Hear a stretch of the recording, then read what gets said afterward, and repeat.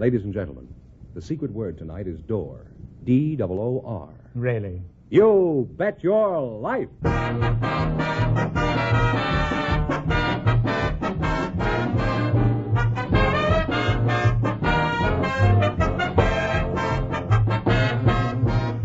more than 3,000 DeSoto Plymouth dealers of America present the best of Groucho. Yes, friends, it's a Groucho summertime. By popular demand from your letters, from rating histories, and the acclaim of critics, the DeSoto Plymouth dealers bring you selected shows from You Bet Your Life, the comedy quiz series produced and transcribed from Hollywood. Groucho Marx is on vacation, friends, and will return in the fall. Until then, it's fun and laughs each week this summer as we proudly present some of the best of Groucho's past shows. And here he is, the one, the only... Groucho! That's me, Groucho Marx.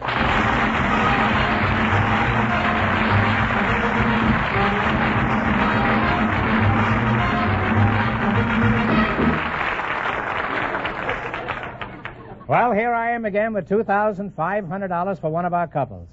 George Fenneman, who's first to try for the $2,500? Just before we went on the air, we asked if there were any young single people present tonight, and our studio audience selected Miss Nina Kramer, Mr. Clarence Allen, and here they are. Folks, come on in here and meet Groucho Marx.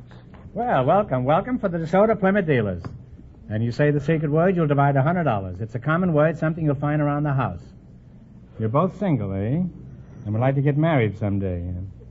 Well, shake hands with Omar the matchmaker. Miss Nina, is that the way you pronounce it? Nina? Mm-hmm. Oh, what are you, formerly a 10-pin or something? Isn't N-I-N-A Nina? No, it's Nina. It's Nina? Yes, it is. Well, Nina or a tenor, doesn't make any difference. I used to know a tenor named Nina. Where are you from, Nina? I'm originally from Chicago. Uh-huh. How original were you in Chicago? 19 years ago. 19 years ago? Then you've been here about 2 years, is that right? No, I've been here about 10 years. Oh, you're not 29, are you? Now you've got me confused. No, I'm 19. You left Chicago 19 years ago and you're 19 years old? No, I was 19. How did you come out, by bassinet? Would you mind repeating that whole thing again? How old are you?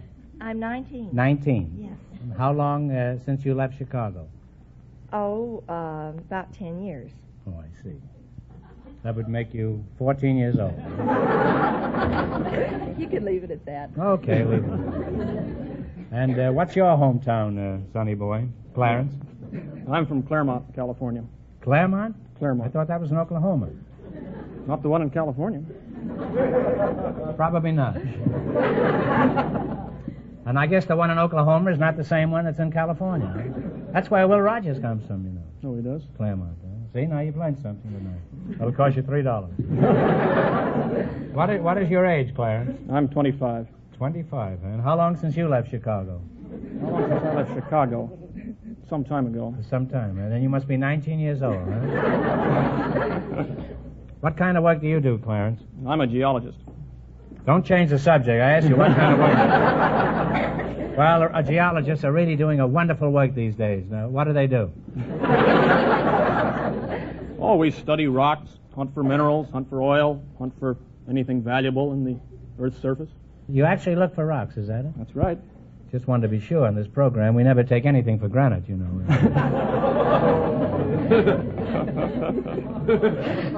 Stop groaning. It's free, you know this. Nobody forced you to come down here tonight. I could have used all your tickets tonight.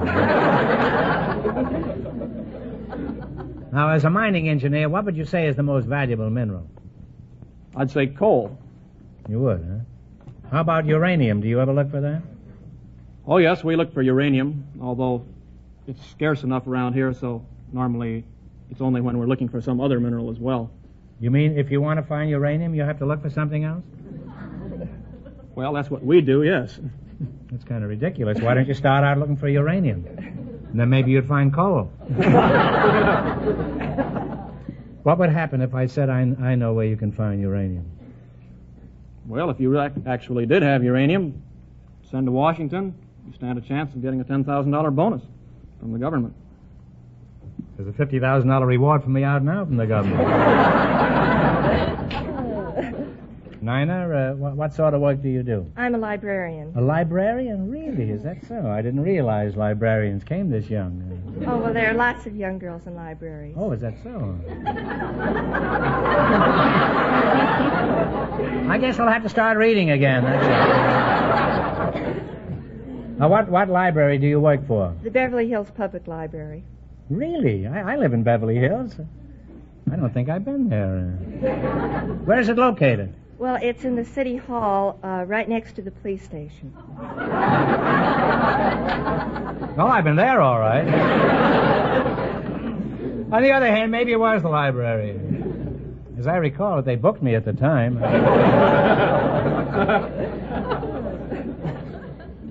Does anything exciting ever happen in the library? Well, it's usually pretty quiet, but the other day something happened. We usually send the police out after someone who keeps a book too long. And they'd been looking for a certain man for a long time. He had a book for months. And they finally found him in the city jail, which is right next door to the library.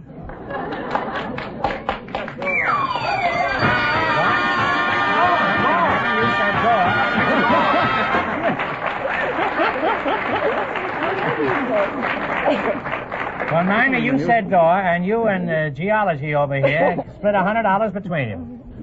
Now, let's see how well you work together as a team. Now, in just 1 minute, you're going to play You Bet Your Life for a chance at $2,500. But first, there's something I want you to pay close attention to. Listen to what Groucho Marx himself says about DeSoto Full Power Steering, the sensational new DeSoto feature that lets you turn the steering wheel almost without effort, even when the car is at a standstill. Frankly, I didn't believe this till I actually tried it myself.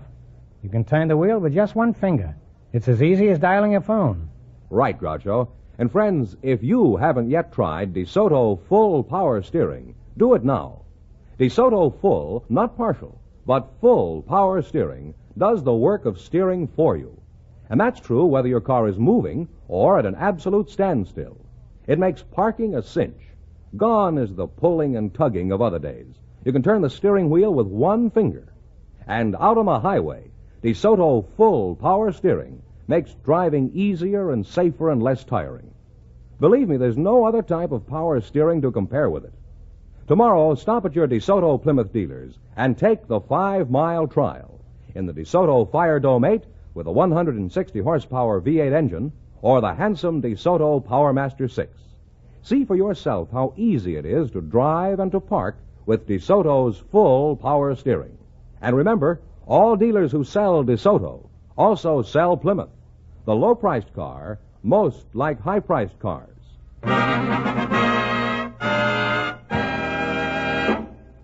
Now, let's see if you'll get a chance at the $2,500. George, explain the rules. You bet as much of your $20 as you want on each of 4 questions, and the couple that earns the most money gets a chance at the $2,500 DeSoto Plymouth question at the end of the show. Let's see how high I can build you $20. You selected animals and nursery rhymes. Here's your first question. How much will you bet? 18. Sounds good. 18. Mm-hmm. All right. What kind of a pet did old Mother Hubbard have? A dog. A dog is correct. Well, you're on your way. You have $38. Remember, you're going for $2,500 tonight. Now, how much of the 38 are you going to bet on this one? 36. What ran after the farmer's wife? 3 blind mice. 3 blind mice. That's right. I should say you are doing mighty well. You have $74. $74. Here's your third question. How much are you going to go for? 70? 73. 73. What did Bo Peep tend? Sheep. Sheep is right. Sheep has the prize. You have $147. Don't be so solemn. Here's King Solomon's daughter over here. Huh? Wives. Here's your last chance to beat the other couples. How much are you going to bet? 147. How does that sound? All right. How much have they got? 147 to win the whole thing. Huh? Okay, whole thing. Okay. What did Tom the Piper's son swipe? Pig. A pig is right.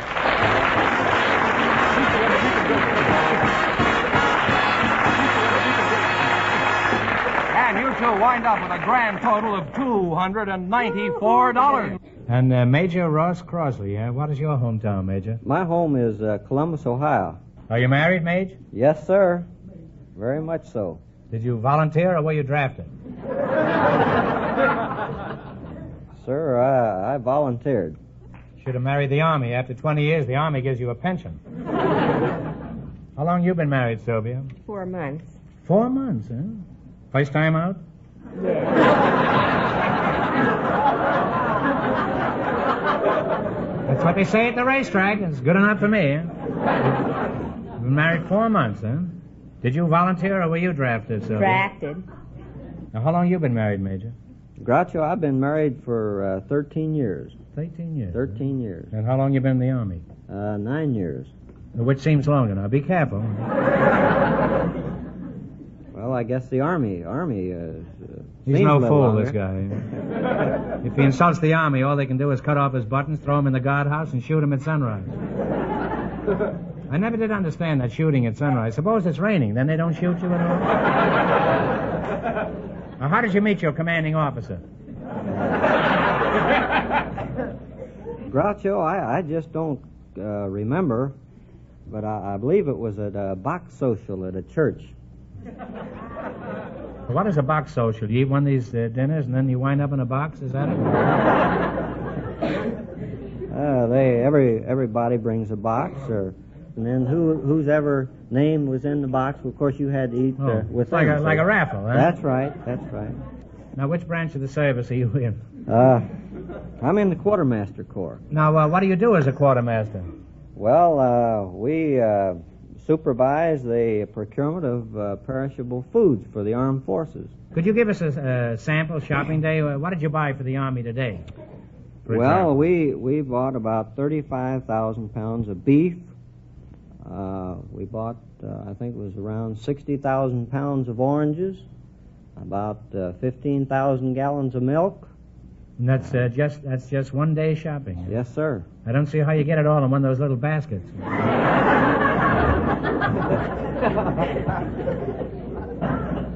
Now, when you buy in such large quantities, how do you know you're not getting stung? Well, we have everything inspected. If we, for example, if we buy meat, why, we have the veterinarian inspect all of it. Where do you buy your meat? Santa Anita? No, we buy our meat in the manner, as I just told you, from the packing houses and so forth. Now, suppose you buy a carload of strawberries. Do you turn the train over to see if the bad ones are on the bottom? Now, Mrs. Sparks, speaking of food, what methods do you have for keeping your food bill within your budget? Well, I usually make out a budget Monday and, just plan different menus for the week. Mm-hmm. You're a very shrewd little manager. Do you ever spend more than you have in your budget? Oh, well, 1 month I did. And doesn't your husband object? Oh, he doesn't know about it.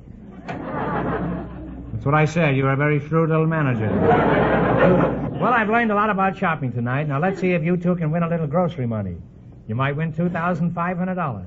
Run you $20 into more than our other couples. I can't tell you how much our first couple won, but Fenneman's off stage to remind our listeners. The librarian and the engineer won $294. Here we go. Let's see how high I can build you $20. You select the George Washington as your subject. Here's your first question. How much will you bet? Let's make it 15. 15. 15? What is the name of George Washington's home? Mount Vernon. Mount Vernon is correct. You're off to a good start. Yeah, $35. Remember, you're going for $2,500 tonight. Now, how much of the 35 you're going to go for? Oh, we'll go for 20. 20? Is that all right, Mrs. Yes. Sparks? What's the first name of George Washington's wife? Martha. Martha is right. You're now at $55. She certainly had a lot of candy stores at one time. Yeah. Here's your third question. How much of the 55 you going to bet? We bet it all. You're going to bet the 55.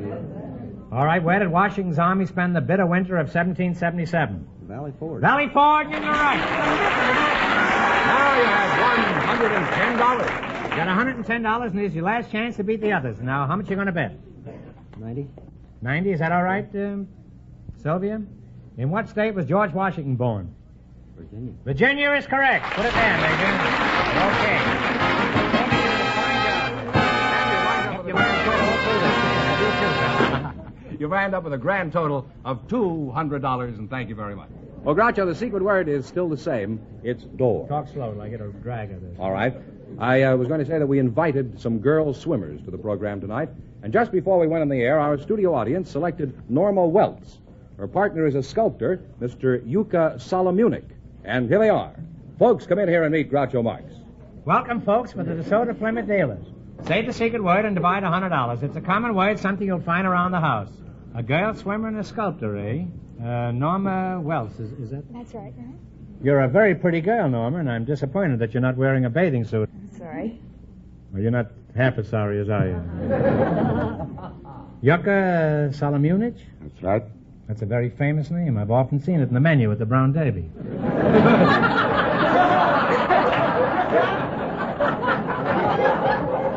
You're some kind of an hors d'oeuvre, aren't you? No, I'm a sculptor. A sculptor, huh? Oh. How did you ever get a name like Yuka Solomunik? Just like you did. My parents give it to me. As far as I know, your parents didn't even know me. Where are you from, Mr. Solomunik? I was born in Yugoslavia. Why did you come to California? My doctor advised me to get rid of my sinus trouble I have. And did you get rid of your sinus? It's worse than before. Well, in that case, it's a good thing you came to California. At least you did get rid of your doctor.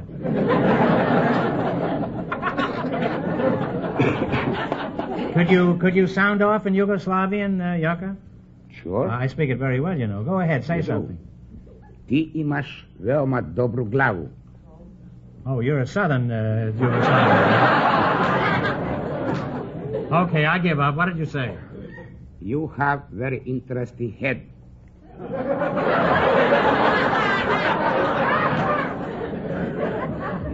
It's really nothing. As a matter of fact, it is nothing. I've seen better heads on a glass of beer.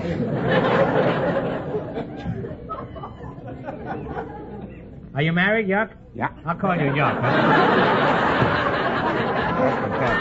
We get familiar very swiftly on this show. You're married, Yuck? Yeah. How'd you meet your wife? Well, she used to come to my classes where I used to lecture in the sculpturing, on sculpturing. And how did you meet her? She was sitting in the audience? And yes, I was teaching. Spellbound at your lecture? She was not spellbound, but she was attracted to me, you see, and I had fallen in love with her nose. You fell in love with her nose? That's right. Did she have it with her? Yeah. Now, Norma, that's a very pretty name, Norma, and you're a very pretty girl. Huh? Thank you. Have you always been this pretty? Well, I guess so. You're a swimmer. Huh? Do you swim for a living? No, I'm a low freshman at SC. What kind of course are you taking there? 3 points to the starboard? No, elementary education. Why are you taking that kind of a course? Well, I like children, and I'd be teaching little children in the 2nd or 3rd grade. Oh, I see. You want to be a teacher, Yes, is that? uh-huh. Are you being rushed by any of the fraternities at school? No, you mean sororities. Fraternities don't rush women.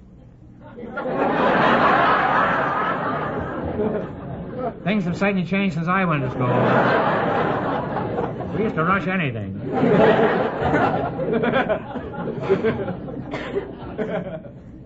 Are you going to take up swimming professionally, Norma? I don't know. I haven't decided yet. No. It depends on how good I get eventually. Uh-huh. Have you won any titles? Yes, I'm the present junior 100-meter backstroke champion. I was also on the 4-man freestyle relay team that won the junior championship. Mm-hmm. Well, what are the advantages of swimming as compared with other sports? Well, Like shooting pool. well, it's a good social, good outdoors, and You mean you meet people swimming Yeah. up and down?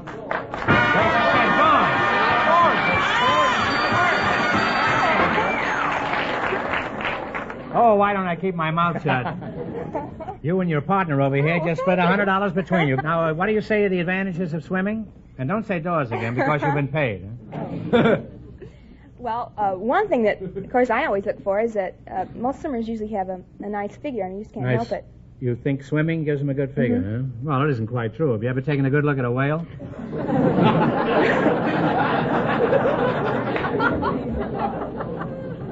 Mr. Solomunik, haven't you got a nickname? What'll I call you? You don't want me to call you Yuck, huh? Call me Yuk. or George? I'll call you Yuck. I like it better, too. Let's talk about sculpturing. How did you acquire this skill? Well, first I was born. Well, Then that's reasonable to believe. Then I went to a famous academy to study. Well, how did you decide to become a sculptor? I kind of like it, appealed to my sense.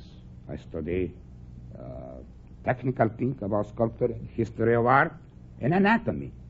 Well, I've studied anatomy, but I doubt if I could ever be a sculptor. However, I'm told I'm a pretty good chiseler. Now, do you think that Norma here would make a good statue? I think she would. She has a very fine proportion head. Very beautiful nose. Steady there, Yuck. Now, when you see a beautiful woman, what's the first thing an artist like yourself looks for? What a ridiculous question. I look at her eyes. Pardon me, I didn't hear what you said. I say I look at her eyes. You look at the eyes first? Yes.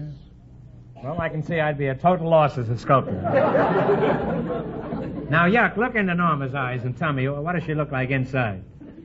I think she has a very beautiful soul, no? Very fine expression, very depth. She's a good person. I can see it. You keep looking on the inside, I'll keep looking on the outside. Now, Yuck, have you done any well-known people in bronze or stone? Yes. I did one of the President Roosevelt before he died. President Roosevelt? Well, you must be very good, huh? I suppose. And how was he? Was he quiet when? It was very interesting. You see, during this work, he asked me, he says, what do you want me to do? I told him to keep his mouth closed, you see. And are you a Republican? No. The next day, the newspaper misinterpreted my story, and I told him to keep his mouth shut. Of course, I didn't. I just told him to keep his mouth closed because, you know, when you work, you have to keep your mouth closed, you know. Who are some of the other well-known people you've chiseled, modeled, sculpted? Well, I did Jan Sibelius, the Finnish composer. Sibelius? Yes. Really? Is that so? John Barrymore before he died, and Joan Crawford, and Ginger Rogers, and Veronica Lake, and you can go on through the list of the whole Hollywood. Well, Mr. Salamunich, I want to tell you that we're honored to have you here. I had no idea that you were such a talented sculptor. Thank you. There's one more thing. Would you be interested in doing my statue? I would. Why? Because you ought to be at a museum like all famous people. How do you like that? I'm in the prime of life, and he wants to put me in a museum.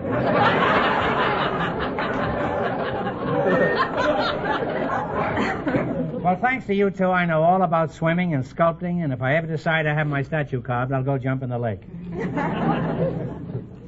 Well, let's see how well you make out in the quiz. You run your $20 into more than our other couples, and you'll get a chance at the $2,500 question. I can't tell you how much our other couples won, but George Penniman is off stage to remind our listeners. The librarian and the engineer are still ahead with $294. Here we go. Let's see how high I can build you $20. You selected international landmarks. Mm-hmm. Here's your first question. How much of the 20 are you going to risk? $15, yeah. 15? In what country do you find the pyramids? In Egypt. Egypt is right. And you're off to a good start. You have $35. You got $35. Remember, you're going for $2,500 tonight. Now, how much of the 35 you going to bet on this? 30. Okay, 30. In what country do you find the Louvre? Louvre. Louvre in France. In France is right. Now you have $65. $65. How much you going to bet this time? How much we have? You have 65. We bet 60. Okay, 60. Yuck is a real chiseler. In what country do you find the Leaning Tower? In Pisa, Italy. In Italy is right. Now you're climbing to $125. $125 is your last chance to beat the other couples. How much you going to go for? How much we have? 125 we've got. Let's put 125, yeah. Okay, the whole works. Here we go. In what country do you find the Acropolis? In Greece. In Greece is right.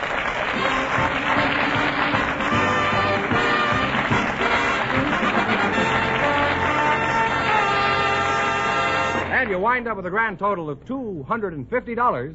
And that means the librarian and the geologist with $294 get the chance at the DeSoto Plymouth $2,500 question.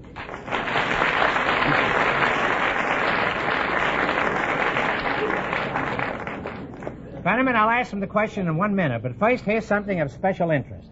Friends, one thing you'll find whenever you're out driving this summer, wherever you go, across town or hundreds of miles from home, you'll never be far from a DeSoto Plymouth dealer. Those familiar DeSoto Plymouth dealer signs are spread across the nation, and every one is an invitation to you to stop in and get acquainted. Whether you stop for directions or an emergency service job, you can be sure you'll get courteous attention, a friendly smile, and most important, fast, expert service. Yes, anytime, anywhere you're driving, and you'll see the sign of a DeSoto Plymouth dealer. Remember, it's the sign of better service, faster service, and a fair and square deal every time. And here comes the librarian and the geologist all ready for the DeSoto Plymouth $2,500 question. Here we go for $2,500. I'll give you 15 seconds to decide on a single answer between you, so think carefully and please, no help from the audience. Here it is. If the President of the United States and the Vice President should both resign, who is next in line to succeed to the office of Chief Executive?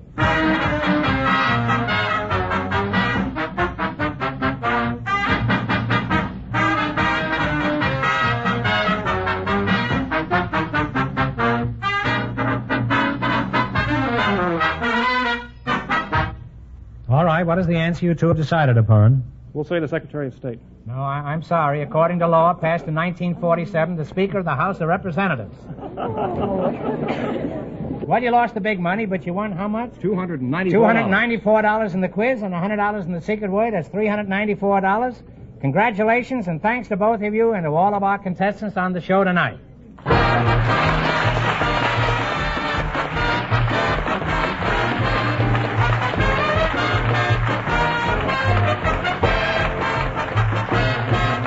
Be sure to tune in again next Wednesday night at this same time for the Best of Groucho from the You Bet Your Life series. Don't miss the Best of Groucho on television, too. Also presented by the DeSoto Plymouth Dealers of America. And remember, all dealers who sell DeSoto also sell Plymouth. Two great cars, both products of the Chrysler Corporation. And when you drive in, tell them Groucho sent you. Good night, folks, and remember, see the DeSoto Fire Dome 8 tomorrow. Folks, here's a rhyme from the National Safety Council. The rules for driving safely add up to only 3: common sense and caution and common courtesy. You Bet Your Life, transcribed from Hollywood, is produced by John Goodell, directed by Robert Dwan and Bernie Smith, music by Jerry Fielding. This is George Fenneman signing off for the more than 3,000 DeSoto Plymouth dealers from coast to coast.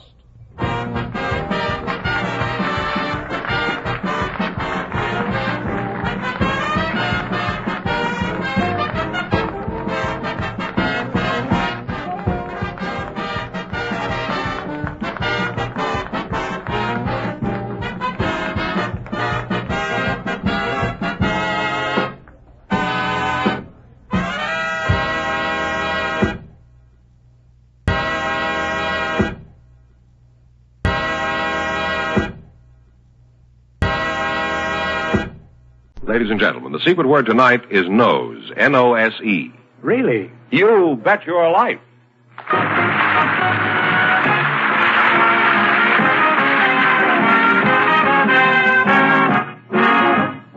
The National Broadcasting Company presents Groucho Marx in You Bet Your Life, the comedy quiz show transcribed from Hollywood. Here he is, the one, the only...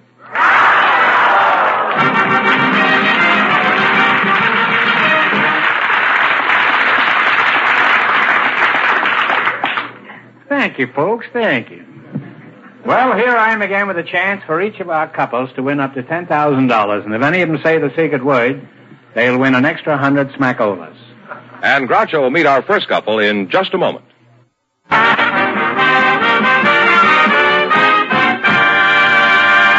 Groucho, Cornelia Hendricks and Romaine Fielding are waiting to talk to you, so fortune in, please, and meet Groucho Marx. Welcome to You Bet Your Life. Say the secret word and divide an extra $100. It's a common word, something you always have with you. Cornelia Hendricks and Romaine Fielding. You're Cornelia. I'm Cornelia, yes, Groucho. Are you married? Yes? You have 5 children, huh? No, only 2 daughters. You're 28 years old? No, I'm 47. Well, I'll try once more. Are you from Philadelphia? No, I was born in Cimahi, Java. You were born where? Cimahi. That means enough water in Malay. Enough Java. water in the lake? That's your name? You were born in Java, you say? Java. Was this with cream and sugar? I mean, were you born during a coffee break? My folks lived there. No. Now, your name is Romaine Fielding, huh? That's right, Groucho. That's you. I've been trying to think where I've heard that name. Romaine Fielding? Was he a big movie star about 40 years ago? Oh, that's right, Groucho. Actually, he was a contemporary of Francis X. Bushman in the old silent days. Oh. That was your father. Well, since you have his name, are you following in his footsteps? Are you in show business? No, I have no particular talent for acting, Groucho. Don't you have any talent? Can you sing or dance or tell jokes? Can you stand on your head? No, the only thing when I was in the service, I used to be able to do the manual of arms forward and backward verbatim. Well, I doubt if you can get much of a spectacular with that kind of an act. Well, that's what I thought, too, but we had one interesting experience when I was apprentice seaman in the Navy down in Guantanamo Bay, Cuba. We were lined up, all the apprentice seamen were lined up for inspection. So along came the Secretary of the Navy, which was then Mr. Knox, Admiral King, who was then Admiral of the Fleet, and the commanding officer of the vessel. And about this time, this lieutenant says to me, "Sailor, step out here. You know so much about this, you don't have to..." Were you a common sailor? I was a real common sailor. A gob. Oh, I was the most gobby. So anyway, he throws the piece at me and, stand at attention, he said, "Describe the position of attention." I said, "Position of attention, heels on the same line as close together as confirmation then permits, feet turned out equally from an angle of 45 degrees, knees straight without stiffness, hips level and drawn back slightly, weight of body resting equally on hips, shoulders squared and falling, thumbs along the seams of the counters, back the hand out, fingers curled naturally, head erect and square to front, chin drawn back slightly, so that's the head and neck is vertical, eyes straight to front, in assuming the position of attention, heels are brought together smartly and audibly, the mind as well as the body must be at attention." I said, "Would the lieutenant like to have it verbatim backwards?" He was sort of dumbfounded. He said, "Yes." I said, "Attention at B must body be as well as mind be. The mind as well as the body must be at attention. Front two straight eyes straight to front." I like it better this way. It's clear. I didn't get it the other way. Well, anyway, so the next thing he says to me, "All right, being at the position of attention, to come to port arms." So I said, "Raise and carry the piece diagonally across the barrel of the body, regress at the same time with both hands, right the small stock, left to balance, barrel sloping, crossing opposite junk to the neck, and left shoulder, right forearm horizontal, left forearm close to the body." I said, "Would the lieutenant like to have that verbatim backwards?" He said, "No."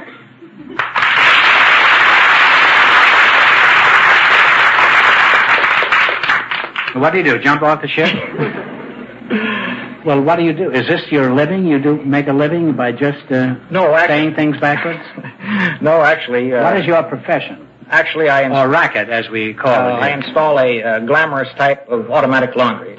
Washing machines, extractors, dryers, and so forth. Where do you sell this laundry equipment? Well, we sell it actually all over the world. You do, huh? That's right. Well, I'm for you, Romaine. The world could use a good cleaning. However, you better hurry. There's a good chance the oil is already washed up. Well, let's play You Bet Your Life and see if you can win some money, huh? You selected a dictionary quiz. I'm going to ask you some questions. If you miss 2 in a row, you're out. If you get 4 in a row right, you win $1,000. You ready? What is a nomad? N-O-M-A-D. Nomad. An Arab. It's like an Arab one. Well, a rover. Place to place. A rover. Yeah. You now have one right. What is a sampan? Oh, that is a Malayan boat. That's right. It's a Chinese boat. You now have 2 right. What is a vaquero? V-A-Q-U-E-R-O. South American horseman or cowboy. Cowboy, yes. You have 3 right. Get the next one right, and you'll have $1,000. What is a dindle? D-I-R-N-D-L. D-I-R-N-D-L. It's a skirt or dress. Take the money. Take the now money, have boy. right. Take the money. You win the money. Wait a minute. Now, you won $1,000. You can keep it and quit, or else you can come back later and try to double your money. You may even get a chance at $5,000 or even $10,000. So go over there and sit down and think about it, and thanks for being on the show. Thank you very much.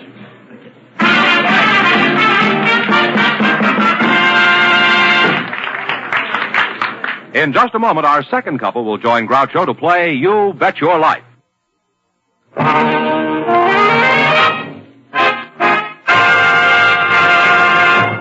Groucho, I'd like you to meet Jack Mosley. Why? That's hard to answer. Let me start over again. Groucho, I'd like you to meet Jack Mosley and... Why? Oh, just for the heck of it, huh? Hey, watch your language. There are musicians out there.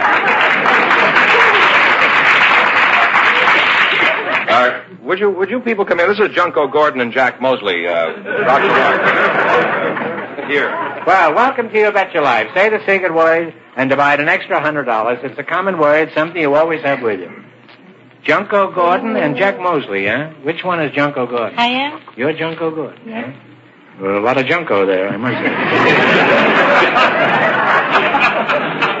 What kind of a name is Junko? That's a Japanese name. Oh. It means June. Yes? June? Yes. You mean 30 days had September? April, Junko, and November? Junko isn't a very dignified name for me to call you. And if I call you June, you won't know what I'm talking about. That's the way Jack Parr talks. What does your husband call you? Does he have a romantic little pet name that I can call you? Yes, he Isn't that like Jack Parr? He called me, Fatty. He called you Fatty? Yes. Well, why does he call you Fatty? To get on the other side? No, that's another joke. Well, I better stick to Junk. Where are you from, Junk? I come from Tokyo. Tokyo. Well, you're very cute. Thank you. Gordon isn't a Japanese name, or is it? That's an American name. My husband is American. Your husband is an Yes. American. Could you tell us the story of how you met him? Is it an interesting story? Yes, Groucho, it's a very long story. They're all long stories, Junko. Perhaps... And the longer you're married, the longer the stories get. Perhaps we'll never finish. You never finish? No. Well, we better not. Give it to us briefly. Okay. Can you, Junko? Okay. How did you meet your husband? Oh, I had a girlfriend and married You were and came taken- over here. And she's the one introduced my husband. And we've been corresponding about for a year. Did you exchange photographs? Yes, I did.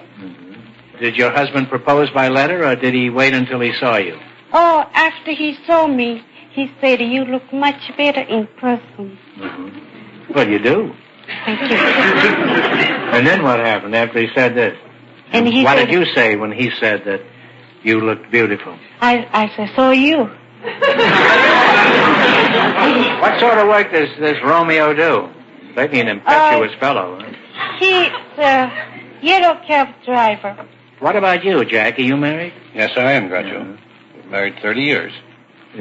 Would you say yours is a love match? Oh, yes. It's really Does nice. your wife have any little pet names for you, like Fatty? Well, she calls me Windbag.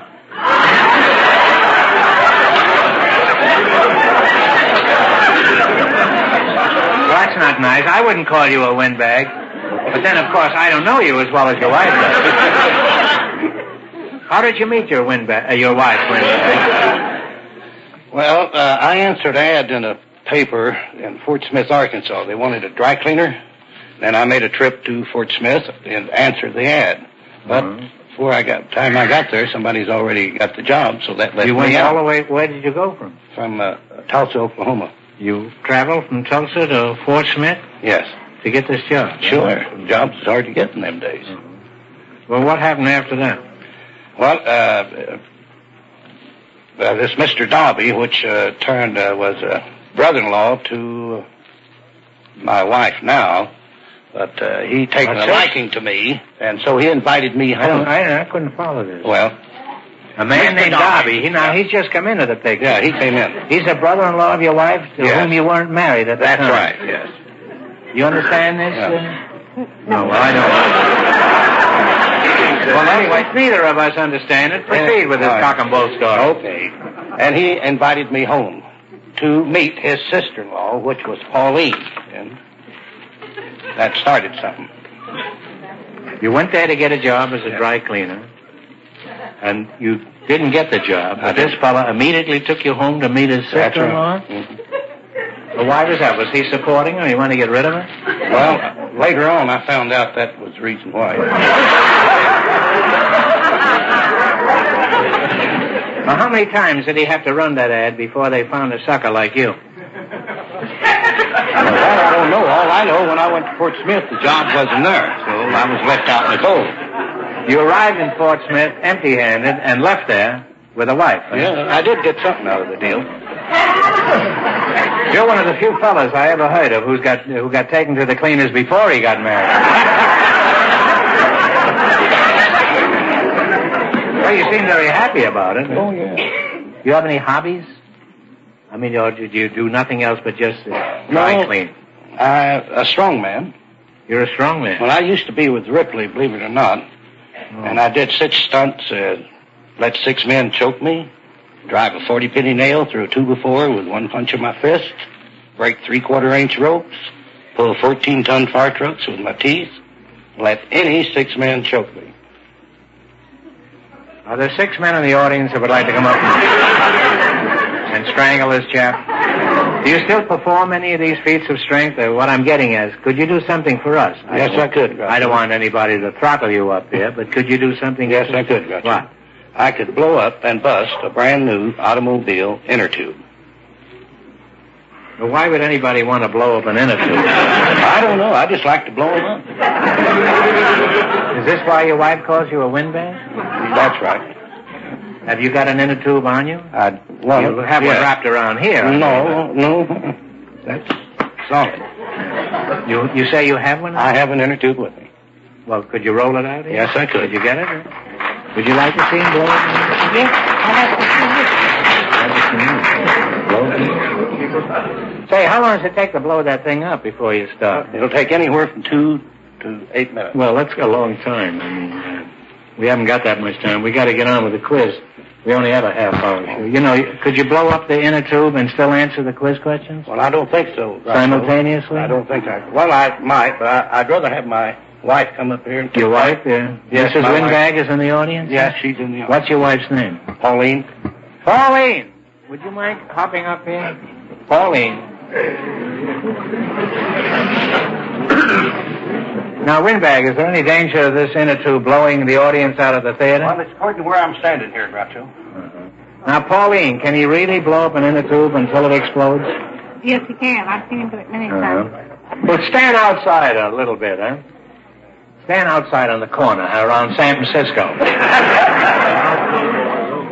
Now, you start blowing, and we'll keep an eye on you during the quiz. And, Windbag, if you want to, you can help answer the questions while you're taking a breath. Okay. Are you guys ready? Oh, go ahead, Windbag, blow. Now, you selected cities and small towns of the United States. I'll give you 4 cities or towns in a particular state, and you identify the state. If you miss 2 in a row, you're out. If you get 4 in a row right, you win $1,000. Now, here are the cities and towns. Winchester, Springfield, Shawneetown, and Rock Island. What is the state? Beg your pardon? I'm watching it. Hey, can you play Uber on your tuber on that? Here are the cities and towns. Winchester, Springfield, Shawneetown, and Rock Island. What is the state? Illinois. Illinois is right.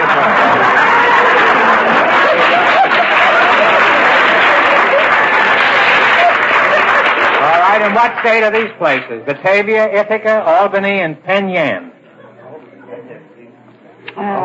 Albany, Ithaca, Batavia, and Penn Yan. New York. And New York is right. Now, you got 2 right. Right. In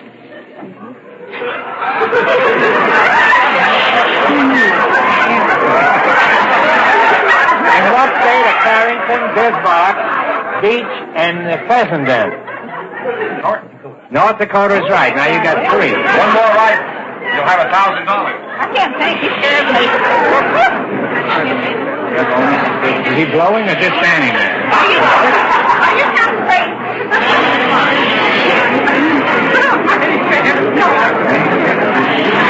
One for your lives.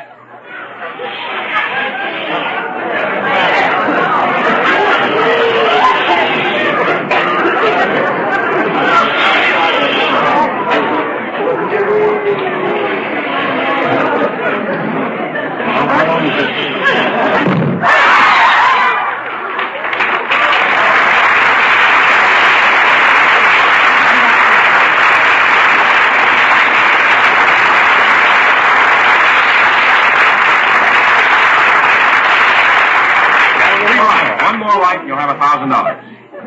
Titusville, Newcastle, Oil City, and Carlisle. What state? Think now. Titusville, Newcastle, Oil City, and Carlisle.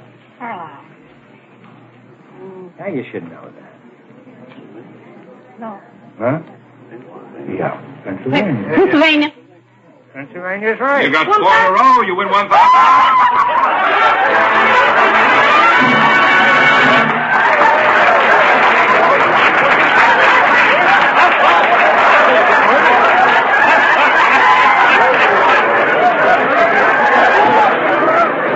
All right, now you won $1,000. You can keep it and quit, or else you can come back at the end of the show and try to double your money. You may even get a chance at $5,000 or even $10,000.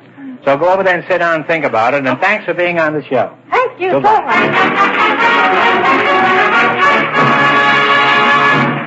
We'll find out if any of our contestants will try for the double chance at $5,000 or $10,000 in just a moment.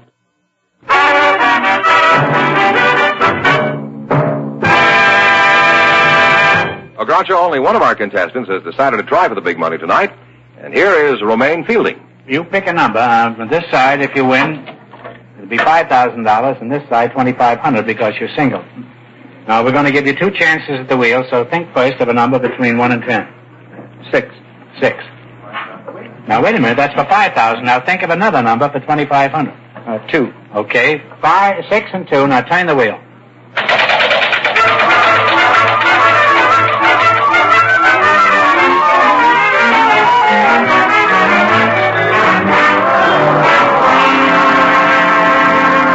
Well, neither number came up, so this question is worth $1,000. Pope John the 23rd was elevated in November of 58. He was known as the patriarch of what city? Tell me the answer, and you win $1,000. Venice. That's right, you won $1,000. What are you going to do with the money? Well, I'll probably turn it over to my wife. Congratulations, and thanks for being with us. Thank you. Bet your life.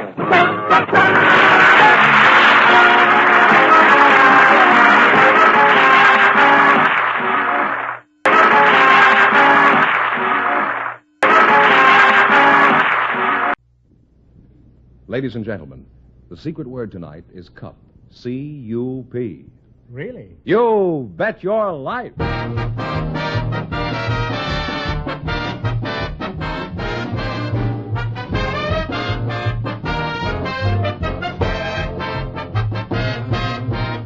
The more than 3,000 DeSoto Plymouth dealers of America present the best of Groucho.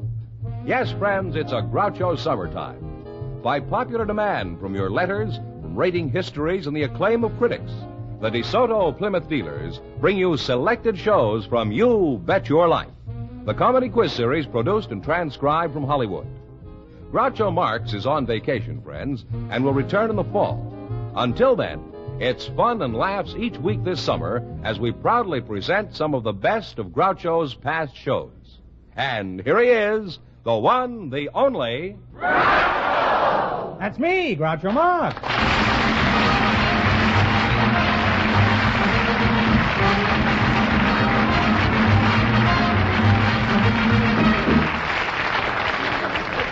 Well, here I am again with $3,500 for one of our couples.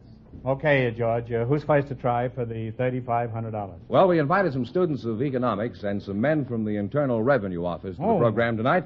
And just before we went on the air, our studio audience selected Francis Blevins and Mr. Raymond Sorensen. Come on in here, folks, and meet Groucho Marx. Well, welcome for the DeSoto Plymouth dealers. And if you say the secret word, you'll divide $100. It's a common word, something you'll find around the house. And I wish it was you.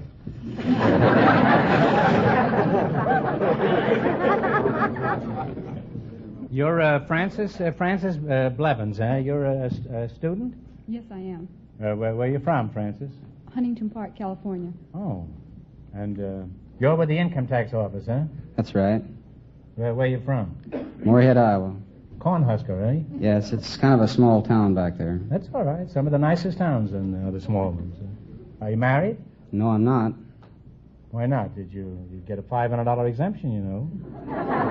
Don't you think a wife is worth $500? Well, $500 is an awful lot of money to me. How about you, Francis? Would you say a wife is worth $500? Why, yes, I would. Your husband is a lucky man to have a wife like you. What does he do for a living? I'm not married. You're not married? No, sir. Well, things are picking up all over, huh? And your husband is luckier than I thought he was. That doesn't follow anything, but it makes a nice observation. Would you like to get married, Francis? Well, yes, I would. Mm-hmm. Why? Well, I think it's every woman's ambition to get married. Besides, why do you go to college? Get a husband. You go to college to get a husband? Well, yes. You can get one of those in a butcher shop. You don't have to. Where are you studying economics, Francis? The University of Southern California. Well, just what is economics?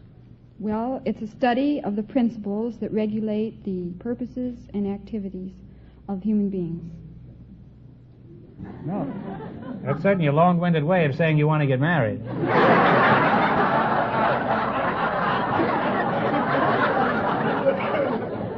Now, Raymond, do you believe with this, do you agree with this thesis here? Well, yes, I do. Well, tell me what she said. Such a wise guy. Well, she said it's a study. Income tax department. It's a study of human beings and their natures. Said what? It's a study of human beings and their nature, and You've got biology on the brain.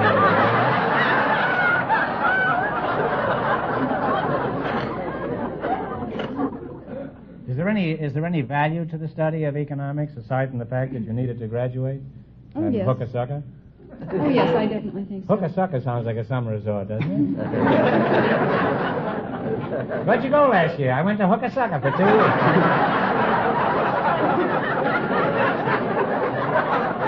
And don't think they don't when they get there. Now, what's your job at the income tax office?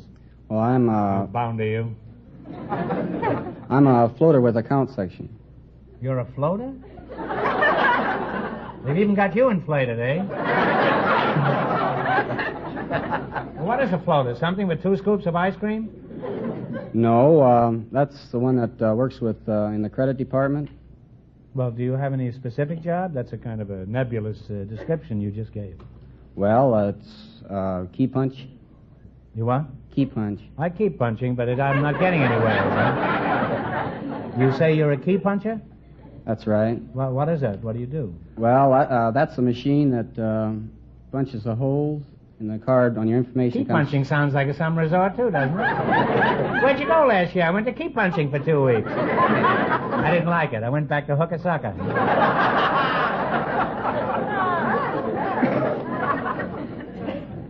How many of these miracle machines do you have? Well, we have one big one and 12 little ones. Now, I'm a little old to believe that.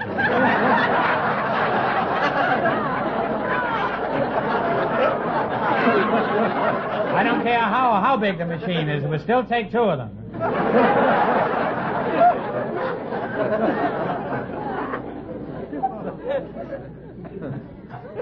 Would you mind explaining just what this machine does?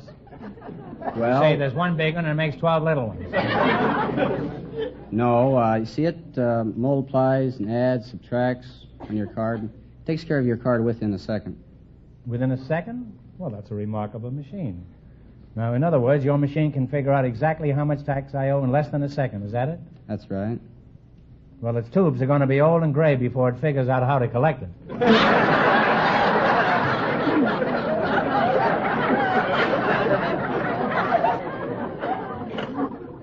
Well, I learned a lot about taxes and economics tonight, and if I was smart, I'd go hide in a cave until around April 1st.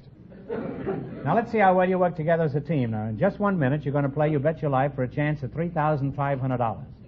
But first, I want you to pay close attention to something important. Friends, your DeSoto Plymouth dealer invites you to take the 5-mile trial in a new DeSoto. He wants you to see it in action through stop-and-go traffic and out on the open highway. From behind the wheel of the mighty Fire Dome 8, find out the tremendous power the new DeSoto 160 horsepower V8 engine gives you, and on regular gasoline, too. Discover what that extra DeSoto power means to you in acceleration on hills, in straightaway passing ability. See how it increases your driving pleasure and safety. Also judge the amazing convenience of DeSoto full power steering that takes the work out of turning the steering wheel and makes parking a cinch. Find out about DeSoto's super safe power brakes and a host of other great DeSoto features. Tomorrow, stop at your DeSoto Plymouth dealers and ask to take the 5-mile trial in either the 160 horsepower Fire Dome 8 or the DeSoto Power Master 6. And remember, all dealers who sell DeSoto also sell Plymouth, the low-priced car most like high-priced cars.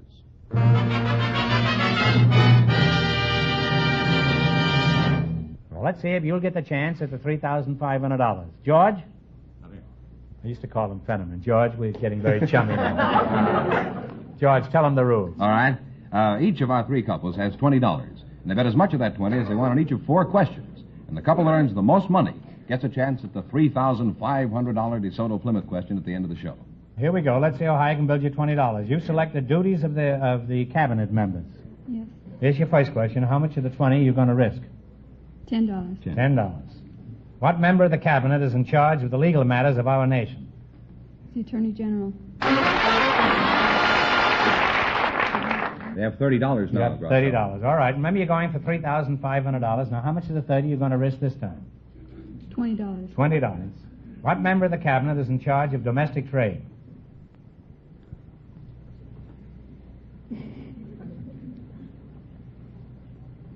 Take a stab at it, kids. Department of Interior?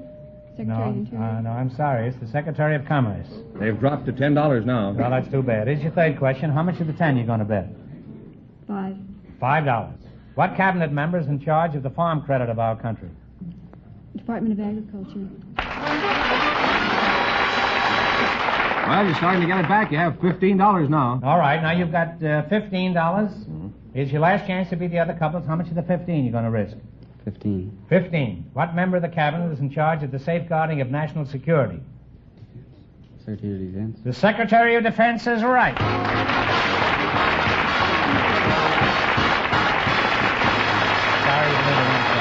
And you'll wind up with $30 from the DeSoto Plymouth Dealers of America. Don't go away, Francis. Groucho.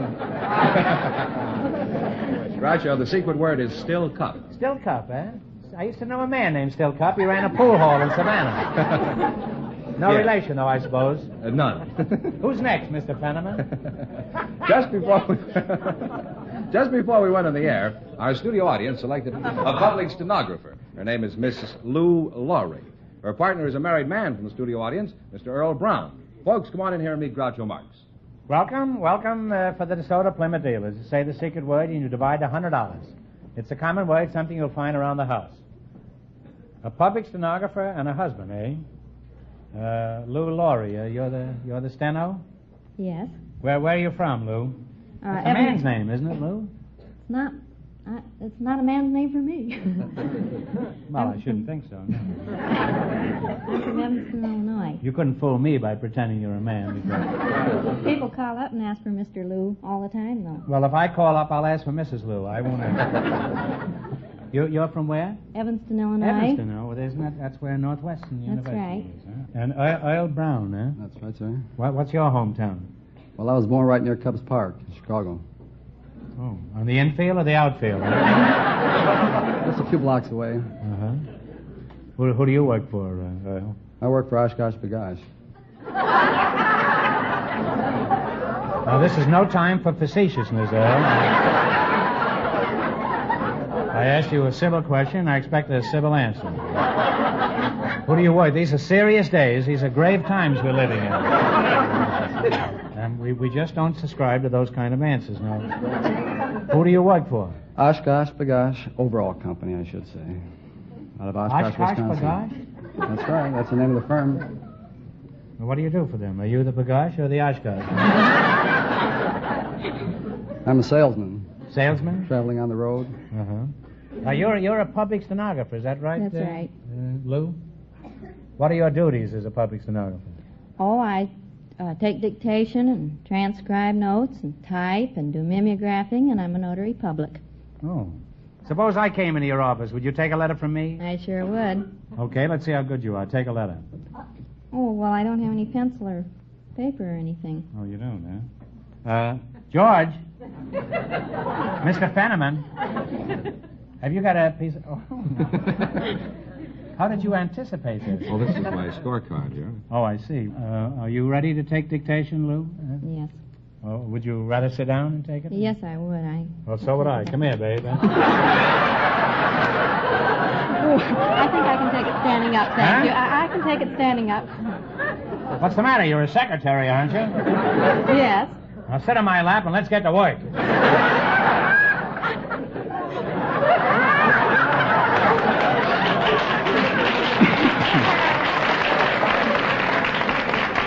All ready? Yes. Okay, throw the pencil away.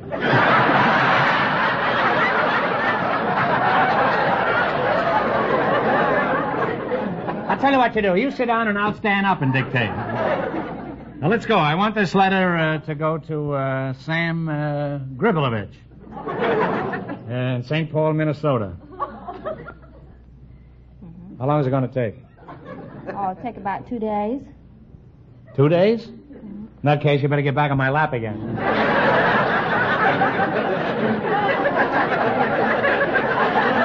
I'll take a letter to Sam Gribelovich.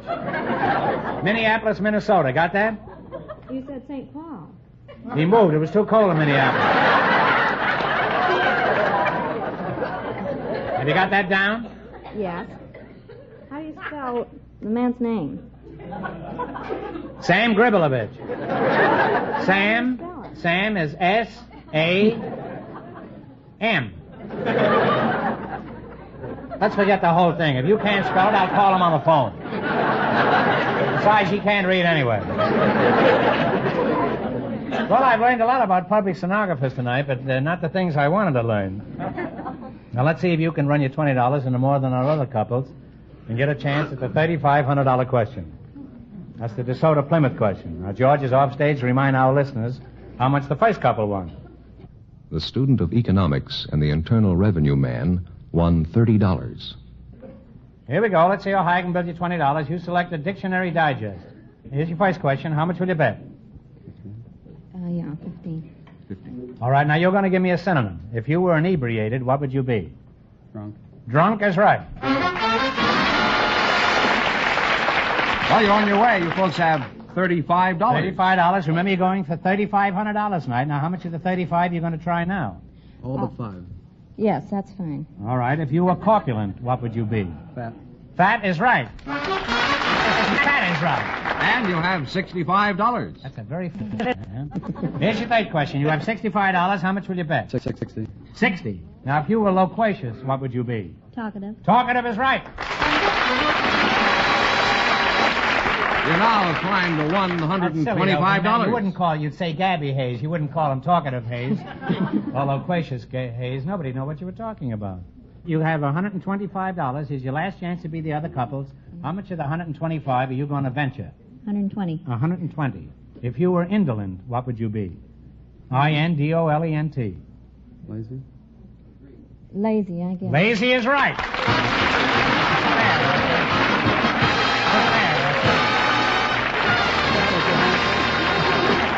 And you wind up with... with... give her a big kiss after that. Well, I'd love to. Mrs. Brown, this is what you're doing here.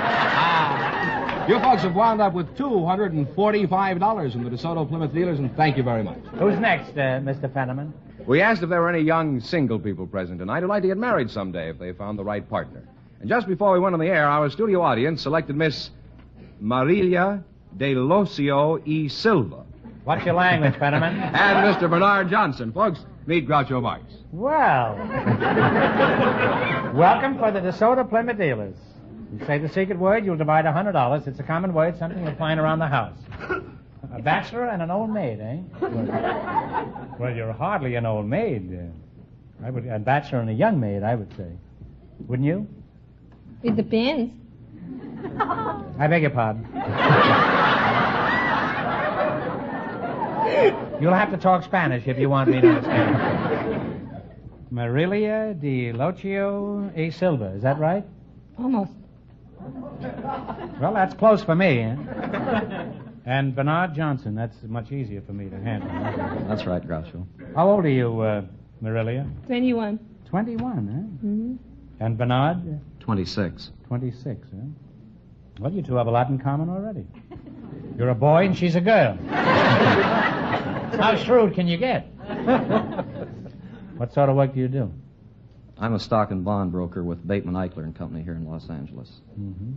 You're one of the fellows who wiped me out in 1929. I mean, your forefathers. It might have been my father. And Miss Silver, what sort of work do you do? I'm a student. You're a student? Mm-hmm. Where? UCLA. Oh, UCLA, huh? Mm-hmm. Where are you from? Brazil. Oh.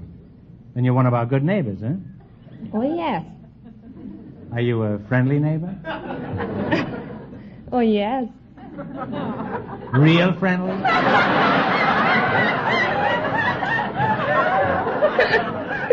Yes. Would you like to do a favor for a neighbor like a good neighbor should? Oh, sure. How about lending me half a pound of coffee?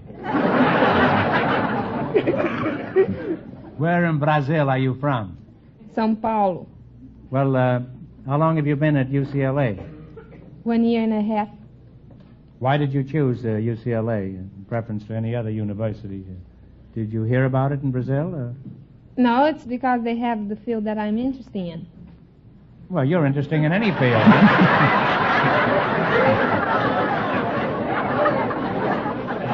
You'd even be interested in a cornfield.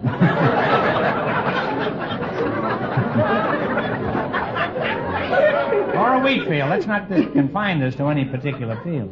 You are almost right, because it's about that I'm interested in.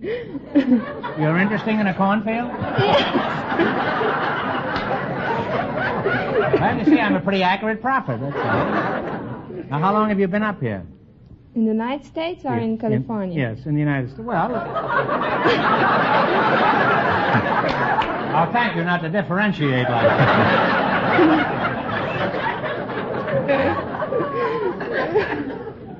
How long have you been in the United States? 3 years. 3 years. And what made you choose UCLA? Couldn't have been their football team. No, because they have the major that I'm interested in. They have a major there that you find interesting? No. Wouldn't you settle for a captain or a sergeant? What's his name? Agriculture. Major agriculture? You're taking up agriculture? Yes. Isn't that a kind of a curious study for a young, attractive girl? Yes. Do you propose to do anything with this knowledge, or... Oh, yeah. You just after the major. Which is it? No, I plan to go back and work with agriculture in Brazil. Oh. Well, isn't that unusual? It is. You couldn't use an old cowhand down there. By the way, I've often wondered how Latin Americans feel when they hear us calling ourselves Americans. What do you call us? Remember, we're on the air. Yankees. Yankees? Mm-hmm. Yankees, huh? Some people in the South call us Yankees, too, you know. Only they put another word in front of it. It's a secret word, something that beavers build across dams.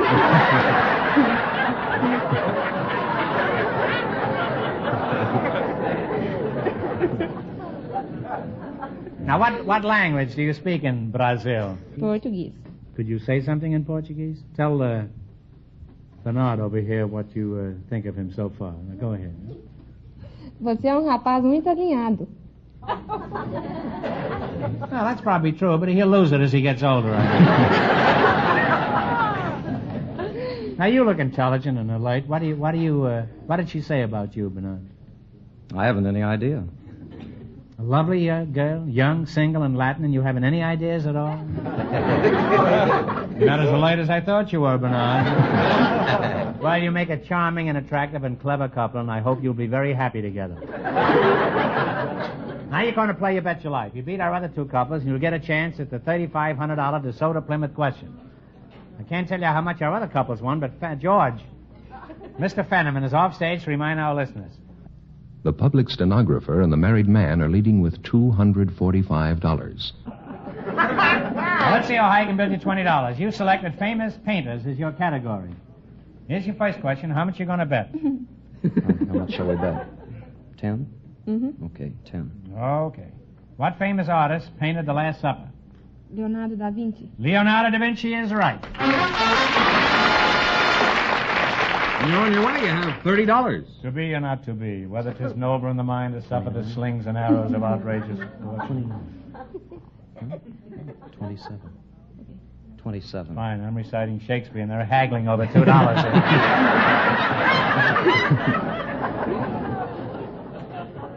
Remember, you're going in for $3,500. How much are you going to bet? How much? $27. $27. Okay. Who painted The Age of Innocence? Reynolds. Reynolds is right.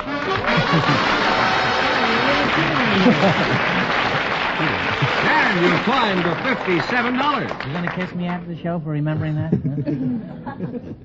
How much you going to bet of the 57? 56. No. You have $57. Okay, 55. Hines and every pickle he's got is listening to this one in Cincinnati. 55, yes. $55. What is the name of the surrealist painter who does pictures of limp watches? That's Dali. Dali is right. Now you climb to $112. I remember him very well. He used to be one of the Dali sisters. You have $112. It's your last chance to beat the other couples. How much is the 125? 112. 111. Compromise. 111. Now, why did you say 111? I'm curious about this. I can buy her that Coke with the 50 cents I might win. Oh, you can get her a Coke and 2 pair of pants. Who painted the famous portrait of the artist's mother? Whistler. Whistler is right.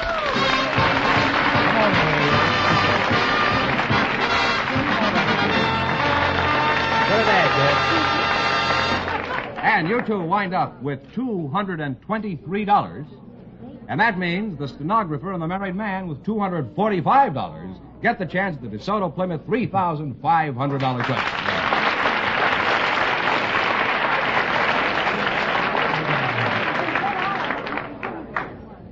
George, I'll ask them the big question in just 1 minute, but first I want them to hear about something real important. Friends, in this hot weather, it's especially important to keep your car in good running order by taking it regularly for service to your DeSoto Plymouth dealers.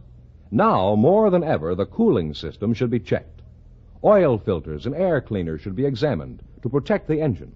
Then, too, faulty ignition creates excess heat and wastes gas and oil. These things are easily corrected, and even major repairs are a cinch for the master technicians at your DeSoto Plymouth dealers. These men are thoroughly experienced and trained in factory methods. They use the most modern tools and equipment. And if a new part is required, your DeSoto Plymouth dealer can supply you immediately with the right factory-tested and approved part. So be sure your car is fully protected these hot days. Take it where you see the famous sign of better service, the friendly sign of a DeSoto Plymouth dealer. And here's the stenographer and the married man all set for the DeSoto Plymouth $3,500 question. All right, you want to get back on my lap for this, or... Here we go for $3,500. I'll give you 15 seconds to decide on a single answer between you. Think carefully, and please no help from the audience. Here it is. According to historians, what is the oldest city in the world that is still inhabited?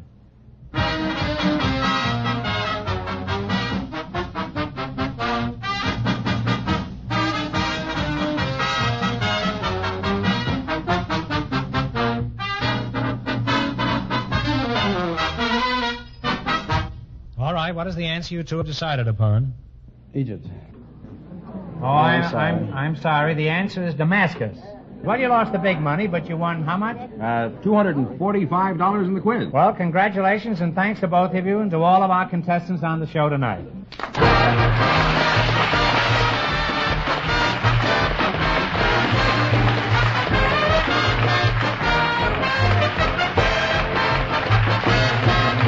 Be sure to tune in again next Wednesday night at this same time for the Best of Groucho from the You Bet Your Life series.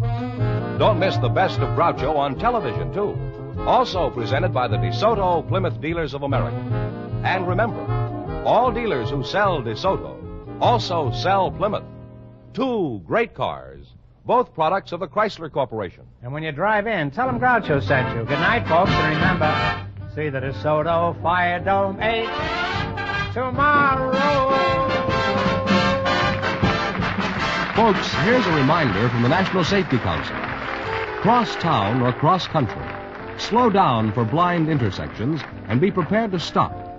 You Bet Your Life, transcribed from Hollywood, is produced by John Goodell, directed by Robert Dwan and Bernie Smith, music by Jerry Fielding. This is George Fenneman signing off for the more than 3,000 DeSoto Plymouth dealers from coast to coast.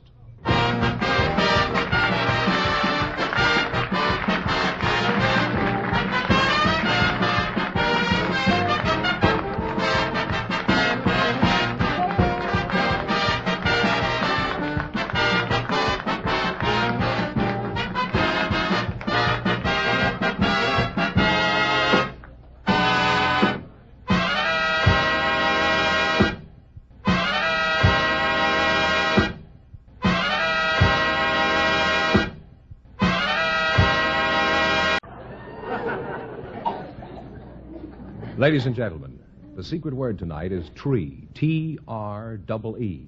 Really? You Bet Your Life.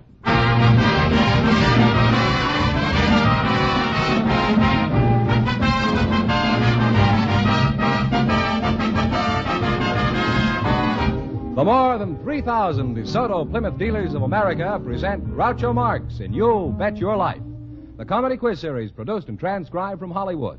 And here he is, the one, the only... Groucho! That's me, Groucho Marx.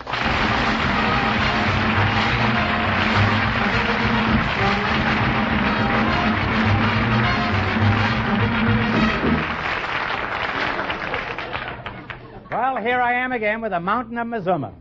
$4,000 for one of our couples. Mr. Fenneman, who's first to try for the $4,000? Well, Groucho, just before we went on the air, our studio audience selected two ladies. Mrs. Martha Hendley, who works in a health food store, and Miss Nancy Williams, a young lady who climbs mountains as her hobby, and here they are. Ladies, meet Groucho Marx. Welcome, girls, for the DeSoto Plymouth Dealers. Say the secret word and you'll divide $100. It's a common word, something you see every day. Nancy Williams, which one is... You're Nancy? You're Nancy, huh? You're a mountain climber? That's right. Where are you from? Chicago. Oh. And, Miss Hendley, huh? Yes. Are you from Chicago, too? Yes, I am. Oh, what a coincidence. I'll call you Nancy, huh? No, you're... Martha. I'll call you Martha, huh? All right. Well, you call me Nancy. I don't know. Let's talk about your health foods. Where do you work? 328 North La Brea, Alfred's Health Foods. Alfred's, huh? Is Alfred pretty healthy? Yes, he is. Well, what is health food exactly? It's food that hasn't been denatured, live foods. Live foods? Live foods. You mean you chase a cow and eat him while he's running? Food that hasn't been denatured, unbleached. Yeah. Unrefined and unbleached. I used to have a dame like that, huh?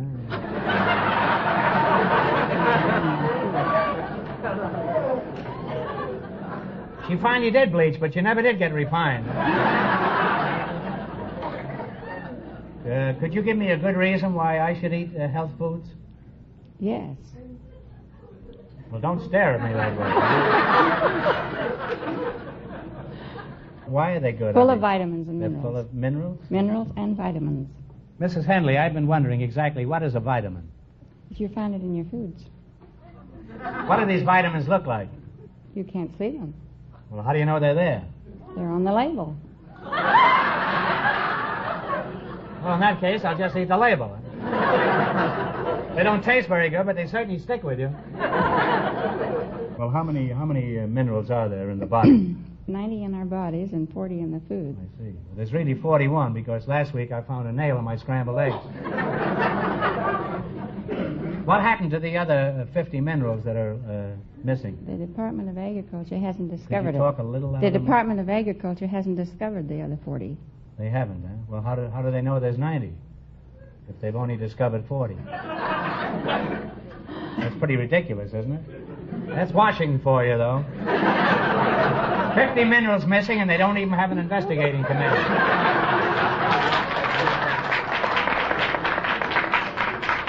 Let's talk about mountain climbing, Nancy. Why should anyone want to climb a mountain? I mean, what is the object? Get to the top. Oh, is that the direction they go in? After they get to the top, I mean, what's up there? Not very much, just the top. Well, that makes sense, I guess. Then what do? Climb back down. I apologize for saying that made sense. Don't they even look at what's on the other side when they get up there? Oh, yeah, sure. Sometimes they even go back down the other side. Why don't they just go around the mountain? They'd get to the same place, wouldn't they? They wouldn't be mountain climbers then if they just went around. No, but they'd be pretty shrewd cookies.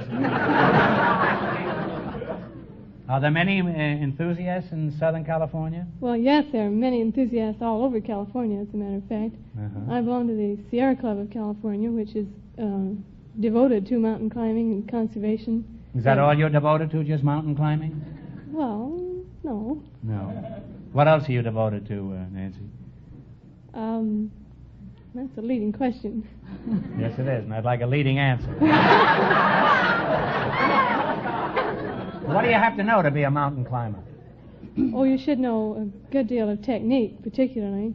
You need to know something about the kind of snow you can climb on, this kind of snow you can't climb on. Well, suppose you're slipping off ice. What happens? You reach for the ice. You reach for the ice. Do you have bourbon with you, or just the... Take it straight.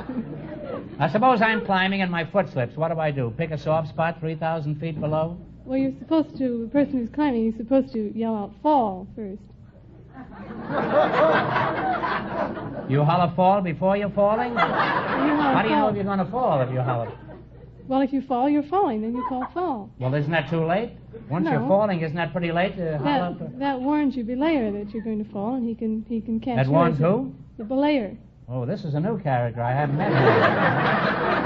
Oh, is this the fellow you're going with, Steady? He's the one that stops you from falling. Well, what happens specifically when somebody falls down a mountain? What happens?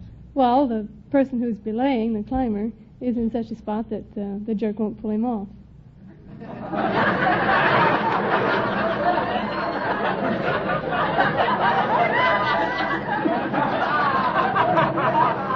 Why do you go out with a jerk in the first place?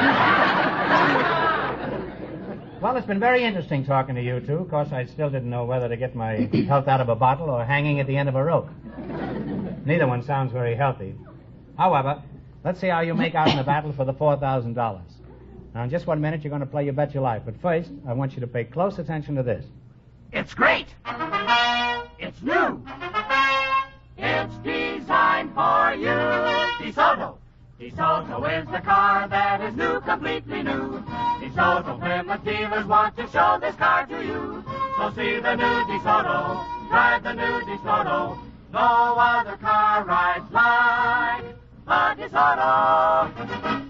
When folks get together and start talking about new cars, you'll find the car that's creating the most interest is the new 1951 DeSoto. Because no other car rides like a DeSoto. One ride in this great new car, and you'll be amazed by the feel of that new higher-powered engine that's raring to get up and go. You'll get the smoothest ride of your life, thanks in great part to those new Oriflow shock absorbers. You'll appreciate the extra safety you get from DeSoto's safety rim wheels that protect your family in case of blowout. Also, those big new 12-inch brakes. No other car in America has larger brakes. Yes, these are the features that are really getting talked about. Features that make this new DeSoto a revelation to ride and to drive. So if you're planning on buying a new car, you owe it to yourself to visit your DeSoto Plymouth dealer and see the new 1951 DeSoto. What do you say to that, Groucho? No other car rides like a DeSoto.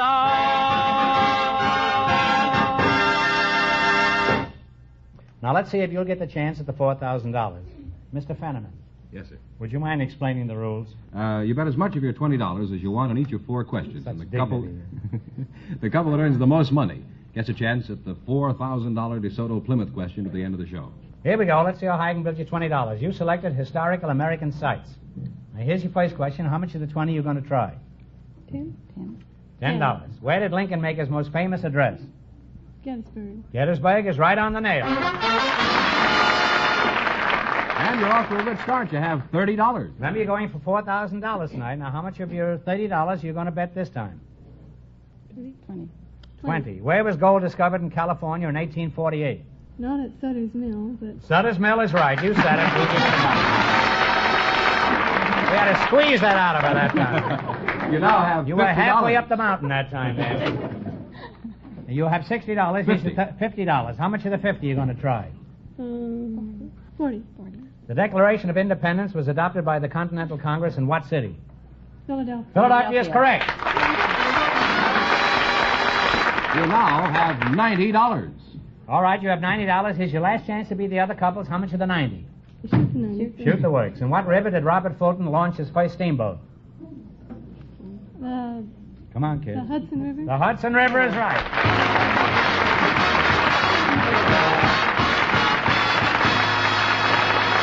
And you wind up with a grand total of $180. Thank you very much. We'll see you later, girls. What have you to say, Mr. Groucho, the secret word is still tree. We looked through our studio audience tonight for housewives and house renovators. And just before we went on the air, our studio audience selected Mr. Harold Wood. He's the house renovator. And his partner is a housewife, Mrs. Lily Anderson. And here they are. Folks, come in here and meet Groucho Marx. Welcome to You Bet Your Life. Say the secret word and divide $100. It's a common word, something you see every day.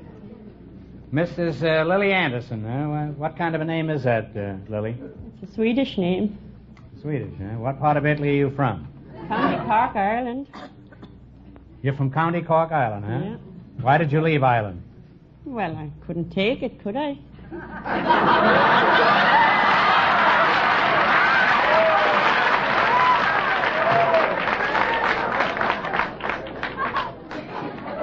No, you couldn't take it, but you could have pulled out the cork and drank it.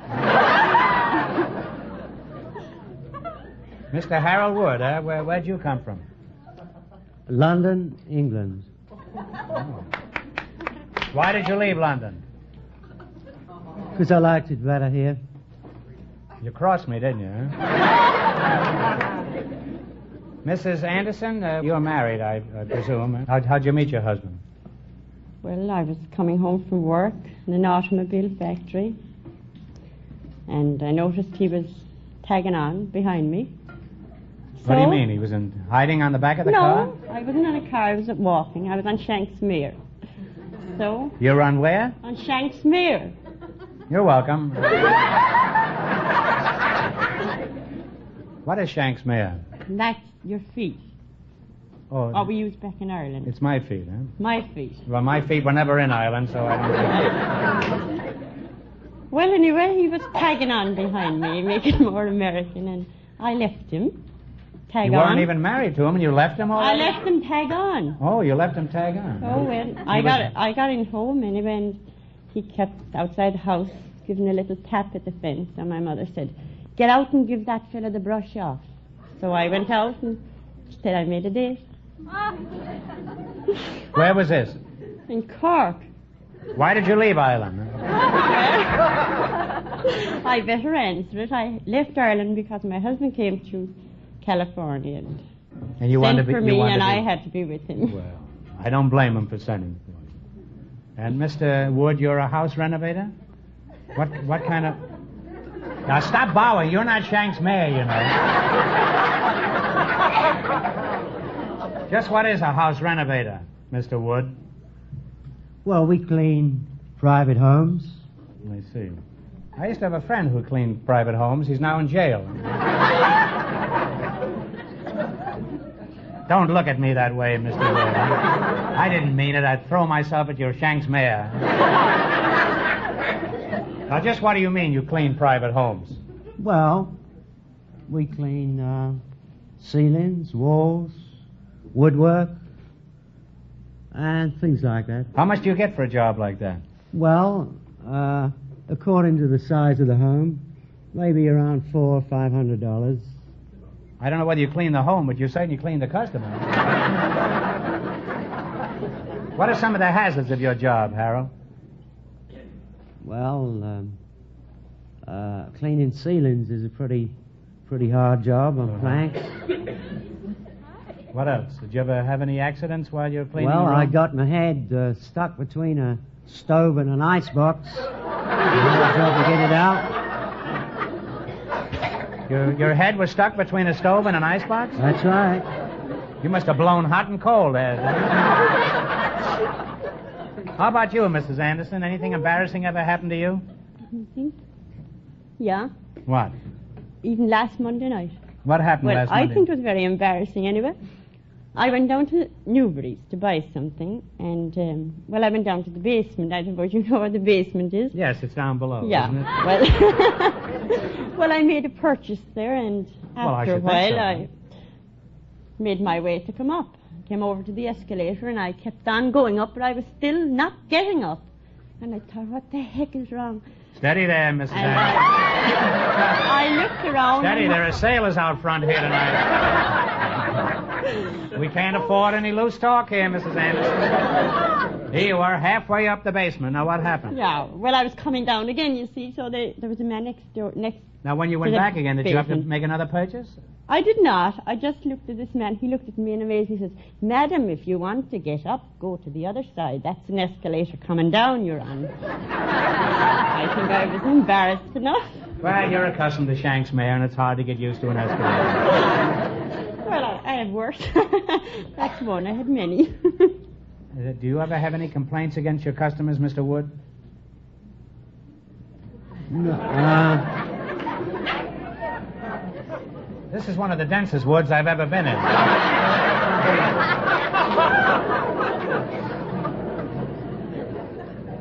Come on, out with it, Harold. Well, I tell you. And about time, too. I was cleaning a place where we cleaned the wrong room, and the woman wanted me to put the dirt back on the wall to make it even with the other rooms. Now, when it comes to cleaning walls and scrubbing the floors and other hard work, do you use any special equipment, Mrs. Anderson? Nothing, only my husband. That's a typical wife for you. She'd rather mop the floor the old-fashioned way with her husband. Well, thanks to you two, I know all about spring cleaning. Now, let's see if you can beat the other couples and get the chance at the $4,000. Now, you run your $20 into more than the others. I can't tell you how much our first couple won, but George Fenneman, Mr. Squire Fenneman, is off stage to remind our listeners. Our two ladies, the health food clerk and the mountain climber, won $180. Here we go. Let's see how high I can build you $20. You selected male of the species. Now, here's your first question. How much of the 20 are you going to risk? Try 10. All right, try 20. All right. Here we go. For $10, what do you call a male cow? A bull? A bull is right. And you're on the way. You have $30. She looked at Harold and got the answer immediately. That's right. All right, remember you're going for $4,000. How much of the $30 you're going to bet this time? Bet half it. Half Sport. it. All right, what do you call a male pig? A sow. Oh, no. One answer between you now. A male pig? You can't answer. Female. I'm sorry, it's a bull. It's a bull. You should have looked at me and got that. Huh? You now have $15. You got $15. Here's your third question. How much will you bet? You decide. How much is it? 15. $15. Okay. Harold, hurry up before Five. inflation gets us, huh? The money will be worthless by the time you get it there. How much you going to bet? 15? $5. What do you call a male sheep? A ram. A ram is right. Now you're back to $20. This is your last chance to beat the other couples. How much you going to bet? 10. 10. Yeah. All right. What do you call a male goat? No. Billy we got. That's right. A billy goat is right.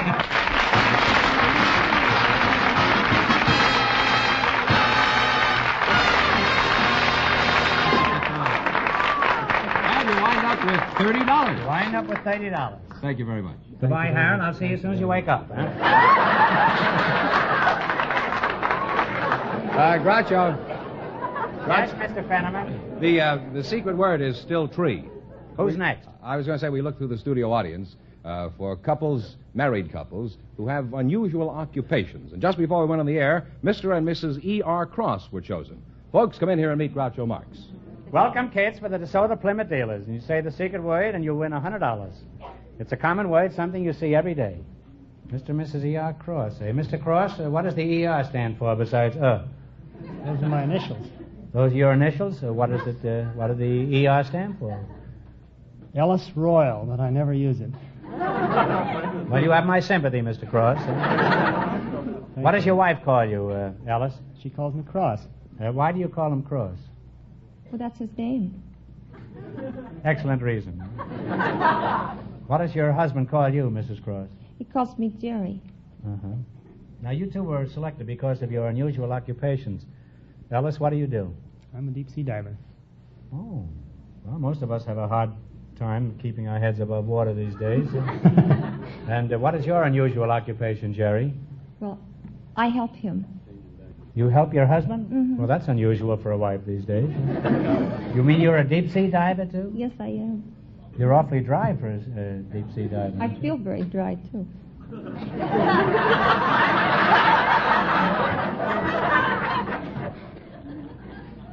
You know what Shanks' mare is? Sure, your feet. Your legs. Everybody knows that but me. How did you meet your husband? Were you taking a stroll at the bottom of the ocean, Jerry? No, I met him in a nightclub in Panama. Well, that's appropriate. You met him in a dive.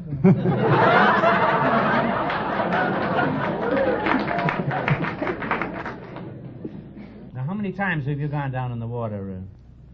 300 Mrs. Cross, times. huh? I've been down 300 times? You must have a strong constitution.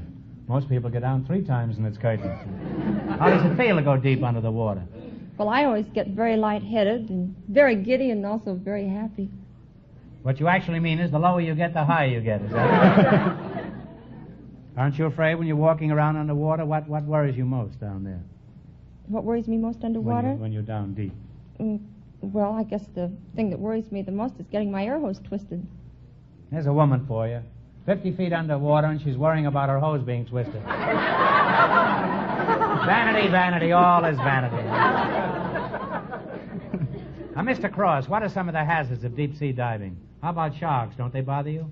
Well, sharks and other fish, too, will bother you if they're agitated or cornered. Uh-huh. I think, from my own experience, the seal has been about as troublesome as any of them. Mm-hmm. Are they ferocious, the seals? No, they're just playful. What kind of fish are? What kind of fish you are ever ferocious? encounter a whale down there, or don't they go that deep? Normally, the whale is hazardous from the standpoint of upsetting your boat. He likes to scratch his back on the bottom of your diving boat. Well, who wouldn't? What's the deepest you've been down, Mr. Cross? 320 feet. And what is it like that far down? Oh, the visibility is very poor, sort of a bluish light. And how far can you see? Oh, all you can see is 6 feet. 6 feet? Who do they belong to? The Andrews sisters? What is the deepest you've submerged, Jerry? 152 feet. Only 152 feet? Is that the best you could teach your wife, Mr. Cross? Well, that was the world's record for the women. Oh, well, I didn't know that.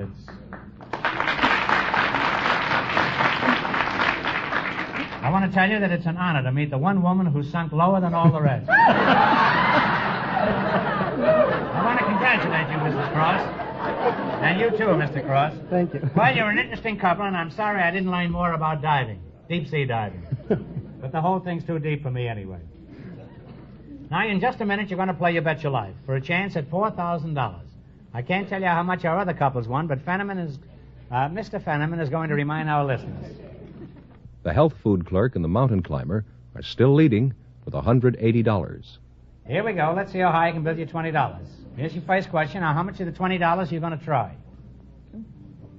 10, I think. You selected islands of the world. Is that right? Here's your first question. You're going to bet $10. What country owns Sicily? Italy. Italy is right. You're off to a good start. You have $30. Remember, you're going for $4,000 tonight. Now, how much of your $30 you going to bet? 20. $20. What country owns the island of Bali? The island of Bali? Holland. Well, I think that's right. It's Netherlands, but I think yes. Holland is... I think that's a good answer. Now you have $50. Here's your third question. Now, how much you going to bet this time? You have $50. 40. $40. What country owns the island of Corsica? I think it's Greece. Talk it over. All right. Is that... Guess.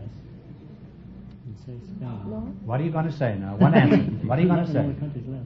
Corsica. Come on. I'll say it's Greece. No, I'm Probably sorry. No, it's France. France. Oh. They now have $10. Here's your last chance to be the other couples. How much of the 10 are you going to go for? I have to go all. All right. What country owns the island of Honshu? Honshu. Japan is right.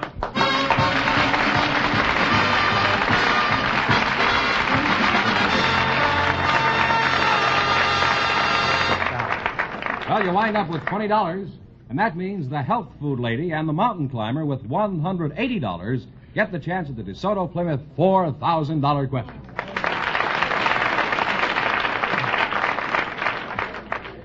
It's great. It's new. No other car rides like a DeSoto. Friends, the brand new 1951 DeSoto meets every demand you can ask of it. Take comfort. DeSoto's new Oriflow shock absorbers cushion every inch of your ride. No other car rides like a DeSoto. As for safety, DeSoto has big 12-inch brakes that stop you quicker, safer. In fact, no other car in the United States has larger brakes. And when it comes to beauty, well, the new DeSoto is in a class by itself. The best-looking car on the highway. A car that you'll really be proud to own.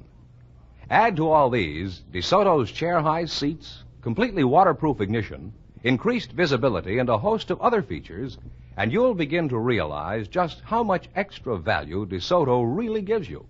Yet it costs very little more than the lowest price cars. Yes, folks, we think the new DeSoto has everything you would put in a car if you were designing it. So see the new DeSoto. Drive the new DeSoto. As Groucho says, no other car rides like a DeSoto. And remember, all dealers who sell DeSoto also sell the great new Plymouth. All right, George, now bring out our winning couple. All right, Groucho.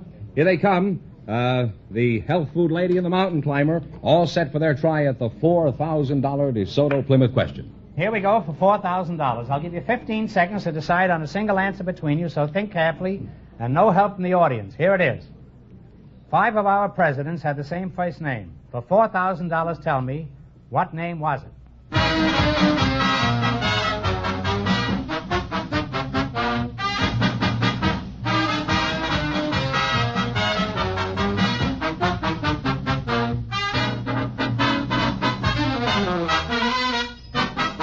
All right, what is the answer you two have decided upon? George. No, I'm sorry, it's James. It was Madison, Monroe, Polk, Buchanan, and Garfield were all named James. I'm sorry, better luck next time, and thanks for coming over. How much did they win? They won $180 in the quiz, Groucho. That's not so bad. So that means the big question next week will be worth $4,500. Well, you lost the big money, but you won $180 in the quiz. Congratulations, and thanks to both of you, and to all of our contestants on the show tonight.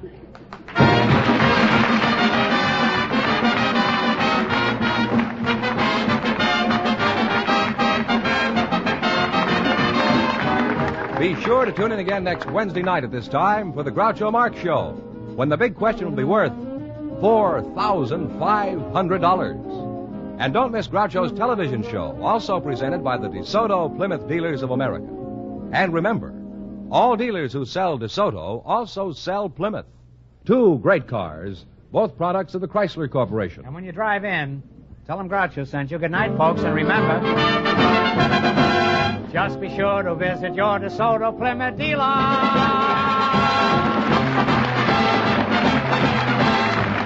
Folks, every time you look at a front page or listen to a news program, you're reminded of events that make the American Red Cross more vital than ever. Answer your 1951 Red Cross appeal.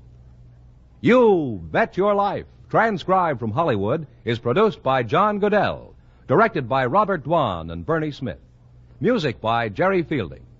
This is George Fenneman signing off for the more than 3,000 DeSoto Plymouth dealers from coast to coast.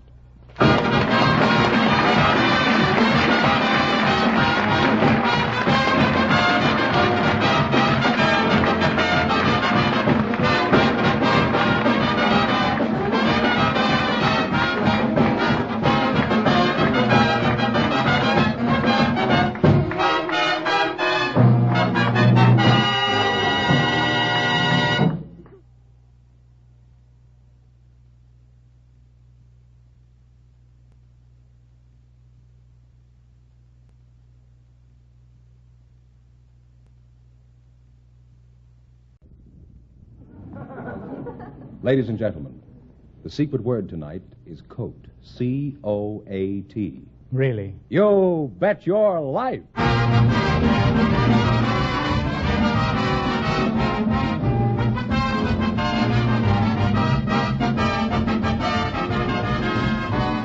The more than 3,000 DeSoto Plymouth dealers of America present Groucho Marx in You Bet Your Life, the comedy quiz series produced and transcribed from Hollywood. And here he is, the one, the only... Groucho! That's me, Groucho Marx.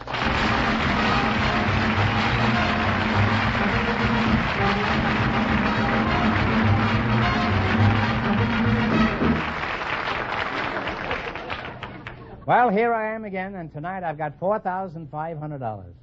It's the biggest big question in the history of this show. Now, George Fenneman, who's first to try for the $4,500? Well, we invited some doctors to the program tonight, and just before we went on the air, need one, huh? our studio audience selected Dr. Eugene Hoffman. His partner is a housewife from the audience, Mrs. Mildred Gordon, and here they are. Folks, meet Groucho Marx. Welcome for the DeSoto Plymouth dealers, and you say the secret word and divide $100. It's a common word, something people wear. A doctor and a housewife, eh? Mrs. Mildred Gordon, where are you from? I'm from Kansas.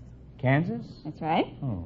What is your hometown, Doc? I'm from Effingham, Illinois. Where? Effingham, Illinois. You just made that up, didn't you? No, that's the real town. I should imagine that you would be from Medicine Hat, being that you're a doctor. No, that's too far north. I see. And pretty feeble, too, as a joke, huh? Now, Doctor, is it true that most medical men are specializing nowadays? No, the trend now is towards general practice, where your hands are not tied. I see. That's a good idea for a doctor. I never like to see a doctor with his hands tied. Unless he's got his eye on my appendix. You know, I go to a brain, liver, and kidney specialist twice a week. Maybe you know him. What's his name? I don't know his name. He's the butcher in Beverly Hills.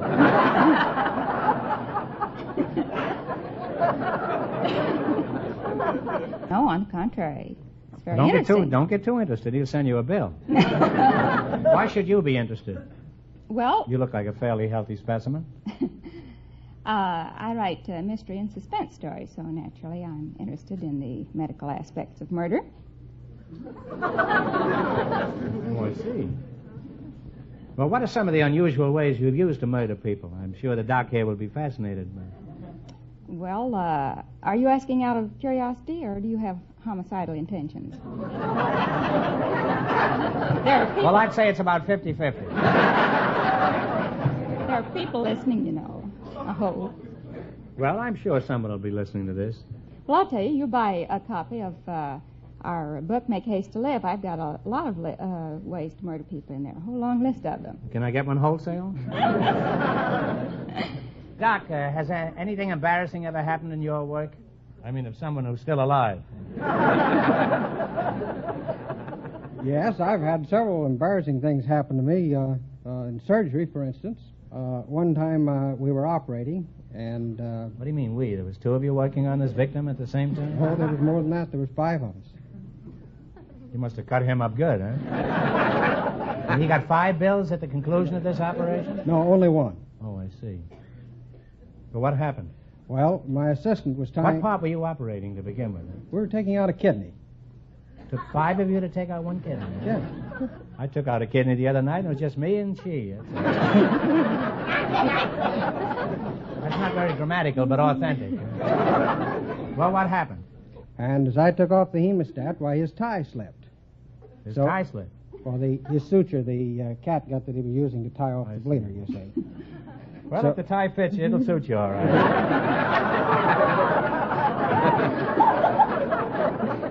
I sucked that out of him, didn't I? So I said to the scrub nurse, give me a stick tie.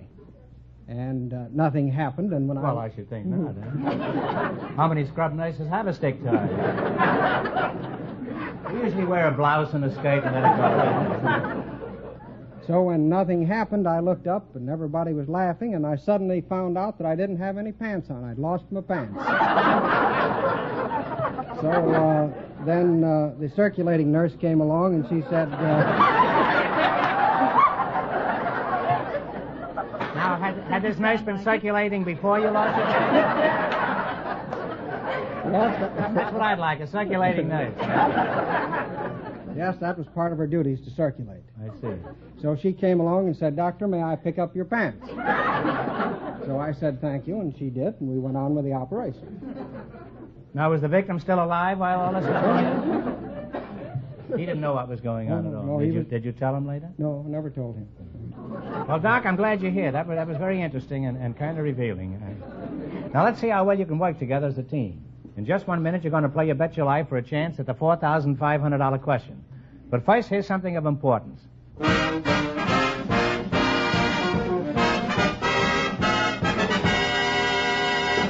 Folks, you've been hearing me tell about how much smoother, how much more comfortable the new DeSoto rides.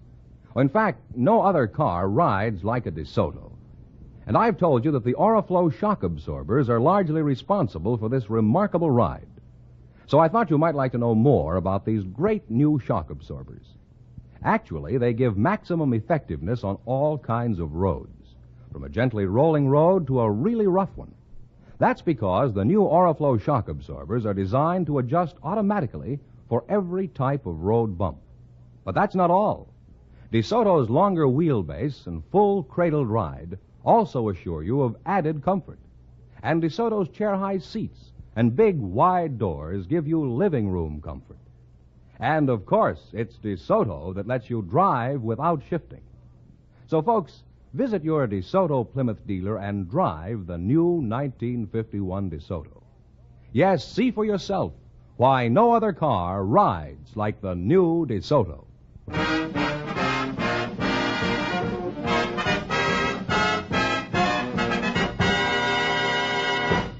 All right, now let's see if you two will get a chance at the $4,500.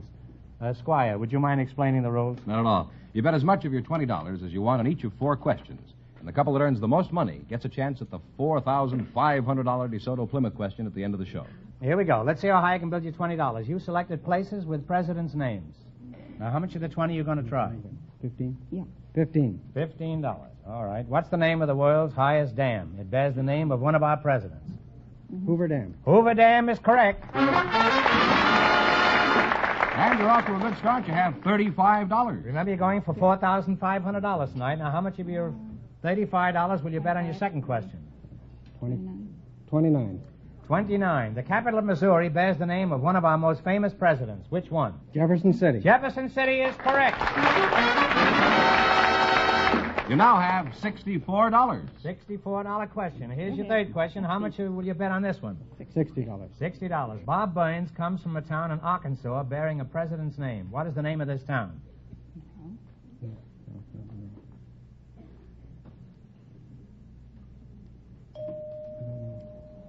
Oh, that's a shame. It's too bad. Well, it's Van Buren. You should have known that. You now have $4. Well, that's too bad. Well, you got $4, and this is your last chance to beat the other couples. How much would you bet? Why, sure. $4. Okay. The second largest city in Nebraska is also named after one of our presidents. What is the name of this city? Lincoln. Lincoln is right. Groucho, before they go, you wouldn't want them to go with just $8, would you? No, I would. I'll give you one more question. If you get it right, you win $10. Think hard now, and please no help from the audience. Ready? Who was buried in Grant's tomb? McKinley was. General McKinley Grant is right.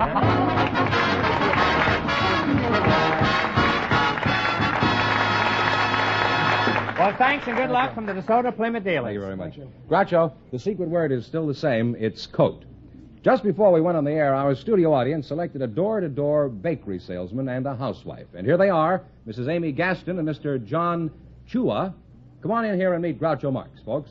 Welcome, folks, to You Bet Your Life. Say the secret word and divide $100. It's a common word, something people wear. Mrs. Amy Gaston. Huh? Is that right? Right. You're the housewife? Yes, I am. Where are you from, Amy? Los Angeles. Born here? Right. Is that so? Native girl, huh? That's right. Mr. John Chua? That's right. What kind of a name is that, John? It's Slavish. Slavish? Yeah. You're a Tito man, huh? That's Yugoslavia? right. Yeah. Well, at present, he's a very good man.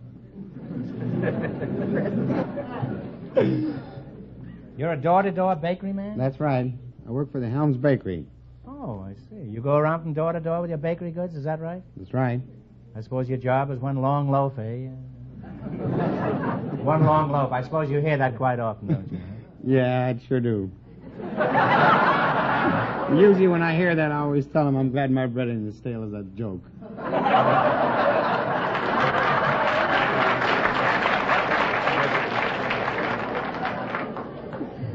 When you tell them that, do you usually have a bun on? I got one handy. Are you married, John? Yeah. How did you meet your wife? Well, I met my wife down in the skating ring. Was her salary frozen at the time? No, salary wasn't frozen. I was in the service and didn't have anything to do. One up in the skating ring, and she was behind the counter drinking sodas. You mean they drafted you and put you in a skating ring? No, they didn't draft me. No, I went in by my own self. Oh. No drafting. And then you hid in the skating rink until the war was over? No. You were just a kind of a gay blade there. Huh? That goes with the bun joke. You're a housewife, and you're from Los Angeles, huh? What sort of work does your husband do, Mrs. Gaston? He's the manager of the Gourmet Beverly restaurant in Beverly Hills. Oh, I thought you looked rather well fed. How did you meet your husband?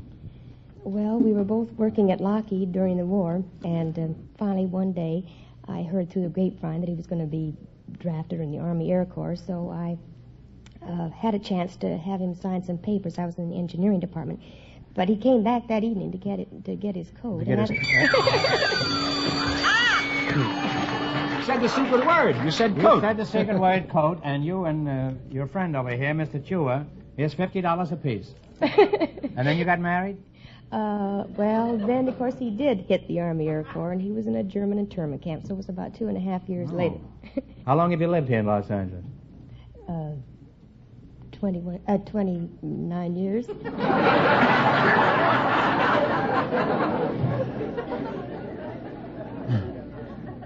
Mrs. Gaston, how many candles did you have on your last birthday cake?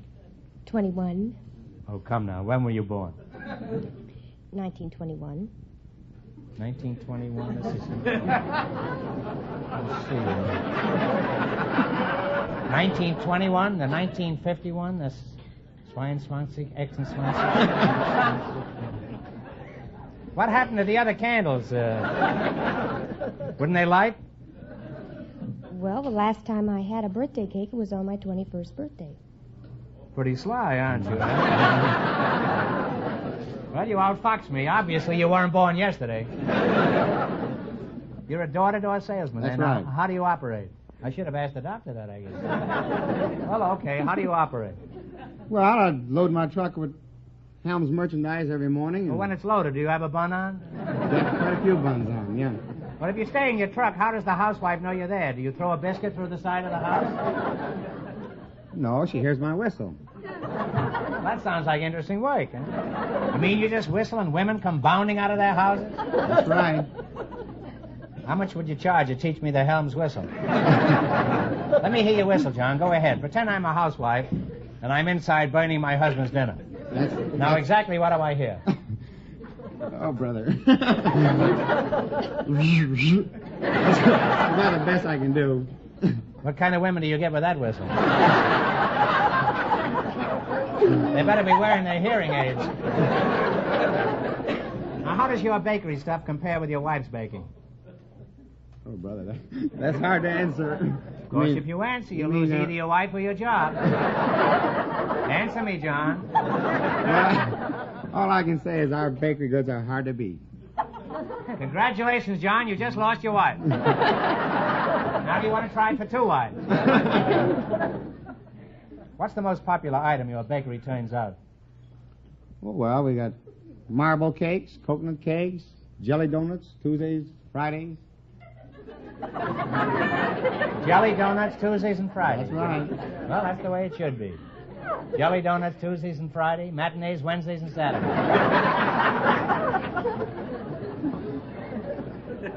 How much are your jelly donuts on Tuesdays and Fridays? 60 cents a dozen. And how much are they on Mondays and Wednesdays? We don't have them them days. Well, they ought to be a lot cheaper on Mondays and Wednesdays. That's the old egg joke, you know, about the fella goes in the grocery store and says, how much are your eggs? And the grocer says, 70 cents a dozen. He says, cracked eggs are 40 cents a dozen. He says, okay, crack me a dozen.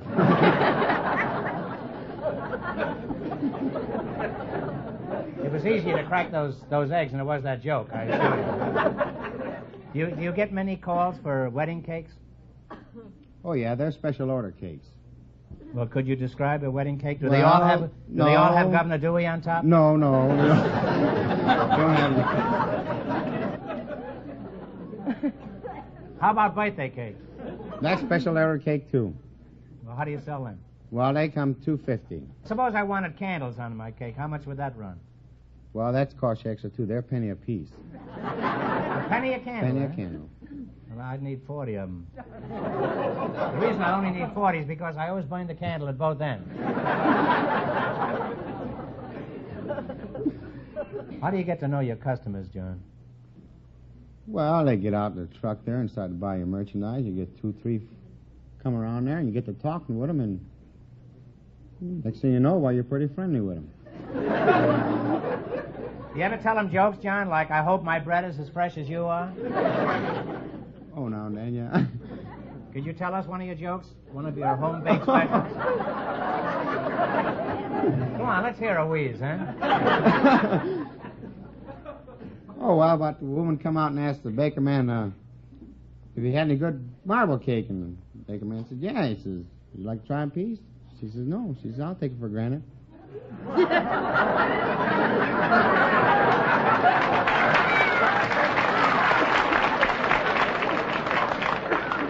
Well, that's a baker's joke, all right.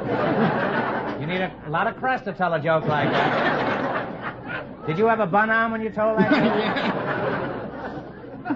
Well, it's been entertaining talking to a bakery man, and if I ever need any dough, John, I'll go to the Bank of America. Now you're going to play You Bet Your Life for a chance at $4,500. I can't tell you how much our first couple won, but Mr. Fenneman is off stage to remind our listeners. The doctor and the housewife won $8. Now, here we go. Let's see how high I can build you $20. You selected child movie stars. Here's your first question. How much of the 20 will you try? 15. 15? All right, 15. What is the name of the former child star who teamed with Charlie Chaplin? Jackie Coogan. Jackie Coogan is right. John, you should have known that, Coogan, because Coogan means cake in German. You folks now have $35. Remember, you're going for $4,500 tonight. It's a lot of money. How much of the 35 will you bet this time? Made about 30. $30. The Wizard of Oz starred a young girl who has developed into one of the top talents in pictures. What's her name?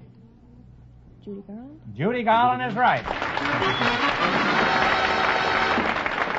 You're climbing now. You have $65. Here's your third question. How much of the 65 are you going to risk? $50. Okay. What is the name of the English child star who starred as Little Lord Fauntleroy? Oh, I know it. What is his name? Talk it over. I'm sorry. It's Freddie Bartholomew.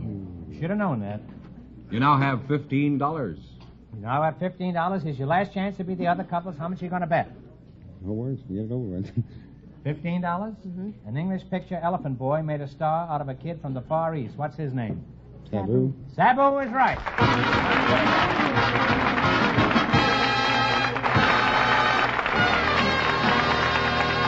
and you'll wind up with $30. Thanks and good luck from the DeSoto Plymouth dealers. Groucho, the secret word is still coat. We invited some little girls and some doll makers to the program tonight, and just before we went on the air, our studio audience selected Lynn Crookston and Mr. Joseph Reich. Folks, come on in here and meet Groucho Marx. Well, welcome, kids, to You Bet Your Life. And if you say the secret word, you'll divide $100. It's a common word, something people wear. A doll maker and a little girl, eh?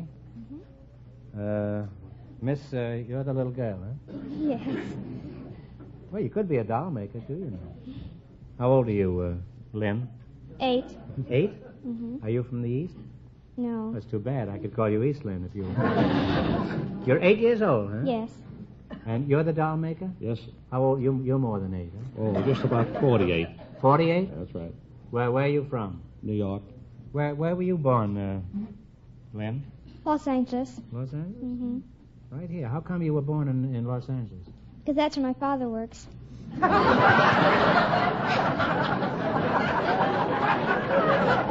Well, it's always nice to be born near your father. Of course, it's more convenient to be born near your mother.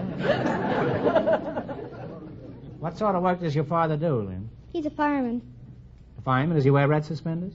Yes. I guess so. Why does he wear red suspenders, do you know? I guess to hold his pants up.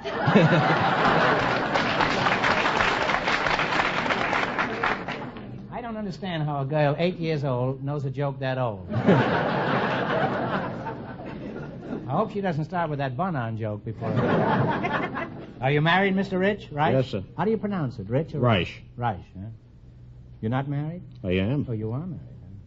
Are you married, Lynn? No. Why aren't you married? An attractive, charming girl like you? I'm not old enough. Well, that's true. How old do you think you ought to be before you got married? 26. 26? 26.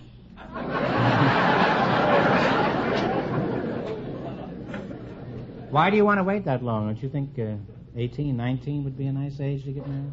No, because I want to go to college. And it's going to take you to 26 to get out of college? Oh, I don't know. You'll go through with flying colors, Lynn. If this conversation we're having is any example. Let's talk about dolls. What's your job with the company, Joseph? Well, to see the dolls go out as a production man.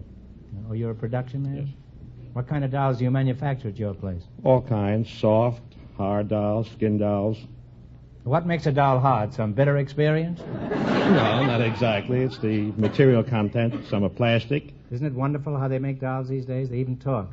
They sure do. What I'd like is a doll that doesn't talk. What doll company do you work for? No More Electric. An electric company makes dolls? That's Well, right. some of the dolls I've been out with have been pretty shocking, but I didn't... Do you have a boyfriend, Lynn? Yes. How old is this Prince Charming? But 8 3/4. Is that his height or his age? His age. 8 3/4, huh? Do you prefer older men? Do you think I'm too old, for example? You mean to get married? What do you mean? Lynn, you don't have to sound quite so alarmed. How old do you think I am? Well, about 35.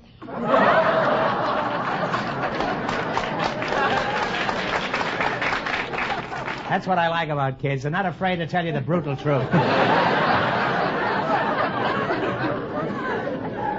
Well, thanks to you two, I know all about dolls. Now then, we're going to play the big game. Let's see how well you make out in the quiz. You run your $20 no more than our other couples. And you get a chance at the $4,500 question.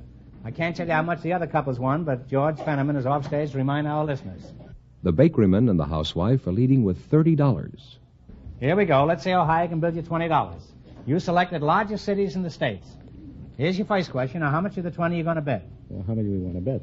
15, maybe. 15 out of the 20. $15. What is the largest city in Colorado? Denver. Denver is right. Well, you're on your way. You have $35. You're on your way with 35, and remember you're going for $4,500 tonight. Now, how much of the 35 are you going to try? Let's try 30. 25. All right, 25. You know who wears the pants in that Yes. family, huh? All right, what's the largest city in Arizona? Phoenix. Phoenix is right. I'll look at it myself. I always thought it was Cleveland. You're really climbing. You have $60 now. You got $60, Len. Here's your third question. How much of the 60 are you going to bet? 50. Don't let them push you around, Len. Take 50 of it. Okay, what's the largest city in Iowa? Des Moines. Des Moines is right. You're up there now. You have $110. Here's your last chance to beat the other couples. How much of the 110 are you going to risk? Take 90. All right. $90. What is the largest city in Idaho? Boise. Boise is right.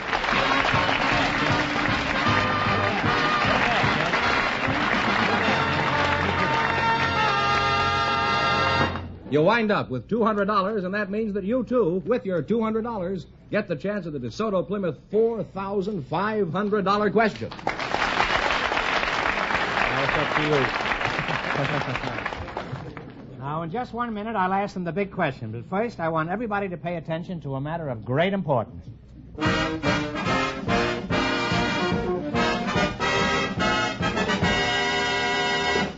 By now, you're probably one of the many thousands who have seen the superb new DeSoto, either at your DeSoto Plymouth dealers or riding along the road with some friend proudly seated behind the wheel. Well, then, I don't have to tell you it's a beautiful car to look at. Long and low with sweeping lines from front bumper to rear bumper. Yes, it is a lovely car, this 1951 DeSoto. One you'll be proud to have in your driveway. And it's more than just a beautiful automobile. It's as economical a car to own and to operate as has ever been designed. In the first place, it costs you only a little more than the lowest price cars. And day after day, week after week, the economy of owning a new DeSoto becomes more evident to you. Its new, more powerful engine makes the most of every gallon of gas. And, of course, it has fluid drive with tip-toe shift, the perfected automatic transmission that lets you drive without shifting. So hurry on down to your DeSoto Plymouth dealers and get behind the wheel of the greatest car ever to bear the famous name DeSoto. No other car rides like it.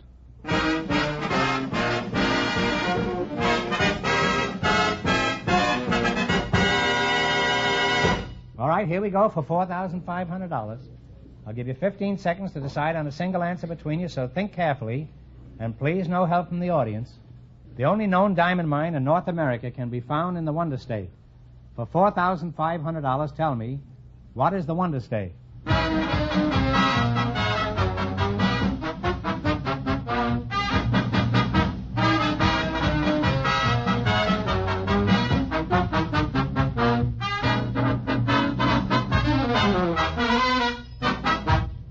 All right, what is the answer you two have decided upon?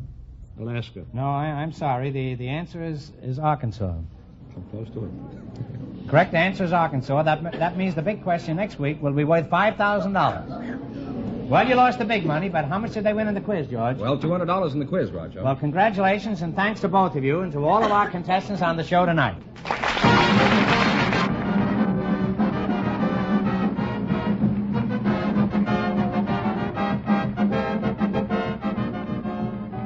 Be sure to tune in again next Wednesday night at this time for the Groucho Marx Show, when the big question will be worth $5,000. And don't miss Groucho's television show, also presented by the DeSoto Plymouth Dealers of America.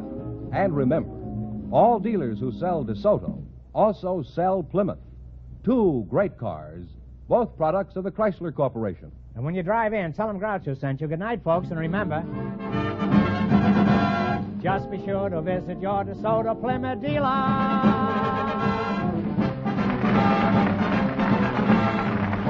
Folks, here's a reminder from the National Safety Council. The 3 R's of safe driving are ready, reasonable, right. You Bet Your Life, transcribed from Hollywood, is produced by John Goodell, directed by Robert Dwan and Bernie Smith, music by Jerry Fielding. This is George Fenneman, signing off for the more than 3,000 DeSoto Plymouth dealers from coast to coast.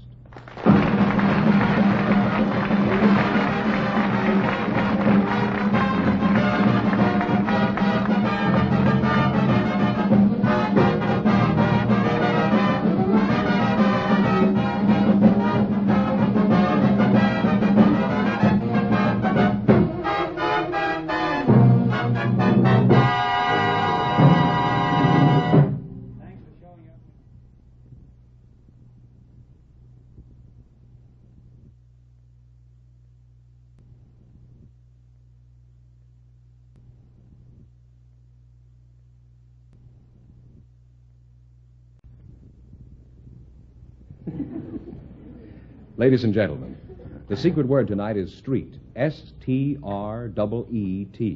Really? You bet your life.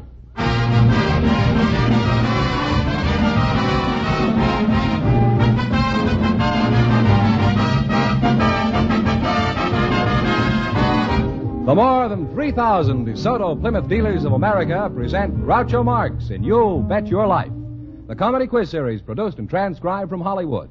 And here he is, the one, the only... Groucho! That's me, Groucho Marx.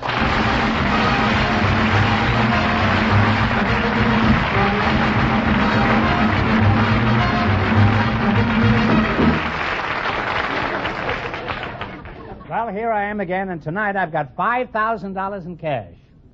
If I had any sense, I'd take that money and skip. Now then, Mr. Fenneman, who's first to try for the $5,000? Well, Groucho, we asked if there were any newlyweds present tonight, and just before we went on the air, our studio audience selected Mr. and Mrs. Henry Ihara. And here they are. Folks, come in here and meet Groucho Marx. Well, welcome, kids, for the DeSoto Plymouth dealers. Say the secret word and you win $100. It's a common word, something you see every day. Newlyweds, eh? Kari O'Hara? That's right. What kind of name? That's an Irish name, isn't it? O'Hara? Isn't that an Irish name?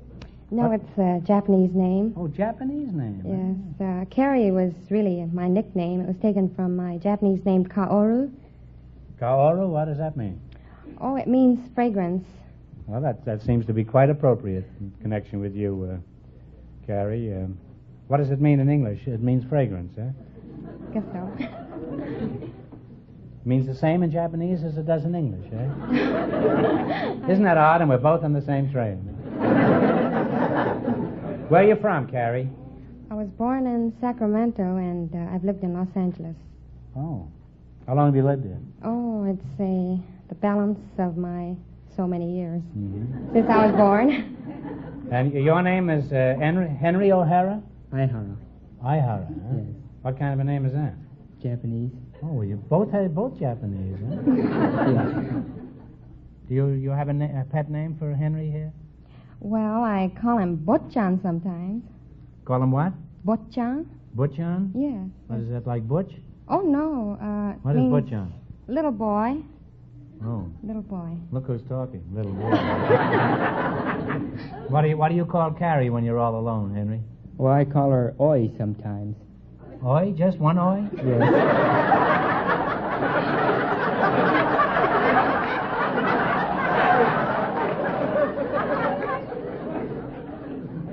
Do young Japanese people here observe the old country customs of courtship and marriage? I believe some families do. In our case, we had a go-between man. Yeah, a what? A go-between man. A what's a go-between man? Well, it's an old custom. Is he related to an Oi? No, it's a very old custom carried on by families that like traditions. And they used to arrange the marriage for a young girl and a potential bridegroom. And if they thought they were suited for each other, well, he would arrange a marriage. And sometimes without seeing each other, they would get married. Well, now, you mean if when you wanted to kiss Henry here, you had to kiss the go-between man instead? It sounds like interesting work. How do I go about getting a job like that? I've heard that a wife in Japan has an entirely different status than a wife in this country. Is that true, Carrie? Yes, the man is the lord of the house, and he usually flings his authority around. Throws his weight around, you That's mean? right. The women used to walk behind their husbands, and they would usually be carrying the load. Of course, this is an old custom. Well, I think that's a good idea. I think if a woman's got a load, she should walk him back.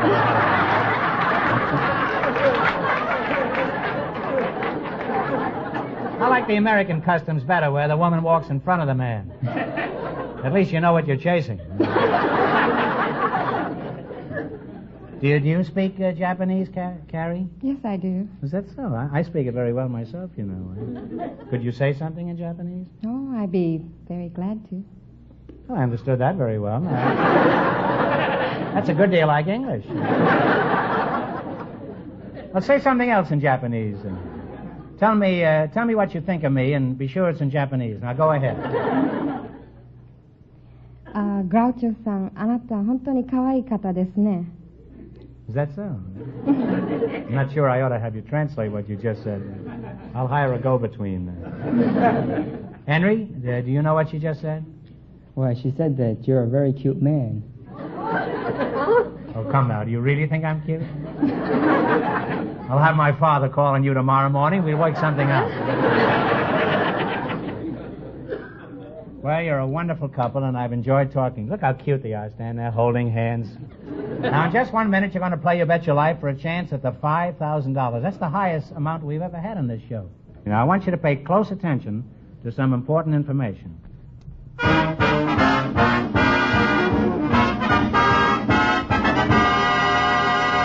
You know, most of us want two things from a new car: a smooth, comfortable ride and a really powerful engine. And these are the very reasons why so many folks are seeing and buying the new 1951 DeSoto. No other car rides like it. For this proud new DeSoto has been designed to give you the maximum in riding comfort. For example, new Oriflow shock absorbers cushion your ride, make it really smooth on even the bumpiest road. And DeSoto's new higher-powered engine gives you the kind of pep, the kind of get-up-and-go you've always dreamed of getting from a new car. Yes, you can always depend on this new DeSoto engine to deliver the power you want the very instant you want it. And DeSoto's completely waterproof ignition system adds to engine efficiency and dependability even in the wettest weather. Well, there you have it, folks. Riding comfort and real power. Two reasons why no other car rides like this new 1951 DeSoto. And, of course, it's DeSoto that lets you drive without shifting. So come in tomorrow to your DeSoto Plymouth dealer and find out just what a pleasure this new DeSoto is to ride, to drive, to own.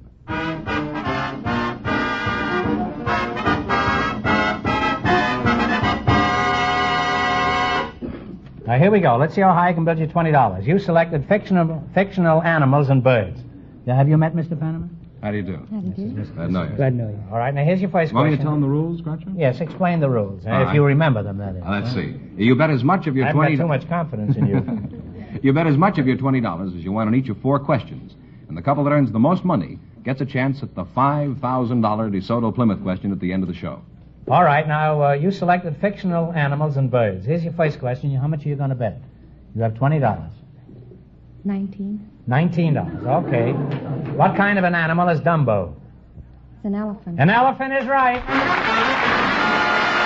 And you're off to a good start. You have $39. Remember, you're going for $5,000 tonight. Now, how much of the $39 you going to try on this one? $38. $38. What kind of an animal is Ferdinand? It's a bull. It's a bull. You're really climbing. You have $77. Here's your third question. How much of the 77? 78 you're going to bet? You only have... He wants to borrow a dollar from somebody in the audience. That's really inflation when you bet $78 and you only have 77. This is a ridiculous world we're coming into, isn't it? Why don't you bet 88? 76. 76, that's right, the spirit is 76. What kind of an animal is Francis? It's a donkey. A donkey is all right, it's a mule, it's a donkey.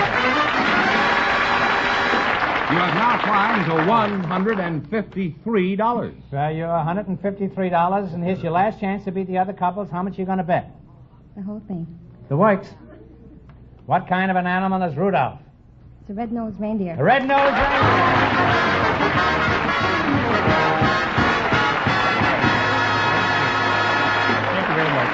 And you wind up with $306. Just before we went on the air, Groucho, we selected a married man from our studio audience, Mr. Ted Stewart.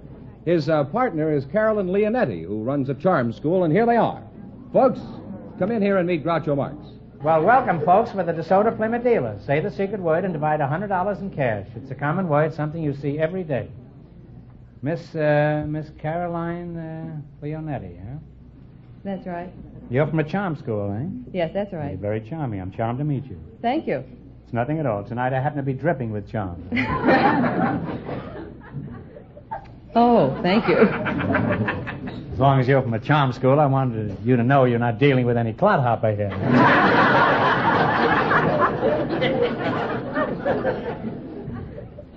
You're very charming, too. What is your name, Mr. Stewart? Ted Stewart. Ted Stewart. Well, thank you very much. If you think I'm going to kiss your hand, you're crazy.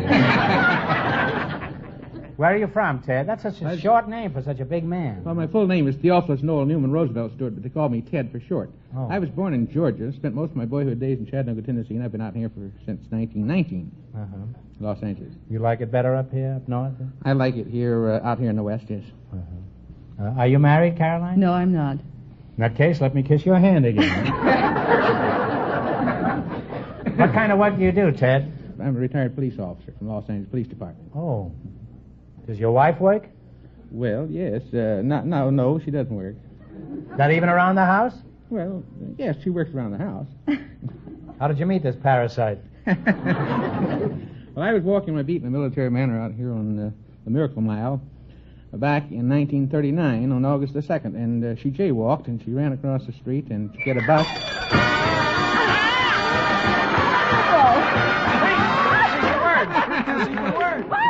You said street, and you and Miss Leonetti are going to split $100. It's 50 My for you, pleasure. and it's 50 for you. Well, anyway, Carry on. This is wonderful. I gave her a citation for jaywalking because she nearly created an accident. So I took her name and address, and I went over to see her the next day, and I wound up paying for that citation, and 3 months later, why, I married the girl in Las Vegas. Is she still in Las Vegas? She's here. Oh. Well, let's get charming again, shall we? How was that? Did I make you think of a genteel foreign nobleman?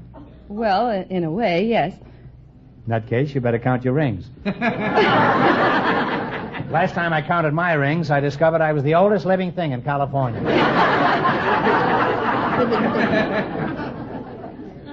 What charm school are you from, Leonetti, Caroline? Well, from the Carolyn Leonetti Charm School. Oh, and what are the main things you teach at this charm school? Well, we have, of course, the basic courses like personal grooming, posture, carriage, balance and walk, diet and exercising, makeup, hairstyling, social graces, etiquette, fashion, practically everything that goes to making a woman even charming. I see. Well, don't people do this normally without going to school? Well, Can a fellow take a bath without going to a school? We like to think that we help the women to develop their own inherent charm. We think that every woman is charming, but we like to help her develop it even she's more. got, huh? How much does all this rigmarole cost? Well, right here in Hollywood, the complete course costs $195. However, I've just completed for those women all over the United States who can't be right here in Hollywood what I call a home study course, the 24 Steps to Loveliness, for only $5. Well, let's pretend I'm a young girl hot out of Vassar. And I want some charm. Now, what would you do first? First of all, we have to determine the shape of the face. For instance, each woman's face falls in a geographical, or rather a geometrical type of design, like... it is geography. Most of the women me. I know, their face falls the minute they see me. Well, for instance, a woman might have a round... What is the square- ideal face? Well, the ideal shaped face is what we call the oval, and if we wanted to measure it out, it would measure like, the eyes should be one eye apart, and the width of the face should be the width of 5 eyes, and the eyebrow should be the width of an open eye above the eye, and the mouth should be the length of 2 eyes. Well, I've counted 36 eyes so far. I'd be better off going out with a potato. I mean, a sweet potato. Well, is all this supposed to hook a husband for your pupils? Or do you teach them specifically how to do that, too? Yes, we do. We have a class called Your Man in Marriage. Your Man in Marriage? Yes. And what does that course consist of? How to use a blackjack? No, not exactly. We try and help to teach the women to set the scene, preparing, the room with flowers and... You mean snaring the sucker, it's called. No, I mean, she usually finds out the kind of clothes he likes, the colors, and perhaps even his favorite perfume or cologne, and then after they've come home, to thank him very graciously for the evening. Mm-hmm. What does she usually say at the conclusion of an evening? Well, Let's say he's taken her to the movies and he's bought her popcorn and chewing gum, and they sat in the balcony and she had her shoes off, and now they're going home. One shoe, they can't find the one shoe, it's still rolling around the balcony. Well, she might say when she comes home, Bill, I certainly want to thank you for the very lovely evening. It was very nice, and I did enjoy the picture. Now, suppose he wants to kiss her. Well, this depends entirely upon the individual woman and upon the individual man. Well, let's say it was you. Well, if it was me, I would say it depend upon the man. Well, let's say it was me. Groucho, I would kiss you the first time we were out. Well, what are we waiting for? That was very sweet. I gave you a real motherly kiss that time, eh? And so did you. Now, did your wife do all that to you when she hooked you, Ted? Well, if she did, I didn't know it. You mean you were unconscious? See there, Caroline, your course is all wrong. The only thing a girl needs to get a husband is a go-between man. You know what a go-between man is? No, I don't. And what are you laughing at? I'm trying to be polite. She's from the charm school, all right. She'll laugh at anything. Huh?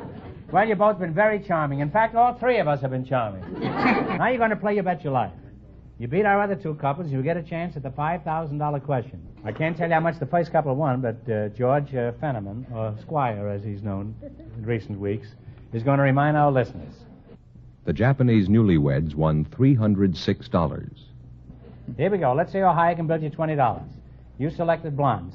How much of your $20 are you going to bet on your first question? Shall we bet 15? Let's make it 18. All right. $18. My friend Eimer is a blonde. What's her real name? That's very Marie easy. Wilson. Marie Wilson is right. And you're on your way. You have $38. Remember, you're going for $5,000 tonight. How much of the 38 are you going to try? How about 35? 35 is good. Right, 35. What is the name of the petite little Norwegian skating star? She's a blonde. Sonia Henney. Sonia Henney is right. You now have $73. How much of the 73 are you going to try? 70? Let's go 70, yes. All right. 70. What's the name of the blonde who starred in the film version of Annie Get Your Gun? Oh, Betty that's Hutton. Betty Hutton. Betty Hutton is right. $143. You've got $143. Here's your last chance to be the other couples. How much are you going to go for? The whole thing. The whole thing, yeah. All right. All right. What is the name of the blonde singing and dancing star of Fox movies? She's got beautiful legs, too. Oh, Betty Betty Grable. Grable. Betty Grable is right.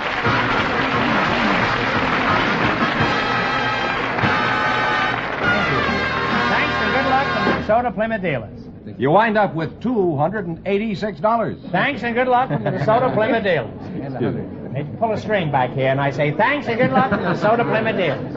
right. 3 cars, I said. Just before we went on the air, we searched through our studio audience for the oldest man present, and he turned out to be Mr. Hannes Vonjana.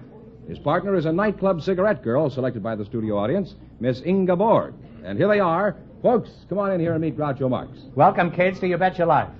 Say the secret word, and you'll divide $100. It's a common word, something you see every day. You're the oldest man in the audience? No, I'm a cigarette girl. Oh. Well, you'll have to pardon me. My eyes are not what they used to be. Hans Vanjana? You must be the oldest man, huh? Hannes Vanjana, huh? What is your name in English? Hannes Vanjana.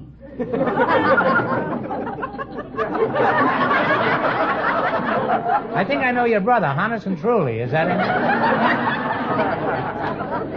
Hannes Vanjana. Sounds just the same in English. What kind of a name is that, Hannes? Norwegian. Norwegian, huh? Now, you were selected as the oldest man in our audience. How old are you? 85? No, 90?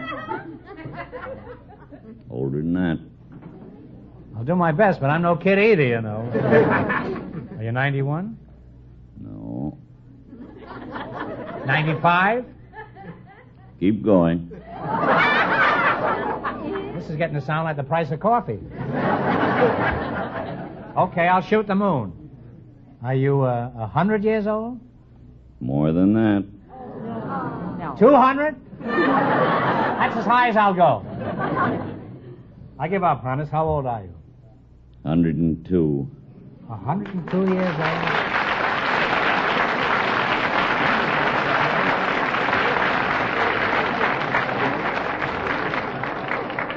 Well, that's magnificent, Hannes. You don't look a day over 100. So, as a matter of fact, you look like I thought you were about 70. He doesn't look more than 70, does he? And it's ripped. Well, you're a model of preservation. I've never seen anything like it, Hannes. It gives me encouragement. What is your name? Ingeborg. Oh, Ingeborg. Is that anything like ironing board? No, I don't think so. I'll call you Ink, huh? All right. Are you married, Ingeborg? No. Not married, huh? Mm-mm. Well, you're a cigarette girl. Where do you peddle these weeds? In Ciro's. In Ciro's, huh? Mm-hmm. Oh. Do you sell smokes behind a tobacco counter? No, I usually walk around and sell cigarettes on the floor. Well, is that where the customers are, on the floor? Wouldn't it be cheaper for the management to install a cigarette machine? Yes, but there's a lot of difference between a cigarette machine and a cigarette girl. Really? You mind if I take another look at you? Yes, by George, you're right. There is a difference. I never saw a cigarette machine wearing high heels. I've seen a lot of heels around a cigarette machine. But... Now, Hannes, in what year were you born? January the 21st, 49. 1849. Who was the first president you can remember distinctly? Abraham Lincoln, the first Republican president.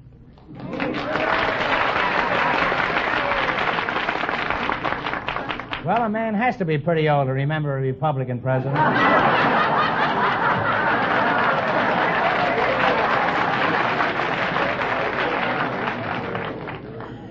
What would you say is the secret of your long life, longevity?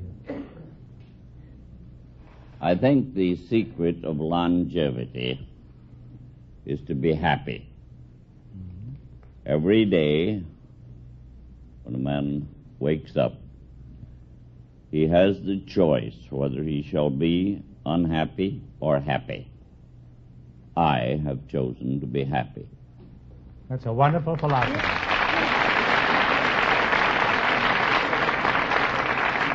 Well, it's been a privilege and a pleasure, Hannes. And Ingeborg, don't let me catch you flirting with this fellow. He wasn't born yesterday, you know. All right, now let's see how you two are going to make out in the battle for the $5,000. You run your $20 into more than our other couples. I can't tell you how much they won, but George is going to remind our listeners. The Japanese newlyweds are still leading with $306. Here we go. Let's see how high I can build you $20. You selected capitals of foreign countries. Now, here's your first question. How much are you going to bet? $15. What is the capital of Denmark? Copenhagen. Copenhagen is right. Off to a good start. You have $35. Remember, you're going for $5,000 tonight. That's the highest prize we've ever had on this show. You're going to bet. You have $35. How much are you going to risk now? $30. What is the capital of Egypt? Cairo. Cairo is right. Now you climb to $65. Here's your third question. How much of the 65 are you going to go for? 60. What is the capital of Norway? Oslo. Oslo is right. You now have $125. You ought to know the answers. He's been around for 102 years. Here's your last chance to beat the other couples. How much will you bet? 120. All right. What is the capital of Hungary? Talk it over. Oh, Belgrade. No, I'm sorry. It's Budapest. Budapest. Oh, I didn't that's have a shame. them there. I'm sorry. You wind up with $5. We can't let this happen, We can't can let we? them go away with $5. I'm going to give you one more question. Get it right, and you'll win $10. And please no help from the audience. In what sport do you wear tennis shoes? Tennis? Tennis is right, huh? We're there, Ingeborg. All right, you're on number 15. And Groucho, that means that the Japanese newlyweds with $306 get the chance at the DeSoto Plymouth $5,000 question. Well, thanks and good luck from the DeSoto Plymouth dealers, honest.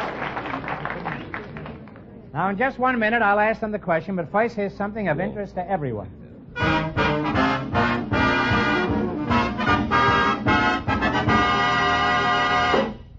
Folks, of all the new cars on the highway today, none rides like, none is more beautiful than the new 1951 DeSoto.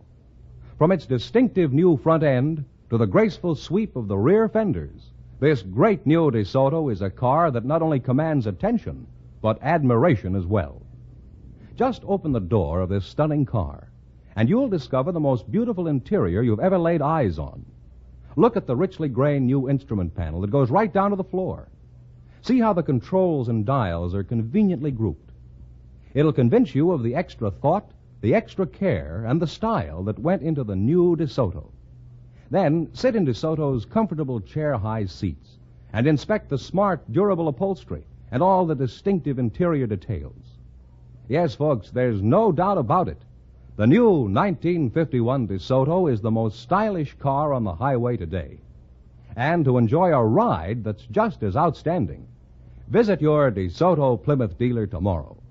For you'll find no other car rides like the new 1951 DeSoto.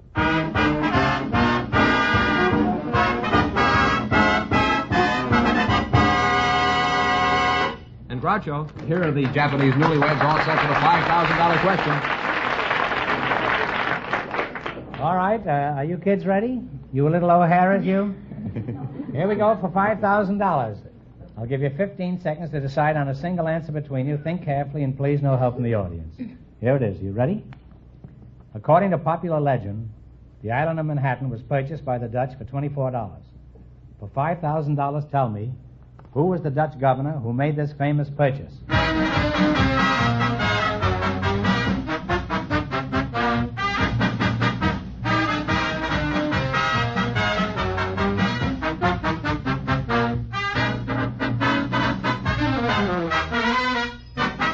All right, what is the answer you two have decided upon? Lord Baltimore? No, I'm sorry. It's Peter Minuet, first governor of what is now New York.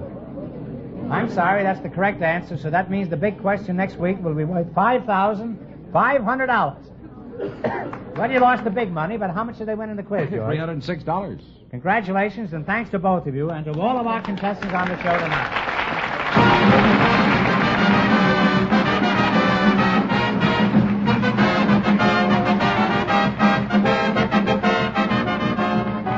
Be sure to tune in again next Wednesday night at this time for the Groucho Marx Show, when the big question will be worth $5,500. And don't miss Groucho's television show, also presented by the DeSoto Plymouth Dealers of America.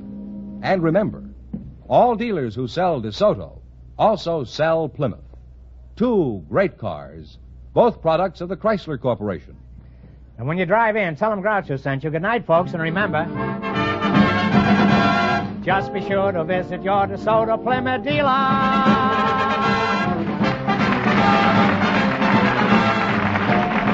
Folks, here's a rhyme from the National Safety Council. The rules for driving safely add up to only 3: common sense and caution, and common courtesy. You Bet Your Life, transcribed from Hollywood, is produced by John Goodell, directed by Robert Dwan and Bernie Smith. Music by Jerry Fielding. This is George Fenneman, signing off for the more than 3,000 DeSoto Plymouth dealers from coast to coast.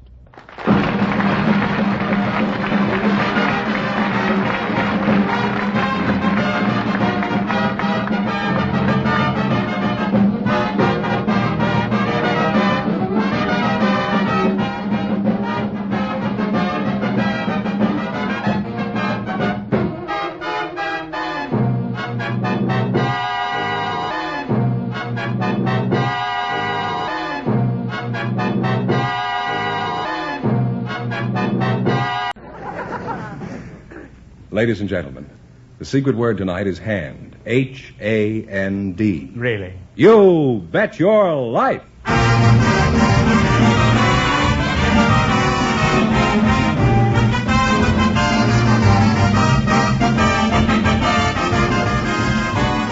The more than 3,000 DeSoto Plymouth dealers of America present Groucho Marx in You'll Bet Your Life, the comedy quiz series produced and transcribed from Hollywood.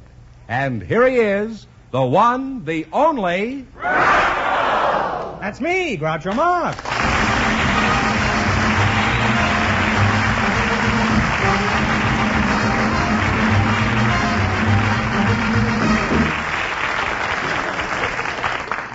Well, tonight we've got $5,500 for one of our couples, George. More than we've ever given away before. I hope somebody takes it away from me. It's been keeping me awake nights. Now then, Deacon Fenneman, who's first to try for the $5,500? Well, Groucho, we invited some old-time Western characters to the program tonight, and just before we went on the air, our studio audience selected Mr. Fred Noller. And we invited an Indian to be his partner, Mr. Bill Wilkerson. And here they are, gentlemen. Meet Groucho Marx. Welcome, gentlemen. Welcome for the DeSoto Plymouth dealers. And if you say the secret word, you'll divide $100. It's a common word, something you always have with you. Let's see, a wild Westerner and an Indian, eh? Mr. Fred Noller, you're the Westerner, I presume. Yep. Where are you from, partner? Arizona Territory. That's Arizona before it became a state. Oh. How long you been out here? No, I've been out here since right after the war. Which war are you referring to? The last one. Bill Wilkerson? You're the Indian, huh? Yes, sir. How? How? Because my father and mother were Indian. Hoog. Where you from, Bill? I was born in Indian Territory. You two weren't neighbors, were you? Well, not quite. But I was born in Bartlesville, Indian Territory, which is now Oklahoma. Oh. Isn't Bill Wilkerson a kind of an odd name for an Indian? Well, yes. But we took that name from the missionaries about 160 years ago that were from Boston. Mm-hmm. Is that all you took from them? Just That's all we were able to take at that time. Well, don't you have a tribal name? I have my own Indian name. What is that? Oconstata. Oh, well, I used to play it three-handed. I'd never played the... How did you get that name? An old Indian lady by the name of Terrapin. Terrapin? Terrapin, like a dryland turtle. And she prophesied that I would talk and sing before many strange people. You couldn't get a stranger crowd than this out here. Are you married, Bill? Yes, sir. Well, you're a brave, all right. Now, do Indians have a regular marriage contract, or is it just a kind of a blanket contract? In the old days, it was a blanket contract. Today, we have to abide by the rules and regulations. What tribe are you from, Bill? I'm a Cherokee. Is that so? Did you know I was a Blackfoot? You don't look like one. Well, I'm not a Blackfoot Indian. I'm just a Blackfoot. Those cheap socks I wear. Oh. I used to know an Indian who was a lawyer. He was a Sioux Indian. Do you know any of them? Sioux. Well, old timer, what sort of work do you do? I work down at Knott's Berry Farm down here in Orange County. Knott's Berry Farm? Mm-hmm. I know what it's not, but what is it? Well, it's a berry farm. A feller by the name of Knott started it. What is a berry farm? Well, it's a pretty good-sized spread now. He's got 300-400 acres there, and he's got big chicken dining rooms and steakhouse where he serves a lot of people. How many people do you feed out there? Well, I reckon about the biggest time they had was last Father's Day. There was about 11,000, a little over, out there for dinners. On Father's Day you saved 11,000 dinners? That's right. Well, that's typical. 11,000 mothers decided to celebrate Father's Day by letting the old man take them all out to dinner. Now, let's see how well you work together as a team. Now, in just 1 minute, you're going to play You Bet Your Life for a chance at $5,500. But first, there's something of importance I want you to hear about.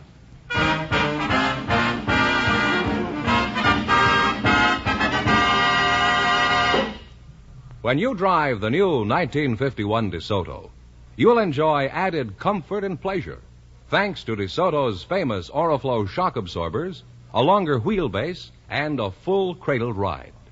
Yes, no other car rides like a DeSoto.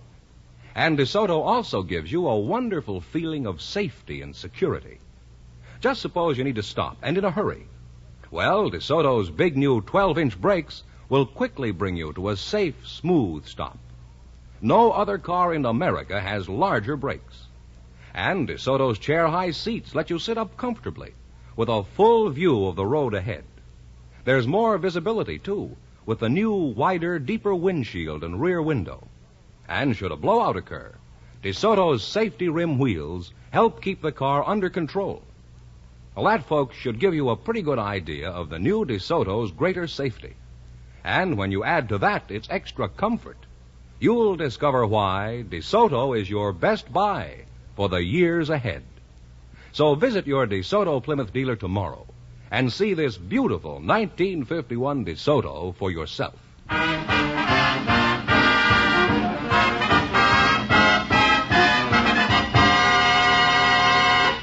Now, let's see if you'll get the chance at the $5,500. George, Mr. Fenneman, would you mind explaining the rules to this old trapper over here? You bet as much of your $20 as you want on each of 4 questions, and the couple that earns the most money gets a chance at the $5,500 DeSoto Plymouth question at the end of the show. All right, here we go. Let's see how high I can build you $20. You selected fighting presidents. Here's your first question. How much of the 20 will you bet? Let's make it about 18. Go ahead. Might as well shoot it. Yeah, okay. 18. This one thing, if we don't win, you won't be too disappointed, will you? No, I won't, but I think you will. I want everybody to win on this show. Thank you. It's not my money. Now, what was the name of the president who led the Union forces during the Civil War? Grant. U.S. Grant is right. And you fellas are on your way. You have $38. Remember, you're going for $5,500. Now, how much of the $38 will you bet on your second question? 35.5. 35.5. Yeah. All right. 35.5. What is the name of the president who served with the 129th Field Artillery during the First World War? Truman. Harry Truman is right.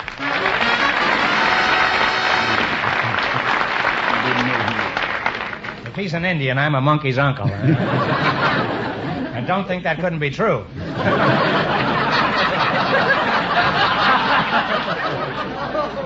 You have 73. Get this master mathematician here. I had it for a minute. Where do you live? I bet you don't know where you live. Yes, I do. 15300. I live up there. There you are. You have... here it is right here. All right. $73.50. All right. Now, how much of this are you going to risk this time? 73. No, 70. 70. Leave 3.5. Let me get a hamburger out of this. Chief said he hopes to get enough for a hamburger out of this. What was the name of the president who was a major general in the Civil War? He was assassinated by a disappointed office seeker. He's a general. He ain't saying which side of the fence he was on. Could have been in the South or the Yankees. Oh, I'm sorry. It was James Garfield. There's only been 3 presidents assassinated. You should have known that. You now have $3.50. See how quickly Fenneman figured that out? Yeah. Well, let's shoot it all. Sure. All right, here's your last chance to be the other couples. How much will you bet? Everything? Oh, sure. What is the name of the president who was the hero of the Battle of New Orleans? He was called Old Hickory. Andrew Jackson. Andrew Jackson is right. Wait a minute, fellas. We can't let you go away with just $7, so... No, you can't even get a hamburger besides. Can't have anybody going away from here broke. I'll give you one more question. Get it right, and you win $10.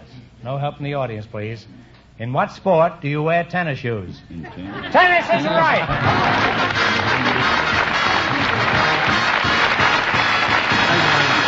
Thanks, and good luck from the DeSoto Plymouth dealer. We invited some people to the show tonight, Groucho, who give intelligence tests. And just before we went on the air, our studio audience selected Mrs. Jean Judson.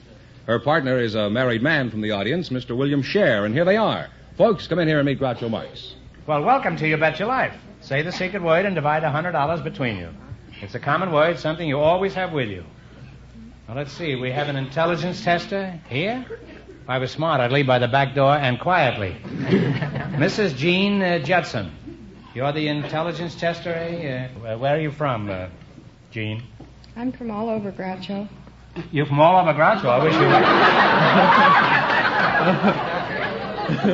Where are you from specifically, Jean? I was born in Chicago, Groucho. You were born in Chicago? Yes. Then I went to Kansas, then to Idaho, then to Minnesota. What were you doing? Were you selling vacuum cleaners? Why were you traipsing around the country? Well, my father's job changed, and then my mother's job changed, and then I finally got out of college and found my own. Found your own mother and father? No. That's kind of sad, a woman searching all over America for her parents. Where were they at the time? Were they with you when you were born? I think so. Well, that's handy, I think. Now, what's your hometown, William Shearer? Louisville, Kentucky. Louisville, Kentucky, huh? What sort of work do you do, Well, when William? I was on the road, I sold ladies' lingerie. Well, that's pleasant and intimate. What are you doing now? Well, I'm waiting for my orders to report for the Army. I'm drafted. Oh. Well, I don't know what to say about that, except that that is not the ideal place to sell lingerie.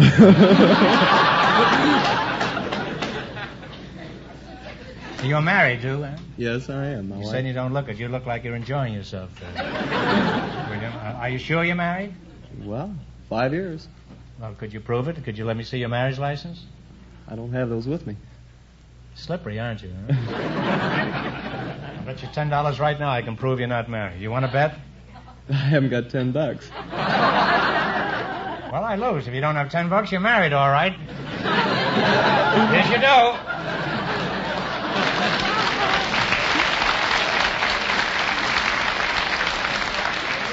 Thank you.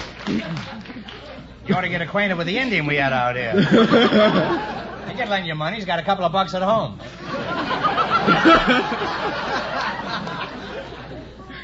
If I keep on chattering, I'll not only prove I'm a dope, but also that I'm broke. Let's talk about this intelligence testing. Who do you work for, Gene? Oh, I forgot I was talking to intelligence. I beg your pardon. Whom do you work for? Have to be careful. Somebody from the New Yorker might be listening. Who do you work for, Gene? I work for the Educational Testing Service. Well, what kind of a racket is that? What do they do? We test the high school seniors who are applying for entrance into college. Let me see you try it on Bill over here. Huh? Ask him some questions. Go ahead, Gene.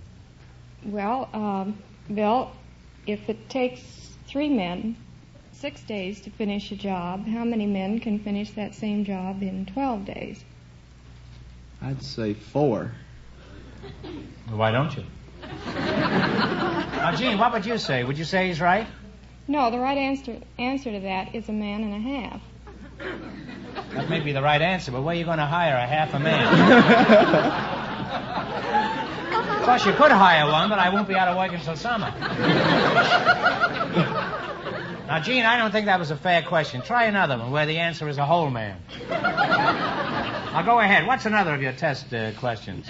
Well, here's one for you, Groucho. If you see a train approaching very fast on a track, and you see It's a good place for it. and if you see that a piece of rail is missing from the track, what would you do? I'd get off and take the American Airlines. Well, I have a choice of what? You have a choice of 3 answers. Would you look for a piece of missing rail to fit in? Would you call an ambulance? Or would you signal the engineer to stop the train? Well, let's see. Is the train going north or south? It doesn't matter. It doesn't matter, huh? No. It would to me if I was on the train. Okay, let's say I call an ambulance. Am I right? No, you should signal the engineer to stop the train. That's not true. By the time I figured out the question, the correct thing to do would be to call an ambulance.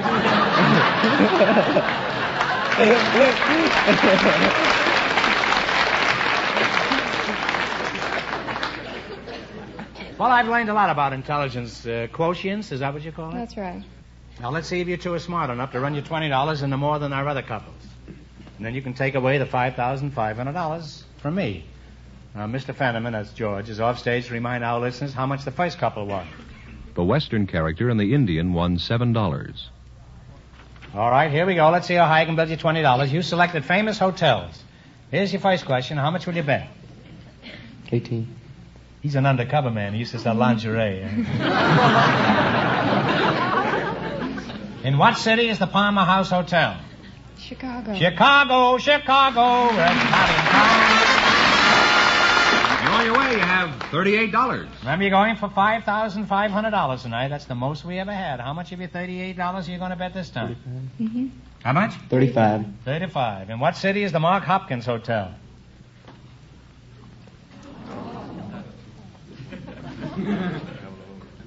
Atlantic City? I'm sorry, kids. It's San Francisco. You should have known that. It's a very famous hotel, and you've been on the road all these years. You have $3 now. Oh, that's a shame. Here's your third question. How much of the three you're going to bet? I'm going to bet it all. In what city is the Townhouse Hotel?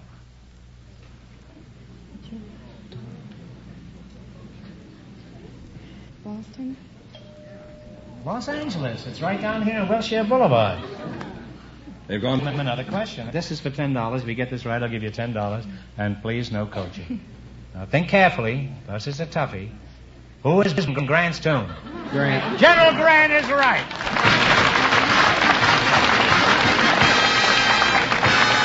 Thanks and good luck from the DeSoto Plymouth Dealer. Groucho, we invited some beauty contest winners to the program tonight, and just before we went on the air, our studio audience selected Vera Miles. Her partner is a bachelor, Mr. Victor Desney.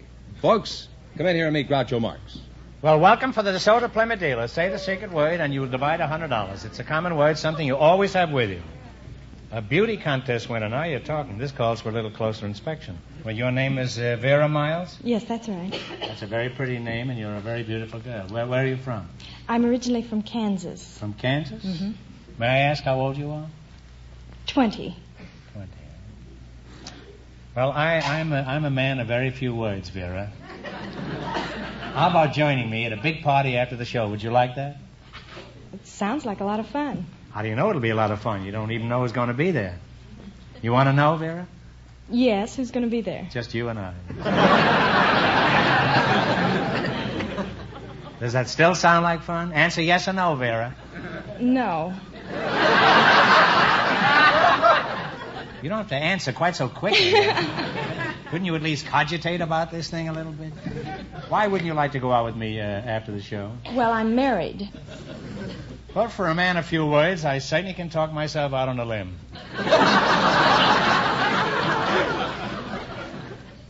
Are you married? Yes. Mr. Victor Desney, you're still here, are you? You pardon me for ignoring you, but it's the best I can do at the moment. Where were you born, Mr. Desney? I was born in Montenegro. Well, how long since you were in Montenegro? I left when I was just a baby. I went to Albania, the home of my parents. Uh-huh. I must be slipping. I'm standing next to a beauty contest winner. And what am I doing? I'm talking about Yugoslavia and Albania.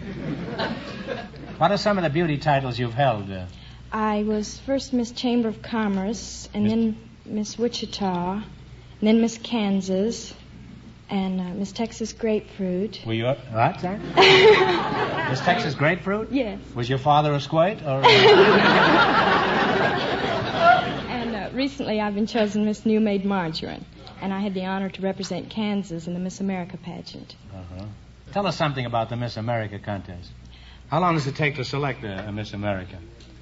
It takes a week so that the judges can completely get acquainted with the girls.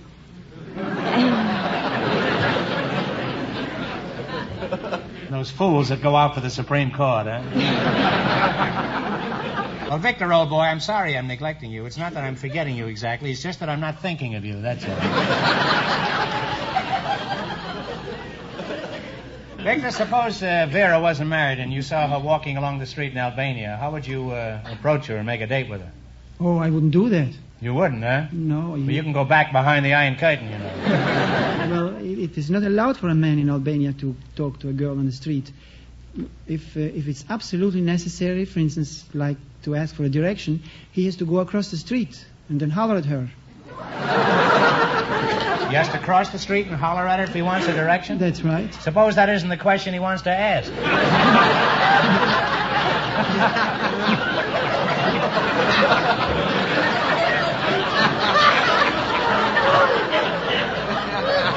How is she going to be able to reach him and slap his face? Unless she's got the arm of a gorilla. In that case, he wouldn't want her. Now, Victor, do they have bathing beauty contests in Albania? No. The Don't women... they bathe in Albania? Yes, they do, but the women are not allowed to expose their bodies in public.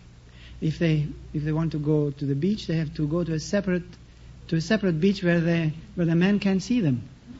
Well, what's the sense of bathing then? Well, do they wear bathing suits on the women's beaches? Yes, they do.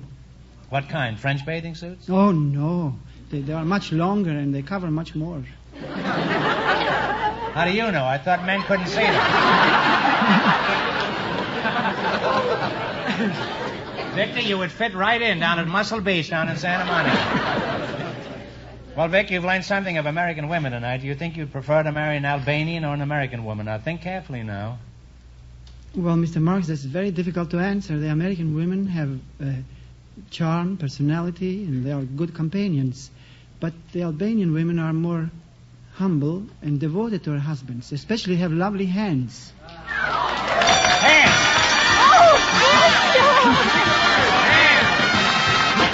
Victor, you said hands, and you and Vera are going to split $100 between you. There you are, my lad.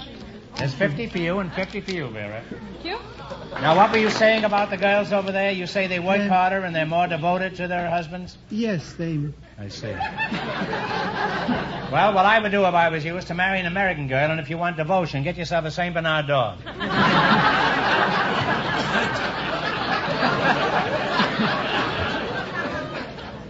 Well, you make a very attractive couple, and it's been a pleasure talking to you, and I'm sorry you're married, Vera.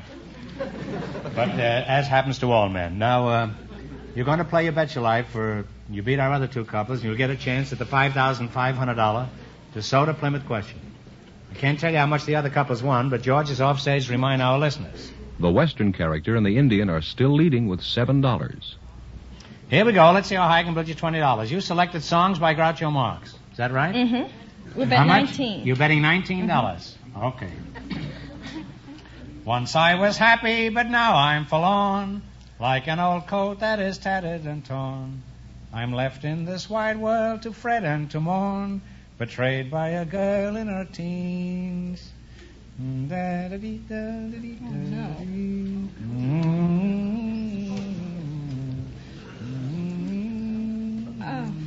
Oh, I'm sorry. I'm terribly. The Man on the Flying Trapeze. Oh, I know I sing very badly, but I thought you'd recognize that.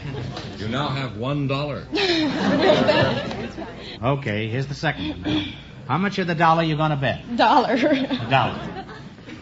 Boys and girls together, we could sing and waltz while Chico played the organ. Da, da, da, da, da, da, da. On the streets of New York. Oh, that's close enough. On the sidewalks of New York. Well, you're climbing a little bit. You have $2 now. You're way up there, Vera. You've climbed up to $2. Now, how much are you going to bet on this one? Of course. All of it? Some think the world is made for fun and frolic, and so do I, and so do I. Some think it's well to be all melancholic, to pine and sigh, to pine and sigh. But I love to spend my time, and I don't know if I get a chance to sing. I'm singing. Funiculate, funicular. Now you have $4. Now you got $4. It's your last chance to beat the other couples. How much of the $4 you going to bet? Bet all of it. You're going to bet all of it. That was a shame, that one question. Okay, it's your last chance to be the other couples. You're going to bet $4. Da da da da da da. They say such things and they do strange things and da da da da da da. I'll never go there anymore. Da da da da da da.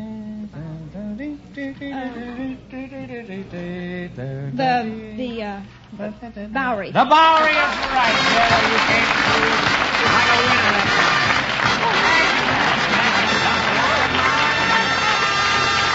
I can say you did come through because your $8 total means that you get the chance at the DeSoto Plymouth $5,500 question.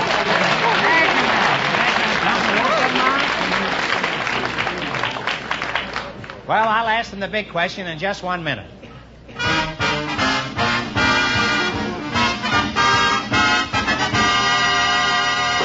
Here it is, the first week in April, and time to start thinking about getting your car ready for the warmer spring and summer months ahead. To put it in tip-top shape, to add more life and real pep to the engine mile after mile after mile, bring your car to a DeSoto Plymouth dealer for a spring tune-up. Here you get treated fairly and squarely, and you get expert service. For the mechanics at a DeSoto Plymouth dealer are trained in factory methods, and they use factory-designed and approved equipment. They'll inspect your car thoroughly, give your engine a complete tune-up, and check the electrical system. And they'll see to it that the radiator is drained and flushed, the chassis is inspected and lubricated, and do the countless other jobs that will assure you of thousands of miles of trouble-free driving. So no matter what kind of car you own, stop in for that really thorough spring tune-up at the sign of a DeSoto Plymouth dealer. Any of the more than 3,000 authorized DeSoto Plymouth dealers will be happy to serve you promptly, efficiently, and at a fair price.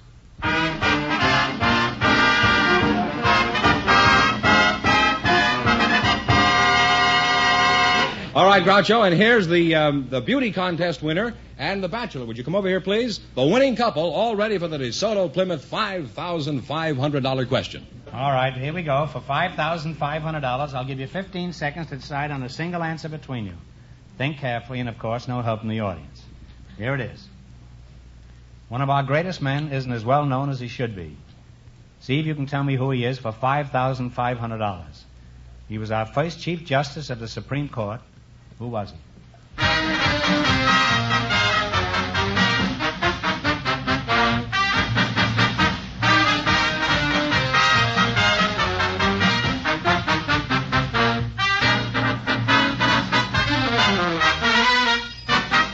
All right, what's the answer you two have decided upon? Johnson? No. No, it's John Jay, J-A-Y. Oh, I knew it. I'm terribly sorry. Well, that means the big question next week will be worth $6,000. Well, you lost the big money, but you won $8 in the quiz. Congratulations, and $100 for the. You got $108. Well, that's not too bad. Yeah. Congratulations, and thanks to both of you and to all of our contestants on the show tonight. Thank you.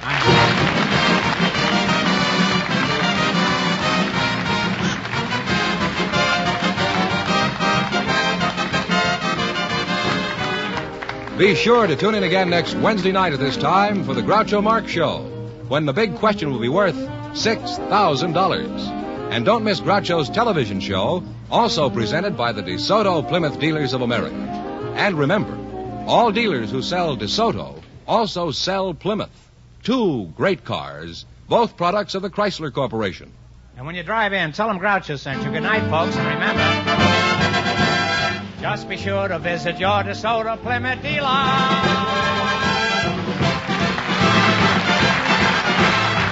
Folks, here's a reminder from the National Safety Council. Don't stick your neck out in traffic. You Bet Your Life, transcribed from Hollywood, is produced by John Goodell. Directed by Robert Dwan and Bernie Smith. Music by Jerry Fielding. This is George Fenneman, signing off for the more than 3,000 DeSoto Plymouth dealers from coast to coast.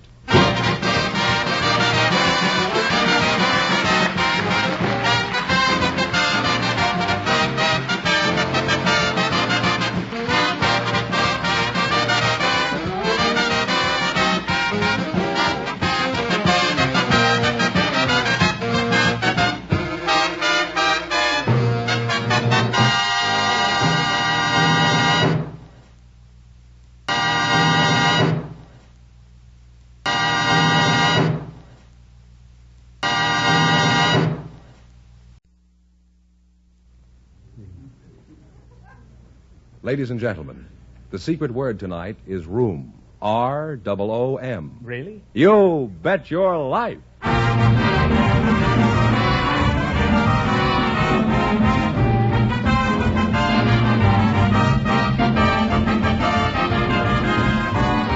The more than 3,000 DeSoto Plymouth dealers of America present Groucho Marx in You'll Bet Your Life, the comedy quiz series produced and transcribed from Hollywood. And here he is, the one, the only... Groucho! That's me, Groucho Marx.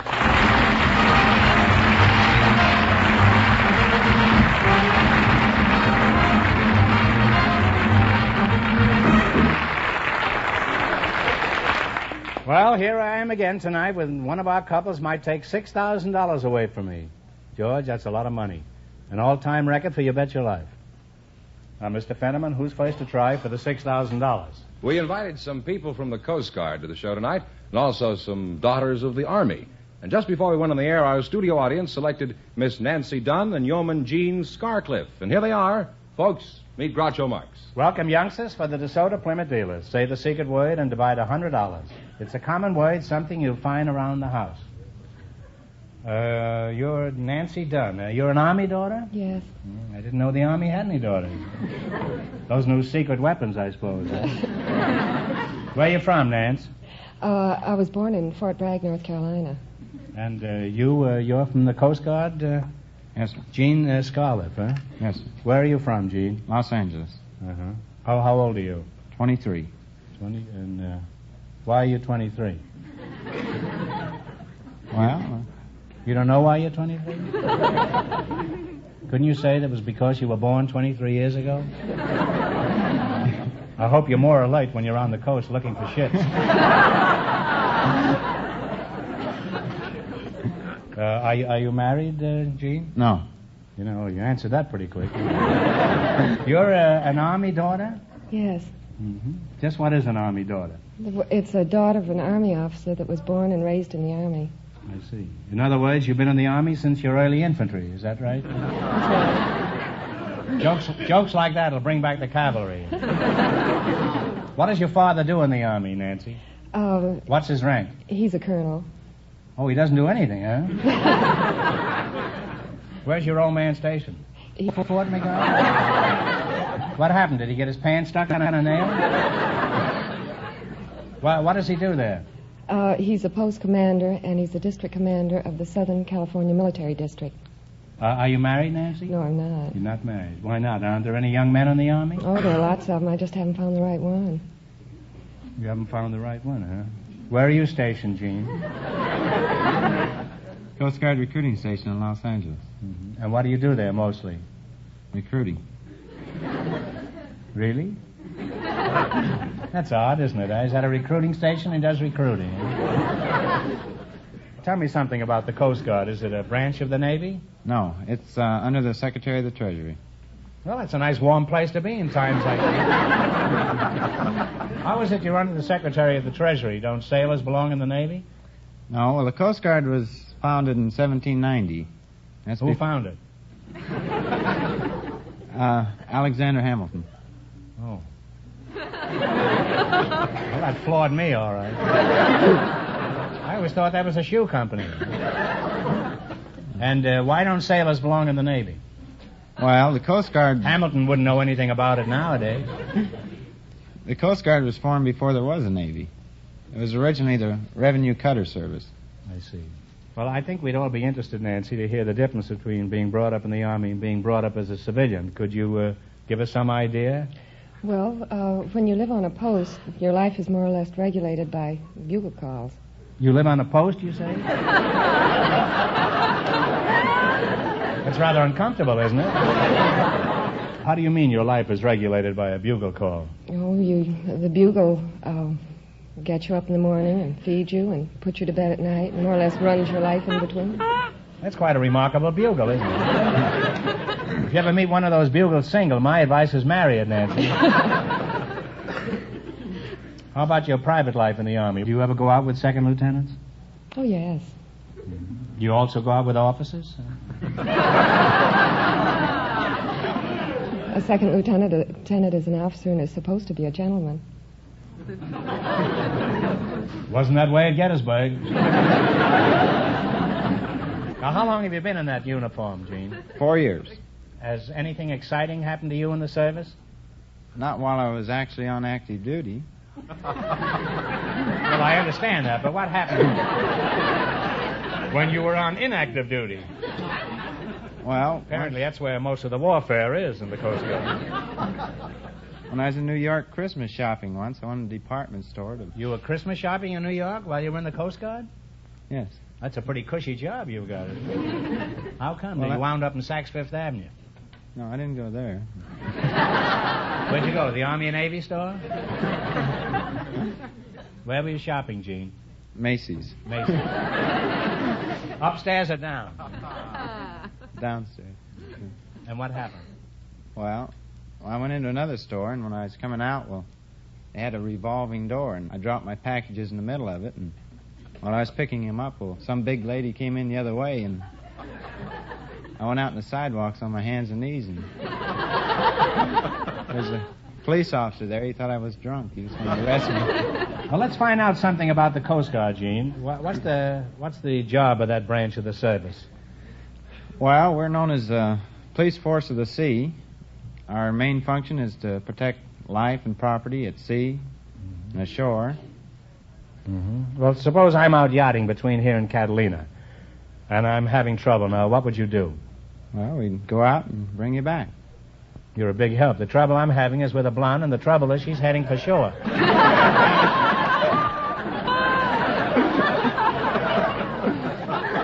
Well, you're a very attractive couple, and Nancy, if I call to ask you for a date, I'll call Gene first, just to make sure the coast is clear. Now, let's see how well you work together as a team. You just 1 minute, you're going to play You Bet Your Life for a chance at the $6,000 question. But first, here's something of interest to everyone.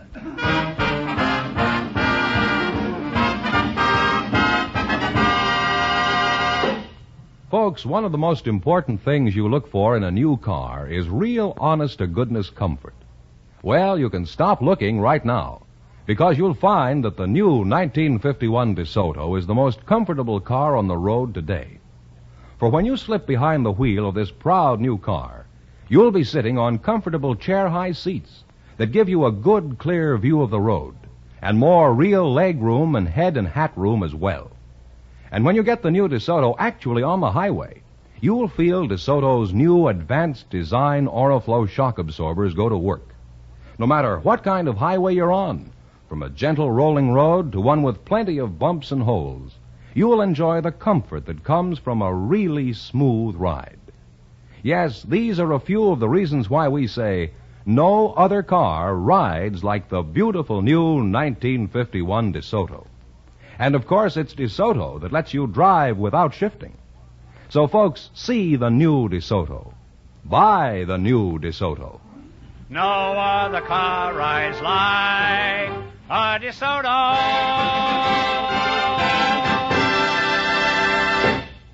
All right, now let's see if you two will get a chance at the $6,000. Mr. Fenneman, would you explain the rules? You bet as much of your $20 as you want on each of 4 questions. And the couple that earns the most money gets a chance at the DeSoto Plymouth $6,000 question at the end of the show. Here we go. Let's see how high I can build you $20. You selected stars of motion pictures. Here's your first question. How much will you try? 15. 15? Who plays the aging Broadway star in the picture All About Eve? Betty Davis. Betty Davis is right.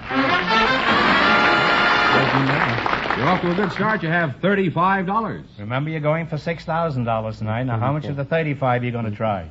34. 34. Who is the male star of Harvey? James Stewart. James Stewart is right.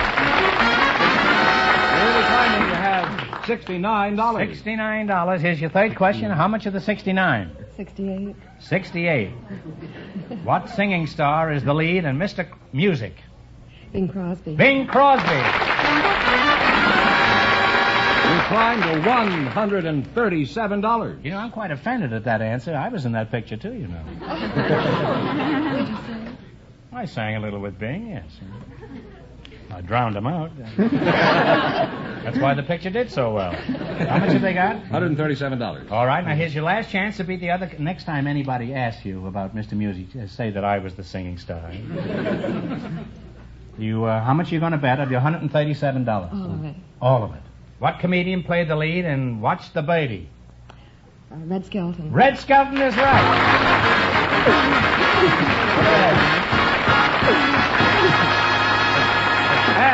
DeSoto with a grand total of $274. Thanks and good luck from the DeSoto Plymouth dealers. Just before we went on the air, our studio audience selected a man from a pet shop, Mr. Phil Blanchard.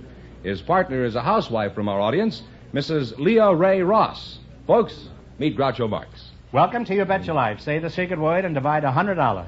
It's a common word, something you'll find around the house. You're from a pet store? Where are you from, Mr. Blanchard? I'm from Grand Rapids, Michigan, Uh-huh. the furniture capital of the world. Furniture capital of the world. Is that the capital of Michigan? Grand Rapids? No. Or what's the Yes. regular capital of Michigan? Lansing. Lansing, yes. I know, because I was once operated, and that's what they did. They did a lot of Lansing, and I'm sorry I started the whole thing. And how long since you left Grand Rapids? 13 years ago. 18 years ago. And, what does your husband do, Mrs. Ross? He merchandises women's dresses. And do you allow that? Brings in money. Uh-huh. Does it bring in your husband? Well, Do you have any hobbies? oh yes. How do you spend your spare time? I give all my spare time to the Red Cross. Well, I can't think of a more important way to spend your spare time. What do you do for the Red Cross? Oh, in case of disaster, we help. We drive the bloodmobiles, and we get women to help in the volunteer work in collecting funds.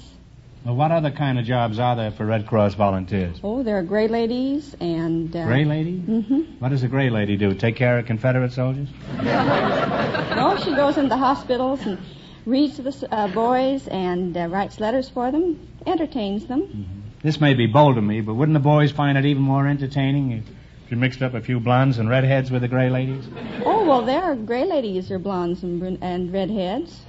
Isn't science wonderful? Are there many volunteers working for the Red Cross these days? Yes, but we can always use more, and we can use more blood donors. Mm-hmm. I wonder if the American people realize the importance of the work you're doing. We need more women like you, Mrs. Ross. What is the name of your pet store, Mr. Blanchard? Beverly Pet Shop, 448 North Beverly Drive, Crestview, 50820. And if the St. Bernard answers, hang up. What kind of pets do you sell in your store? Cats, dogs, fish, birds. Well, what do you feed your different pets? Oh, we feed the cats cat food, and dogs dog food, fish food. So you can get logical answers from these people. Anything unusual ever happen in your pet shop? Like your customers giving you the bird? Oh, well, we have had a biology teacher come in and ask for a female mouse that was with mouse. And the mouse was with mice? And definitely. And what happened? Jokingly, I stated that if the mother had any babies before the sale was completed, that it would cost him 25 cents for each additional mouse. Before I could complete the sale, why, the mouse had her first baby. And he laughed quite a bit and laid down a quarter. And with that, 4 more came along. Boom, boom, boom. So before the man left, he had 18 mice. Good thing he didn't come in to buy an elephant. He'd have known immediately. I've always wondered about pet stores. Why do you always put puppies in the window? Well, they have the most appeal. I'm sure I can think of something that would have more appeal than that. You ever been down to the beach, Mr. Then you know what I'm talking about, eh? I understand. You put a live whale in your window, old boy, and I guarantee you. I fooled you, didn't I, eh? You thought I was going to say an octopus. Well, you make a very interesting couple, and if I want a pet, I'll be sure to keep out of your store. Now, let's see how well you work together as a team. You're going to play You Bet Your Life for a chance at $6,000. I can't tell you how much our first couple won, but Fenneman's off stage to remind our listeners. The Coast Guardsman and the Colonel's daughter won $274. Here we go. Let's see how high I can build you $20. You selected Name the Fruit. How much you going to bet? We'll bet half of it. Half of it. That means you're going to bet 10? That's right. What kind of fruit is a Valencia? Orange. An orange is right. And you're on your way. You have $30. Good thing we didn't have the Coast Guard boy. He'd have probably said a navel orange. Now, remember, you're going for $6,000 tonight. Now, how much of the $30 are you going to bet? Do you want to bet half of that? 25? Now, 25? over your partners. Fine. 25. What kind of fruit is a concord? A grape. Grape is right. Now you climbed to $55. Here's your third question. How much of the 55 are you going to bet? Let's make it 50. 50. 50. What kind of fruit is a bellflower? Apple. An apple. You now have $105. Here's your last chance to beat the other couples. How much of the 105 are you going to bet? All of it. All of it. What kind of fruit is a green gauge? Plum. A plum is right.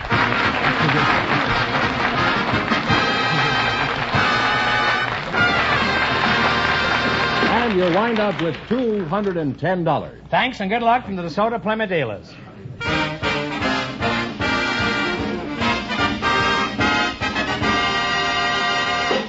If you're in the market for a used car, remember this. The place you buy it is your best assurance of getting a real value. That's why it will pay you to get your used car from a DeSoto Plymouth dealer. Here's where you can buy with confidence from a reliable and respected business organization that's proud to be a part of your community. Rest assured that the used car you buy from a DeSoto Plymouth dealer, regardless of its make or model, is a good car. Because he has modern equipment and scientific reconditioning, a DeSoto Plymouth dealer is able to offer you really excellent values in used cars. That's why at a DeSoto Plymouth dealers, you're certain to find the used car that best fills your needs and best fits your pocketbook. And you'll be amazed at the low prices, the easy terms. So if it's a used car you're after, remember, get it from a dealer you know you can trust. For a fair and square deal every time, get your used car from a DeSoto Plymouth dealer.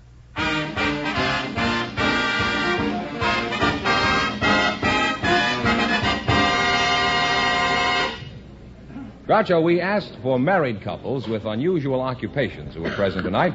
And just before we went on the air, our studio audience selected Mr. and Mrs. Hal Linker. And here they are. Folks, come on in here and meet Groucho Marx. Welcome for the DeSoto Plymouth dealer. Say the secret word and you win $100 in cash. It's a common word, something you find around the house. Mr. and Mrs. Hal Linker. Linker, eh? Mr. Linker, you certainly have an attractive wife. Thank you. Don't thank me. I had nothing to do with it. Where are you from, Hal? Oh, I'm from Washington Heights in New York City. Oh. Why did you come out here? Well, I came out here to make a career of lecturing. Of lecturing? Yes. I see. And Mrs. Linker, that's you, I suppose, huh? Yes. What is your hometown? Hafnarfjörður. Well, Gesundheit. Now then, I asked you, where are you from? Hafnarfjörður. Still the same old place, eh? I gave you a chance to change. Now, how do you spell Hafnarfjörður? Hafnarfjörður.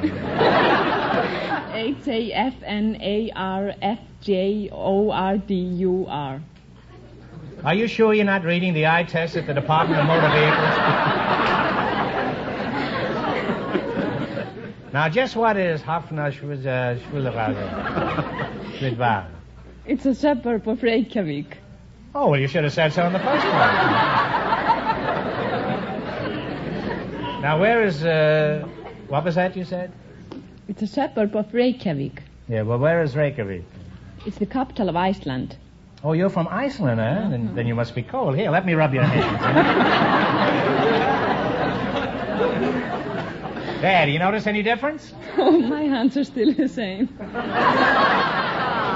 not talking about your hands. Mine are red hot. I can't keep calling you Mrs. Linker. What's your full name? Halla Guðmundsdóttir Linker.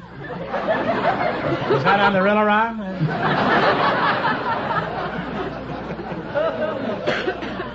Would you mind spelling the whole thing out? Oh, it's a little bit long. Well, we have plenty of time tonight. H-A-L-L-A, my first name, and then Guðmundsdóttir, G-U-D-M-U-N-D-S-D-O-T-T-I-R. By the time you get through with that, the train has left and you're probably around Kansas City. Well, before you married Hal, what was your maiden name, Hadla? Halla Guðmundsdóttir. Hadla Goodman's daughter? Mhm. Was your father named Goodman's daughter, too? No, my father's name was Gudmund Þórðarson. You see, in Iceland, the children, they get their last name from the father's first name by adding son and or daughter to it. The father's first name. Let me rub your hands again, man. Now, let's see if I get this straight. If I were in Iceland, my little daughter Melinda would actually be known as Melinda Groucho's daughter. Is that right? That's right. A fine name for a kid to carry all through life. Well, I like her better the way she is. Melinda Hasenpfeffer. Hal, you were chosen for your unusual occupation. Just what is it? I'm an illustrated lecturer. You're illustrated? You mean you're tattooed? No, I show motion pictures and I lecture while they're running. Well, wouldn't it be safer if you were running while the lecture was going on? Well, they're really quite interesting. They're color films of various parts of the world, and people find them very entertaining and very instructive. I imagine they are. Now, Hadla, what's your occupation? I help my husband. What do? Sell popcorn in the lobby? No, I act as a secretary to him. I cheer him up and travel with him. Make sure that he doesn't forget appointments. Does Hadla really do all that for you? She's my girl Friday. Hadla, what are you doing Saturday? Hadla, where did you meet your husband? Did you meet him in Melinda's daughter? No, I met him in the Gildaskallen restaurant in Reykjavik. Oh, well, I didn't know that. Would you break this down? How did you meet Hadla? Well, I was in Iceland making my newest motion picture, and a mutual friend of ours introduced us in this restaurant, and I asked her if she'd like to be in the movie. You say you asked her if she wanted to be in the movies, and that broke the ice, eh? I've tried that same line 100 times. Maybe I should go to Iceland. It doesn't seem to work at RKO. Hal, getting back to your lecture racket, tell me, what are some of the places you visited? Oh, I've been to many places in the world. Tokyo, Hong Kong, Canton, Bangkok, Rangoon, Singapore, Paris, London, Rome, Copenhagen. Well, you've certainly covered all the spots, haven't you? You've mentioned every place in the world and a couple that are out of this world. Hadla, can you think of any place that he might have skipped? Well, he didn't mention Hafnarfjörður.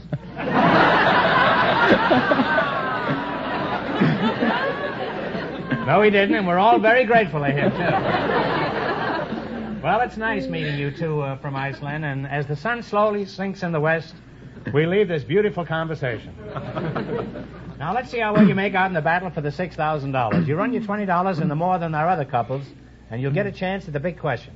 I can't tell you how much they won, but George Fenneman is off stage to remind our listeners. The Coast Guardsman and the Colonel's daughter are still ahead with $274. Now, here we go. Let's see how high I can build you $20. You selected Name the Profession. Here's your first question. How much will you bet? 15? 15. $15. Okay. What does an astronomer study? The stars. The stars is right. On your way, you have $35. Remember, you're going for $6,000 tonight. Now, how much of the 35 you're going to try? 30? 30. What does a zoologist study? Animal life. Animals is right. You now have $65. Here's your third question. How much of the 65 you're going to go for? 60? Yeah. Let's try 60. $60. What does a zoologist study? A zoologist. Insects. Talk it over now. Would you pronounce it again? Seizmologist. It was my stupidity. Earthquakes is right. Now, how do you pronounce it? Seismologist, I believe. Seismologist. You now have $125. Here's your last chance to beat the other couples. How much of the 125 are you going to go for? Let's try 120. 120. Okay. What does an archaeologist study?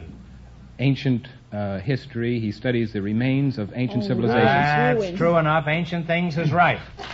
Which means you wind up with $245. And that means the Coast Guardsman and the Colonel's daughter with $274. Get the chance at the DeSoto Plymouth $6,000 question.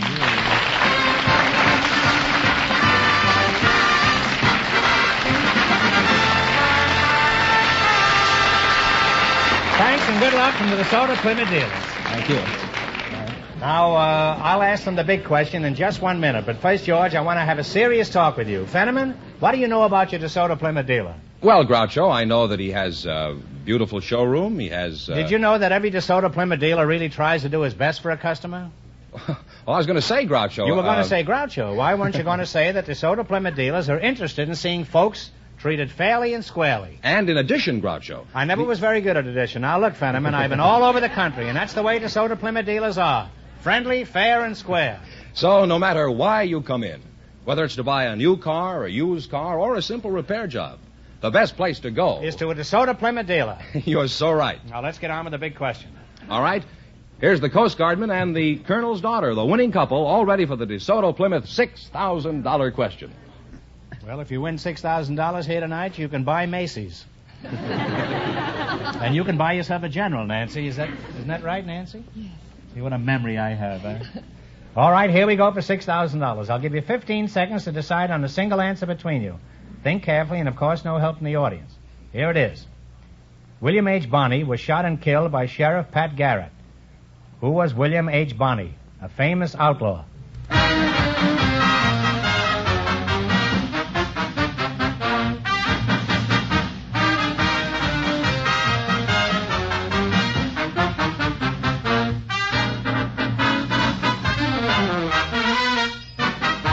All right, what is the answer you two have decided upon? Billy the Kid. Billy the Kid is right.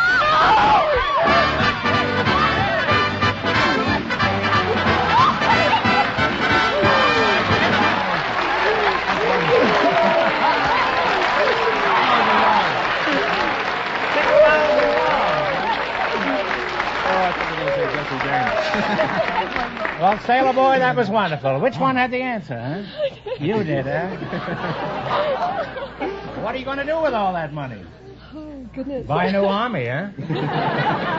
What are you going to do with all that money, Nancy? Help support this one. Buy some war bonds with some of it. Well, that's a wonderful way to spend the money. And what are you going to do, kid? Well, I think I'll split it up with some of the fellows up the office and keep the rest to send my little kid sisters to college. Well, that's wonderful.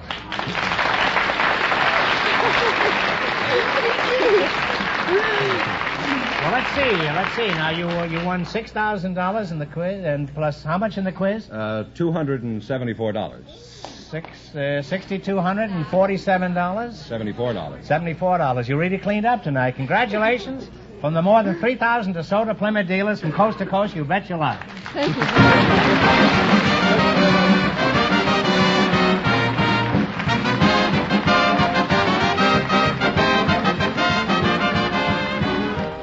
Be sure to tune in again next Wednesday night at this time for the Groucho Marx Show, when the big question will be worth $1,000. And don't miss Groucho's television show, also presented by the DeSoto Plymouth Dealers of America.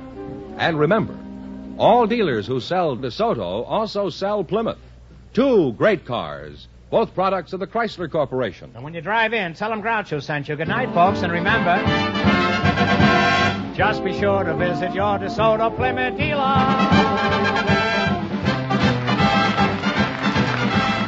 Folks, here's a reminder from the National Safety Council. There's no trick to safety. It's just common sense. You Bet Your Life, transcribed from Hollywood, is produced by John Goodell, directed by Robert Dwan and Bernie Smith, music by Jerry Fielding. This is George Fenneman signing off for the more than 3,000 DeSoto Plymouth dealers from coast to coast.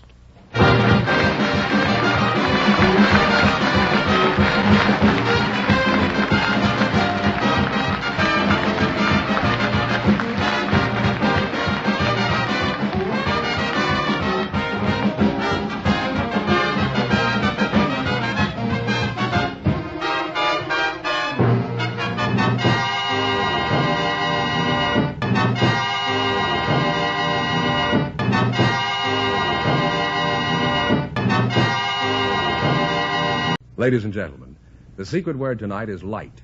L-I-G-H-T. Really? You bet your life.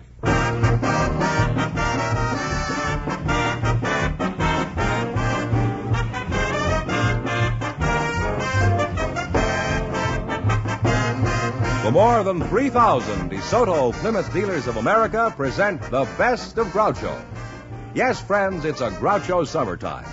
By popular demand from your letters, from rating histories, and the acclaim of critics, the DeSoto Plymouth dealers bring you selected shows from You Bet Your Life, the comedy quiz series produced and transcribed from Hollywood. Groucho Marx is on vacation, friends, and will return in the fall. Until then, it's fun and laughs each week this summer as we proudly present some of the best of Groucho's past shows. And here he is, the one, the only... That's me, Groucho Marx.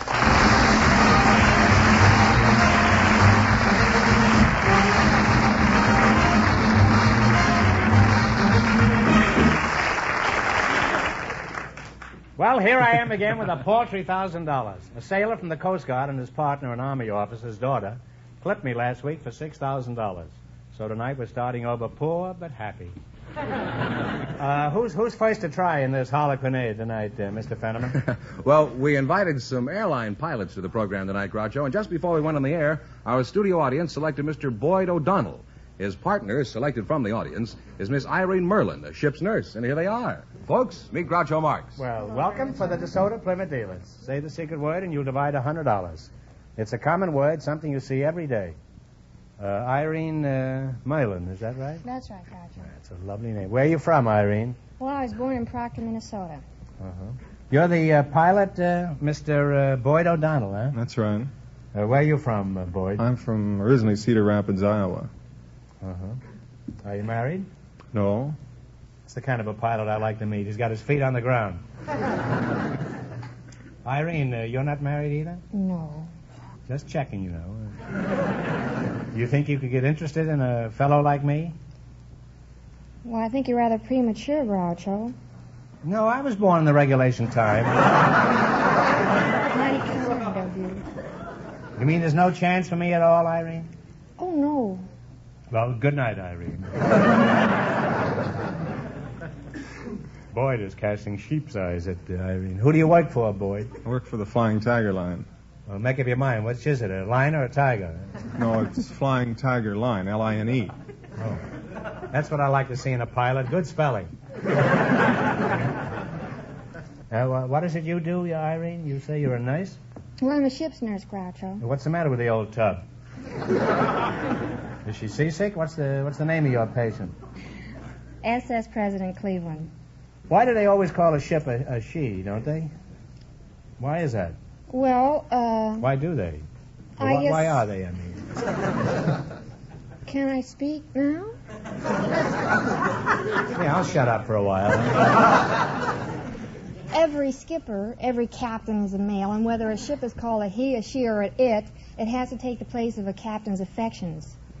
Well, there's no point in getting angry about it, Irene. Pardon me, you're just confusing me. I'm trying to be as benevolent as all get out here. Now, who owns the President Cleveland? American President Lines. Where do you travel on your ship besides fore and aft and port and starboard? Well, Pretty nautical stuff, eh? Avast there, mates. Does that do anything to you, Irene? Terrific. Does nothing to me, eh? Well, anyway, where do you travel? Well, we make a complete tour of the Orient, Groucho. We go to L.A. and then Hawaii. What? Pardon me. You make a complete tour of the Orient? You go to L.A.? What kind of... I've heard this town called many things. San Francisco. Oh, I see. From San Francisco to Los Angeles every other trip. Mm-hmm. From there we go to Hawaii and then Japan, China. You go to where? What was the other place? Hawaii. I'm all right. How are you? I always say that if anybody says Hawaii. Japan. And it never gets a laugh either. But it's something to live with. That's all.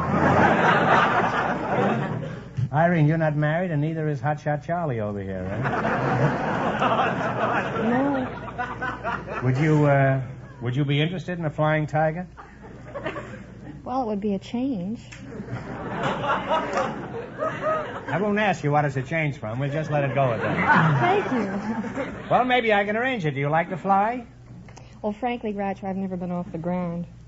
Irene, you old ship's nurse, your anchor's dragging.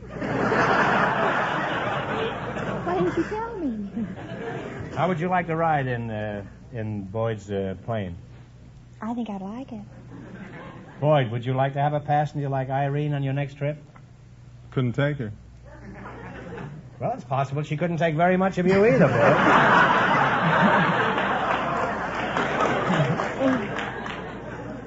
We're a very friendly trio, don't you think?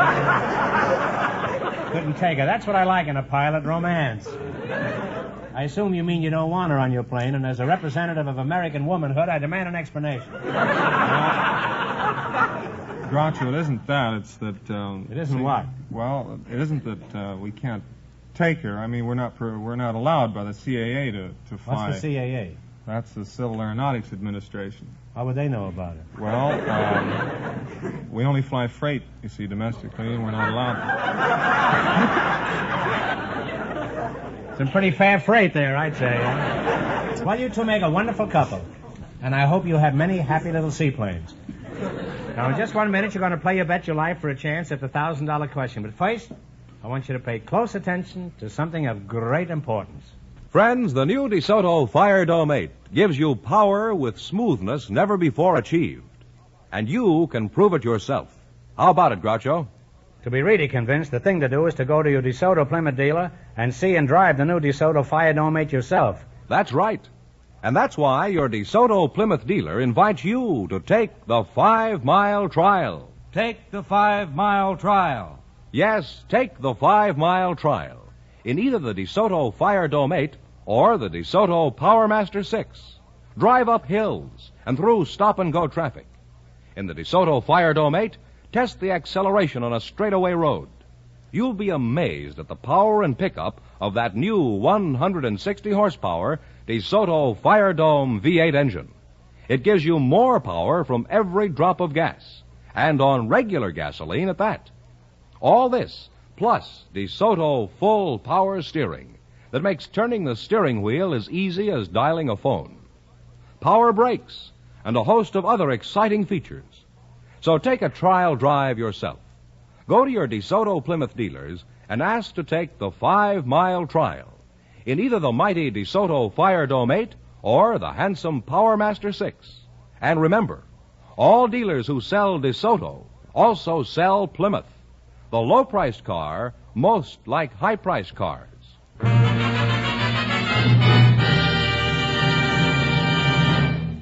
All right, now let's see how you make out in the quiz. Mr. Fenneman. Yes, sir. I used to call him George, but we got so many complaints. This is, we got letters saying, what do you call this guy Fenneman for? Call him Mr. Fenneman or George.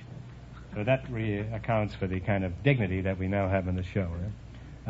Fenneman, explain the rules, huh? All right. You bet as much of your $20. Fenneman doesn't laugh at me, he gets bounced. You bet as much of your $20. There's nothing a man won't do to retain a job. You bet as much of your $20 as you want on each of 4 questions. And the couple that earns the most money gets a chance at the $1,000 DeSoto Plymouth question at the end of the show. All right, now let's see how high I can bid you $20. You selected, what's the number? How much are you going to bet of your $20? Let's bet 15. Okay. How many blind mice? 3. 3 is right.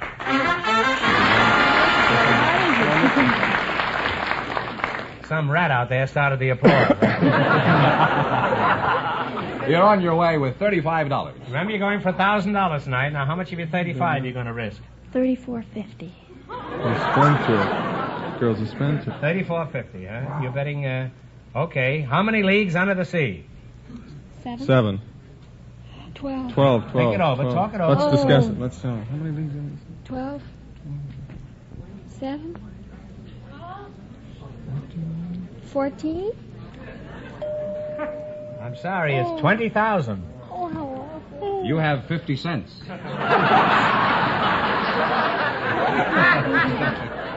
Here's your third question. Now, how much of the 50 cents are you going to bet? Now, don't go crazy now. It'll be My Spencer's. friend says 49 cents. He's still your friend, Irene? Indeed he is. Well, it shows you money isn't everything. Okay. How many men on a dead man's chest? 7. Well, say it out loud. 7.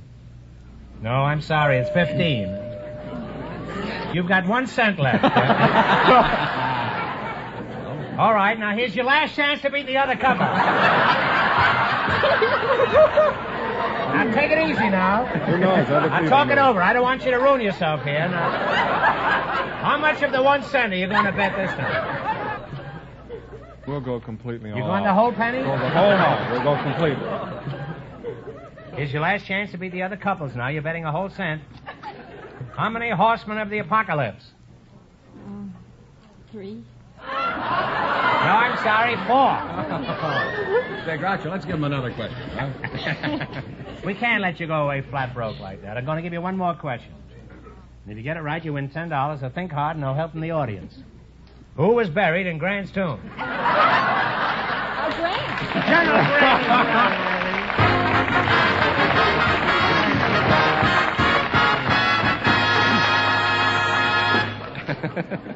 We invited... I bet they make a fat living on quiz shows, those two. I hear they go from quiz shows to quiz show, cleaning up all over. Groucho, we invited some studio location men to the show tonight, and just before we went on the air, our studio audience selected Mr. Jack Lawton.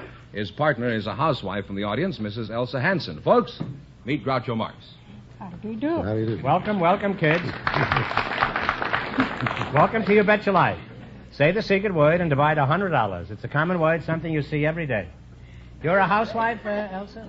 Yeah, I'm housewife. I'm running lumberjack boarding house. Oh, gee, I wouldn't think so. I thought you were a toe dancer. Where are you from, Elsa, old girl? I'm from Witten, Minnesota. That's farthest up northwestern Minnesota. No more road and no more railroad. No more road and no more railroad? Yes, That's the sir. name of the town you come from? Vinton. Oh, Vinton, huh? Yes, sir. Well, how is it in the summer? Summer is wonderful. Good fishing. Good fishing, huh? Mm-hmm. And Mr. Jack London, huh? Lawton. Lawton. Yeah. You're the location man? Yes, sir. What is a location man? Well, a location man is a sort of an explorer for a motion picture company. I see. Well, I've done a little exploring around the studios myself. Mhm. Never had much luck, though. Where are you from, Jack? Philadelphia. Philadelphia? Yeah. How long have you been out here, Jack? Well, I came out here originally in 1915. Mm-hmm. I've been out Universal practically ever since. That's a fine joint out there, isn't it? That Universal joint out there. I try anything. You can't. A joke may jump up from any place. Huh? Now, Jack, as a location man, just what do you do? Well, usually find locations for the company to shoot different parts of the valley out here and around the surrounding country. Well, pretend I'm a big producer and I'm spending millions on a picture about Africa. Now, where should I shoot it? Oh, Africa. They pay him $1,000 a week to answer questions like that. Suppose I don't want to go to Africa. Now, find me a good location around here. What do you suggest? Oh, the San Fernando Valley. San Fernando Valley? Yes. Is the equivalent of Africa? Well, you can find most anything out there. Now, let's get located again. Yeah. Tell me, what are some of the odd places you've had to find in California? Well- Besides Hollywood on a foggy night. Well, we found the French Riviera up around Santa Barbara. We found the White Cliffs of Dover at Portuguese Bend. And we found Italy right back in the Chatsworth Mountains there. Well, how closely do these places actually resemble the original? Why, Chatsworth there looks more like Italy than Italy itself. I see. Have you ever been to Italy? No. Well, then how do you know what it looks like? Well, I've seen lots of pictures of Italy. Which ones, for example? Well, the Bell for Adano and several other pictures. I see. Where'd they make them? Chatsworth. Well, I'm sorry I insulted you. For a moment, I thought you were a four-flusher. What sort of work does your husband do, Mrs. Hanson? I don't have no husband. I've been widowed 19 years. Oh, that's why you were eyeing me up before, That's what eh? I do. That's what I do. Now, did anything unusual ever happen in your boarding house that you could tell us about, Mrs. Hanson? Yeah. So I remember I went 3 years ago to California. Oh, you've been here No, before? not California. I mean Florida. Oh. So then I say to Well, them. there's not much difference. Yeah, that's Except that it's much warmer here than it is yeah, in Florida. I know. I like it better here. Well, you better. You Yeah. want to win any And, money here tonight. I say to there was only one left there. Then he didn't took his stuff and went to the other boarding house. I said, Joe, you better hurry up now. I go in the morning. He says, now, Mrs. Hanson, when you go away, you say, so, I'm going to die. I say, oh, Joe, I can't be here taking care of you. I say, you don't going to die anymore now when I'm away, and you can go to the other one. And you know he died. And I feel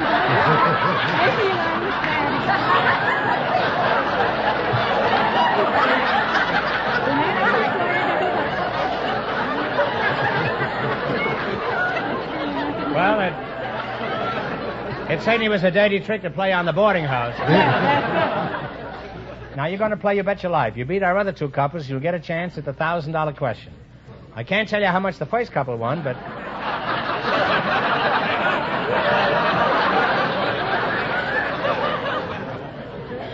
I'll give you a hint. They didn't win all the money. But Mr. Fenneman, sometimes known as George, is going to remind our listeners. The pilot and the ship's nurse lost all their money, so these people have a clear field. Here we go. Now, let's see how high I can bid you $20. How much of the 20 are you going to bet? 15. Yeah, $15 bill. $15. Yes. You selected name the state. Here's your first question. You're going to bet $15. As late as 1947, we were acquiring national parks. The last being the Everglades. In what state is this national park? Florida. Florida is right. And you're off to a good start. You have $35. I have a hunch that you're going to beat the first couple. Remember, you're going for $1,000 tonight. Now, how much of the 35 are you going to bet? 21. Yeah. $25. $25. In Hannibal, overlooking the Mississippi, there is a statue of Mark Twain. In what state is this statue? Missouri. Missouri is right. You're really on your way. You have $60. You're sharp as a tack, and here's your third question. How much will you bet? We bet 50 then. You're going to bet 50. 50. On July 8, 1833, the Liberty Bell tolled for the last time. In what state did the bell last ring? Talk it over now. San Francisco. In what state? That was in... I'm sorry, it's Pennsylvania. They now have $10. Well, you're down to $10. That's a shame. Yeah. All right, here's your last chance to beat the other couples. How much of the 10 are you going to bet? Well, bet it all. Bet it all. The Creoles are the descendant of original French and Spanish settlers. In what state are they located? Louisiana. Louisiana is right.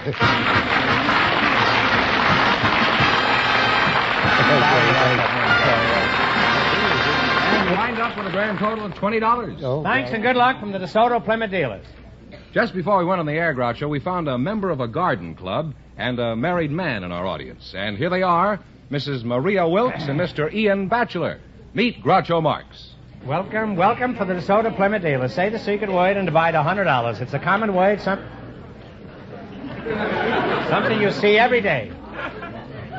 A married man and a garden club member. Is that right? Mr. Ian, is that the way you pronounce That's right. it? Mr. That's Ian right. Batchelor, Yes. huh? I thought you were a married man. I am a married man. Well, how can you be a bachelor if you're married? That's my name. What's your name? Bachelor. You know, we can get sued by Abbott and Costello for this. Who's on first? You know? Let's see, you're a member of a garden club? I am. No, you. No, I'm a bartender. You don't belong to a garden club? No, I don't.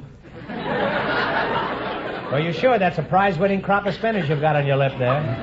What kind of a mustache do you call that, Ian? Oh, I'd call it an old-fashioned mustache. Well, cut it off and put a cherry on it. I like old-fashioned. What is your name? Maria Wilkes. Oh, Maria Wilkes, that's right. Where are you from originally? I'm from Italy and South Africa. You were born in Italy? Born in Italy, went And to South Africa, and then came here. How old were you when you were in South Africa? Well, that would be telling too much. Why do you object to telling too much? Women don't like to tell their ages. I didn't ask you your age. I just asked you how old you were when you were in Italy. You're a good mathematician. I was a child. You're still a child. Thank you. It's nothing, really. Ian, where are you from? Are you a bottle baby from County Cork? No, I'm from San Francisco. San Francisco, huh? Yes. I can't keep calling you Ian. What do your customers call you? Well, they call me Big Mac. Well, I can understand why, Mac. You look as big as a full-grown bull. Just how big are you? I'm 6'1" in height, and I weigh 300 pounds. Well, that's certainly a lot of bull. You know, if you hadn't told me you were a bartender, I'd have sworn you were a jockey. I mean, on the horse I bet on last Saturday. What size shirt do you wear, Mac? This shirt I have on is a sports shirt, and it's size extra, extra, extra large. It's certainly a lot of extras. You sound like the five-star final.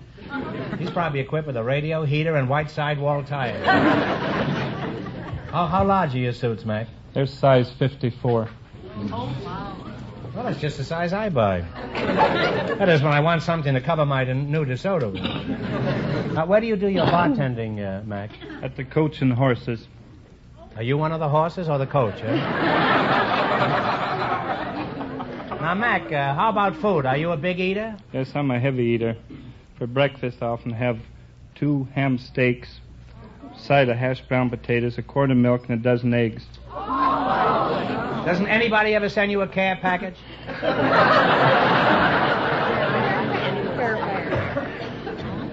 Mrs. Wilkes, what did you have for breakfast? A lemon water and herb tea. That's pretty daring, isn't it, Mrs. Wilkes? Very nice. Lemon water and herb tea, eh? I used to know a fellow named Herb Tea. I wonder if he's any relation. Mrs. Wilkes, which garden club do you belong to? The Los Angeles Garden Club, the Begonia Society, the Fuchsia Society, the Bulb Society, the Anthroposophical Society. What was that last one? Anthroposophical? What does that mean? That means the study of the higher culture of plants and all the things that go with the higher culture of plants. Could I join one of your garden clubs? We'd be delighted to have you. Well, let's not overdo it. Are there many garden clubs around here, Mrs. Wilkes? I'd say about 100. 100, eh? Why are there so many? Oh, don't you know that gardening is one of the most important and popular pastimes in Southern California? You're speaking, I presume, of outdoor pastimes. After all, Mrs. Wilkes, don't forget, there's television. Well, you've been an unusual couple, and any time I want to get a pot of geranium, I'll visit Mac's saloon. Now, all right, let's see how you two are going to make out in the battle for the $1,000. You run your $20, and they're more than our other couples. I can't tell you how much they won, but Mr. Fenneman is going to remind our listeners. The movie location man and the housewife are leading now with $20. Here we go. Let's see how high I can build you $20. You selected animals and birds and songs. How much you going to bet? Talk it over. Your partners. Don't you bet about $15? I think 15, yes. What flies over the white cliffs of Dover? This is from a song now. Do you know what it could be? No. Don't be thinking of Audubon. Be thinking of songs. You know. I don't know the songs. Well, it's Bluebirds. The Bluebirds. I'm sorry. They are $5 now, Groucho. All right, you have $5. How much you going to bet? Let's bet. 3. 3. What kind of an animal ain't what she used to be? The old gray mare. The old gray mare is right. Well, you're fighting now. You have $8. You got $8. Remember, you're going for $1,000 tonight. Now, how much of the 8 are you going to bet? 6.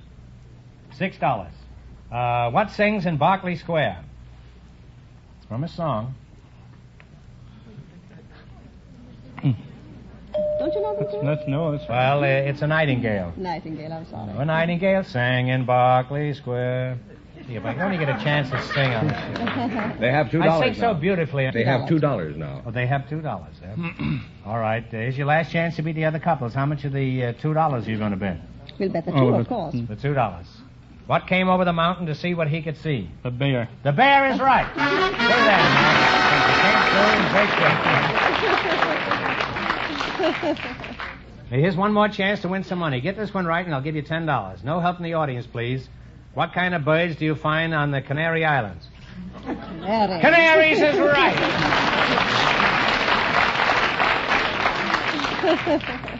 Well, you people wound up with $4. And that means our second couple, the location man and the housewife, with $20, get the chance at the DeSoto Plymouth $1,000 question.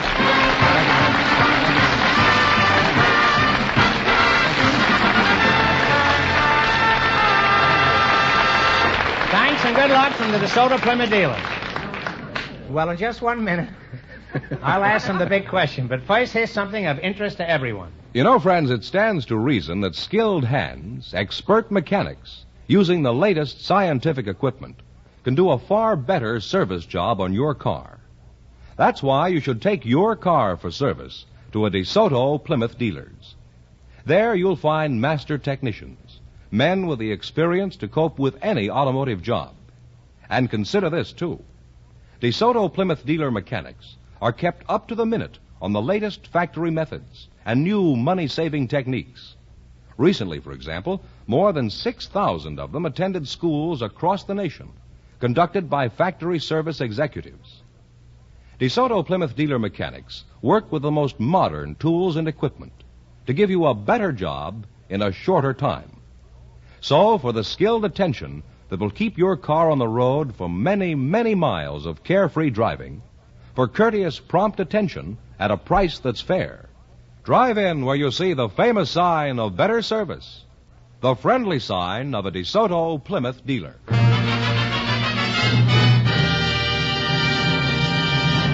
And here's the location man and the married lady, the housewife, all set for the DeSoto Plymouth $1,000 question, Groucho. All right, here we go for $1,000. I'll give you 15 seconds to decide on a single answer between you, so think carefully and please no help from the audience. Here it is. 3 famous men are often referred to as the tongue, the sword, and the pen of the American Revolution. Patrick Henry was the tongue, Washington was the sword, but for $1,000, who was the pen?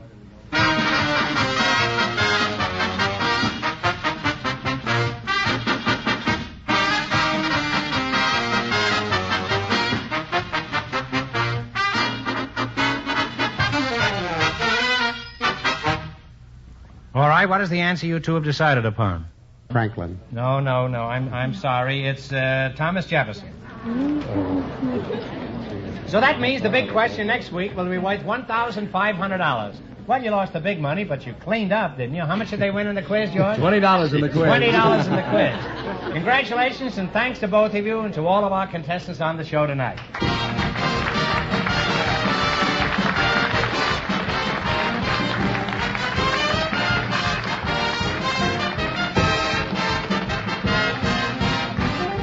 Be sure to tune in again next Wednesday night at this same time for the Best of Groucho from the You Bet Your Life series. Don't miss the Best of Groucho on television, too. Also presented by the DeSoto Plymouth Dealers of America. And remember, all dealers who sell DeSoto also sell Plymouth. 2 great cars, both products of the Chrysler Corporation. And when you drive in, tell them Groucho sent you. Good night, folks, and remember, see the DeSoto Fire Dome 8 tomorrow. Folks, here's a reminder from the National Safety Council. Good drivers drive safe cars. So wise up, check up, fix up. You Bet Your Life, transcribed from Hollywood, is produced by John Goodell, directed by Robert Dwan and Bernie Smith, music by Jerry Fielding. This is George Fenneman signing off for the more than 3,000 DeSoto Plymouth dealers from coast to coast.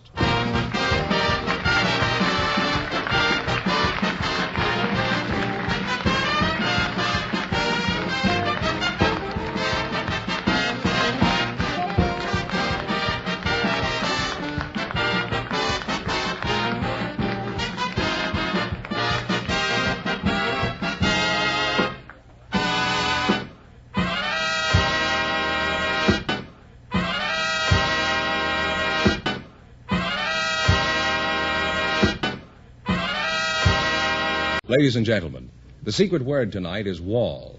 W-A-L-L. Really? You bet your life.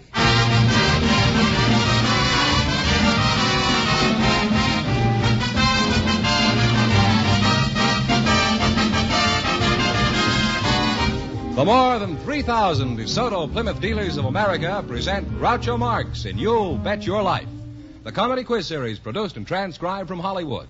And here he is, the one, the only... Groucho! That's me, Groucho Marx.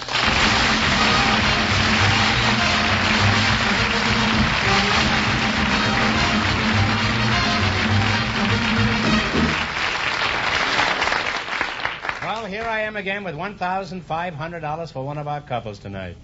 Deacon Fenneman, who's first to try for the $1,500? Well, just before we went on the air, we asked if there were any young single people present tonight who'd like to get married someday if they found the right person. And here are the two selected from our studio audience, Miss Ruth Meston and Mr. Joe Anderson. Come in here and meet Groucho Marx. Well, welcome, kids, for the DeSoto Plymouth dealers. Say the secret word and divide $100. It's a common word, something you'll find around the house. Ruth Meston, huh? That's right. Mm-hmm. How old are you, Ruth? I'm 21. 21, huh? Mm-hmm. You don't look it. You look like about 20 and a half, huh? And Joe Anderson, is that right? That's right. How old are you, Joe? 29. 29, my decrepit age. Where are you from, Joe? I'm from Panther Creek, Idaho, just north of Sun Valley. You're not married, Joe? No. Oh, well, certainly I can't ask you how you met your wife, can I? How did you meet your wife, Joe? I haven't. What kind of work do you do, Joe? Well, I'm a guide, fishing and hunting guide. Oh, what kind of work do you do, Ruth? Oh, I work in Woolworth's 5 and 10 cent store. You're not married either, No, I'm Ruth? not. No. Suppose if you found a nice, attractive fellow, you'd be interested in him? I surely would. Well, look no further. Get a load of this profile. Well, maybe I can wait a little while longer.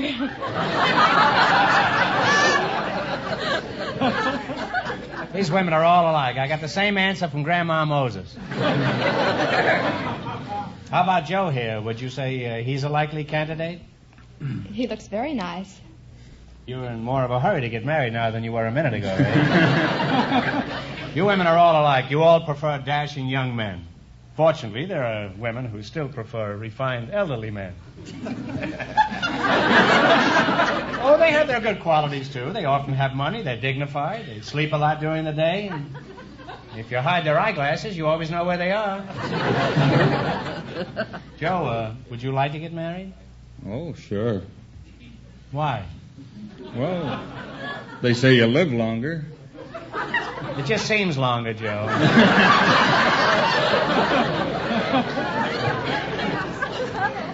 And you say you're a guide? What sort of work do you do, specifically? Well, I take parties, guests, and take them out on hunting trips and fishing trips. Where do you do your guiding, Joe? Up in the primitive area of Idaho. Primitive area? Yes. Just how primitive is it? Well, it's 7 million acres in the center of Idaho that doesn't have any roads through it. It's full of great fishing and hunting. Joe, if there aren't any roads, how do you get around up there? I practically live on a horse. I see. Ruth, how would you like to get married and live on a horse with Joe? A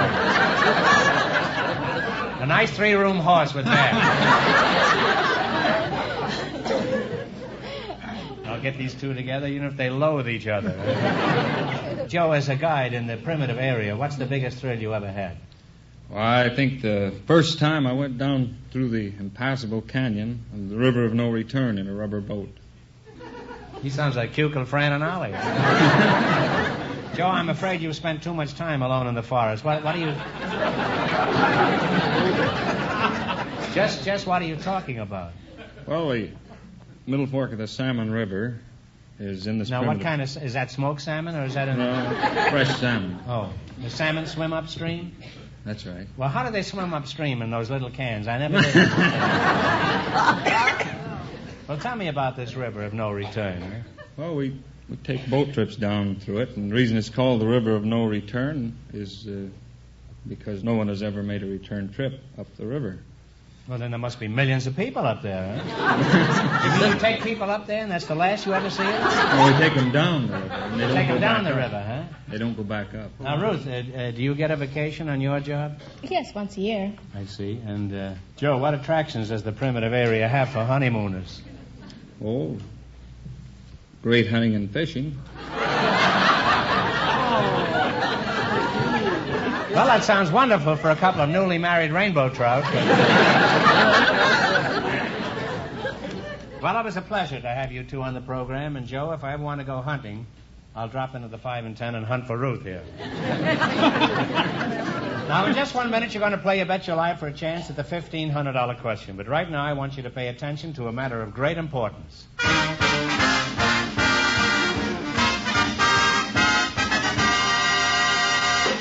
You know, friends, over the years, DeSoto has built a lot of really great cars. And this year's DeSoto is the greatest car DeSoto ever built. If you've had a ride in it, you know why. No other car, that's right, I said no other car, rides like a DeSoto. You relax in comfort on those chair-high seats, and you take even the roughest roads with ease. It's just like floating on air when you ride in the new DeSoto. And here's why. DeSoto has the sensational Oriflow shock absorbers that really smooth out the worst bumps you can find. DeSoto has the famous cradled ride, where all passengers ride cradled comfortably between front and rear wheels. DeSoto has a whole host of wonderful new features that together give you the most wonderful ride it's ever been your pleasure to enjoy. That's why so many, many folks are saying, no other car rides like a DeSoto. Why not stop in and see it at your DeSoto Plymouth dealers? And remember, all dealers who sell DeSoto also sell Plymouth, the value jewel of the low-priced field.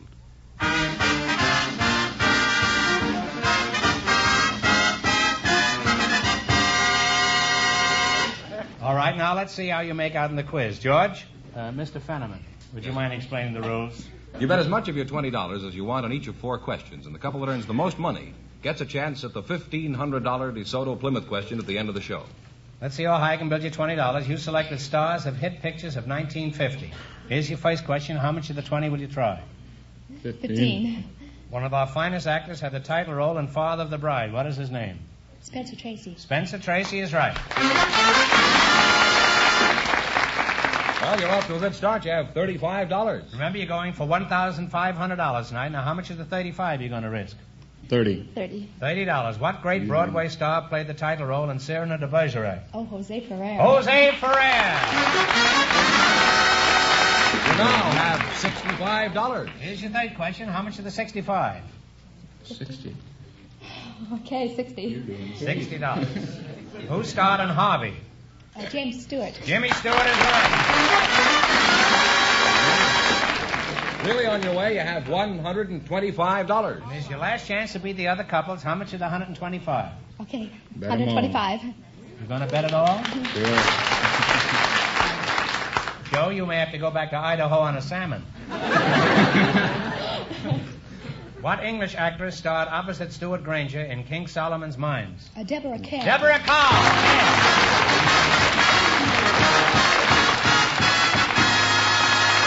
And you'll wind up with $250. Thanks and good luck from the DeSoto Plymouth dealers. Groucho, because this is public school week, we invited some principals to the program tonight. And just before we went on the air, our studio audience selected Mr. Robert Purdy. His partner is a housewife from the studio audience, Mrs. Elizabeth Ramish. And here they are. Folks, come in here and meet Groucho Marx. Welcome, kids, to You Bet Your Life. Say the secret word and divide $100. It's a common word, something you'll find around the house. Let's see now. Mr. Purdy, you're the principal, huh? Yes. Where are you from? Carver Junior High School in Los Angeles. You were born right in Carver Junior High School?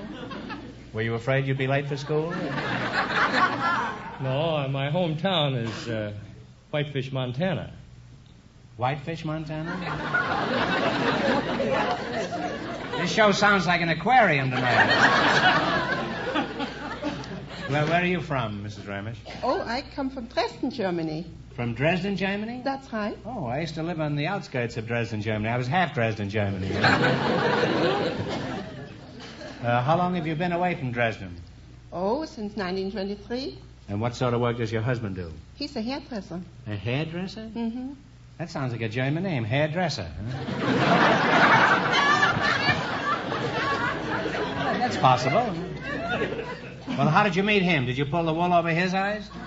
No, I didn't pull the wool over his eyes. I tell you, I was in this country 5 days and took a job as a position as a nurse to 2 children. We spent our vacation in Lackawaxen, Delaware River. Where? In Lackawaxen, on the Delaware River. Oh. Well, we're back with the fish again. And I, of course, couldn't go out in the evening. I had to watch the children, so I used to sit on a fire escape. One evening, all of a sudden, something scared me to death. Well, were you waiting for this? No, I wasn't waiting for this. I was just sitting there minding my own business, watching the stars and the moon. Something flew over the fence, and it looked very much like a rag. A rag flew over the fence? Yeah. And, Was it the rag of the Hesperus, or just a... It was just a plain rag. A plain rag, yeah. That's right. Well, what happened? Well, the rag had feet, and a young man stood before me, and he said, "I beg your pardon." Of course, I didn't know what he was talking about, but anyway, he stood there kind of impressed, and he was holding the back of his pants. He had split them by being thrown over the fence. Oh, I see. You see, a he was donkey... playing split weeks, huh? No, a donkey kicked him over the fence. So, you and the donkey got married, is that Well, let's talk about your school, Prince. Let's see, what was the name of the school you're principal of? Oh, I'd better be careful with my grammar. Did I split my subjunctive? I do think you ended your sentence with a preposition, though. I did. How did that preposition ever sneak in? How would you do it, Principal? Well, of which school are you principal? You're confused. I'm not principal of any school. You are. At least that's the story you're spreading around. And, Prince, I think you are spreading around, too. Now, let's get back to my question. Of which school are you the principal of? Don't they nullify each other? Carver Junior High School. Now, tell me, Mr. Purdy, by the way, Mr. sounds so formal. Would you mind being called Bob? No, that's all right. Are you sure you don't mind being called Bob? Oh, no, I kind of like it. Attention, all pupils of Carver High. Next time you get sent down to see the principal, remember, he wants you to call him Bob. Now, Mr. Purdy, which gives you the most trouble, students, teachers, or parents? Answering that question would give me more trouble than anything I can think of.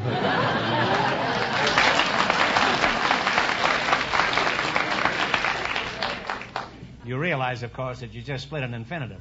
I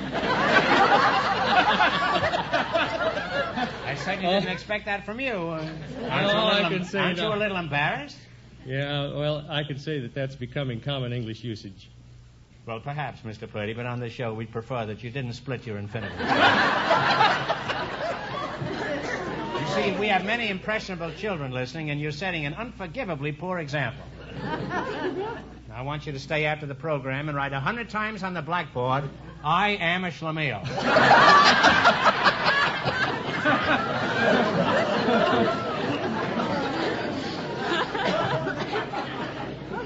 Well, it's been enlightening having a principal here. It's the first time we ever had any principals on this program. And now you're going to play You Bet Your Life. You run your $20 into more than our other couples, and you'll get a crack at the $1,500 question.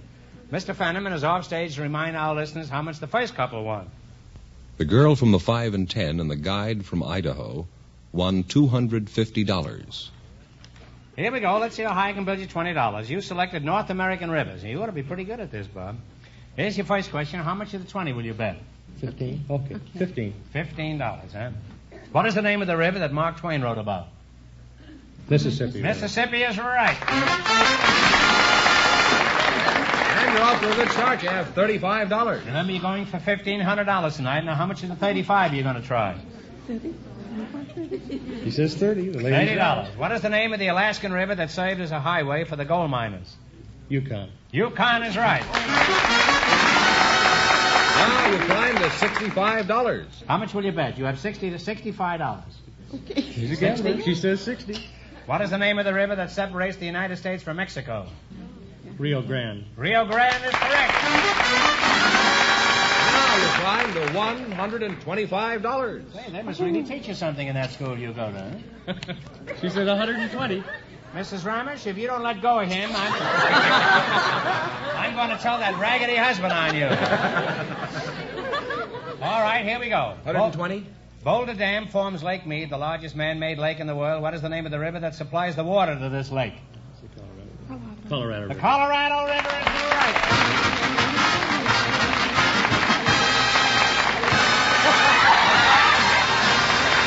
And you two out with $245. Thanks from the DeSoto Plymouth dealer.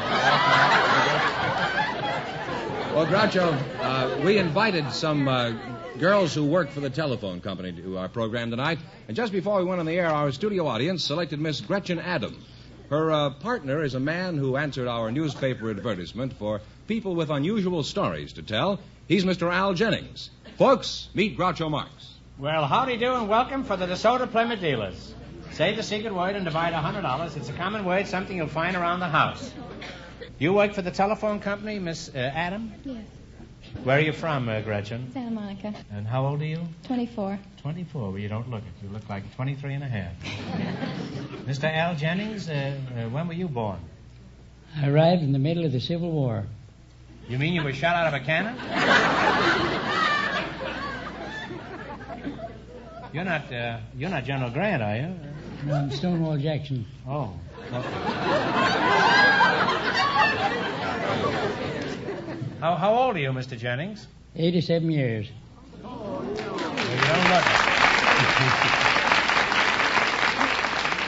it. You certainly don't look it. I thought you were about 23 and a half. Apparently you've taken very good care of yourself. Yes, I've only been shot 7 times.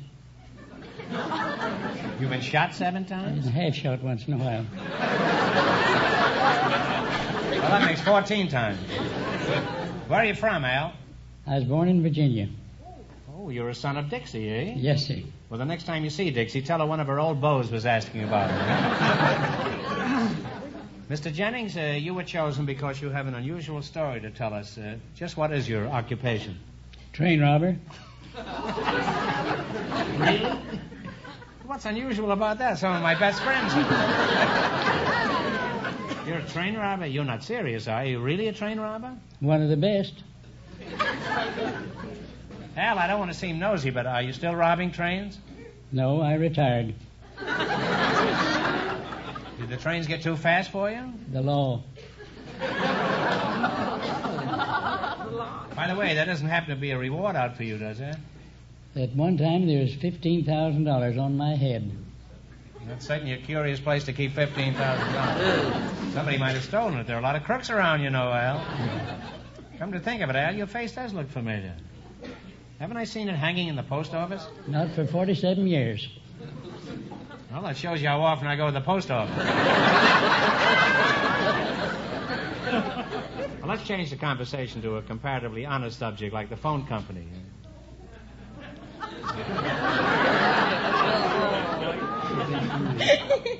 Where do you work, Gretch? Associated Telephone Company, Westwood. You work in Westwood? Mm-hmm. For the Associated Telephone Company? Yeah. Is that part of the Bell system? No, we're independent. Independent. What phone company isn't?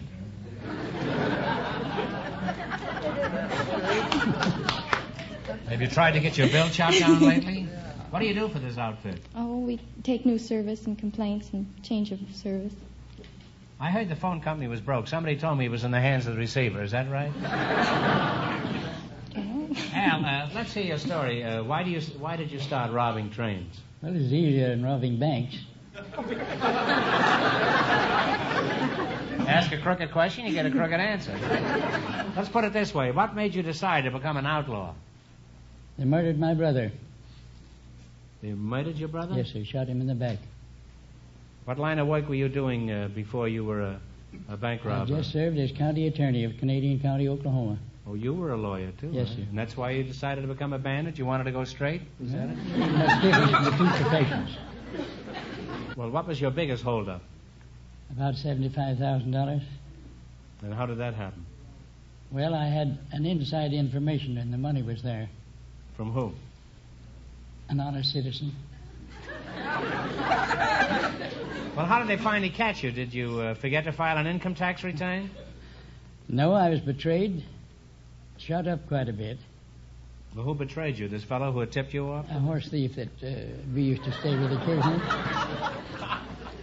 You ran around with a fine gang. Now, what did they do to you after they caught you? Did they hang you? No, they sent me up for the period of my natural life and 5 years besides. And how long did you serve? 3 years and 4 months. And I was commuted by McKinley through Mark Hanna, and then I was rearrested and taken to Leavenworth for 5 years more, and I beat it out on writ of habeas corpus. Habeas corpus. I don't mind. Habeas corpus is all right. Well, you got off pretty easy, didn't you? Oh, fairly. Why was that? Why did you get off with such a light sentence? Why did McKinley... You see, I met a good many friends in the penitentiaries, men of distinction, burglars and pickpockets, and bankers and lawyers and businessmen. They had all representatives there. Didn't you hate to get out of there and leave all these fine fellows? No, I really got weary of it. It's too much the same thing. There was too much stealing on the inside. And I wasn't getting my cut. Now, what happened? Then I got a pardon from Theodore Roosevelt. You went through all the presidents, didn't you? He gave me a full and free pardon. Well, Al, it's been very entertaining talking to you two, and Al, I may call on you one of these days. I can't crack open my daughter's piggy bank. Well, so I'll give you a buzz one day on Gretchen's telephone. Now, let's see how you two are going to make out in the battle for the $1,500. You run your $20 into more than our other couples. I can't tell you how much they won, but George is going to remind our listeners. The girl from the 5 and 10 and the guide from Idaho are still leading with $250. Here we go. Let's see how high I can build you $20. You selected nicknames of states. Here's your first question. How much of the $20 you going to risk? Nolan. 15. $15. What state is known as the Hawkeye State? Ohio. One answer between you now. Pennsylvania. No, I'm sorry. It's Iowa. And you must have robbed trains in Iowa. You should have known that. Remember, you're going for $1,500 tonight. Now, how much of the five... They have $5 They have $5. now. How much of the $5 you're going to bet on your second question? Bet 2.5. 2.5? Have something to Betting 2.5. Here's a man who once had $15,000 on his head. What state is known as the Wolverine State?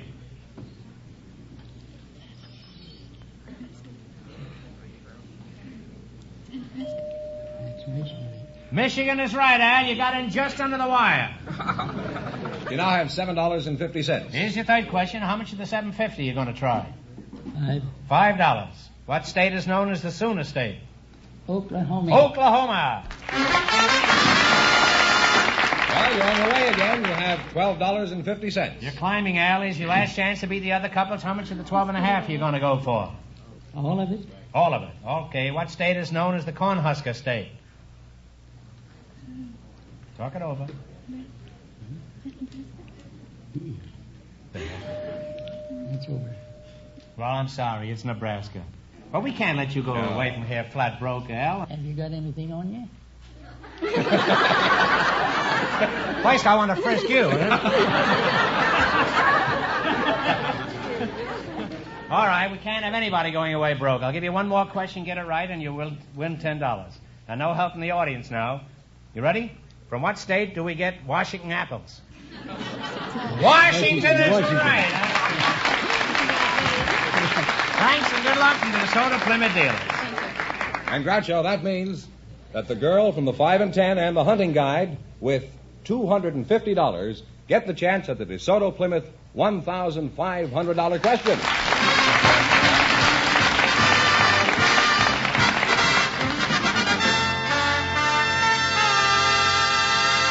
Now, in just 1 minute, I'll ask the question, but first, here's something of interest to everyone.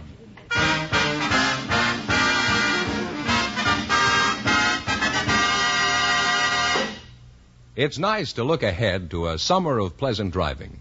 But let's look back a moment. Back to winter and cold weather. Those wintry days of freezing cold and rough driving conditions were a lot harder on your car than you may realize. So now that warmer weather is here again, it's important that you get the expert attention your car needs to put it in shape for summer driving. The place to take it is at DeSoto Plymouth dealers. Here, factory-trained mechanics will give your car a thorough inspection. They'll check the entire electrical system and the chassis, including steering and brakes, and do whatever is necessary to get your car ready for summer driving. They'll tune the engine. They'll see to it that your radiator is drained and flushed, and the right oil is put in the engine.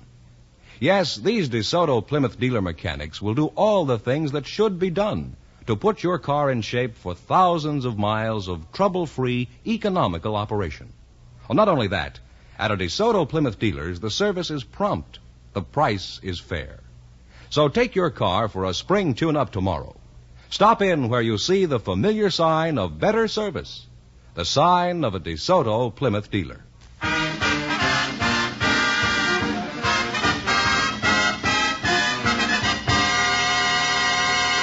And here's the girl from the 5 and 10 and the hunting guide, the winning couple, all ready for the DeSoto Plymouth $1,500 question. All right, here come those experts on salmon fishing, and this will give you a chance to make a round trip on that river up there if you win all this money. For $1,500, I'll give you 15 seconds to decide on a single answer between you. Think carefully, and please no help from the audience. Here it is. On August 7th, 1782, General George Washington authorized what is now our oldest military decoration. It was originally called the Badge of Military Merit. What is this military medal?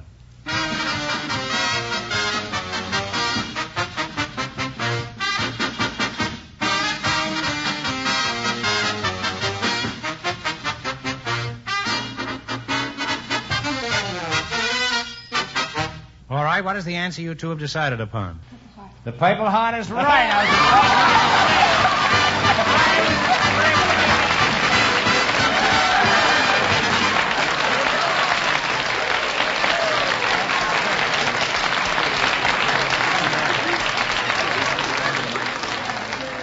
That's right, you win $1,500. You had the right answer, so you win $1,500. And what else did they win, George? $250 in the quiz. That's $1,750. So what are you going to do with all that money? Don't tell me you're not going to get married. I think I'll go back to Idaho and tend to my own business, and maybe she'd like to come along.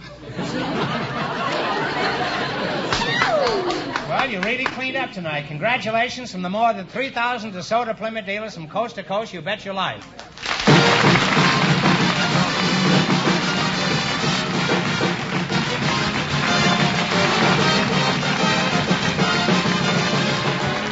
Be sure to tune in again next Wednesday night at this time for the Groucho Marx Show, when the big question will be worth $1,000. And don't miss Groucho's television show, also presented by the DeSoto Plymouth Dealers of America. And remember, all dealers who sell DeSoto also sell Plymouth.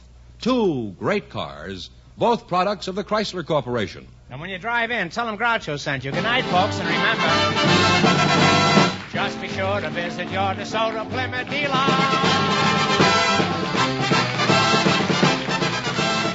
Folks, strike back at cancer. Give generously to the American Cancer Society's 1951 crusade. You Bet Your Life, transcribed from Hollywood, is produced by John Goodell. Directed by Robert Dwan and Bernie Smith. Music by Jerry Fielding. This is George Fenneman signing off for the more than 3,000 DeSoto Plymouth dealers from coast to coast.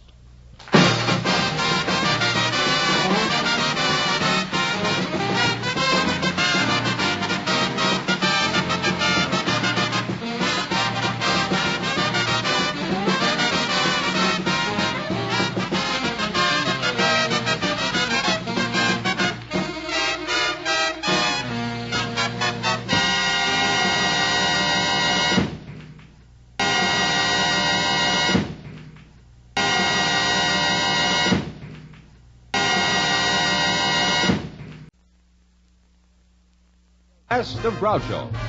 Yes, friends, it's a Groucho summertime. By popular demand from your letters, rating histories, and the acclaim of critics, the DeSoto Plymouth dealers bring you selected shows from You Bet Your Life, the comedy quiz series produced and transcribed from Hollywood. Groucho Marx is on vacation, friends, and will return in the fall. Until then, it's fun and laughs each week this summer as we proudly present some of the best of Groucho's past shows. And here he is, the one, the only... That's me, Groucho Marx.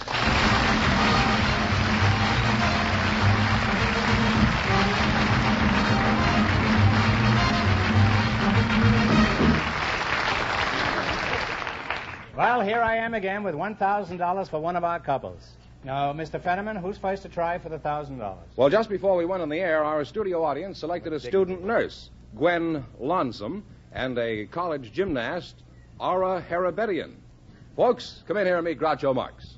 Well, welcome, kids, to You Bet Your Life. Say the secret word and divide $100. It's a common word, something you always have with you.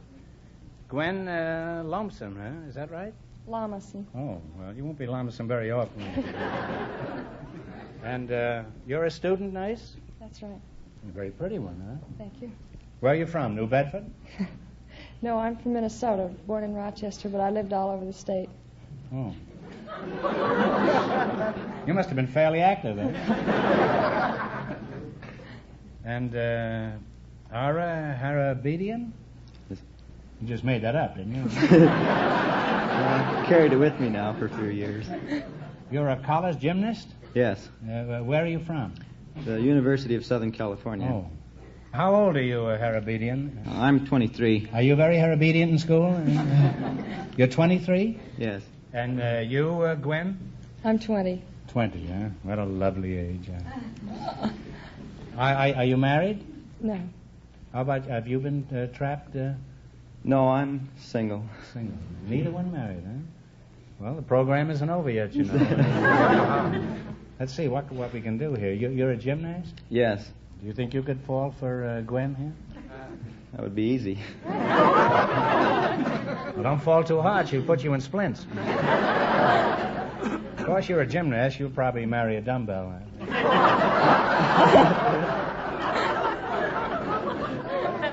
That's known as the easy joke department.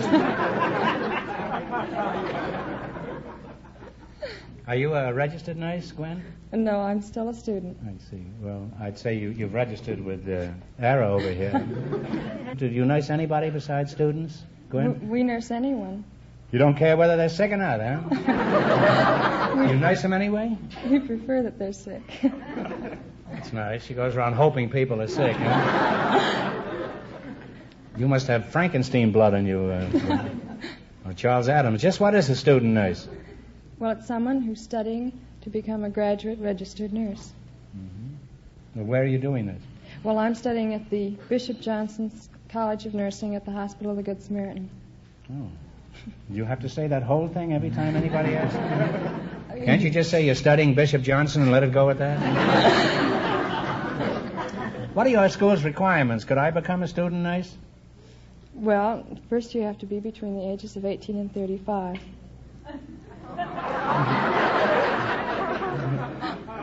Well, I can pass that, and I will without another word. Well, what are the various ways to crack your skull in a gym? Do you fly around in a trapeze? Well, we have the horizontal bar, parallel bars, side horse, long horse. I've heard about bars like that. You go in parallel and you come out horizontal. Let's have the 3 side horses and 1 long horse. Would you mind describing one of these gym cracks? Well, let's take the long horse. It's a piece of apparatus stands about 4 feet high and it's about 5.5 feet long. So when you run the length of the gym and hit a takeoff board and vault over the horse, either hitting the near end or the far end of the horse. Mm-hmm. That's all you do in school is just try to hit the far end of a horse? Well, I suppose that's cheaper than betting on him. Well, you're a charming couple, and I expect you to get married as soon as you leave here. That'll be $2, please.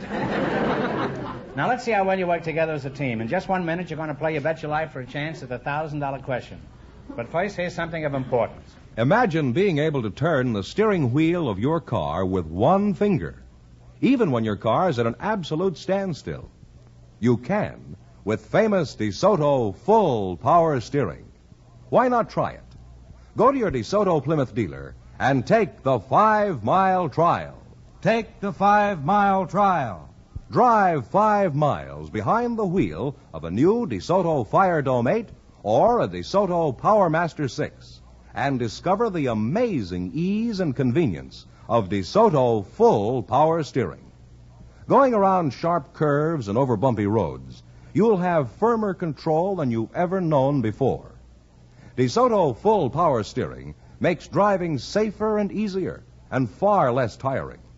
In traffic conditions or when you're parking, you'll marvel at the effortless ease of turning the wheel. It's as easy as dialing a phone.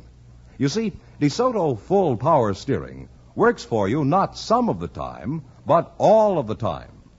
Tomorrow, visit your DeSoto Plymouth dealers and ask to take the 5-mile trial in either the mighty DeSoto Fire Dome 8 with the new 160 horsepower Fire Dome V8 engine, or the handsome DeSoto Powermaster 6. And remember, all dealers who sell DeSoto also sell Plymouth, the low-priced car most like high-priced cars.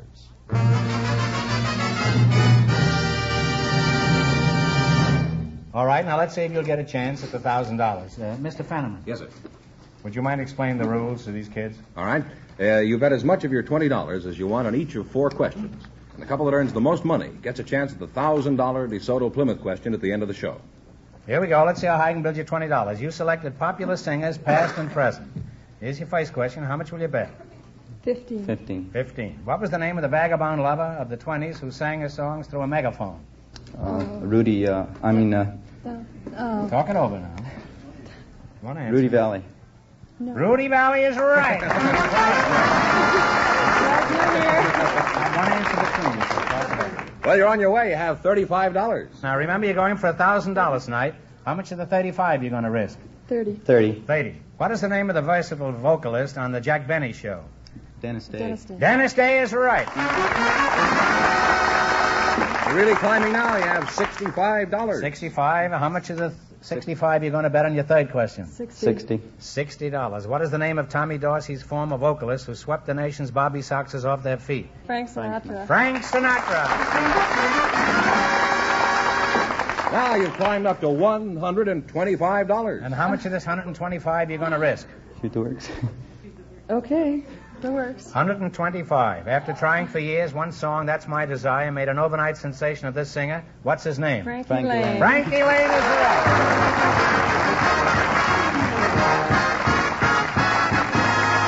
And you wind up with a grand total of $250. Thanks and good luck from the DeSoto Plymouth dealers. Groucho, we invited some private detectives to the program tonight. Oh, a private detective is a light-hearted loon if you listen to popular rumor. No, you wouldn't understand that. These detectives. I'd like to introduce the next couple. Really, I would. Maybe they know each other.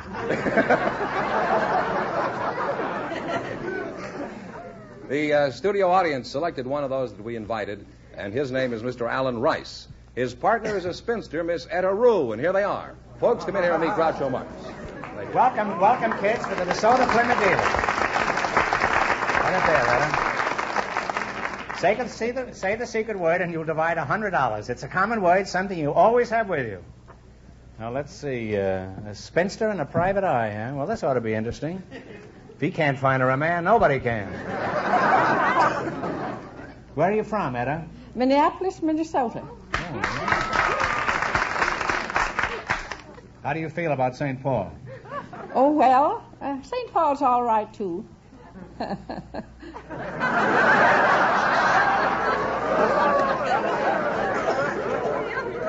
hollow laugh, if I ever heard one. How is it you're a spinster, a charming girl like you, Etta? Well, I've had a great number of gentlemen friends, but somehow or other I didn't quite make the grade. Now, if you found the right man now, would you marry him? Oh, yes, indeed. I'd think it over, of course, a while, and if it came up to my expectations, I think I would.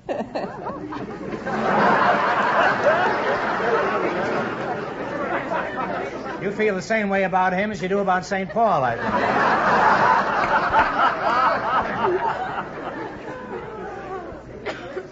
How about Alan Rice, huh? Yes, sir. Are you married? No, I'm not, Mr. Marx. Oh, pretty good detective. He keeps himself out of trouble.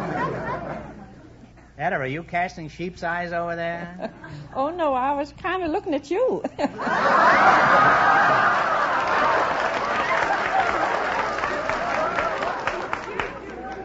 Well, I'm spoken for, Etta. Unfortunately, there's a girl in St. Paul who is infatuated with me. You say you're a private eye, huh? Where do you do your gumshoeing? Well, I have my own agency here in Hollywood. What do you do, spy on yourself? Huh? Secret Service. Oh, Secret Service, huh? I better be careful what I say here. Do you work for the government? No, we call it Secret Service because all of our investigations are strictly confidential. Eder, I think he's your man. Or aren't you interested in a confidence man? Oh, I'm interested in most any kind of man at this age.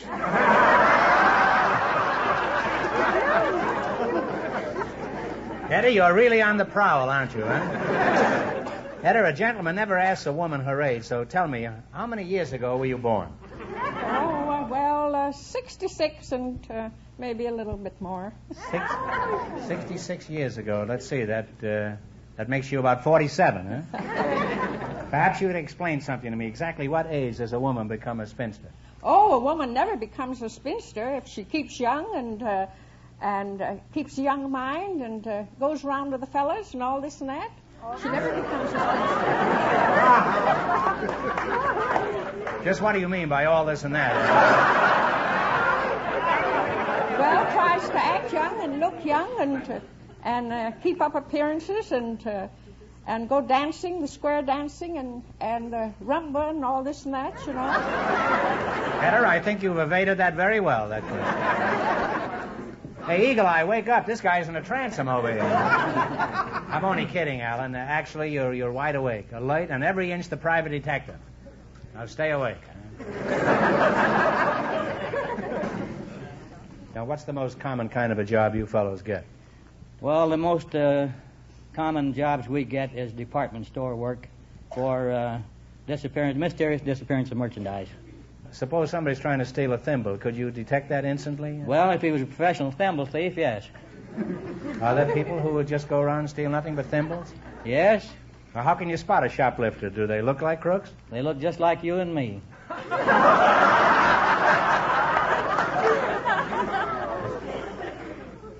Can't you just make it you? Why do you have to drag me in? Eda. Yes? You still here? Oh, yes, I'm here. Has anything embarrassing ever happened to you, Eda? Oh, yes, not long ago. Could you relate it to us? I was singing in church. I was singing one of the hymns that they, when we were all singing there, not in the choir, but this was just in the congregation. What were you singing?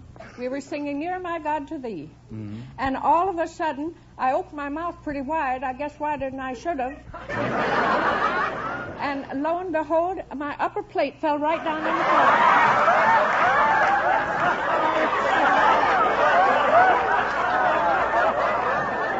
Oh, Eda. And then... Eda, just a moment, Eda. Don't they always pass the plate around in church? Yes, but the plate had already passed.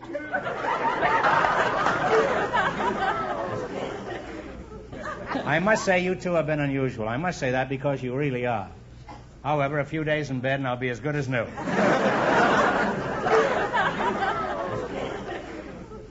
You're going to make a very interesting wife for some fellow, and I'm going to try to find you a husband if it's the last thing I do. And I wouldn't be surprised if it is the last thing I do. Now, you're going to play You Bet Your Life. You beat our other two couples, you'll get a chance at the $1,000 question. I can't tell you how much the first couple won, but George Fenneman is going to remind our listeners. The student nurse and the college gymnast won $250. Here we go. Let's see how high I can bid you $20. You selected state landmarks. Here's your first question. How much would you bet? $15. $15. In what state is Pikes Peak? Colorado. Colorado is right. Well, you're on your way. You have $35. Remember, you're going for $1,000 tonight. How much of your $35 you going to bet? $30. In what state do you find the Everglades? Oh, Florida. Florida is right.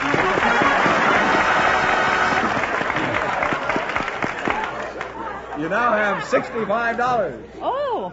She's just crazy about herself, this girl. All right. She's pretty cute at that. Now, here's your third question. You're going to bet how much? $60. $60. In what state do you find the Crater Lake National Park? In Oregon. Oregon is right. Now you've climbed to $125. I wouldn't be surprised if Etta winds up marrying herself if she wins this money. Here's your last chance to beat the other couples. How much of the $125 you going to risk? All of it. We'll shoot the works. The works. In what state do you find the General Sherman sequoia tree? In California. California is right.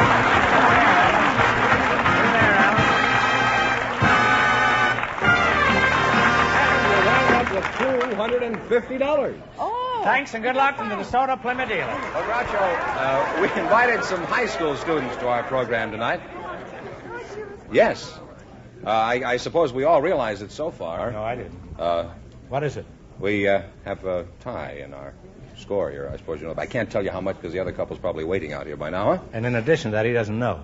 Yes, I do, but I won't say it because the high school students that we invited to the program are here. And just before we went on the air, our studio audience selected two of them to be on the show. And here they come, Miss Lou Ann Williams and Howard Stearns. Meet Groucho Marx, kids. Welcome, youngsters, for the DeSoto Plymouth dealers. Say the secret word and you'll divide $100. It's a common word, something you always have with you. High school youngsters, huh? It's always nice to meet young people. Lou Ann Williams, huh? Yes. How old are you, Lou? 16. 16. And you, A little over 16. Where are you from, Howard? Pittsburgh, Pennsylvania. What is your hometown, Lou? Tucson, Arizona. Mm-hmm. What school do you attend? Eagle Rock High School. Eagle Rock? Mm-hmm. And at what school do you practice your somnambulism, Howard? Well, I go to Fairfax High School. Oh. Do you know what somnambulism is?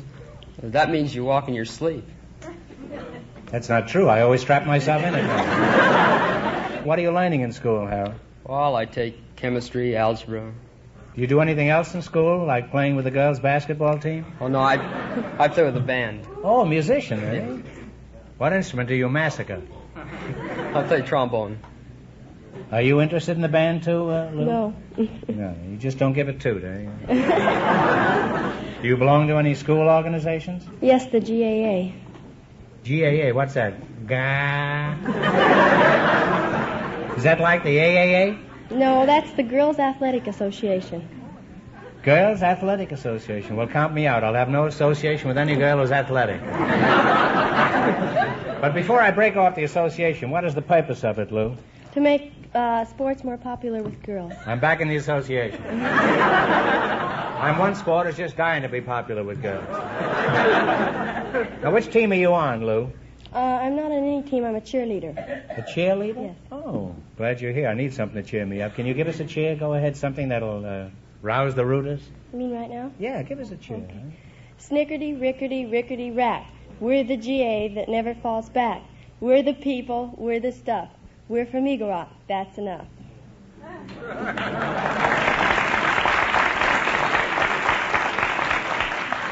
I didn't know that Shakespeare wrote poems about sports. He'll be singing that in 100 years from now. I only hope I'm not around to hear it.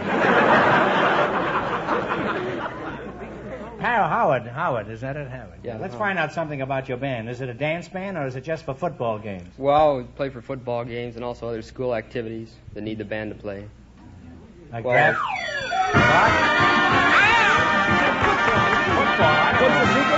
Secret word?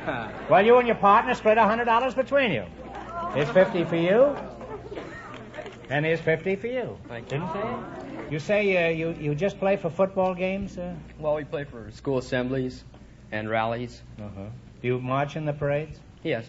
Well, when you're marching along in a parade, how do you know what the fellow in back of you is doing? Well, I don't, but it doesn't make any difference. Suppose he happens to be playing a slide trombone and he's reaching for a low note.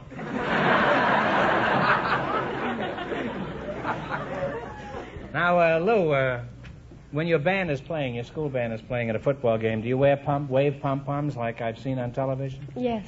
Well, let's recreate a big game. Howard, you play your school song, and Lou Ann, you wave your school colors, okay? Okay, 1, 2, 3, go. Well, I don't have an instrument.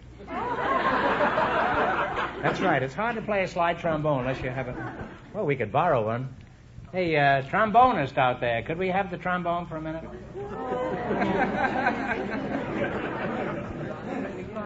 Are you sure you know how to blow this thing, Howard? Yeah. They can be pretty dangerous, those slide trombones. Well, I want you to play exactly as you do when you're sitting at a football game. Pretend the rest of your band is here, too, and you're all blowing up some school spirit. Now, go ahead, get hot, and Lou Ann, you wave your school colors, okay. Huh? Okay, let's go.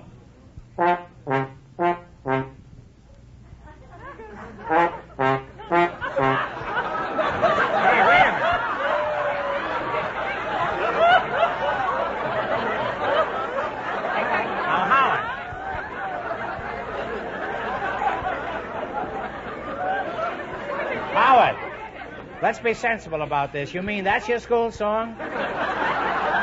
You mean you win football games with that? I don't play the melody. You don't what? I don't play the melody. You sing?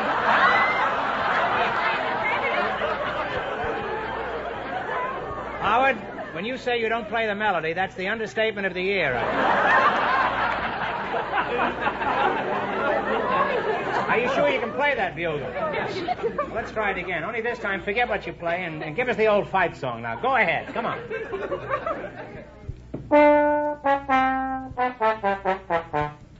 Rickety, rickety, rack. Showing enough.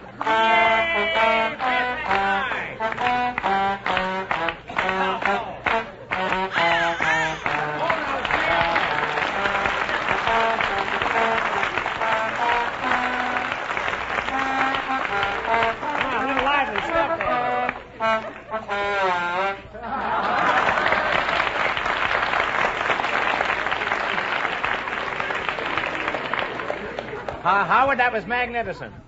And I'm sure if you continue practicing like that, you can make a fortune going around breaking leases. All right, now let's see how much you've learned in school. You're going to play You Bet Your Life. You run your $20 into more than our other couples, and you'll get a chance at the $1,000 question. I can't tell you how much they won, but George is going to remind our listeners. The first and second couples are tied with $250 each. Here we go. Let's see how high you can bid your $20. You selected famous inventors. Here's your first question. How much of the $20 you're going to bet? 15. 15. Who invented the telegraph? Morse. Samuel Morse is right. Well, you're off to a good start. You have $35. Remember, you're going for $1,000. Now, how much of the 35 are you going to bet? 25. 30. I'm 25. 24. 25? Oh, 30. No, I think we should make it 25. Make it $27.50, eh? Well, let's make it 25.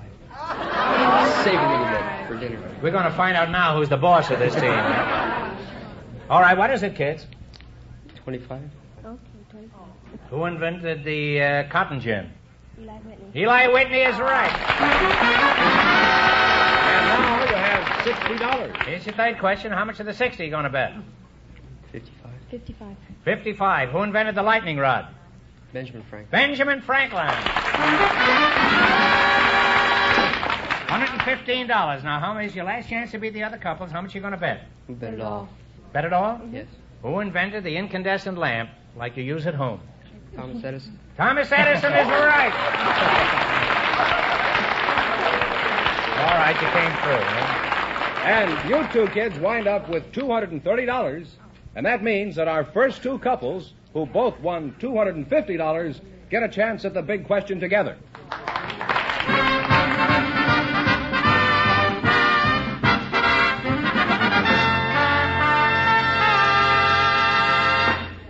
I'll ask the big question in just 1 minute, but first, here's an important message. Friends, if you're looking for a used car, remember you can't go by price or appearance alone. You also have to go by the reputation of the dealer. And that's why so many people like to buy not only new cars, but also used cars from a DeSoto Plymouth dealer. He's a good man to do business with.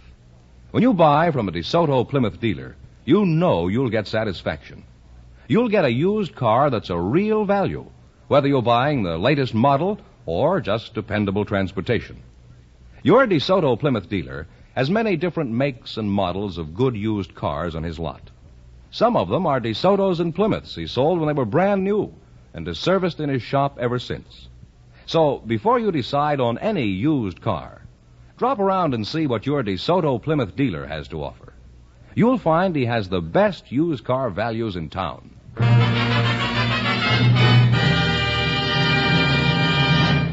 All right, Groucho, here we go with two couples tied for the big question and the chance at the $1,000. Each couple will decide on a single answer between them. Now, write it down on one of these cards that I'm going to hand you. Now, if both couples get the right answer, they will split the money between them. All right, you all ready? Put on your thinking caps. Here we go for $1,000. I'll give you 15 seconds to decide on a single answer between you. Think carefully. Please, no help from the audience. Here it is. For $1,000, tell me, who was our youngest president at the time of his inauguration?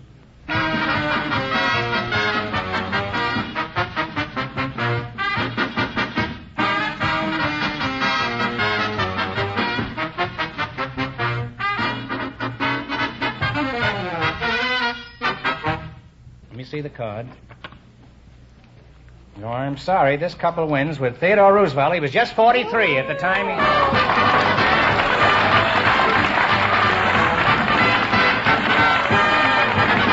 The spinster in the private eye had the right answer, Theodore Roosevelt. The other couple had guessed Franklin D. Roosevelt. They both had Roosevelts, but unfortunately they had the wrong one. Well, that's right. You win $1,000, and how much did they win? $250. That's $1,250. So you win $1,200. What are you going to do with all that money, Etta? Well, It's out of the question with me, Etta, so let's... I'll tell you, I have a friend, an old maid like myself, that's been ill for several years. And it's been 7 years now that she's been ill. And I said if I want any money tonight, I'd help her out. Because she's gone to the end of a rope financially. So I'm going to help her out. Well, that's a wonderful way to spend the money. I'll put it there.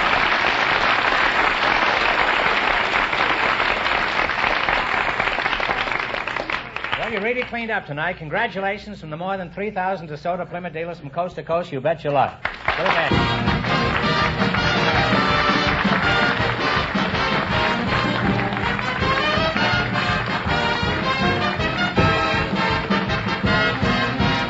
Be sure to tune in again next Wednesday night at this same time for the Best of Groucho from the You Bet Your Life series.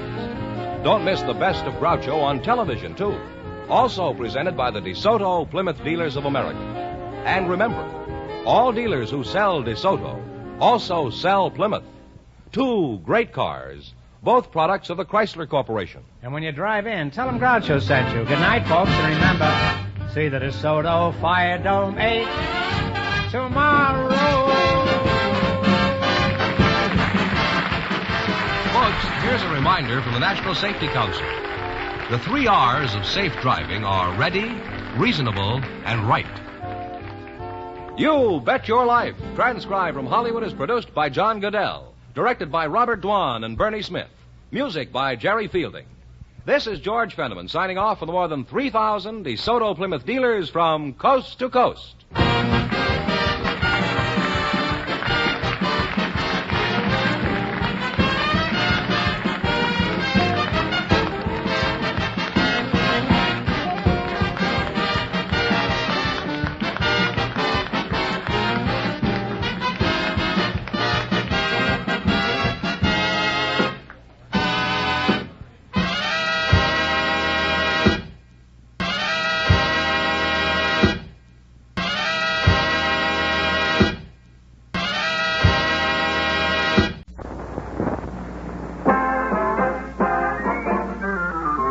DeSoto and the DeSoto Plymouth dealers, coast to coast, present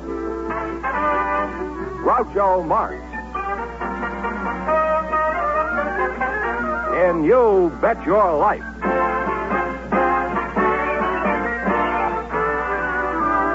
Groucho sent me to see the new DeSoto. Groucho sent me, and I love to drive this car. It's long and low and roomier, so handsome you can see. It's powerful, and I'm so glad that Groucho sent me. Listen to him when you hear Groucho say, Go drive the new DeSoto at DeSoto Plymouth dealers today.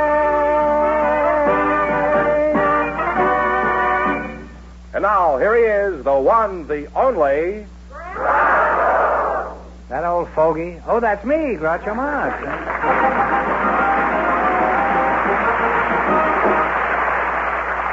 Well, here I am again with $2,000 for one of our couples, and if any of them say the secret word, the duck will fly down and pay him $100. The word tonight is Peppa. Well, I'm a dirty bird. And you look like George Goebel. Scram, Duck. Mr. Fenneman, on with it, huh? No, Groucho, Mrs. Floretta McCutcheon, Mr. Frank Faber are waiting to talk to you. So, folks, you come in, please, and meet Groucho Marx. Welcome, welcome to the DeSoto Plymouth dealers. Say the secret word and divide $100. It's a common word, something you see every day. Floretta McCutcheon and Frank Faber, eh? Mrs. McCutcheon? May I call you Floretta, Mrs. McCutcheon? It's a pretty name, and I like to get friendly early. Well, most of my friends call me Mac. Oh, okay, Mac. How old are you, Mac? 66 years. I wouldn't have dared to ask Floretta that question. 66, with your very bouncy-looking 66, Mac. I presume your family has grown and you have time on your hands. Do you have any hobbies that might be of interest? Well, I've had the same one for about 30 years. The same hobby for 30 years? Huh? Well, so have I. Do you suppose it could be the same hobby? What is yours? Well, mine's bowling. Oh. Well, that's where we part. Mine happens to be growing small avocado trees. No avocados, just small avocado trees. Are you a pretty good bowler? Well, I was once upon a time, Groucho. Really? I traveled over a good part of the United States. By bowling ball? Yes, with a bowling ball. Rolling exhibitions with local bowlers. You must have been a pretty good bowler. You say you put on exhibitions? That's right. Did you ever break par? Yes. Or whatever they call it? In bowling, par is a 300 or perfect score. And I rolled 10 of them in different places throughout the country. Really? And I had 11 800 three-game scores. And I had an all-time average for 8,000 games of 201 for the 10 years that I gave exhibitions. You're the Jack Dempsey, Ben Hogan, and Babe Ruth of bowling, huh? Give me your hand, Mac. I want to shake hands. Do you ever bowl yourself? Yes, I didn't bowl myself. I used a ball. I tried it myself. I never could get down the alley. I was always in the gutter, even when I wasn't bowling. Mr. Faber, that's you? Precisely. You're Frank, huh? Frank? That's right. Frank Faber, huh? Something like Frank Footer, isn't it? That's right. Well, I thank you not to be too frank on this show. You can be earnest, but in television there's an unwritten law that nobody is ever frank. No. Now that we passed that hiatus, where are you from, Frank? I come from Italy, a small town called Comiso. Are you married, Frank? That's right, I am. You are married, huh? Well, where were you when the trap was sprung? In other words, where did you meet your wife? I met my wife in Italy. She was a tourist at the time, and... Tourist? That's right. Oh. What was your reaction to this American girl the first time you saw her? Do you remember? It was love at first sight. My hat was on fire. Your hat was on fire? I thought over there they wore a beret most of the time. Mm-hmm. Why didn't you take your hat off if you were wooing a girl? So, you choose to ignore this, is that it? What sort of work do you do, Frank? I am a barber in the Knickerbocker Hotel here in Hollywood. You're a barber at the Knickerbocker? Oh, I had a close shave at the Hotel Knickerbocker one night. That's another story, which I don't care. Well, how are you getting along with your wife, Frank, after that romantic courtship? Do you ever have any arguments? Well, once in a while we do, especially when I look some other woman. She doesn't like the idea. On Sunday, we take a ride to someplace, and if by accident you look someone, and then we start to fight on that. Is she driving while you're casing the sidewalk? Just a look. Now, who wins these little spats, you or your wife, when you have a... Well, Ursula, I have the last word. You have the last word? I'm sure you do. And what is the last word? Help? No. Well, she says, shut up. And I say, all right.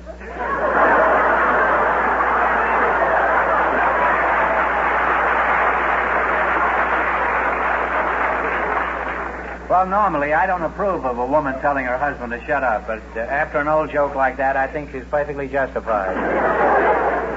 Well, I'd like to go on talking to you two, but it's time to play your life. Bet your life, huh? Now, you selected geography, and remember, the more the question is worth, the harder it is. Now, what do you want to start with? Start with $70. All right. $70. $7? 70. Oh, $70. 70. Oh. What, $70, what formerly was known as the Sandwich Islands? Talk it over. Who's the guess? West Indies? West Indies? Western Indies? No, it's the Hawaiian Islands. Hawaiian. You lost half your $100. You now have $50. That's where the Earl of Sandwich invented the sandwich. This is completely inaccurate, but I like to give our little historical facts here and there. We take the $80 now. You take the $80. You've been very successful with the 70, and I'll take the Okay, what country is directly south of Denmark? Sweden. No, I assure you can tell from the groan by the audience that it's Germany. You lost half your 50, you now have $25. Well, your wife gets a hold of you tonight, huh? We've been so successful we get the $90, please.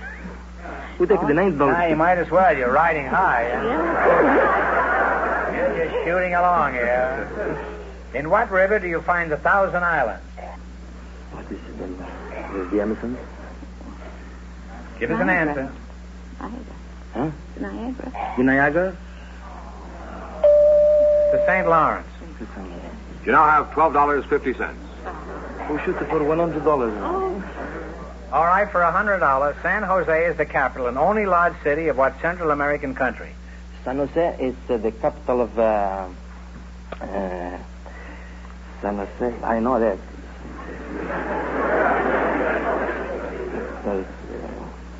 Costa Rica. I sure thought you were going to say Australia, but it's Costa Rica. And you wind up with $112.50. Well, thanks and good luck to the Soda Plymouth dealers. I'm glad you won that last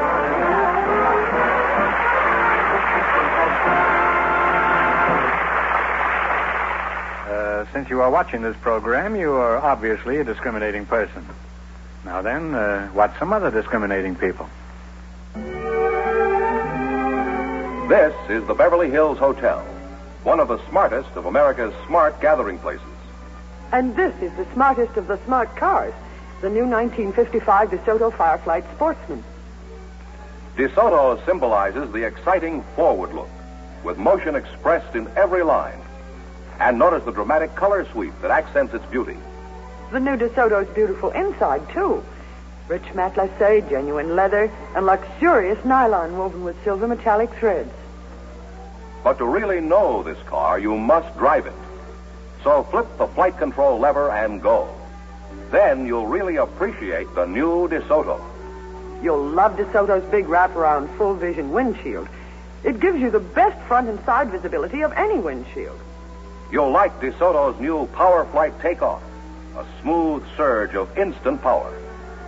And you'll like the way that power sweeps you over the steepest hills. The smart new DeSoto is the car you'll be proud to drive. To the smart Bel Air Country Club or anywhere. The new DeSoto, smartest of the smart cars. So be smart. See the new 1955 DeSoto at your DeSoto Plymouth dealers tomorrow. And when you do, tell them you know who sent you. Well, just before we went on the air, our studio audience selected Miss Betty Likens. Her partner is Mr. Joel H.V. Striegel. So, folks, you come in, please, and meet Groucho Marx. Welcome, welcome to You Bet Your Life. Say the secret word and divide $100. It's a common word, something you see every day. Betty Likens, I'll start with you. Are you married? No. You're not married. No. Are you interested in matrimony? And if not, how did you ever get to be a girl? Yes, I am interested in matrimony if the right man came along. There is no such thing, Betty. There isn't? Take what you can get. Well, I'll keep my eye open, and I'll let you know if anything shows up. Okay, Groucho. Do you have a job, Betty? Yes, I do.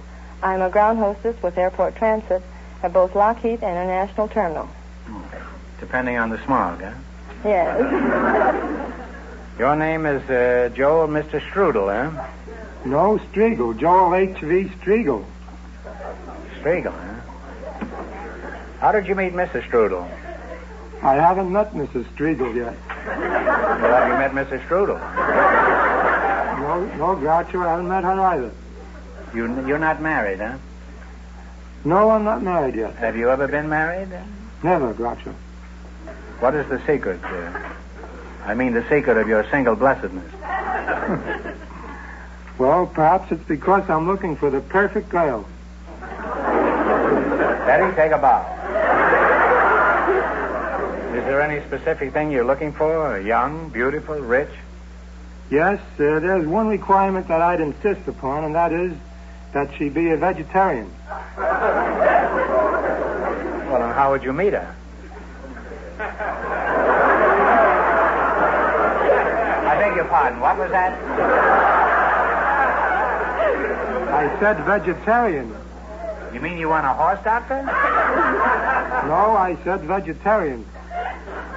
Betty, I know this sounds silly, but this may be the most important decision of your life.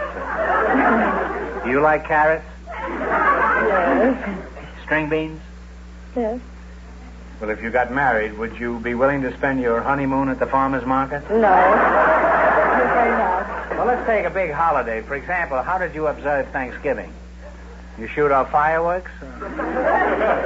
No, I enjoyed a delicious Thanksgiving dinner with You did, huh? Well. more than 150 people who were members or those who attended the dinner of the Los Angeles Vegetarian Society.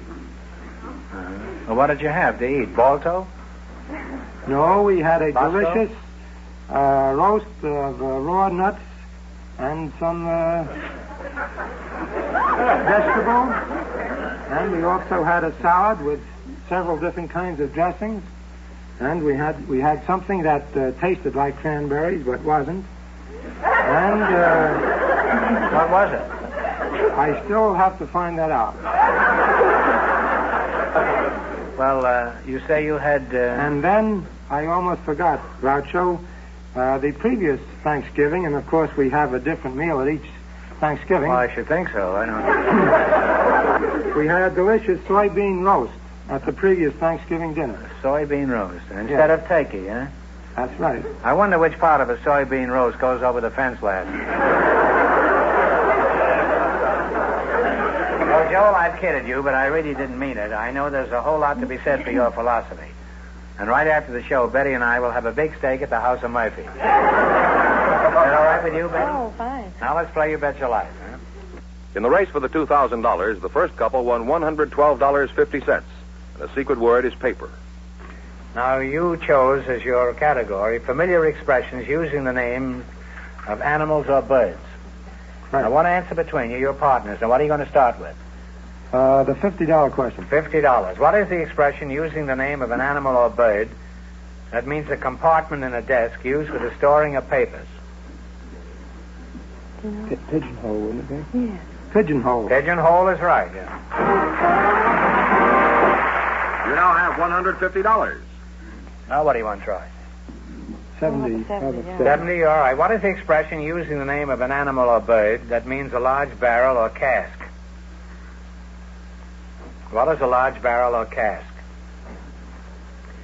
Has an animal's or a bird's name attached to it. That is a tough one, isn't it? Yes, it is.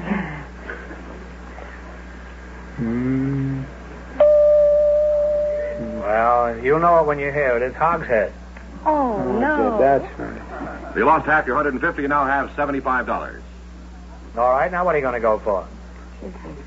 Which 60? one? 60. What is the expression using the name of an animal or bird that means the inclined frame or bumper in the front of a locomotive? The front part of a locomotive. I did know that.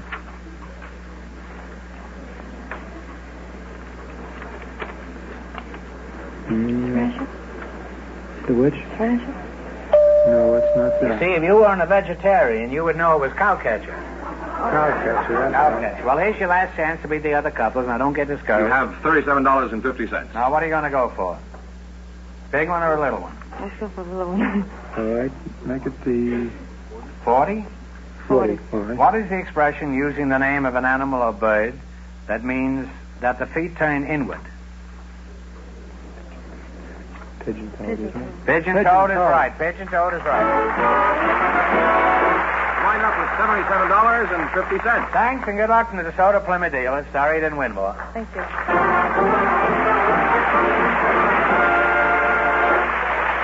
Groucho, we heard about a very unusual couple in town, so I asked them to come down to our show, and they're here tonight. Prince and Princess Anago, would you come in, please, and meet Groucho Marx? A prince and a princess on our show? Well, what do you know? Well, welcome for the DeSoto Plymouth dealers. Welcome to the DeSoto Plymouth dealers. Say the secret word and take home an extra $100. It's a common word, something you see every day. Prince, it's a pleasure to have you here. May I reciprocate my happiness, sir? Well, you certainly may. You realize, of course, I'm just a commoner. You aren't going to jeopardize your royal standing talking to me, are you? By no means. Well, you'll go a long way to find anybody that's commoner than I am. Prince Inago, now, just where do you do your princing? Where are you a prince, principally? I mean, in what principality? I'm as unprincipled as they come. Huh? Well, in the Belgian Congo, in a little place called Tairira. Tairira? Yes. I never heard of that. It is roughly about 200 kilometers southwest of Luebo. Oh. Well, since I've never heard of that makes it pretty clear up to now. Now, how many members of this tribe are there, Prince? There are approximately 3 million. I see. Well, that's quite a tribe, huh? May I ask how old you are, Prince? I'm 30 and 5. 30 and 5. That makes you, let's see, 82, 38, you must be 35, huh? Precisely correct, sir. You see, I'm not accustomed to conversing with princes, Prince, so if I fracture protocol occasionally, I trust you'll understand. Yes, sir. For example, Princess, would I be beheaded if I asked your age? I'm 20 and 7. 20 and 7. Now, let's see. 22, 23, 24. Stevens, you must be 27, huh? Quite right, sir. Well, Prince, you say you came from the Congo. In which part of the Congo were you born? Is there any place we'd recognize, like Ava Gardner or Ernest Hemingway? The real surprise lies in this particular answer. I was born in East St. Louis, or East St. Louis, Illinois. I have... Don't go away, folks. I'm just as curious as you are. It's not often we get an African prince with a British accent who was born in East St. Louis.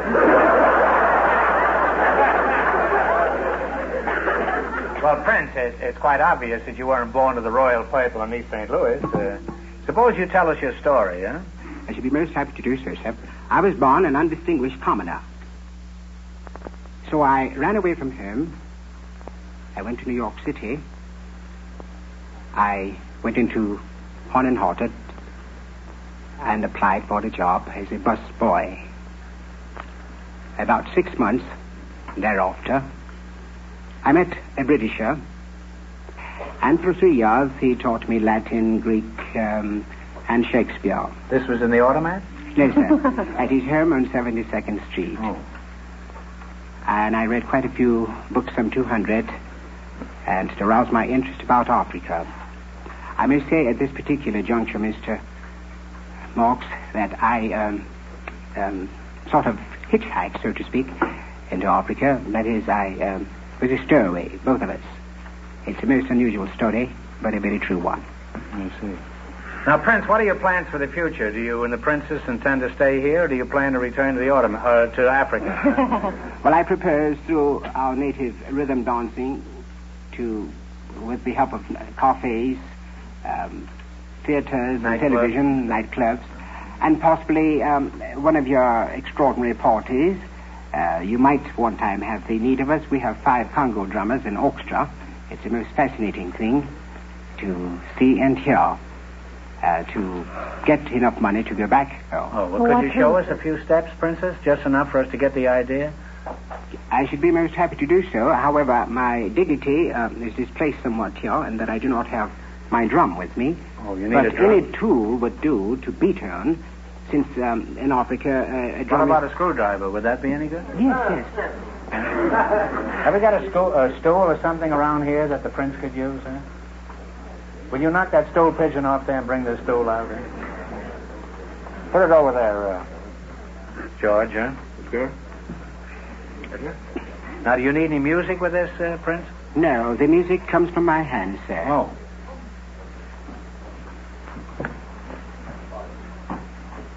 Hurrah!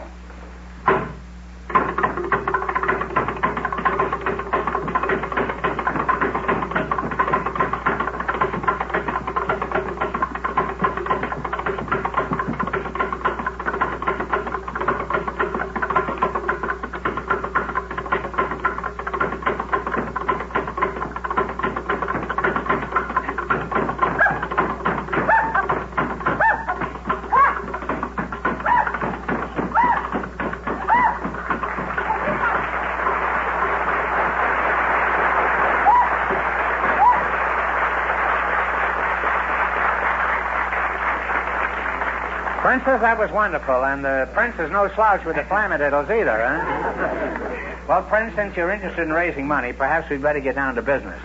And incidentally, I hope you make it back to Africa successfully and that you can achieve your ambitions there. Thank you. Now, let's play You Bet Your Life, huh? In the race for the $2,000, the first couple is still leading with $112.50. Now, you selected the dictionary quiz, and remember, the more the question is worth, the harder it is. And remember your partners, one answer between you. Now, what are you going to start with? You can start with 10, 20, 50, all the way up to 100. Let us be circumspect, John. 75. 75, no. 70 or 80? 80. 80? Okay. When one state surrenders an alleged criminal to another state, what do you call this legal process? When one state surrenders an alleged criminal to another state, what do you call this legal process? Talk it over. I know the name very well. See.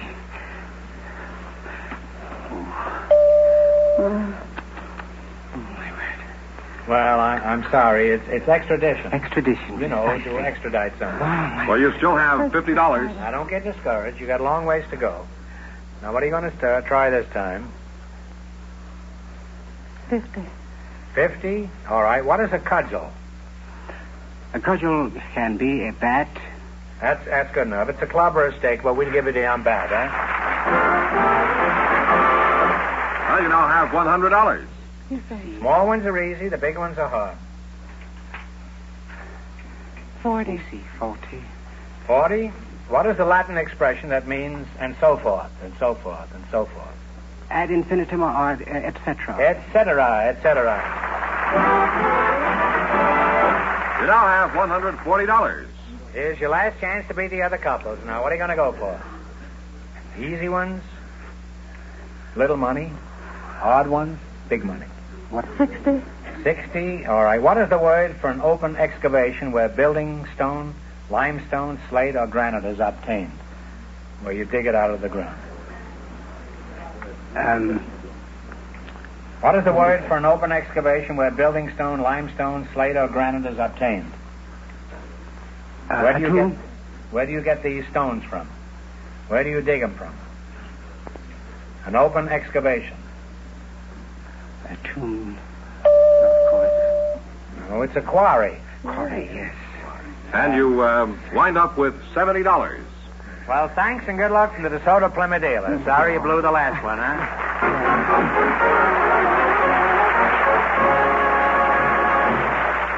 That means that Mrs. McCutcheon and Hi, Mr. Odie. Fava with $112.50 in just 1 minute get the chance at the DeSoto Plymouth $2,000 question. I want you to watch closely now, and you'll learn the best words there are to describe the new 1955 DeSoto.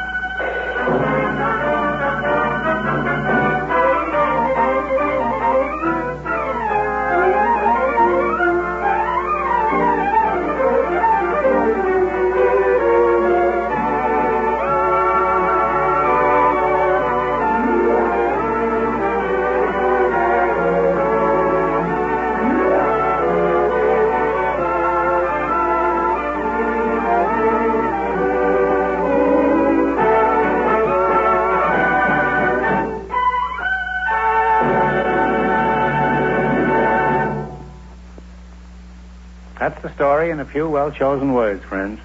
And you can take your choice this year of two great DeSoto V8s. The 185-horsepower Fire Dome at a new lower price, or the new DeSoto Prestige car, the 200-horsepower Fireflight. Both great cars, styled for modern drivers. Stop in and see them tomorrow, and tell them Groucho sent you. Here's the winning couple, Groucho, all set for the DeSoto Plymouth $2,000 question. Right in here. For $2,000, tell me, in the poem by Longfellow, who was the sweetheart of Hiawatha? Talk it over. I have an idea. You have an idea? Water. Engine maybe. Simple power. All right, what is the answer you two have decided upon? Pocahontas? No. You were flighty with her, but it's Minnehaha. So that means the big question next week will be worth $2,500. Well, they lost the big money. How much they win the quiz, George? I won $112.50. Well, congratulations, and thanks to both of you and to all of our contestants on the show tonight.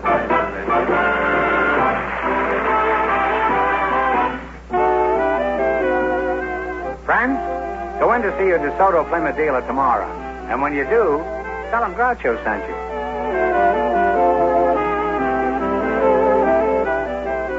Be sure to tune in next week, same time, same station, for Groucho Marx in You Bet Your Life on television. On radio every Wednesday night. And don't miss the big Chrysler Corporation TV show each week on another network.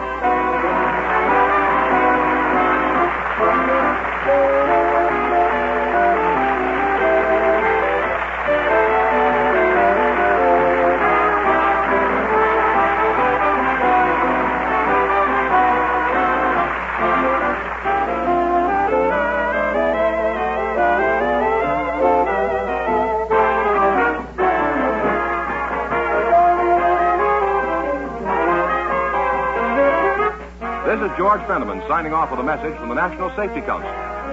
Drive slow in rain, sleet, or snow.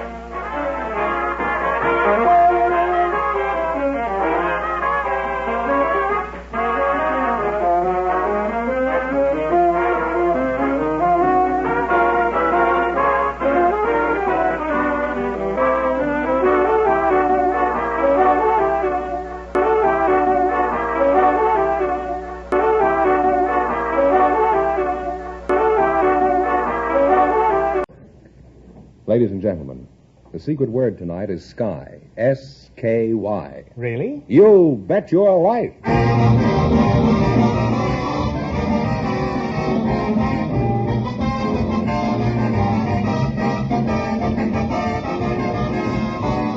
The more than 3,000 DeSoto Plymouth dealers of America present Groucho Marx in You Bet Your Life, the comedy quiz series produced and transcribed from Hollywood.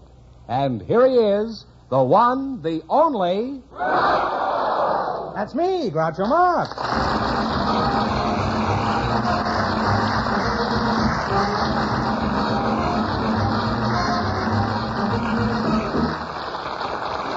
Well, here I am again with $1,500 for one of our couples tonight. Squire, who's supposed to try for the $1,500? Well, Groucho, we invited some real estate brokers to the show, and just before we went on the air, our studio audience selected Lorraine Armstrong. Her partner is a cab driver chosen from the audience just before we went on the air, Mr. Howard Jackson. And here they are. Folks, meet Groucho Marx. Welcome for the DeSoto Plymouth dealers. Say the secret word and you'll divide $100 in cash. It's a common word, something you see every day. Mr. Howard Jackson, you're the cab driver, eh? That's right. Must be a pretty big cab. Where were you born, Howard? In St. Paul, Minnesota. Lorraine Armstrong? Yes. You're a real estate broker? Yes, I am. Where are you from, Lorraine? Are you sweet, Lorraine, or just... I hope so. Where are you from, Lorraine? I'm from Oshkosh, Wisconsin. Who do you work for? Franklin Archer, 9216 Sunset Boulevard. You could have omitted that. I'm not in the market. How is the real estate game these days? Well, it's pretty good. I don't have time to hardly keep all of my appointments. How many houses have you sold this week? Well, my specialty is renting. Oh, well, how long have you been renting? 12 years. Well, I must say you take very good care of your premises.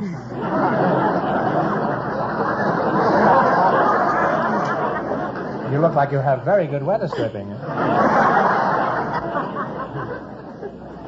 Now, suppose I wanted to rent my house to somebody else. How would I go about it? Or how would you go about it? Well, would you rent it to dogs and children?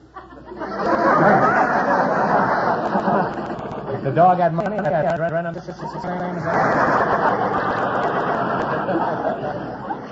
Well, Mr. Jackson, you're still here, aren't you? Yes, sir. Let's ride your cab for a minute. How long have you been piloting a hack? For 7 years, off and on. Off and on what, the sidewalk? What do you mean by off and on? Well, when I save up enough money, I go mining and treasure hunting. In your cab? No. What do you mean? You're a treasure hunter? Well, yo-ho-ho and a bottle of vitamin pills. How did you get interested in treasure hunting? Well, I was looking for gold most of the time. Uh-huh. Were you successful in finding it? No. You know why, don't you? You just don't have the pan for it, that's all. What started you on the hunt for gold? Well, a Hollywood medium here told me that if I bought into a certain piece of property in Arizona, I'd become a wealthy man. I don't want to seem overly curious, but did this gold mine just happen to belong to the medium's brother-in-law? No? You think this medium was a fake? No, I don't. Why not? Well, everything he told me that came to pass, except one thing. And what was that? Well, I didn't find the gold. Then you should have struck the happy medium.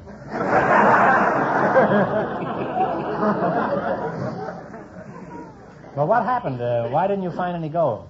Well, I don't know. I mined off and on for 3 years there.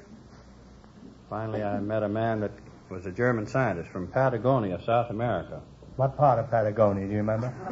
No, I don't. He didn't say. Well, why did you have such confidence in him?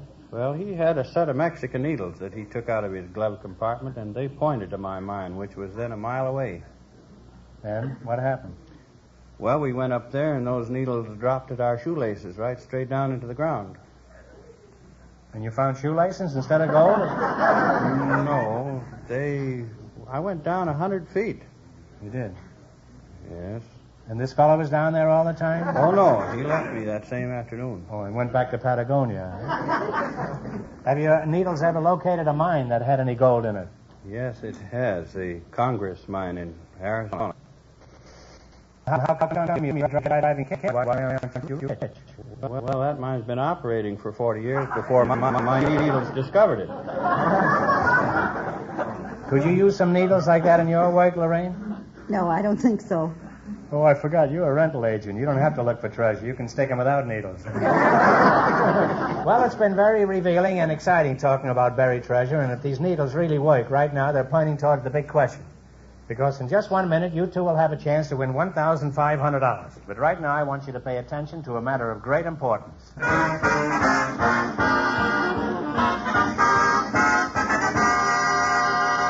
Groucho, tonight I'm going to be different. Every week I've been telling about the beautiful DeSoto and all the features that are new this year. Well, tonight, let me mention a few of the features DeSoto has been famous for, not only this year, but in past years as well. For example, take DeSoto's popular chair-high seats. Instead of low, uncomfortable seats that make you want to get out and walk, DeSoto's chair-high seats make you want to stay in and ride. They keep your body in the proper posture and give you a good view of the road and the scenery.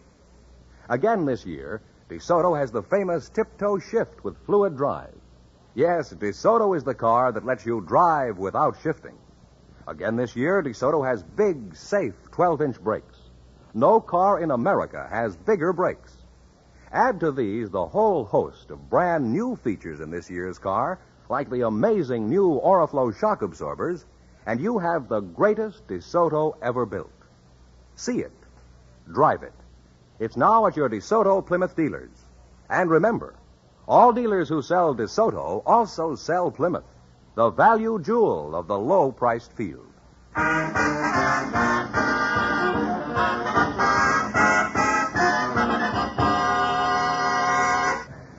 Let's see how well you make out in the quiz. George, tell them the rules. All right. You bet as much of your $20 as you want on each of 4 questions, and the couple that earns the most money gets a chance at the $1,500 DeSoto Plymouth question at the end of the show. Here we go. Let's see how high I can build you $20. You selected famous ships. How much are you going to bet? $15. Here's your first question. You're going to bet $15. What was the name of the ship that battled the Monitor? The Merrimack. The Merrimack is right. Well, you're on your way. You have $35. Remember, you're going for $1,500 tonight. How much of the 35 are you going to bet on your second question? 30. What explorer commanded the Half Moon? I don't know. You? The Half Moon. Well, it was Henry Hudson. You've dropped down to $5 now. $5. Here's your third question. How much of the 5 you going to go for? Half of it. 2.5. All right. What was the name of the French liner that burned and capsized in the New York harbor? Normandy. Normandy is right. Well, you're on your way again. You have $7.50. $7.50 is your last chance to beat the other couples. How much of the $7.50 you going to try? $5. Okay. Mutineers, led by Fletcher Christian, rebelled against the cruel treatment of Captain Bligh. On what ship did this mutiny take place? On the Bounty. That's right. The Bounty is right.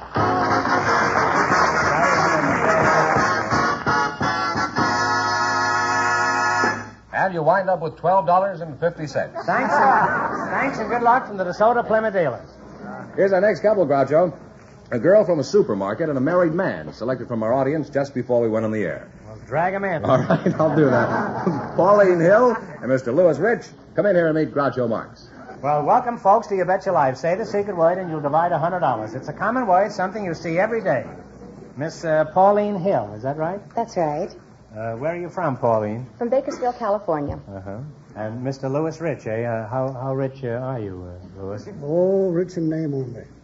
Well, that's worth something. Where are you from, Mr. Rich? I'm from that historical old state of Virginia, the mother of presidents. Weren't there any fathers in that state? A few, I'm one. How old are you, Mr. Rich? I'm in my 87th year.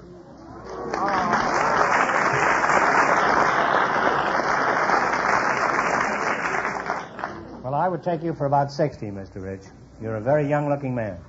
The mother of all those presidents must have taken good care of you and me. How long have you been a husband?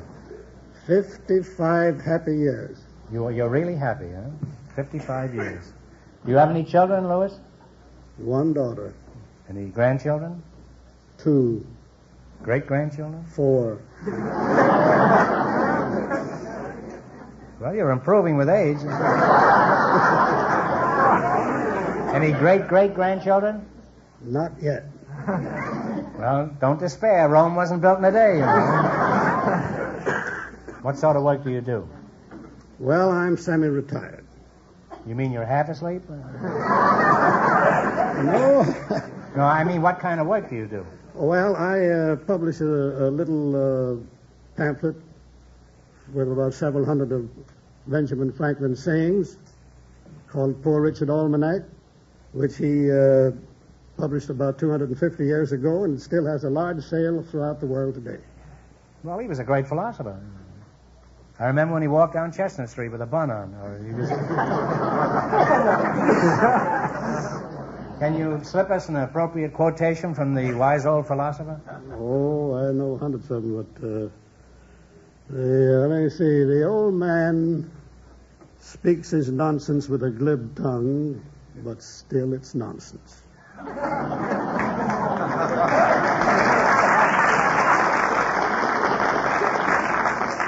Well, are you referring to me, you, or Benjamin Franklin? I don't know why that old busybody didn't mind his own business. That's the first time I've ever been insulted by a man who's dead 200 years.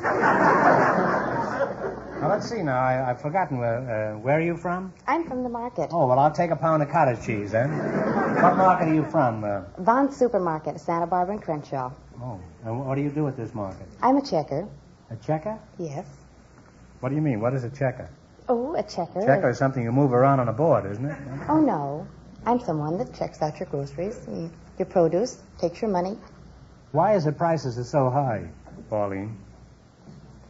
Well, I think if I knew that answer, I'd be in Washington.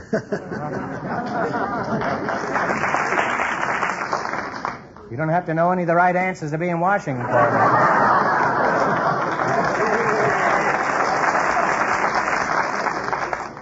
Well, the other day I paid 30 cents for a little can of black pepper.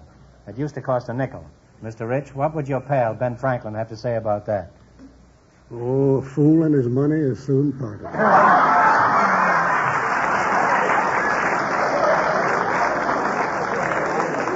Well, if you see Franklin, tell him to go fly his kite. Will you?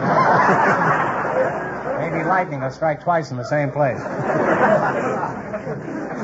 Speaking of reading, have you read The Ordeal of Willie Brown?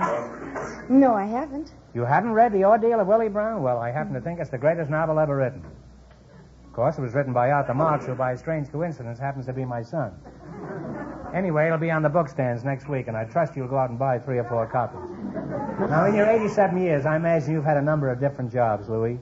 What all have you done to scratch out a living? Oh, sold papers, peanut butcher on the railroad, sold books, sold stocks in Wall Street, ran a hotel, traveled at selling little savings banks to banking institutions. And, You didn't get around very much, did you? Oh, well, I've been in every state in the Union. Canada. What's been your most unusual business experience? Running a hotel in Chicago. Well, I can understand that. What happened there? Did anything happen there? Oh, plenty happened. Well, during the World's Fair in '93, 3 of us came from Richmond and bought a hotel there with 197 rooms, bought the leasehold and the furniture, and so all our money was put up, and we had 208 school teachers come from North Carolina. We had to make a deal with them for $2 a day for meals and lodging, and the fellow that brought them there wanted to pay us with a check, and in '93 there was a bank panic on, and the checks were no good, so he went back to North Carolina to get the money and left the 208 girls on our hand. What's the matter with that? In the meantime, the creditors threw us out. We got out, and we left the girls there, and I don't know whether they're yet if they ever got back to North Carolina. Well, I wish you'd find out if they're still there, will you, Louis? Because I'm planning on going to Chicago pretty soon. Well, I've learned a lot talking to you two. A stitch in time saves 9 or 2 for 17. Now you're going to play You Bet Your Life. Beat our other 2 couples, you'll get a chance at the $1,500 question. I can't tell you how much the first couple won, but George Fenneman is going to remind our listeners. The real estate broker and the cab driver won $12.50. Here we go. Let's see how high I can bid you $20. You selected famous husbands and wives. Here's your first question. How much of the 20 are you going to bet? 15. $15. Who is married to band leader Desi Arnaz? Oh, Lucille Ball. Lucille Ball is right. Well, you're off to a good start. You have $35. How much of the 35 are you going to bet? 25. 25. Who is married to actor George Montgomery? Dinah Shore. Dinah Shore is right.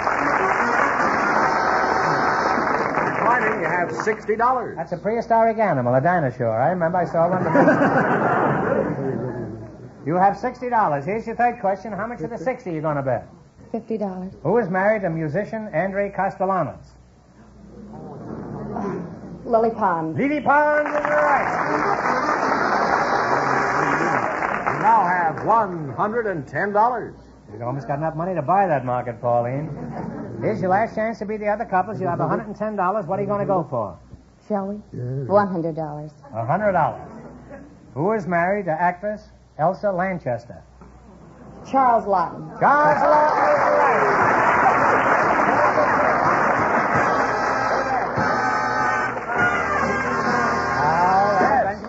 Helping them. And you wind up with $210. Thanks, and then good luck from the DeSoto Plymouth dealers. Thank you. We asked for couples with unusual romances to volunteer tonight, and just before we went on the air, we selected Mr. and Mrs. Charles Koenigsberg from our studio audience. And here they are.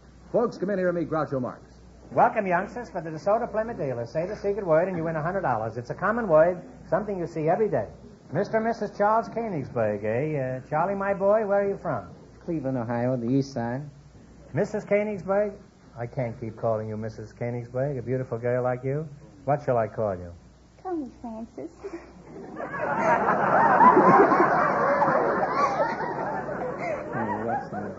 I'll call you Francis to begin with. Are there any more at home like you, Francie? I have 6 sisters. Your sister's a Sikh? No, they're not sick. What's the matter with them? They're not sick. They have 6 sisters. You have 6 sisters, but they're not sick, huh? What's the phone number of these 6 sisters? It's A9222. Is that a 5-cent call? I don't want to throw my money away, you know. No, they live in Casablanca, in North Africa, French Morocco. Well, cancel the phone call. Right? You say, Casablanca? Is that where you're from, too, Francis? Yes, I was born in Casablanca. Well, what do you know? I'm an old Casablancan myself. Did you happen to admire me in A Night in Casablanca? I couldn't go out at night then when I was home. I was referring to the Marx Brothers movie, A Night in Casablanca. Didn't you ever see that? Oh, the movies? The movies, yes. I used to be in the movies years ago until I saw some of the film. Well, tell us something about Casablanca. What's it like? Do they all have teeth as pretty as you have, Francis, in Casablanca? Francis, do they all have teeth? Well, it's very cosmopolitan. The life in Casablanca is very cosmopolitan. You don't wear a veil when you walk down the street, do you? No, but the Arab people, You wear some something, of don't them... you, when you walk down?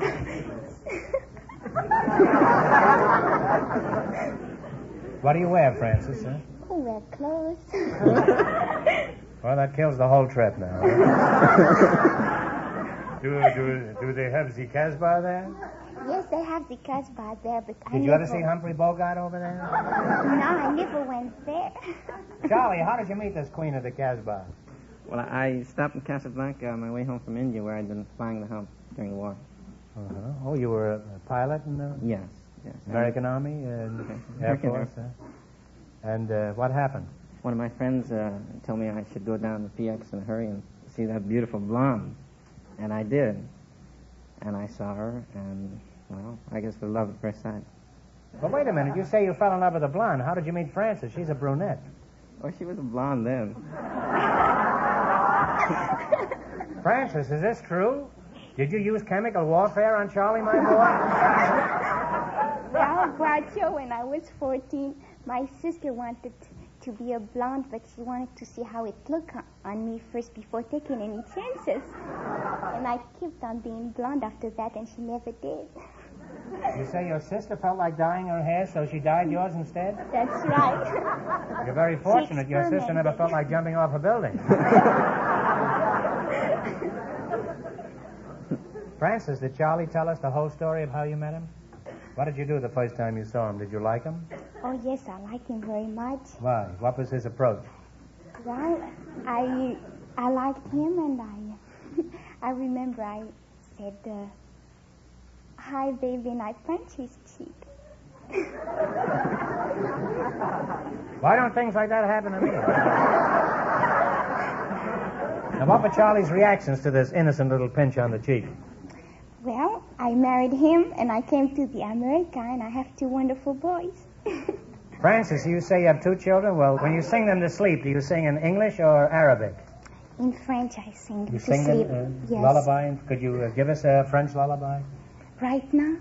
Well, listen, it's my bedtime. I don't know.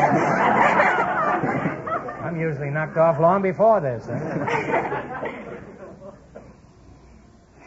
Les chiffons font, font, les petits des marionnettes, les chiffons font, font, 3 petits tours et puis s'en vont.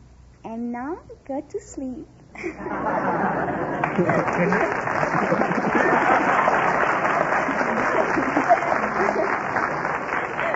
Just make believe I'm your brother, that's all.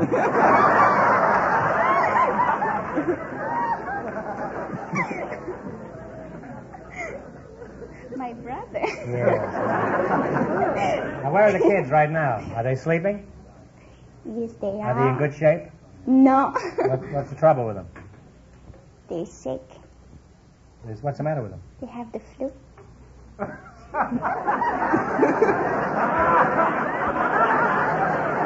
Fine, I had a kisser yet.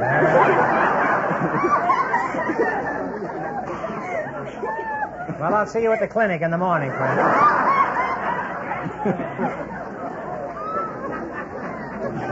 Well, it's been very medical talking to you, too. Charlie, I'm sure that with Francis helping you, you'll achieve any ambition that you're after. I wish you the best of luck to both of you. You're a wonderful couple. And beautiful besides. Now, let's see how you're going to make out in the battle for the $1,500. You run your $20 into more than our other couples. I can't tell you how much they won, but George is going to remind our listeners. The girl from the supermarket and the married man are leading with $210. Here we go. Let's see how high I can build you $20. You selected United States war heroes. How much are you going to bet? 15. 15, huh? One of the heroes of World War I was a sergeant who captured practically an entire company of Germans single-handed. What is his name? Sergeant York. Alvin York is right. Well, you're off to a good start. You have $35. Remember, you are going for $1,500. Now, how much of your... Back at the Casbah, how much of your $35 are you going to try? $34. $34? Yes. On April 18, 1942, a squadron of medium bombers raided the Japanese mainland. Who led this historic attack? Lieutenant General Doolittle. Doolittle is right. You're really It's a strange name for a man who did so much, isn't it? You folks are really climbing. You have $69 now. Here's your third question. You have $69. How much are you going to bet? 68. 68 and a half. We'll say. You know who's where?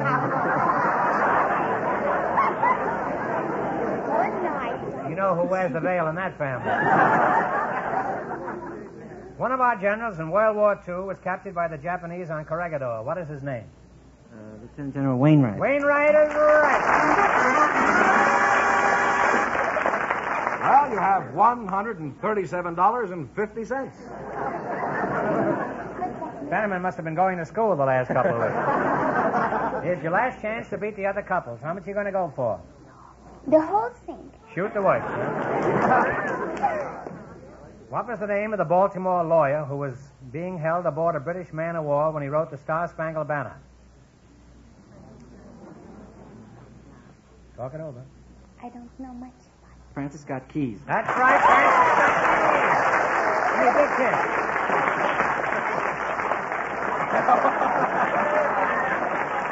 Thank you, Joe. You'll wind up with $275, and that means that you'll get the chance at the $1,500 DeSoto Plymouth question. Thanks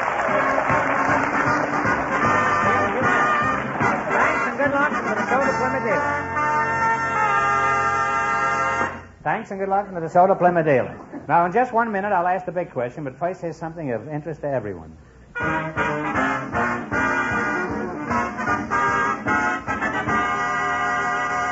If you haven't had your car put in shape for warm weather driving, don't let another day go by. Take it to a DeSoto Plymouth dealer for that spring checkup. Here, factory-trained mechanics will check the complete electrical system of your car. They'll check the chassis, including the steering and brakes. They'll do whatever is necessary to get your car ready for summer driving. They'll tune the engine and see to it that your car gets the proper oil and lubrication and that the radiator is drained and flushed. These DeSoto Plymouth mechanics will do all the things that should be done to give you thousands of miles of enjoyable, trouble-free driving. You'll like the job you get. You'll like the fair price, the prompt service, the courteous treatment, the friendly smile. All these things are part of a DeSoto Plymouth dealer's service. So don't delay another day. Get your car ready for warm weather driving right away. Do like Groucho says. Friends, take your car to a DeSoto Plymouth dealer. And when you do, tell them Groucho sent you.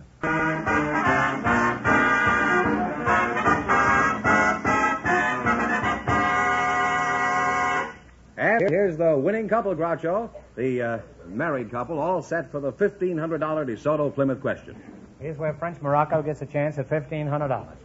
Here we go for $1,500. I'll give you 15 seconds to decide on a single answer between you. Think carefully, and please no help from the audience.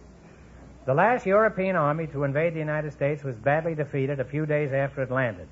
In what city did this historic battle occur?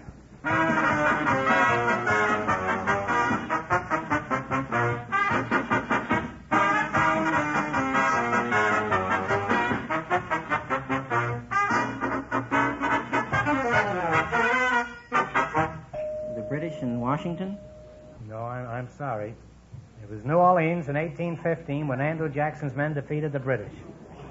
I'm sorry, that's the correct answer. So that means the big question next week will be worth $2,000. Well, you lost the big money, but how much did they win? $275. Well, that's not hay. $275. Congratulations, and thanks to both of you and to all of our contestants on the show tonight. Sorry for the quick call.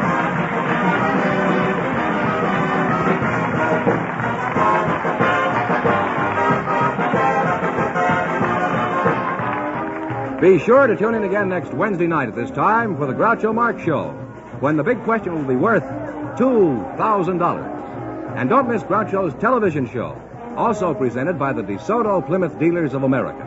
And remember, all dealers who sell DeSoto also sell Plymouth.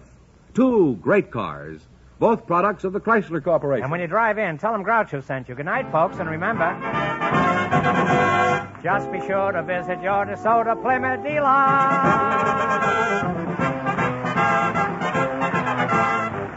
Folks, here's a reminder from the National Safety Council. Good drivers drive safe cars. Check your car. Check accidents. You Bet Your Life, transcribed from Hollywood, is produced by John Goodell. Directed by Robert Dwan and Bernie Smith. Music by Jerry Fielding. This is George Fenneman signing off for the more than 3,000 DeSoto Plymouth dealers from coast to coast.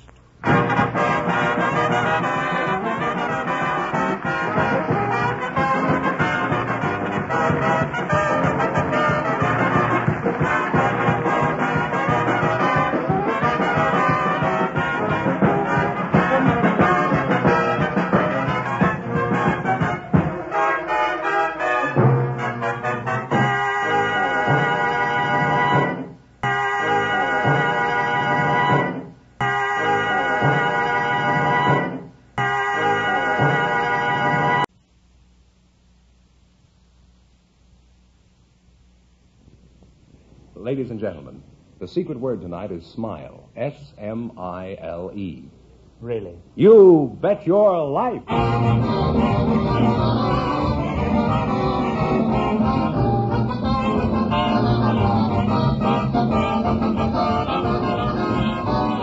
The more than 3,000 DeSoto Plymouth Dealers of America present Groucho Marx in You Bet Your Life, the comedy quiz series produced and transcribed from Hollywood. And here he is, the one, the only... That's me, Groucho Marx.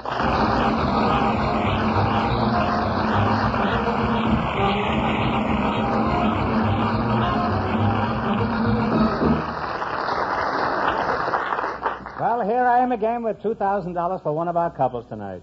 Squire Fenneman? Yes, sir. Who's supposed to try for the $2,000? Well, we invited some women painters and some prize fighters to the program tonight. And just before we went on the air, our studio audience selected Mrs. Amy Bordeaux and Mr. Watson Jones, and here they are. Folks, meet Groucho Marx. Welcome to You Bet Your Life. Say the secret word and you'll divide $100. It's a common word, something you always have with you. Prize fighter and a lady, eh? Mrs. Amy Bordeaux, is that right?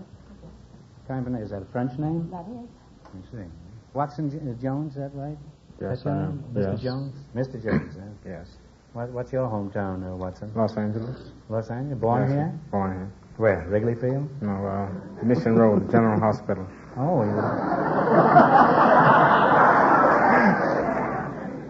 Oh, well, that's a handy place to be born, eh? Do you have any titles at all, Watson? The California State Light Heavyweight Championship. Oh, well, that's quite a distinction, huh? That's a pretty handy title, isn't it? Have you fought East in New York? A few times. Did you fight in the garden? That's what I'm working up to now. Oh. I fight in my garden every morning, but I can't get rid of the caterpillars, huh? Amy, you're a painter, is that right? Yes, that's right. What are some of the things you paint? Well, I paint landscape and flowers, figure studies, and abstractions. Now, what's an abstraction? I know what a subtraction is. But... Well, an abstraction is when you represent your subject by catching the essential character of it and expressing it in an aesthetic organization.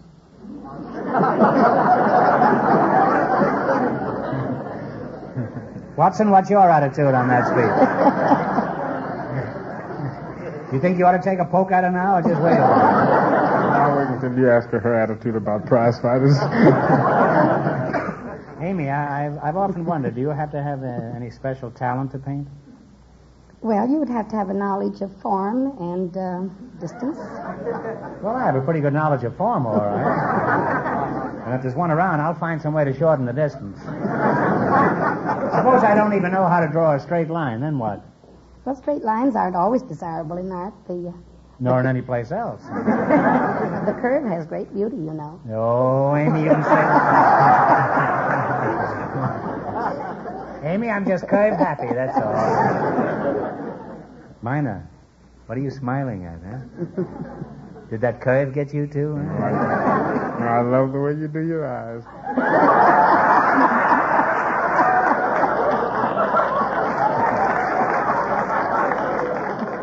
Why, Mr. Watson, I didn't know you cared. Well, we have a prize fight on a lady artist. You have a lot in common. When it's all over, you both wind up on the canvas.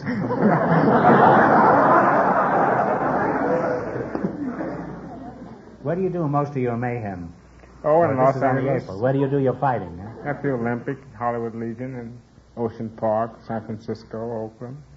How do you get fights? Do you write nasty letters to people? No, my manager gets them for me. He gets the fights? Yes. Oh, he writes the nasty letters. Do you take any match your manager arranges, or do you inspect your opponent first? No, I don't. I leave that up to him. He knows his business very well. I'm sure he does. You don't catch him in the ring. No fool he, huh? What fights have you had recently, and how'd you make out? Well, I've been fighting. This is my 5th comeback, and I've been fighting for about 17 years now. Really? And I made my last comeback about 6 months ago, and I've been doing very well. I've had 4 fights, and I've... Well, I don't understand. What do you mean by comebacks? Did you retire at various Well, times? not exactly. They just give you up... You just got bored with the whole thing? They told me, say, you're washed up, you're done for. Well, you don't look like you're washed up. I don't feel washed up either. What do you think of Sugar Ray Robinson? Would you care to tackle with him? I would love it. Why? Money.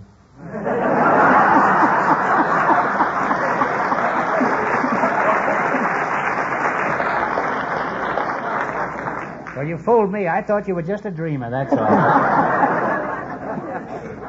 Now you're going to play You Bet Your Life. In just 1 minute, you'll have a chance at the $2,000 DeSoto Plymouth question. But first, I want you to pay close attention to something important.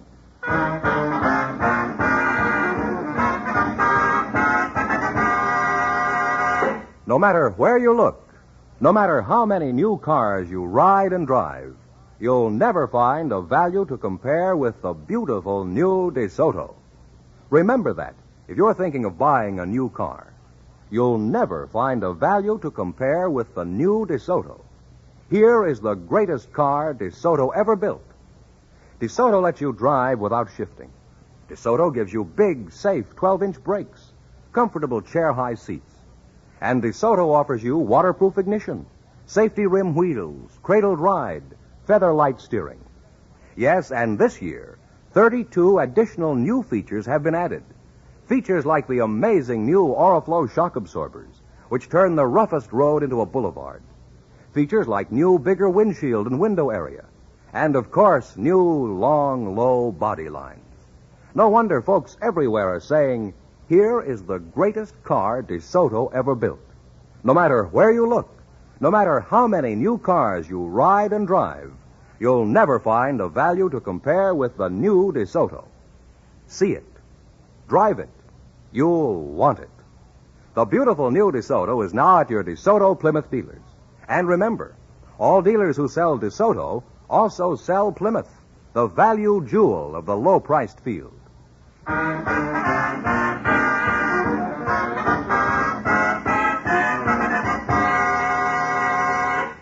You ready? Here we go.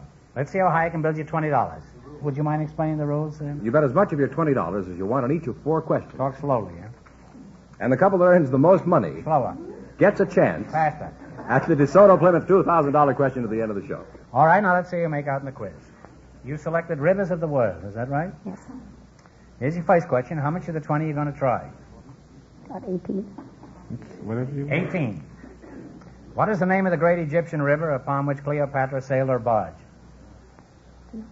The Nile. The Nile is right. Well, for a good start, you have $38. Remember, you're going for $2,000 tonight. How much of the 38 are you going to try? 25. 25. All right, Paris is on a river. What is the name of it? On the Seine. The Seine is right. I went swimming there once. I was insane. How much of the 63 are you going to bet? We could start, you know. Oh, No use of being gluttons. 40. 40. Okay. 40. $40. The largest river in the world is in South America. What is it? The Amazon. The Amazon is right. I've been out with many an Amazon in my time. Now you stand at $103. They had a mouth pretty near as big as that river. What was that? Just $103. How much have they got? They have $103. All right, here's your last chance to be the other couples. How much are the 103? Will you say how much? How much? 100? $3. Oh, Oh. let's say 50. Okay. 50. How much you betting? Well, is that all right with you? Whatever you say. I've chosen. $50. Okay, here we go.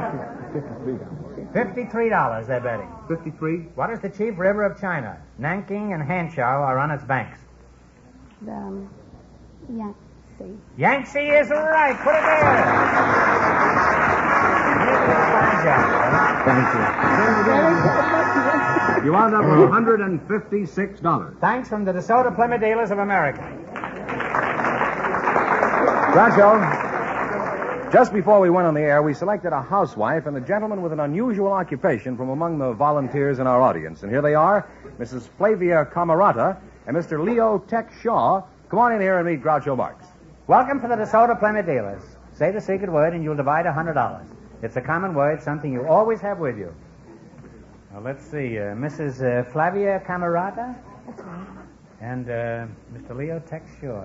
Mr. Shaw, you've got three names. Which one shall I use tonight? Just call me Tex. Tex, eh? What part of Minnesota are you from, Tex? I'm from Houston, Texas. I see. Flavia Camerata, eh? That's an odd name, isn't it? What does it stand for? Well, Camerata, that's a tie-in name. And It's a tie-in name? Yes, it is a tie-in. What do you mean by a tie-in name? You're not even wearing one. What do you mean by it? Well, it's a tie-in. It's a connecting rod? Is that what you mean? No, he's a tie-in descent. But I'm Italian. Oh. I thought you pardon me. I thought you said a tie-in, and I didn't know. You had knocked that L out of that word there. And it just wasn't clicking with me, that's all. Where are you from, Flavia? I'm from Linesville, Pennsylvania. I was born in the swamp.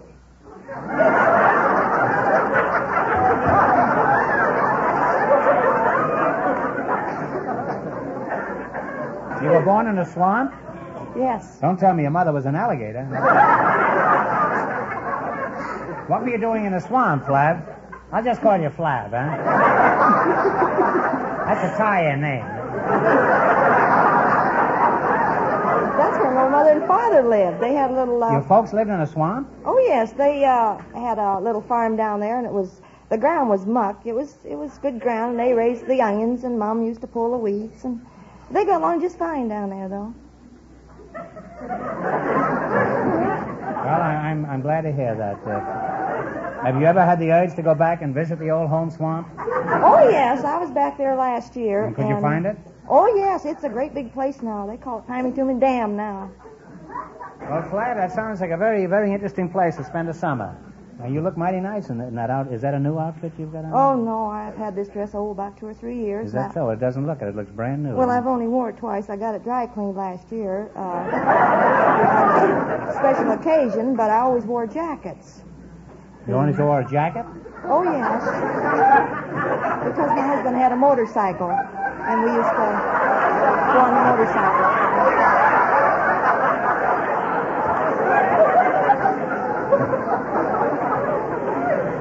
Flav, you've got me down in that swamp now. You say you had this dress cleaned last year because you wore a jacket and your husband has a motorcycle. Now, that's a nice logical sentence, isn't it? Now, do you mind if I break that down into small pieces? Go ahead. Why did you have the dress cleaned last year? Well, I wanted to go out on a special occasion, but I never got a chance to. Why not? Well, there wasn't any place to go. No. You still have the motorcycle? Oh, no. I made my husband sell that. He almost killed himself. Where is he now?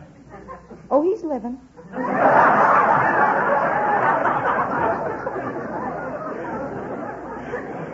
Well, Tex, let's stagger back to you. Now, you were chosen because of your unusual occupation. Just what is it? I operate Barter Unlimited. What do you mean, Barter Unlimited? What is that? It's an association by which all of its affiliates get that which they wish from their fellow affiliates without actual cash outlay. Each Jones gets work from Brown or goods from Smith or something else from Green and pay each other through the medium of checks, which they get from us. In such a way, I repeat, that everyone gets what they wish without money. Were you born in a swamp, too? As I understand it, Tex, barter and limit is a sort of a swap shop idea. Is that it? Does it really work? Is it practical? Oh, it does indeed. We have all types of services.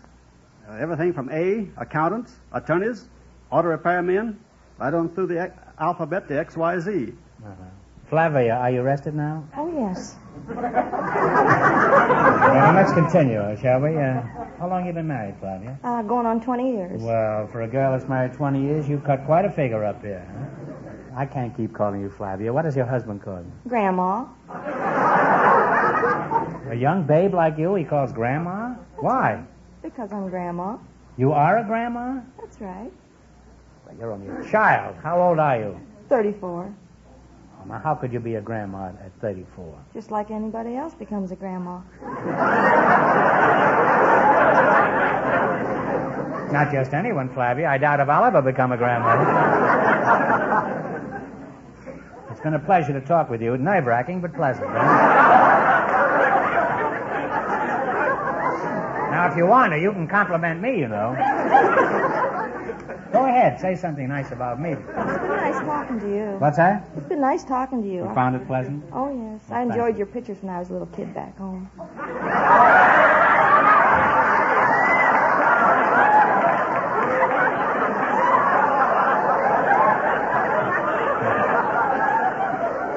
Well, there's a woman for you. A grandmother who enjoyed my pictures when she was a baby. That is certainly farthest north in compliments, eh? Well, you certainly make an unusual couple, and with the three of us in the same room, there would never be a lull in the conversation. Now you're going to play You Bet Your Life. Run your $20 no more than our other couples, and you'll get a crack at the $2,000 question. Mr. Fenneman is offstage to remind our listeners how much the first couple won. The woman painter and the prize fighter won $156. Here we go. Let's see how high I can build you $20. You selected creators of style and beauty products.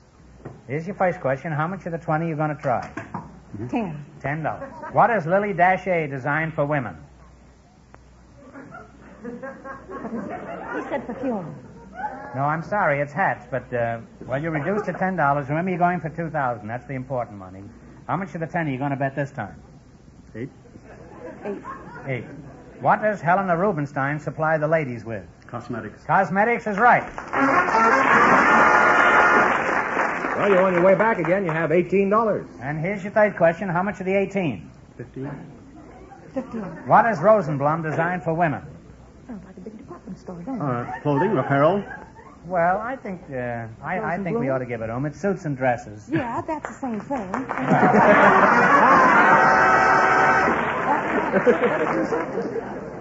How much have they got? They have $33. Now, here's your last chance to be the other couples. How much of the 33?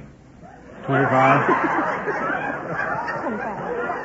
25. What does I.J. Fox supply the ladies with? Furs. Furs. Furs is right. Put it there, Pat. Put it there, Tex. And you wind up with $58. Thanks and good luck from the DeSoto Plymouth dealers.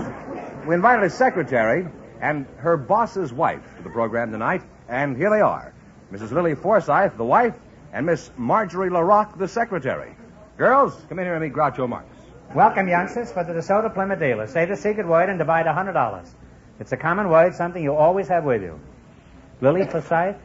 Is that the way you pronounce it? Forsythe or Forsythe? Huh? Forsythe. Anyhow, Miss Marjorie LaRocque, is that right? Yes, I'm the secretary. You're a secretary. What's your age? I'm 21. You're 21? Mm-hmm. You're a secretary. Well, that's a pretty fancy job for a 21-year-old girl, isn't it? Who do you work for, Marjorie? I work for John Forsythe. That's Mrs. Forsythe's husband. Oh, you're John's secretary, huh? Then, Lily, you must be John's other wife, huh? Well, what do you know about that, huh? What kind of business is Honest John in, Marge? He's an insurance broker. And to think I called him Honest John. I'll just call you Marge, eh? What does your boss call you, Margie or Rocky? He calls me Miss LaRocque. Even when you're alone? Yes.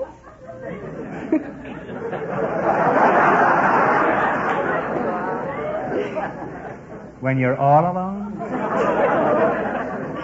Margie, how long have you known Johnny Boy? 2 years. 2 years. And how long have you known him, Lily? 18 years. You probably know him as well as she does, huh? Who do you think knows a man better, his wife or his secretary, Margie? Why? What's your opinion, Mrs. Forsythe? Well, I think a secretary. Why do you say that? Well, I've had experiences both.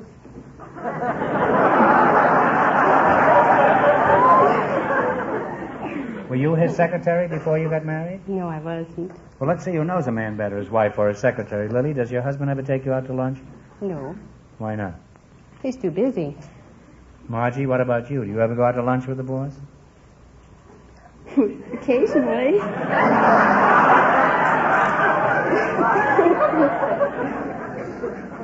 He's an insurance man, all right. He has 2 policies, one for his wife and one for his secretary. Lily, does John ever work late at night? Oh, yes, very often. Why, that gay dog. What sort of excuses does he use when he calls to tell you he has to work late? Usually just that he's involved with a good prospect.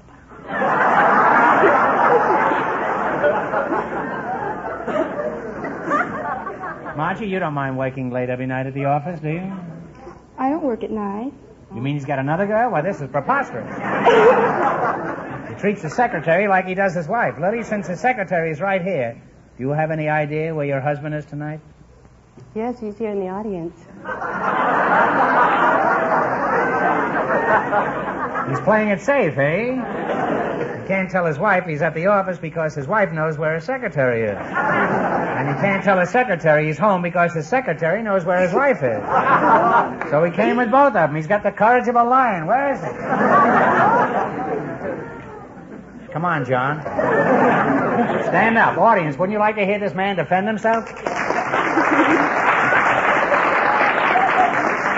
Come down here, John Forsythe. We've got the goods on you.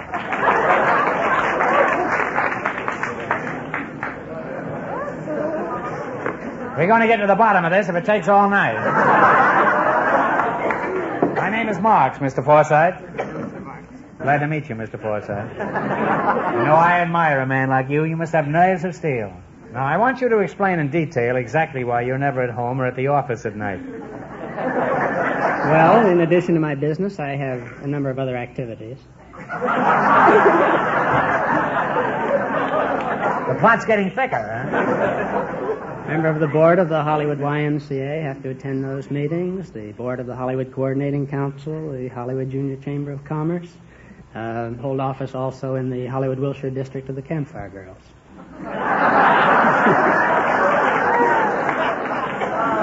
You say you're an officer in the Campfire Girls?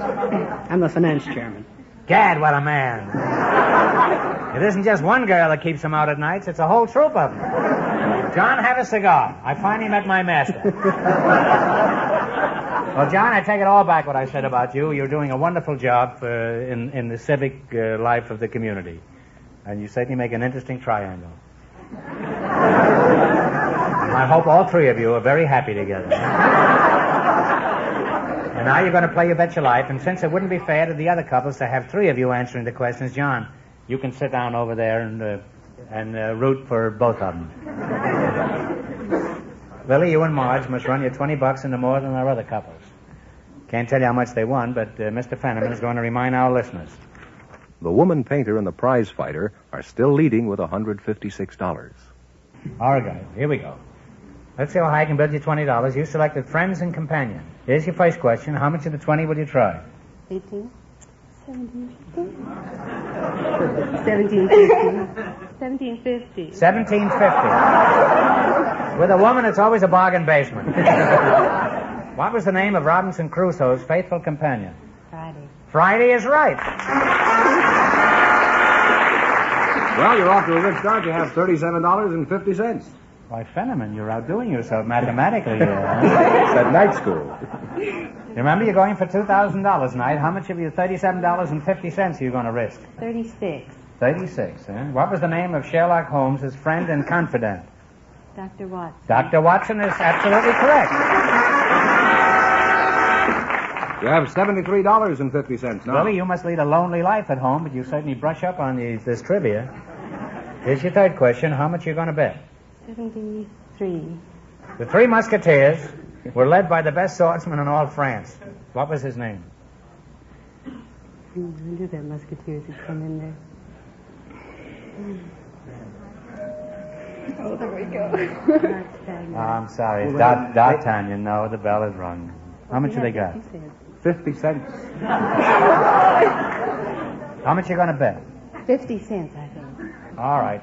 Tom Sawyer had a pal who spent much of his time adventuring on the Mississippi River. What was his name? Huckleberry. Huckleberry Finn is right. I'm sorry. Well, you wind up with $1. We got to give him another question. Okay, here's one chance to win some money. Get this one right, and we'll give you $10. No help in the audience, please. It's a tough question. Where was the St. Louis woman from? St. Louis is right.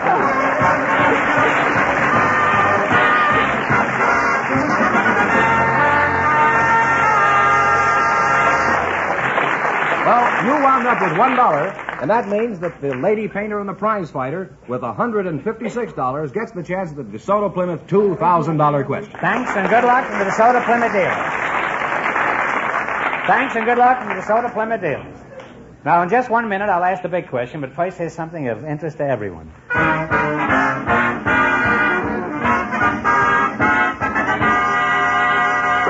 Not far from where you live is a businessman who is very proud to be a part of your community, proud of his reputation for fair and square dealing. He's the DeSoto Plymouth dealer in your neighborhood, and he wants you to know that you're always welcome when you walk through his doors. He considers it a pleasure to show you the two great new cars he sells, the beautiful new DeSoto and the handsome new Plymouth. Your DeSoto Plymouth dealer is proud of the fine line of used cars he sells, too. Really top values in many makes and models. And, of course, he wants you to see his service shop, where master technicians use the most modern equipment there is to keep your car in top running condition. And you'll notice the folks who work in the shops, offices, and showroom of a DeSoto Plymouth dealer not only believe in courtesy, they practice it. Yes, that's the DeSoto Plymouth dealer in your neighborhood. Whether you come in for a new car, for a used car, for service on your present car, or just to pass the time of day, you're always welcome wherever you see the familiar sign of a DeSoto Plymouth dealer.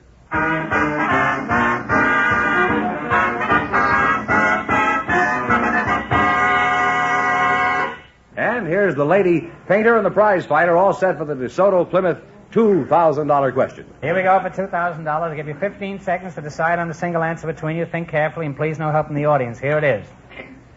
Near Nashville, Tennessee, there was a beautiful mansion called the Hermitage. It was the home of one of our most colorful presidents. For $2,000, which president?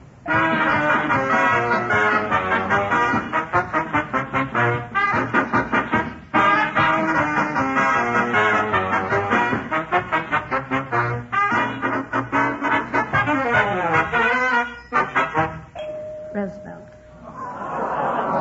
No, I'm sorry. It's Andrew Jackson. Correct answer is Andrew Jackson, so that means the big question next week will be worth $2,500. Well, you lost the big money, but you won quite a lot of money in the quiz. How much did they win, George? $156. Well, that's not so bad. Congratulations, and thanks to both of you and to all of our contestants on the show tonight. Sorry for the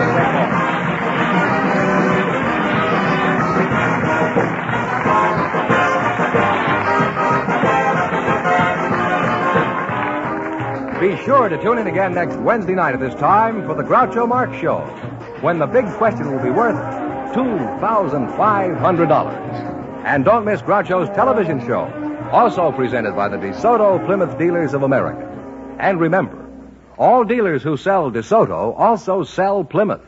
Two great cars, both products of the Chrysler Corporation. And when you drive in, tell them Groucho sent you. Good night, folks, and remember,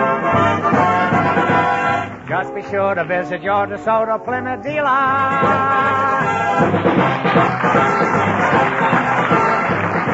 Folks, here's a reminder from the National Safety Council.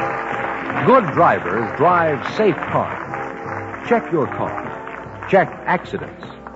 You Bet Your Life, transcribed from Hollywood, is produced by John Goodell. Directed by Robert Dwan and Bernie Smith. Music by Jerry Fielding. This is George Fenneman, signing off for the more than 3,000 DeSoto Plymouth dealers from coast to coast.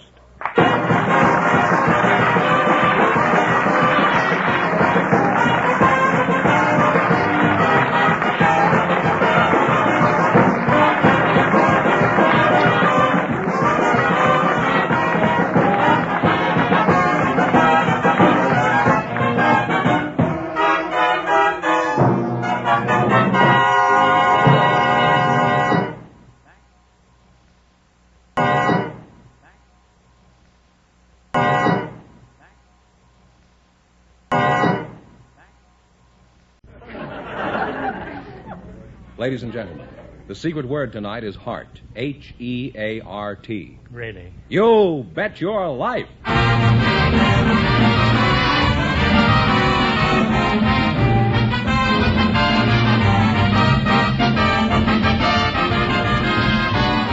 The more than 3,000 DeSoto Plymouth dealers of America present Groucho Marx in You'll Bet Your Life, the comedy quiz series produced and transcribed from Hollywood. And here he is, the one, the only... Groucho! That's me, Groucho Marx.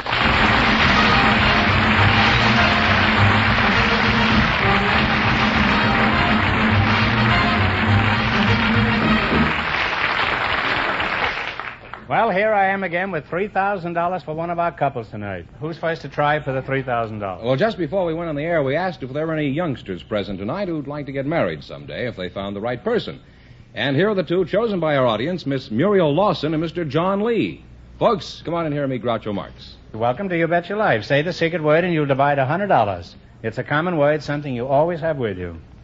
John Lee. Where are you from, Mr. Lee? I'm from Hollywood, right here in Hollywood. You born here? Yes, sir. That's an unusual thing. We rarely have anybody who's born right here.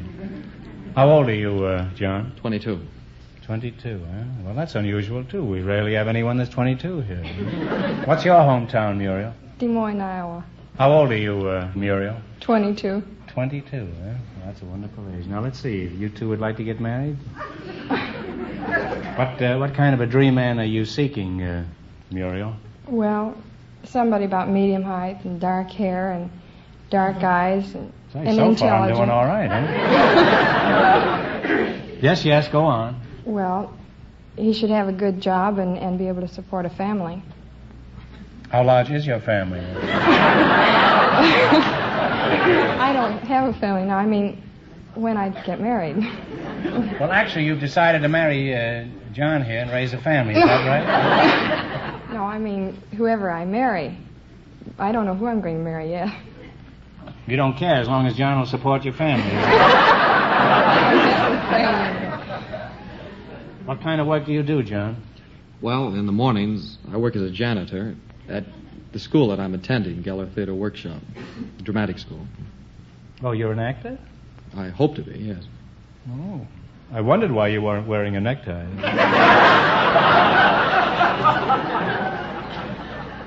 Do you really expect to support a wife and family as an actor? Well, I think so, yes. Would you be interested in my psychiatrist's phone number?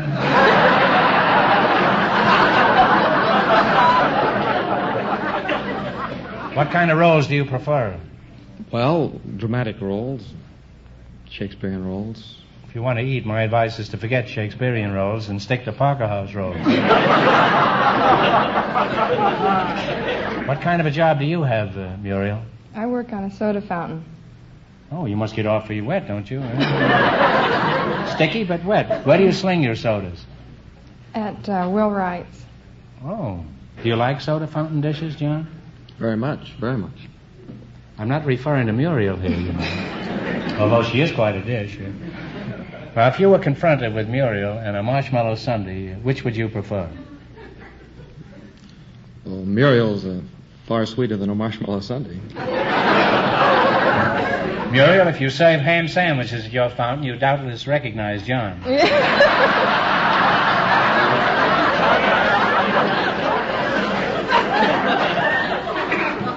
Now, can anybody whip up a fancy soda, or does it take any particular talent? Well, I think it takes a talent. I mean, for instance, if you want to make a soda, you'd have to use a fine stream of seltzer first. Fine Stream? I used to know a fellow named Fine Stream. He owes me $5 now. Joe Fine Stream.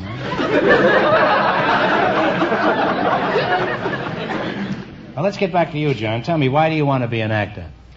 Well, I've always wanted to be an actor as far back as I can remember.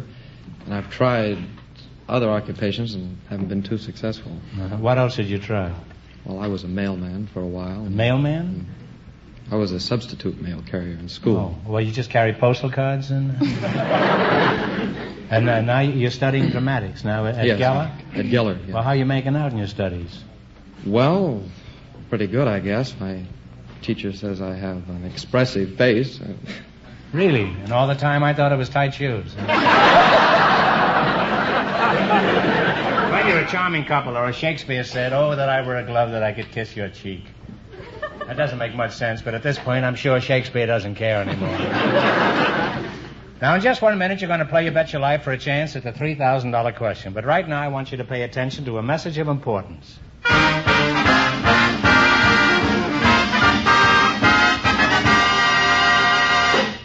Remember this, if you're in the market for a new car, no matter where you look, no matter how many new cars you ride in or drive, your very best value is the beautiful new DeSoto. Listen to just a few of the great DeSoto features. Sensational Oriflow shock absorbers, which level out the worst bumps you can find. Safety rim wheels, which help you keep your car under perfect steering control in case of blowout. Comfortable chair-high seats to keep your body in the proper posture, to make even the long trips a restful experience. Driving without shifting, waterproof ignition, big, safe 12-inch brakes. Yes, feature after feature make the new, all-new DeSoto the best value you'll find anywhere. See it. Drive it. The beautiful new DeSoto. Now at your DeSoto Plymouth dealers. And remember, all dealers who sell DeSoto also sell Plymouth, the value jewel of the low-priced field.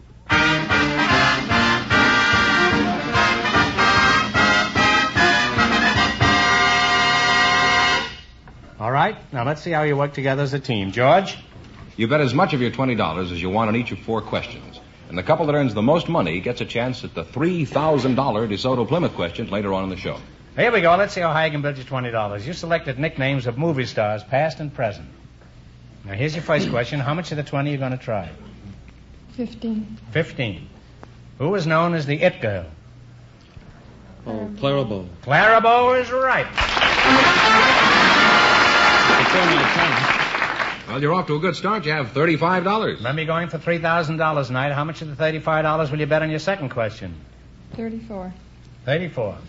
What star was formerly known as the Oomph Girl? Ann Sheridan. Ann Sheridan. Ann Sheridan was 50 miles away. That's something. You have $69, nevertheless. $69. Here's your third question. How much of the 69 are you going to try? 68. 68. And what star was known as the Sheik?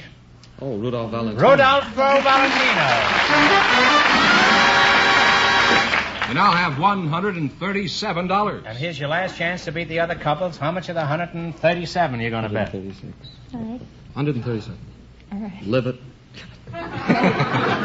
One of our finest actors was called the Great Profile. What was his name? John Barrymore. Barrymore. Thank you very much. Thanks and good luck from the DeSoto Plymouth dealer. And you wind up with $274. Groucho, we asked for... Yes, Mr. Fenneman. We asked for volunteers with unusual occupations tonight. And just before we went on the air, Mr. Louis Laurent was selected. His partner is a housewife from the studio audience, Mrs. Ella Elias. Folks, come in here and meet Groucho Marx. Welcome. Welcome for the DeSoto Plymouth dealer. Say the secret word and you'll divide $100. It's a common word, something you always have with you. Mrs. Ella Elias, where are you from? Originally Chicago. What sort of work does your husband do, Ella? He's a building contractor. Oh. And Mr. Louis Laurent, huh? Laurent, huh? How do you do, Louis? Well, very glad to meet you, and thank you very much. Très bien, merci. Likewise, I'm sure. Enchanté de vous connaître. What did you say? Enchanted to know you. Well, let's not overdo it now. Right? You hardly look enchanted. Where were you born? I was born at sea in the Indian Ocean. Was your mother an octopus? No. What were you doing in the Indian Ocean, and where was your mother at the time? Well, she was on the way to Madagascar. You were born in the water, and she was on the way to Madagascar? She's no fool. She knew you were coming, so she took the first boat for Madagascar.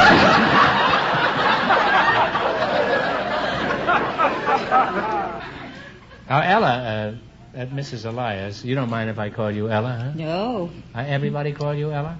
Well, my close friends do. Well, I'm as close as anybody you'll ever meet. Huh? I haven't spent a nickel in 3 weeks, huh?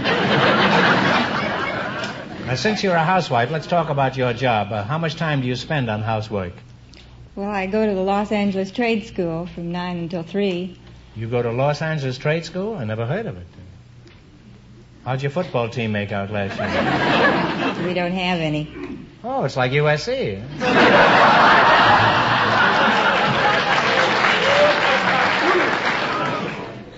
Well, Louis, let's get back to you. Now, you were chosen because of your unusual occupation. Just what is it? Well, I'm a big game hunter. A what? Big game hunter. A big game hunter? Yeah. What kind of games do you hunt? Floating crap games? Well, that's a big game sometimes. Well, all kind of elens, of course. Panther, elens, gazelles. Elens? What's an elen? Well, an elen is a kind of, kind of buff. A buff. Give me that again. Well, the head of a bull and the body of a cow. The head of a bull and the body of a cow? Yes. Well, what is a bull? Well, that's a helen. A helen. Enchant, huh?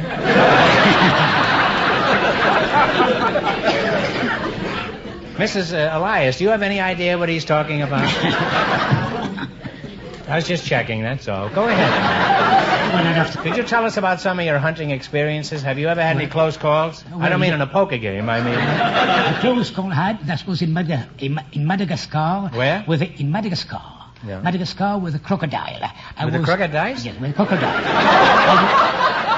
He's back big game hunting again. Huh? You were hunting crocodiles in South Africa? No, I was eaten by the tail.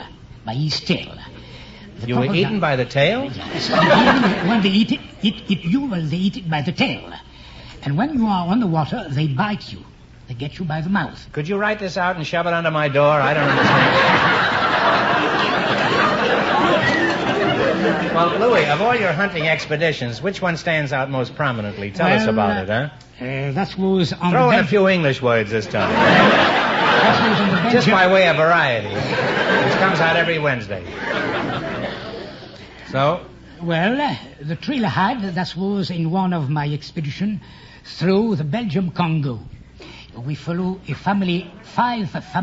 group of 16 gorilla for about 3 weeks and took documentary of them. And they are very human. You followed 16 gorillas for 2 months? Well, photograph them, yes. They speak, they talk between them. Well, when they You say they talk with each other? Well, they talk with each other. Yes. And next you'll be telling me you talk their language, too, Louis. Well, I know someone, Well, I know some... Louis, I can't say that I'm surprised. Let's hear some gorilla talk, huh? Well... Let's hear some gorilla talk, and be careful what you say. When they want something to eat, they... There you are. When they want, of course, they are a good father. Very good. Take care of their babies. Take care of their babies and carry the babies. Take care of their what? Of their babies. How do you spell that? Babies, B-A-B-I-E-S. Well, that's close enough, but it turns out to be a gorilla. Now, you mentioned going through pygmy land. Were you friendly with the pygmies? Oh, very well. And we met 2 of them. We met the chief one at Boo Boo Boo, called Batutu of Boo Boo Boo. And the other wait a minute. That was... Who is Babo Boo or 222? Well, Say, I speak it pretty well, don't I? I've only picked it up recently. The battle two was at boo boo boo. And you... Ba ba ba, toot toot toot.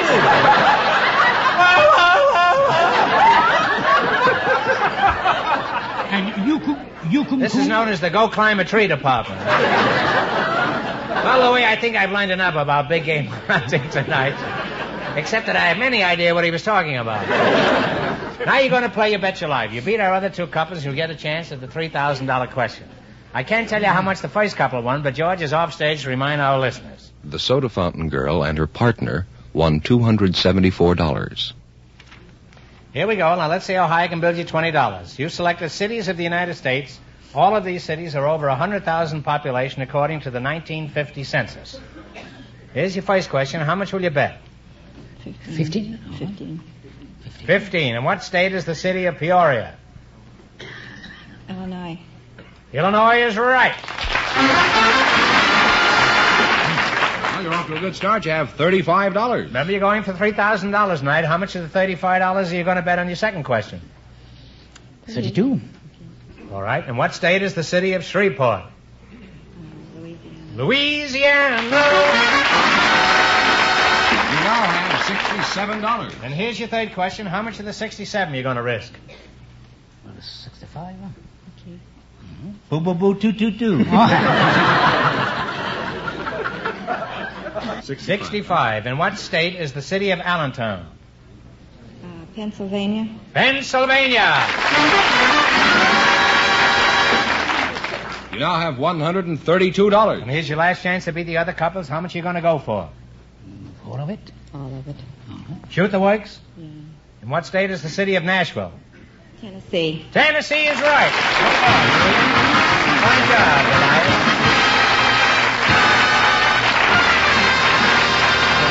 And you wind up with $264. Thanks and good luck from the DeSoto Plymouth Dealers of America and the United States. Groucho, we invited some camp counselors to the program tonight, and just before we went on the air, our studio audience selected Ann Dillon. Her partner is a husband from the studio audience, Mr. Gil Crosby. Folks, come in here and meet Groucho Marx. Welcome to You Bet Your Life. Say the secret word and you'll divide $100. It's a common word, something you always have with you. Well, howdy doody. How do you do? You're a camp counselor, eh? Yes, that's right.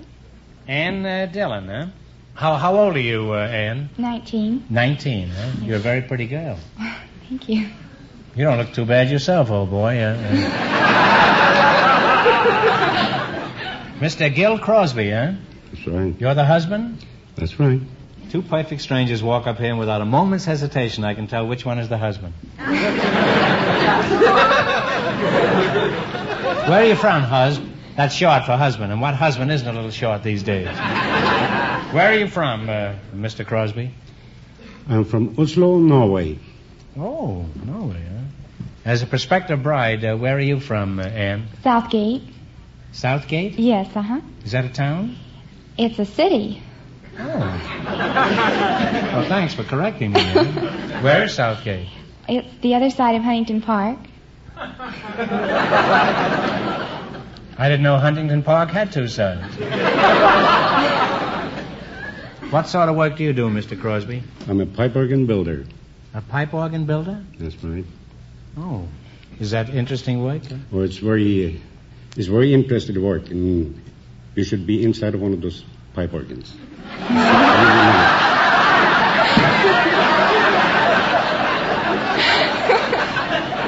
Well, I imagine eventually I will be. I can certainly blow loud enough to be a part of the organ. Are you flirting with me, Ann? No. Well, I didn't think so. Huh? Well, if you want me to, I will. Well, I'd rather you would, rather than... Do you know when you're flirting? You say you don't think so, huh? I try not to. You try not to flirt? Yes. Why? Well, I've never thought about it. Well, you will. You're going to think a lot about it, huh? I think you'll flirt just naturally, huh? There isn't much to it, you know. You just smile and roll your eyes a little bit. Thank you for telling me.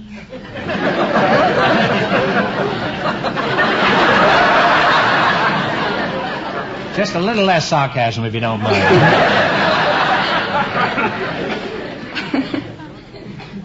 Now, you say you're a camp counselor? Yes, that's right. With all the soldiers in camp these days, you must be pretty busy. What camp do you work for? I work for Troy Camp for girls. What kind of a place is it? Well, it's a lovely place out in the hills. It's in the country, and just a very lovely place. And that's all you have to say? No, there are girls from about 4 to, they run to about 12. They do? Well, they must be pretty weary after that.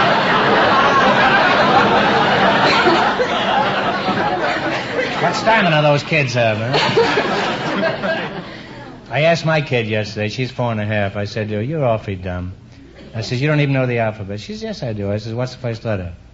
She says, A. I says, what's the second? She says, I don't know. I says, well, it's B. I says, now, what's the third letter? She says, 11. This is true. Not very funny, but it's true.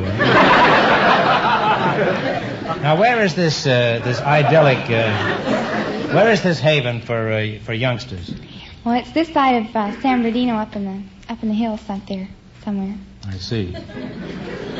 Now, I have a child of camp age. Perhaps I might be interested. What do you do for the child? Well, we make a home away from home for the children and set up the same examples that you would for them at your home. I just hope I didn't hear her correctly. Boo-boo, toot-toot-toot-toot, boo-boo. What are some of the activities at your camp, in addition to running from 4 till 12? We have hiking and swimming, archery. Hiking? Yes. Archery? Yes, and we teach the children how to spend their leisure time. And then we have nature study. And what's nature study? What does that consist of? well, we take the children on field trips to study the See how they various... feel? No. We like them to learn to... Field, F-I-E-L-D. Thanks for the correction. And we try to teach them how to enjoy the wonders of nature. Uh-huh. And do you succeed? As a rule, yes. Mm-hmm. Are they all as pretty as you, all the counselors at the camp? Oh, more so. I might bring my child up there. She's a little young, but I'm not too old. Now then, we're going to play You Bet Your Life for a Chance at the $3,000 question. Run your $20 into more than the other couples. I can't tell you how much they won, but Mr. Fenneman, the squire, is going to remind our listeners. The soda fountain girl and her partner are still leading with $274. Here we go. Let's see how high I can build you $20. You selected occupation. Here's your first question. How much of the 20 are you going to try? 15? 15, it's fine. All right, what is Cole Porter's occupation? He's a composer. Songwriter and composer is right. Well, you're off to a good start. You have $35. Remember, you're going for $3,000 tonight. That's from the Enchant. How much of your $35 you're going to try in your second question? 30? Okay. Oak? 30. What is Raymond Chandler's occupation? Do you know? A friend.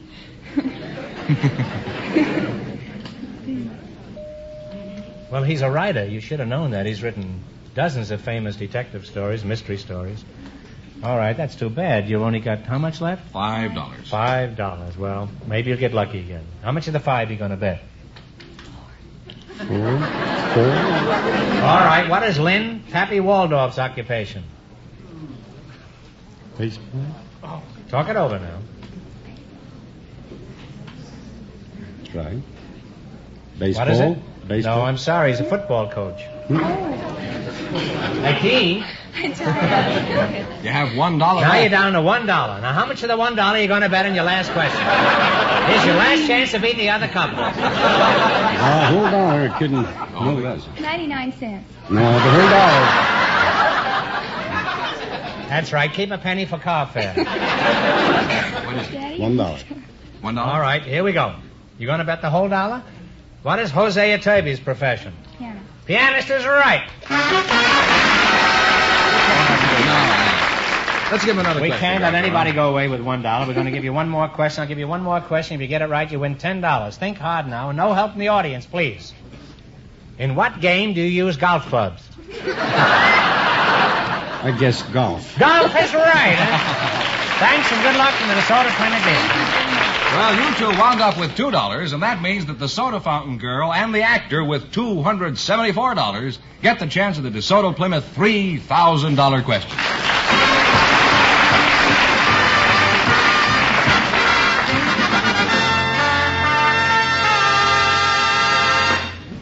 Now, in just 1 minute, I'll ask the big question, but first, here's something of interest to everyone.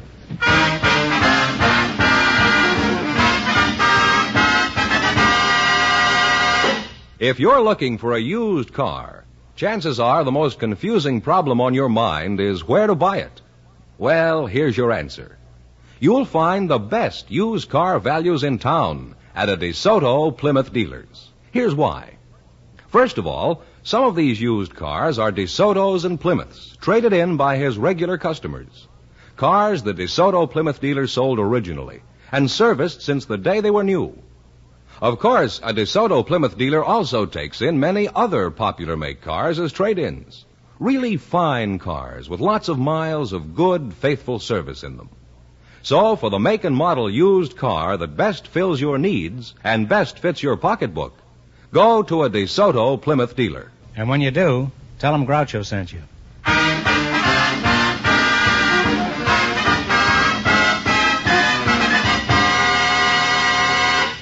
And here's the soda fountain girl and the actor all set for the DeSoto Plymouth $3,000 question. All right, here we go for $3,000. I'll give you 15 seconds to decide on a single answer between you. Think carefully, and please no help from the audience. Here it is. Now, you can talk it over, you know. 3 Americans have won Nobel Prizes for literature. Pearl Buck and Eugene O'Neill are 2. For $3,000, who was the third?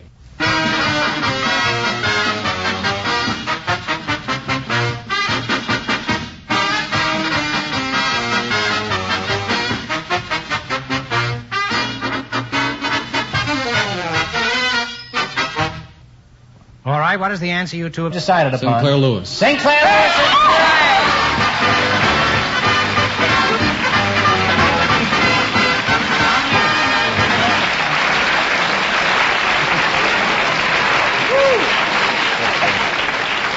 That's right, you win $3,000. You had the right answer, so you win $3,000. What are you going to do with all that money?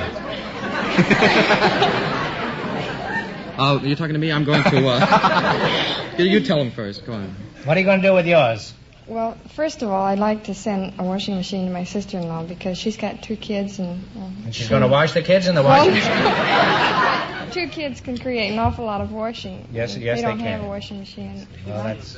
I don't know what else I would do with it except that. Well, there's always me. I mean, myself. if you run out of notions of how to disperse this money, I'll give you my phone number later in the evening. You'll get it anyhow. Now, let's see, George. And what are you going to do with your swag? You going to buy a washing machine for your sister? No, I've always wanted to go to New York and try and get some work acting, and I'd like to use this, if I could, when I graduate from school. Well, I think you're going to be a big success as an actor. You have a good speaking voice, and you're a fine-looking fellow, and you're comparatively bright. Well, you really cleaned up tonight. Congratulations from the more than 3,000 DeSoto Plymouth dealers from coast to coast. You bet your life. Thank you very much.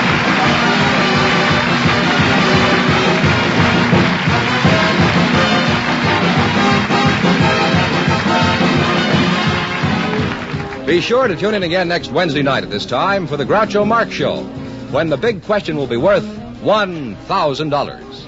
And don't miss Groucho's television show, also presented by the DeSoto Plymouth Dealers of America. And remember, all dealers who sell DeSoto also sell Plymouth. 2 great cars, both products of the Chrysler Corporation. And when you drive in, tell them Groucho sent you. Good night, folks, and remember... just be sure to visit your DeSoto Plymouth dealer.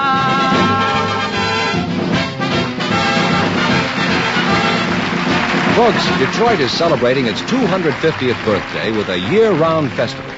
Be sure to visit Detroit this summer. You Bet Your Life, transcribed from Hollywood, is produced by John Goodell. Directed by Robert Dwan and Bernie Smith. Music by Jerry Fielding. This is George Fenneman signing off for the more than 3,000 DeSoto Plymouth dealers from coast to coast.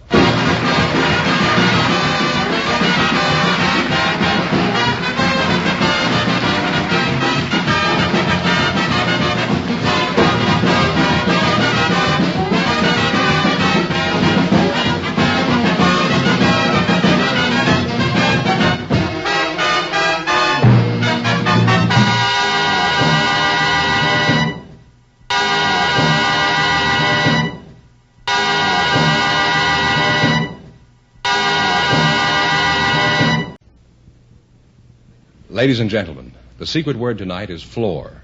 Floor. Really? You bet your life. The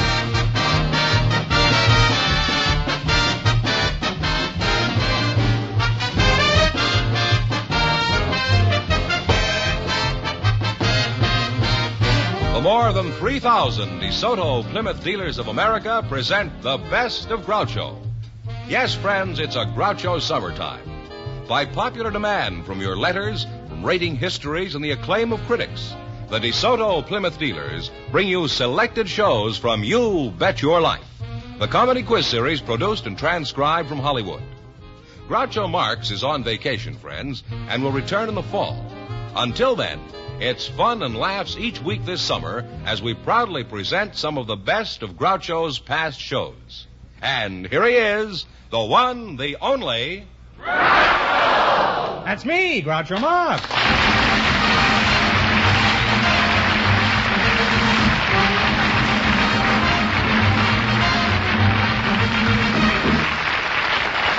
Well, here I am again with $1,000 for one of our couples tonight. Mr. Fenneman, who's first to try for the $1,000? Well, we invited some college students to the program tonight, and just before we went on the air, our studio audience selected Miss Mary Ellen Nichols and Preston Zilgett. Welcome to You Bet Your Life, kids. Say the secret word and you'll divide $100. It's a common word, something you'll find around the house. Mary Ellen Nichols, huh? That's right. And Preston Zilgett. Right. You just made that up, huh? That's a non-diploma of some kind? Something like that, yes. Spurious name? Incognito? Yeah. He's going right along with this. Where are you from, Mary Ellen? What'll I call you, Mary Ellen or just Mary? Mary Ellen. Mary Ellen. You prefer that? I prefer it, yes. Well, you're tall enough to have two front names. How old are you, Mary? 19. 19? Yes. And what is your age, Preston? I'm 20. What college do you attend, Mr. Zilgett? Occidental. What are you doing there? Well, I'm studying industrial psychology. Oh, I see. Are you going to Accidental too, Mary? No, I'm not. I'm going to UCLA. Oh, UCLA. You don't have to spell it. I'm old enough to understand that. It means Euclid, doesn't it? No, it means UCLA. Like Euclid, Fran, and Ollie? And what are you taking in school? Business education. Have you got a good head for business? I think so. Well, you have a very nice head on your shoulders. Thank you. I wish it was on mine. Now, what do you get when you graduate in that course, Mary? A Bachelor of Arts degree. A bachelor? That's right. Well, don't worry about his degree. Just get the bachelor. What are some of the things you study in school, Preston? Well, corporation finance, economic theory, labor problems, industrial psychology, abnormal psychology. When do you get to Omaha? Now, is psychology really useful in everyday life? For example, when you meet a pretty girl, what do you look for psychologically? Well, intelligence, personality, compatibility, common interests. I see. And while you're looking for this, some shot putter is taking her out for a drive along the ocean. Have you studied psychology, Mary? Yes, I have. Well, what does a girl think when she meets a good-looking boy? Oh, I think she thinks the same thing that the boys do.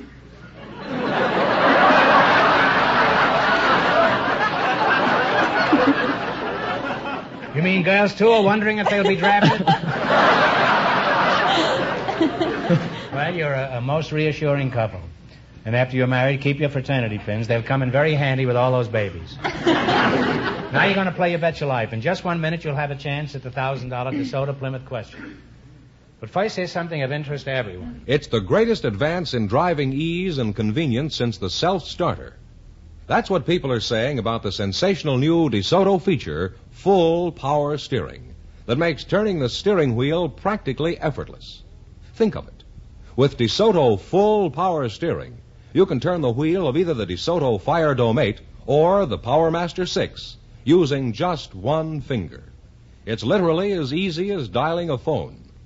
DeSoto Full, not partial, but full power steering works even when the car is at a standstill. That means to you far easier parking and easier driving at all speeds and over all kinds of roads. Try it. Experience the novelty of effortless steering. DeSoto Full Power Steering. Tomorrow, visit your DeSoto Plymouth dealers and ask to take the 5-mile trial in either the mighty DeSoto Fire Dome 8 with the new 160 horsepower V8 engine or the handsome DeSoto Powermaster 6. And remember, all dealers who sell DeSoto also sell Plymouth, the low-priced car most like high-priced cars.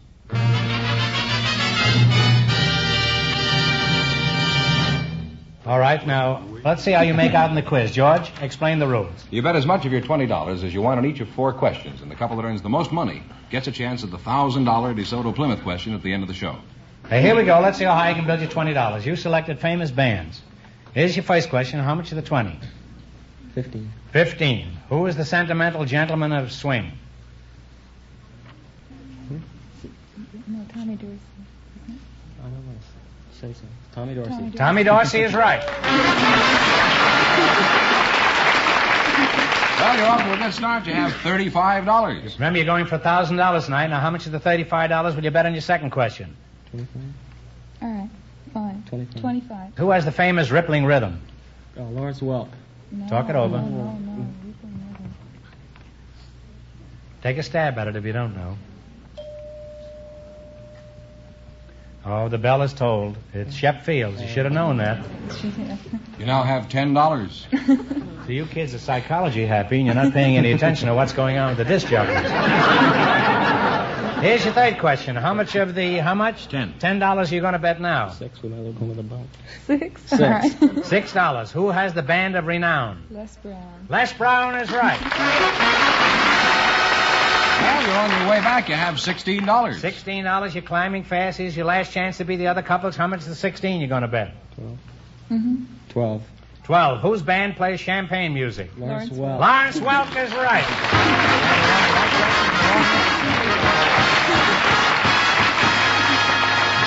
Thanks and good luck from the DeSoto Plymouth dealer. And you wind up with $28. Thank you very much. Don't be discouraged. You still may be the winners. Groucho, just before we went on the air, we asked for housewives with interesting hobbies, and Mrs. Hilda Christopher was selected.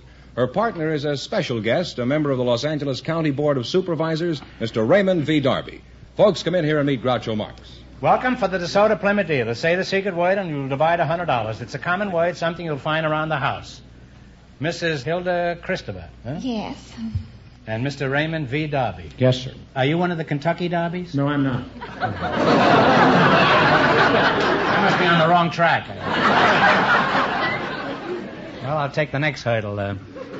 Where are you from, Mr. Darby? From Kansas, Washington, Kansas. Washington, Kansas, huh?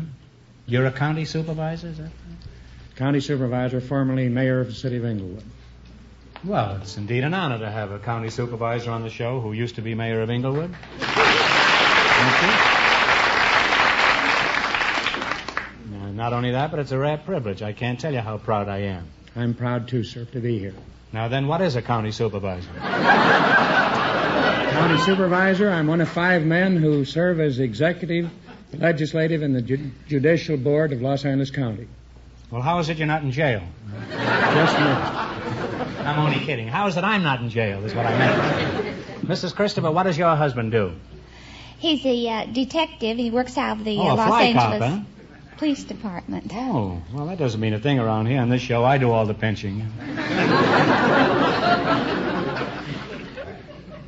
Now, Mr. Darby, that's pretty formal. I'll just call you Soup instead of supervisor.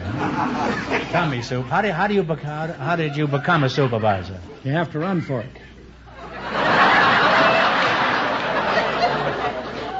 Well, when do you do your running? Before or after you're elected? No, you run before. Well, how long have you been a supervisor? 7 years, sir. And how long is the supervisor elected for? A 4-year term. That's a politician for you. 7 years ago, he was elected to a 4-year job, and he still got it. But I was reelected. Do you have an explanation for this? Oh, yes, I was reelected. Now, how do you win an election, Ray? I call you Ray, huh? Do you promise the voters 2 DeSotos in every garage and a chicken in every DeSoto? No, sir, I tell them frankly and honestly what I hope to do for them as citizens and taxpayers. Really? And despite that, they elect you? Mrs. Christopher, what do you think of the supervisor? I think it's very nice. Your husband isn't going to be an ordinary policeman very long. Now, tell me, Mrs. Christopher, how many times did you vote for Mr. Darby? I didn't vote for him at all. She probably isn't in my district. Well, there goes her husband, back to pounding the pavement. Now, Mrs. Christopher, let's get back to you. Mr. Fenneman says you have an unusual hobby. What is it? Raising canaries. Well, what's so unusual about that? A lot of people raise canaries. But I cross my canaries. You cross canaries? That must take a lot of courage. Personally, I never cross my canaries until I come to them. What do you mean you cross canaries? I cross them for color. Well, how do you do this? By crossing over to a bird called a siskin. I know a bird named Siskin. He's a writer at RKO. Could that be the same Siskin? No, this is a finch. Finch. South American finch. Finch. Well, when I knew him, his name was Siskin. He may have been named Finch before that. Now, what do you do with this fellow Siskin?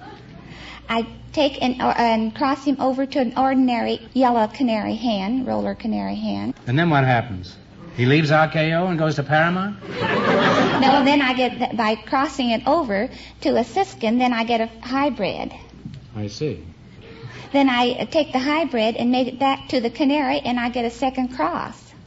Well, what's happened to Siskin? Well, now you've got a bird that is half canary and half a radio writer at RKO. Now what happens?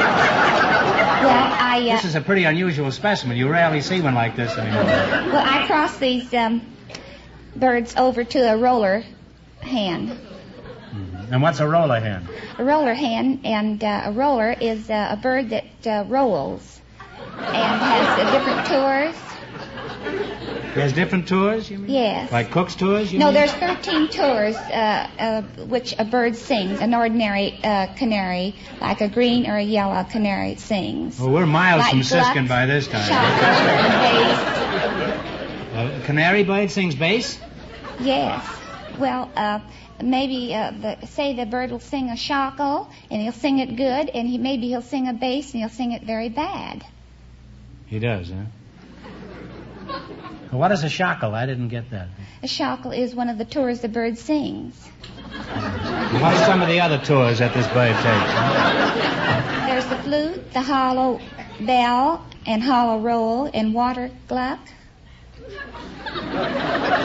What's a water gluck? Is that a fellow that can't swim? Does all this make any sense to you, Mr. Darby? Very clear up till now. It is. If that makes sense, I'd like to hear one of your campaign speeches. Let Mrs. Christopher give one for me.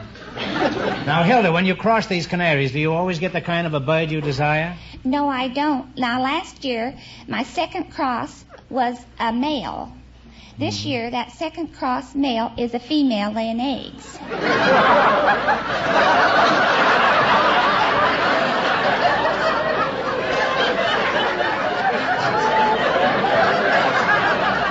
Well, I guess it's pretty hard for a shackle to make a tour if he's laying eggs all around. He's lucky if he gets out of town. Now, what you're telling me is that this beautiful rooster turned into a hen? Yes. Well, it's possible. I saw a sailor turn into a saloon one night. By the way, Hilda, what do you feed these little chirpers? I feed them French's birdseed and biscuit. I never had any luck with canary seed. Last year I planted a whole package. I didn't get a single canary. Now, Mr. Darby, let's get back to you. You know, every once in a while I read where a politician is a crook. Now, there's nothing personal in this, but how do these crooks get into office? By the people not taking an interest in government. I see. Hilda, you didn't vote for Mr. Darby, did you? No, I didn't. Well, see, apparently some people think pretty carefully before they go to the polls. He wasn't in my district. Why didn't you vote for Mr. Darby? He wasn't in my district. Well, I don't think. Well, if you were in his district, would you vote for him, Mrs. Shackle? I sure would. Why? I know he's an honest man. The foregoing was a paid political announcement. And Hilda's husband will be police commissioner by morning. By the way, Mr. Darby, what district do you supervise? I represent the 4th District, extending from Long Beach to Ventura County line, Beverly Hills, Westwood. Beverly Hills. Oh, that's where I live. And you must be my supervisor, huh? And I am. As a citizen and as a taxpayer, I demand to know what do you do for me? That's a reasonable question, I think. If I can ask Hilda about her shackle, I can certainly ask him about what he's doing for me. This came as an awful shackle to me, this whole thing tonight. We indirectly have charge of the courts, the sheriff, the district attorney, coroner's office, tax collector, some 57 departments. We're the ones who levy the taxes on your property. I see. The following is a paid political announcement. Mr. Darby is a great guy, honest, efficient, tireless worker. Now then, what are you going to do about my taxes? Nothing. You're going to do nothing? Going to do nothing. Fine, that's exactly what I'm going to do about them, nothing. Well, I kidded our county supervisor, but it's all in fun. Actually, we owe a great deal to our government. The question is, how are we ever going to get enough money to pay it? Now then, you're going to play You Bet Your Life. Run your $20 into more than our other couples, and you'll get a crack at the $1,000 question. Mr. Fenham and his offstage remind our listeners how much the first couple won. The college students won $28. Hey, here we go. Let's see how high I can build you $20. You selected vice presidents who became presidents. Here's your first question. How much of the 20 will you try? 15. A vice president who later became president drafted the Declaration of Independence. His home was in Monticello. What was his name? Thomas Jefferson. Thomas Jefferson is right. Well, you're on your way. You have $35. Remember, you're going for $1,000 tonight. How much of the 35 you going to try this time? $32. The only president to be impeached served as vice president under Abraham Lincoln. Who was he? Andrew Johnson. Andrew Johnson is right. You have $67. You have $67. How much are you going to bet this time? All right. $60. $60. Our first vice president later became president. What was his name? John Adams. John Adams is right. This man doesn't spend all his time stuffing ballot boxes. You're really climbing. You have $127. And here's your last chance to beat the other couples. How much of the 120 are you going to fly at? 127. 127. 125. 125. Have you discussed it with the supervisor? Yes, we did. A vice president who succeeded to the presidency was a former colonel in the Spanish-American War. Who was he? Oh, Teddy Roosevelt. Teddy Roosevelt is right. Put it there, Sue.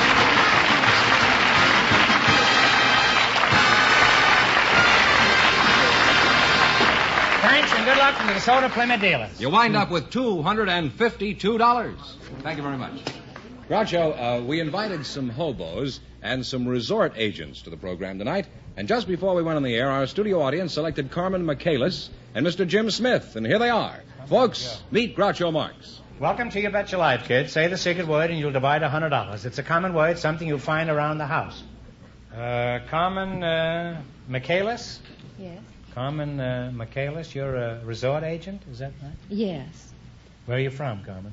Corning, Kansas. How long have you been out here, Carmen? Well, since I was 4 years old. Oh. And how old are you? 34. Really? Are you 34? I thought you were 24. They took good care of you in Kansas. And I could take good care of you in Kansas, too. Mr. Smith? Jim Smith, huh? Well, that's a good American name. You're a hobo. That sounds... I feel kind of self-conscious calling you a hobo. Do you resent being called a hobo? Oh, I don't mind being called a hobo, but doesn't that have a kind of a derogatory connotation? I don't like to be called a tramp or a bum. Well, I certainly had no intention of calling you either one. In fact, it was with great diffidence that I called you a hobo. What's the difference between a hobo and a tramp? A tramp will beg. A hobo won't. Mm-hmm. A tramp won't work, and a hobo will work when it's necessary. Well, do you ever find it necessary to work? As seldom as possible. Well, that's a refreshing attitude, Mr. Smith. If everyone felt like that, we wouldn't have any problems. Of course, we'd all be swinging through the trees by our tails. I don't see anything wrong with that. Well, let's see now, Carmen. You're a resort agent, is that right? Yes. I'm a resort myself. Last night a girl told me I was her last resort. Who do you work for? Ray Cardillo Travel Agency in Westwood Village. Oh, I see. Do you ever send them out on 13 tours with a shackle?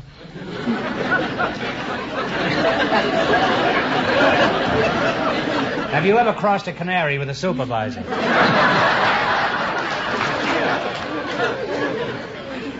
I'm a little confused tonight. You'll have to forgive me. Now, as a resort agent, just what is your job? We secure reservations on airlines, steamship, rail. I've traveled by rail already, but there was some tar and feathers on it at the time, too. Now, what town do you call home, Mr. Smith? The East Liberty section of Pittsburgh, PA, Pennsylvania. Are you married? No, that's not for me. Too much work, eh? Here we go, back to swinging in the trees again. Why isn't it for you, Jim? Well, if I got married, I would have to settle down, take a steady job, and it's not worth it.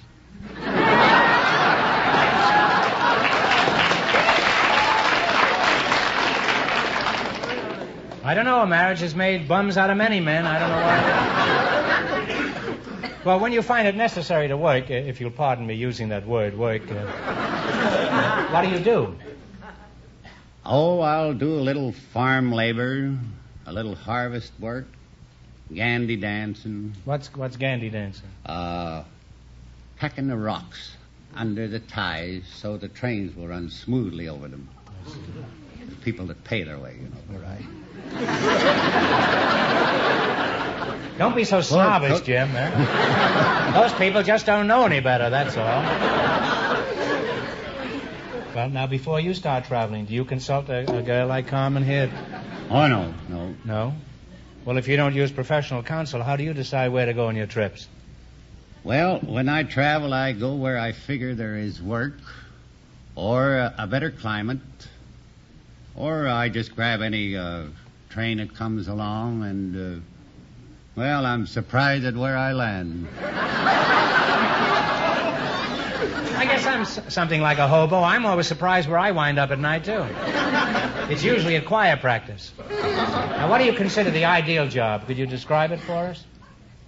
Well, that would be a job with short hours, good pay, no boss, and any time I felt like it, I could take a couple of months off, and nobody would ever miss me. Well, that's possible. I got just a job for you. Have you ever thought of becoming a county supervisor?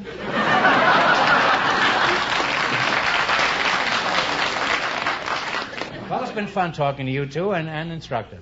And the next time I get the urge to go places, I'll curl up in bed with a travel folder. Now then, you're going to play You Bet Your Life. You got to run your $20 and no more than our other couples. I can't tell you how much they won, but George is going to remind our listeners. The housewife and the county supervisor are leading with $252.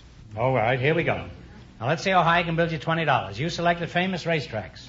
Right. Here's your first question. How much will you bet? 19. 19. Okay. In what state is Del Mar Racetrack? California. California's right. Well, you're off to a great start. You have $39. Remember, you're going for $1,000 a night. How much of the $39 will you bet on your second question? 38. Oak. In what state is Saratoga Racetrack? New York. New York is right.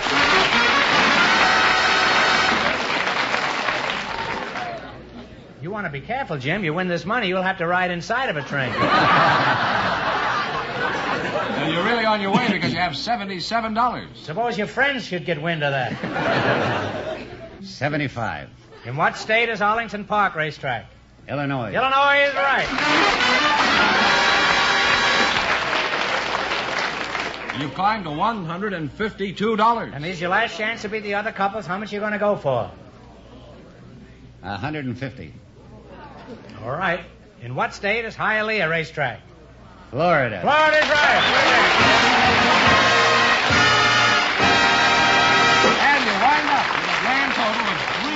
$302. Thanks and and good luck means- to the wait a DeSoto minute. Plymouth dealers. That means that Thanks and good luck to the DeSoto Plymouth dealers. And that means that Thanks you and good luck to get the the DeSoto chance Plymouth dealers. at the DeSoto Plymouth $1,000 question. Thanks and good luck to the DeSoto Plymouth dealers.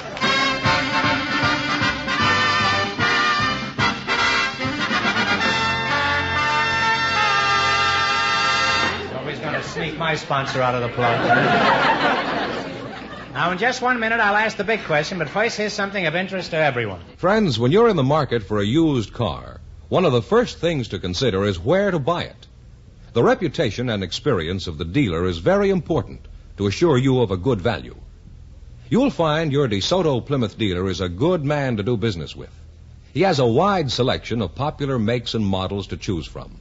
And when you buy from him, you can count on getting a reliable used car that'll give you plenty of top service. You see, a DeSoto Plymouth dealer has a reputation to uphold, a reputation for fair and square dealing. So, for a good used car at a fair price and easy terms, be sure to visit your DeSoto Plymouth dealers. And when you do, tell them Groucho sent you.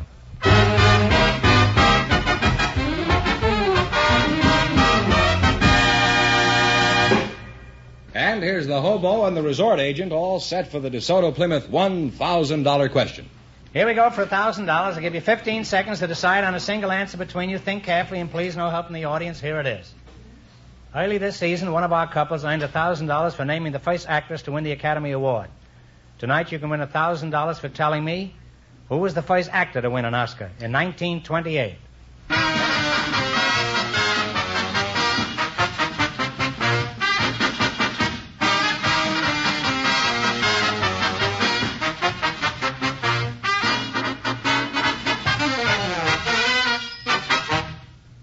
All right, what is the answer you two have decided upon? Give it a stab. Wallace Beery. Oh, I'm sorry. It's Emil Jannings for his performance in The Way of All Flesh. I'm sorry, that's the correct answer, so that means the big question next week will be worth $1,500. Well, you lost the big money, but how much did they win in the quiz, George? $302. Well, that's not too bad. Congratulations, and thanks to both of you and to all of our contestants on the show tonight.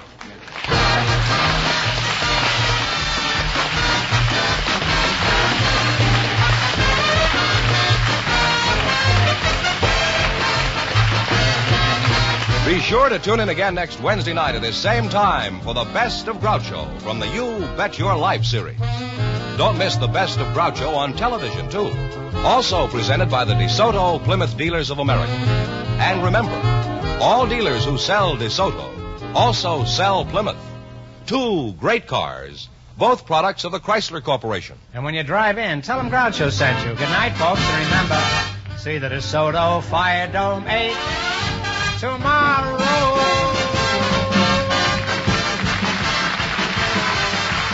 Folks, here's a reminder from the National Safety Council.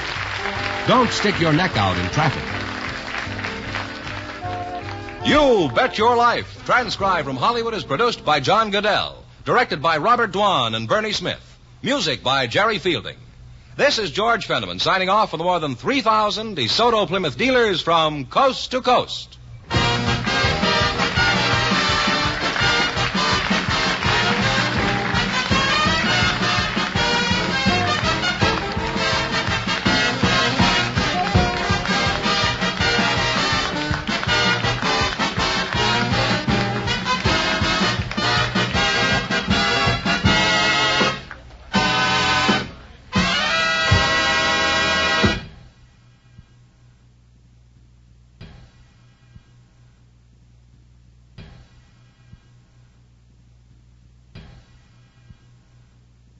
D-O-O-R.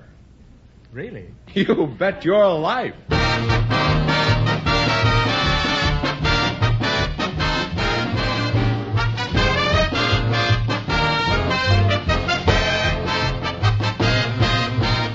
The more than 3,000 DeSoto Plymouth Dealers of America present the Best of Groucho.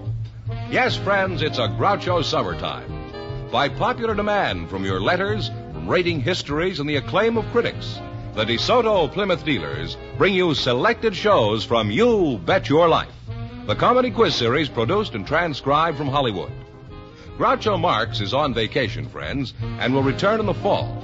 Until then, It's fun and laughs each week this summer as we proudly present some of the best of Groucho's past shows. And here he is, the one, the only... That's me, Groucho Marx.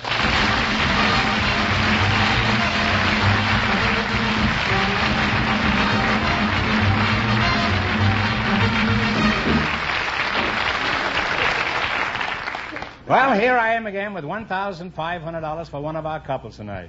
Mr. Fenneman, who's first to try for the $1,500? Well, just before we went on the air, our studio audience selected two young single people who said they'd like to get married someday. How refreshing.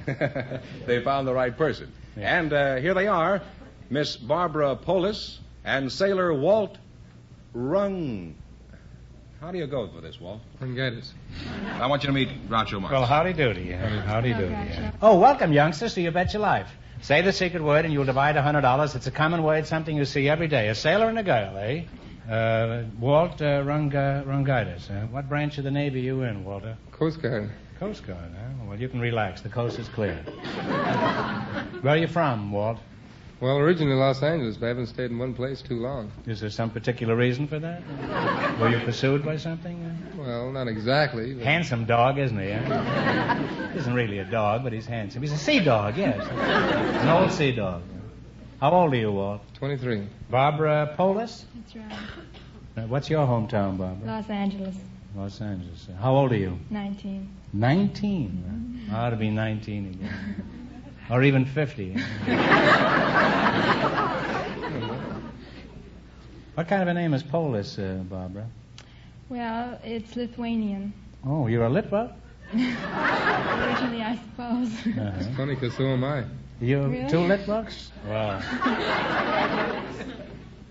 Two Litvaks makes one Slovak, doesn't it? Now, tell me, Davy Jones, what are your duties as a seaman? Well, they consist of a lot. I squeegee down decks and kai them and... What's a squeegee down deck? Well, a squeegee's a little rubber gizmo on a end of a handle. What's a gizmo?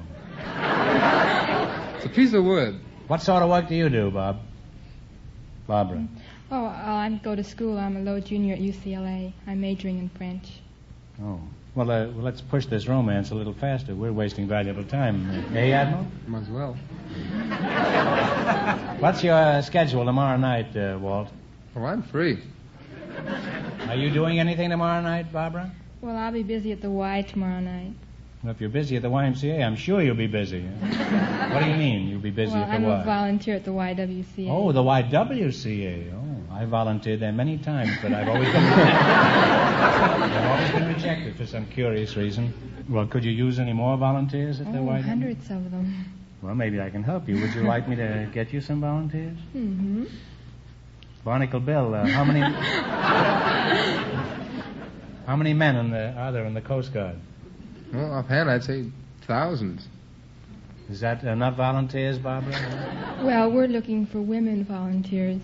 What do you think the Coast Guard is looking for? Goldfish?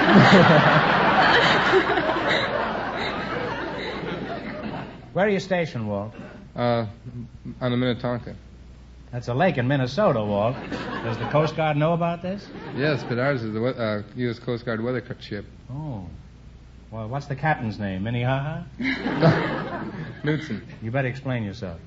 Well, the Minnetonka is a weather ship, and we usually travel out in the Pacific, and we send up balloons with tinfoil and stuff like that on it.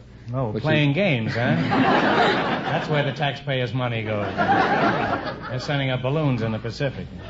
Well, it has tinfoil on it, and then the radar tracks it. It has tinfoil on it? Yeah. Well, the radar's got to pick it up. Well, I didn't know it had tinfoil on it. I think you should send balloons up if they have tinfoil on it. Where do you go on these trips? Oh, any place throughout the Pacific. The last one we were up around the Aleutians and the Bering Straits. Mm-hmm. That must have been an interesting trip. Did you enjoy it? Yes, but it got a little bit rough. I mean, it was about a 60-knot wind, and the deck was always underwater. And we almost cracked up a couple times. We were afraid it might split the ship up. Well, you fellas do a hero's job, but nobody hears about it. Put it there, kid.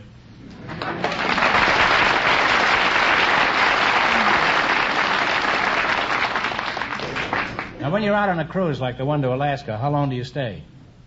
About 90 days. 3 months, huh? Mm-hmm. And in all that time, did you go on any dates? No, we were aboard ship. We usually just chewed our gums and listened to squawk boxes and laid in the rack and played acey-deucey.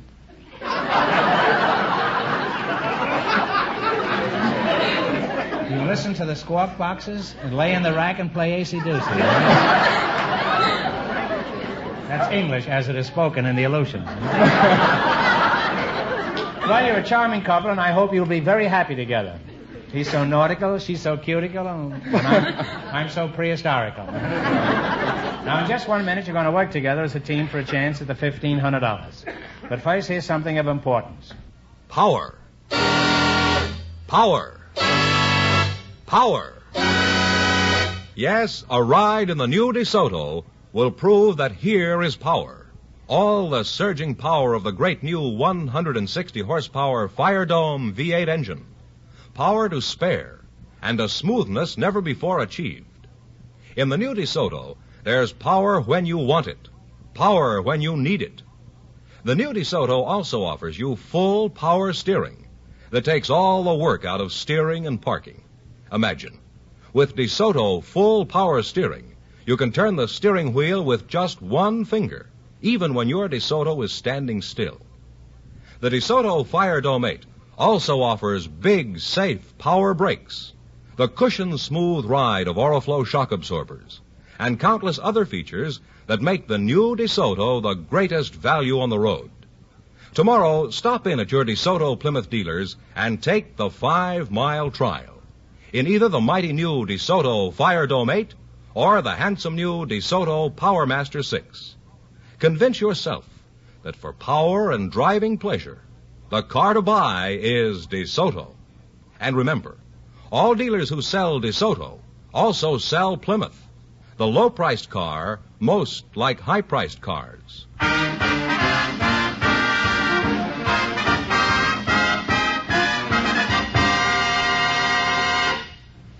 All right, now you're going to play You Bet Your Life. George? Yes, sir. Would you explain the rules? Certainly. You bet as much of your $20 as you want on each of 4 questions. And the couple that earns the most money gets a chance at the $1,500 DeSoto Plymouth question at the end of the show. Here we go. Let's see how high I can bet you $20. You selected movies about wars. How much you going to bet? 15. $15. Vivian Lee and Clark Gable starred in a picture about the Civil War. What was the name of it? Gone with the Wind. Gone with the Wind is right. You're off to a good start. You have $35. Remember, you're going for $1,500 tonight. How much of your $35 will you risk? 30. 30. In 1930, the late Louis Wollheim and Lou Ayres starred in a picture about German soldiers. It was written by Eric Remarque. What was the name of it? All Quiet on the Western All Front. Quiet on the Western Front. You're really climbing. You have $65. Here's your third question. How much of your $65 will you bet? 55. Gregory Peck played a tough Air Force general in a picture about the bombardment of Europe during World War II. What was the name of the picture? 12 o'clock high. 12 o'clock high. You now I was have, high the other night at 12 o'clock. you now have $120. 10. How much have they got? $120. Okay, Mr. Fenneman. Here's your last chance to beat the other couples. How much of the 120 will you bet? 100. 100. Gary Cooper played the title role in a picture of a sharpshooting soldier of World War I. What was the name of the picture? Sergeant York. Sergeant York is right.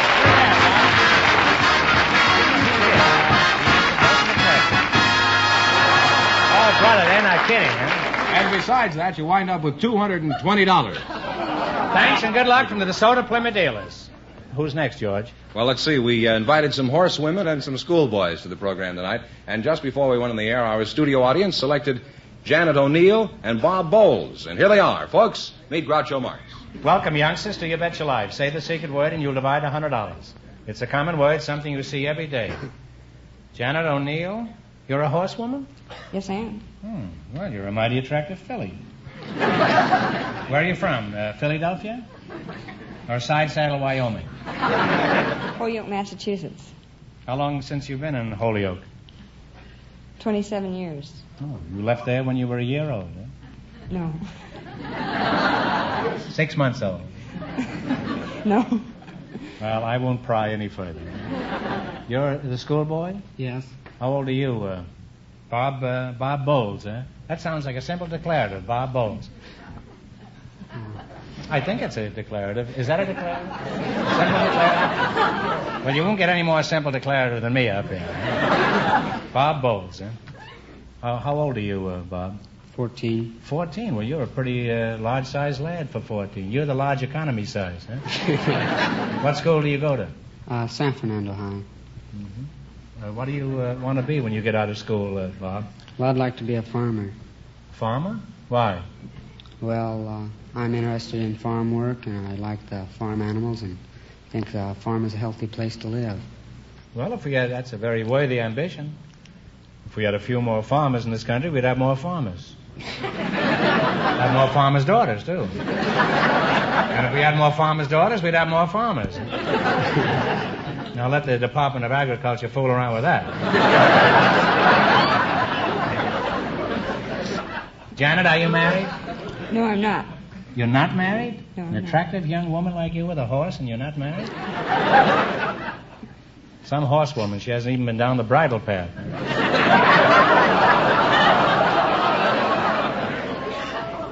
Are you married, Bob? No. Some schoolboy, not even married yet. You spend much time with girls? Not much. Why not? Too busy. Busy with what? With my pigs.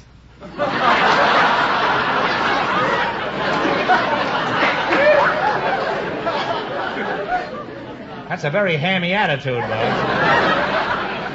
You going to stand there and tell me that you prefer pigs to girls? What kind of girls have you been going out with? We ought to double date sometime. We could go hog wild.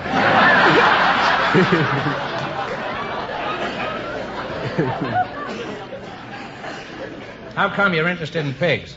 Well, I belong to... How come is a southern colloquialism. It's a sister to a simple declarative. How is it you're interested in pigs? Well, I Schwein is belong German to... for pigs. Belong to the 4-H... I explain everything. I beg your pardon. You say you're from Holyoke? And you're from, where are you from? Los Angeles. Oh, Los Angeles. How come you're interested in pigs? Well, I belong to the 4-H club, and it's my project in the 4-H. What's the 4-H club? Harry's Herring and Halibut Hunters? No, it's a club for rural boys and girls between the ages of 10 and 21 that are interested in farming. I see. Well, what's the significance of the 4-H's? Do they stand for anything? They stand for head, heart, hands, and health, and it's in a pledge which goes, I pledge my head to clear thinking, my heart to greater loyalty, my hands to larger service, and my health to better living, for my club, my community, and my country.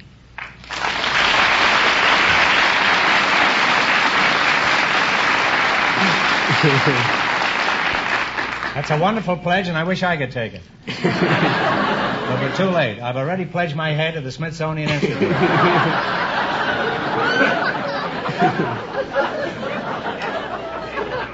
Let's see, you're the horsewoman, eh? Yes, I am. Where are you from, Janet? Holyoke, Massachusetts. Holyoke, Massachusetts.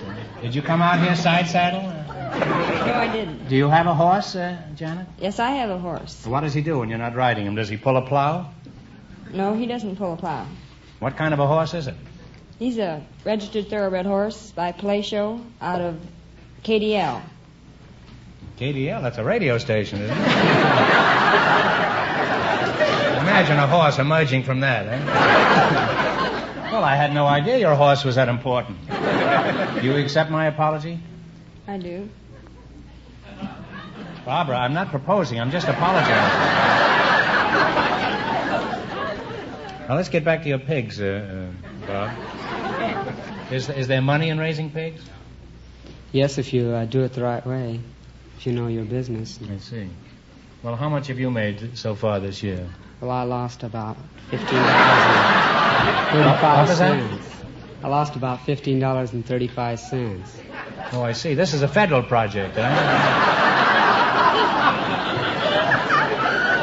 That's the old joke, but you had to accompany the pigs all winter, isn't that the joke? Well, how come you lost money? Well, I've just had the expenses, and so when I start selling the pigs, I'll have the profits to add up. Oh. Well, how much do you estimate you'll make when the season is over? About $50. Well, if you make a profit, be sure you file your income tax return. With all those pigs around, you know, one of them might squeal.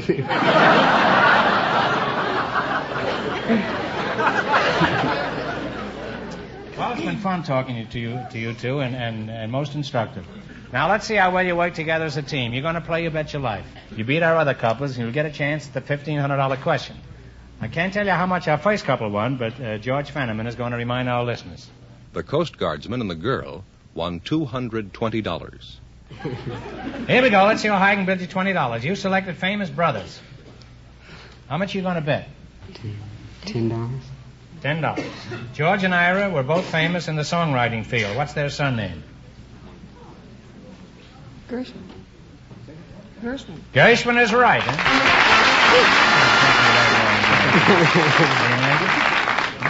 That wasn't an easy question, you know. That's very difficult music that the Gershwins write. Remember, you're going for $1,500 tonight. Now, how much of your $30 will you bet on this one? 20. James, Elliot, and John are sons of a famous father. What's their surname? You know. Roosevelt is right. You now have $50. How much are you going to bet? 40.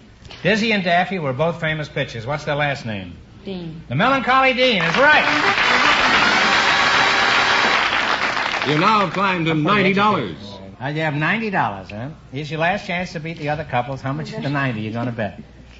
Now, Janet, don't be giddy. Okay. Hold it. Two famous brothers made flying history at Kitty Hawk, North Carolina. What's their name? Wright brothers. You have the Wright brothers that time. Put it there.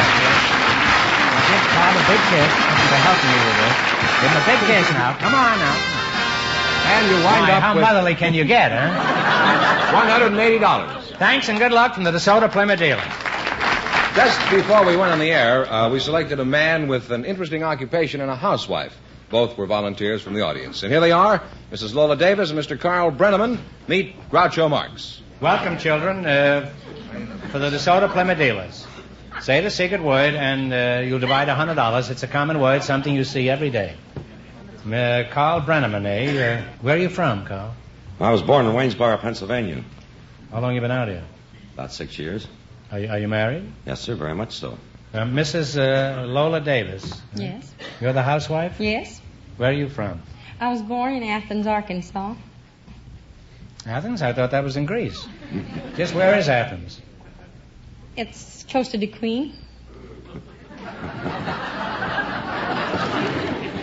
I may sound stupid, but I've never heard of Bequeen. Where is that? The Queen is that Bequeen for a day? No, Dick Queen. Oh, Dick Queen. And it's close to Locksburg and Bumblebee and Big Fork.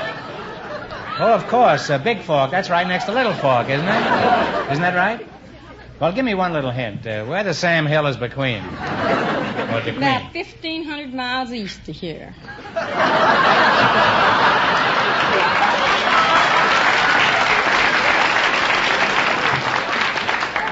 Well, keep it there. I'm pretty sick of the whole thing.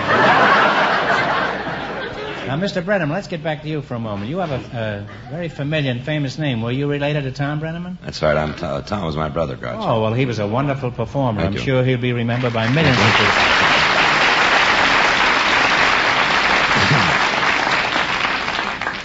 You lost a great guy when he went. Thank you, Groucho. Now, you have an unusual occupation. What is it? Well, I conduct tours. My tour is called Seeing Hollywood with Carl Brenneman. Well, suppose people would prefer not to be seen with Carl Brenneman. What kind of a racket is this? Well, it's not actually a racket. I personally conduct a tour of Hollywood. You mean you take them personally? Yes, I take them Piggyback? personally. No. I use a bus. Oh. Let's pretend that Lola and I are tourists and we climb up on your rubberneck wagon. Now, what do? Well, I show them the Wilshire District, featuring the famous Miracle Mile, the Farmers Market, Grauman's Chinese Theater, and actually Hollywood proper. I didn't know there was any part of Hollywood. Mrs. Davis? I'll call you Lola. Huh? Okay. That's fine. What kind of a town is Athens? It's just a little country inland town. One store, general store, and post office. Do you live in the heart of this metropolis? No, I lived out in the country.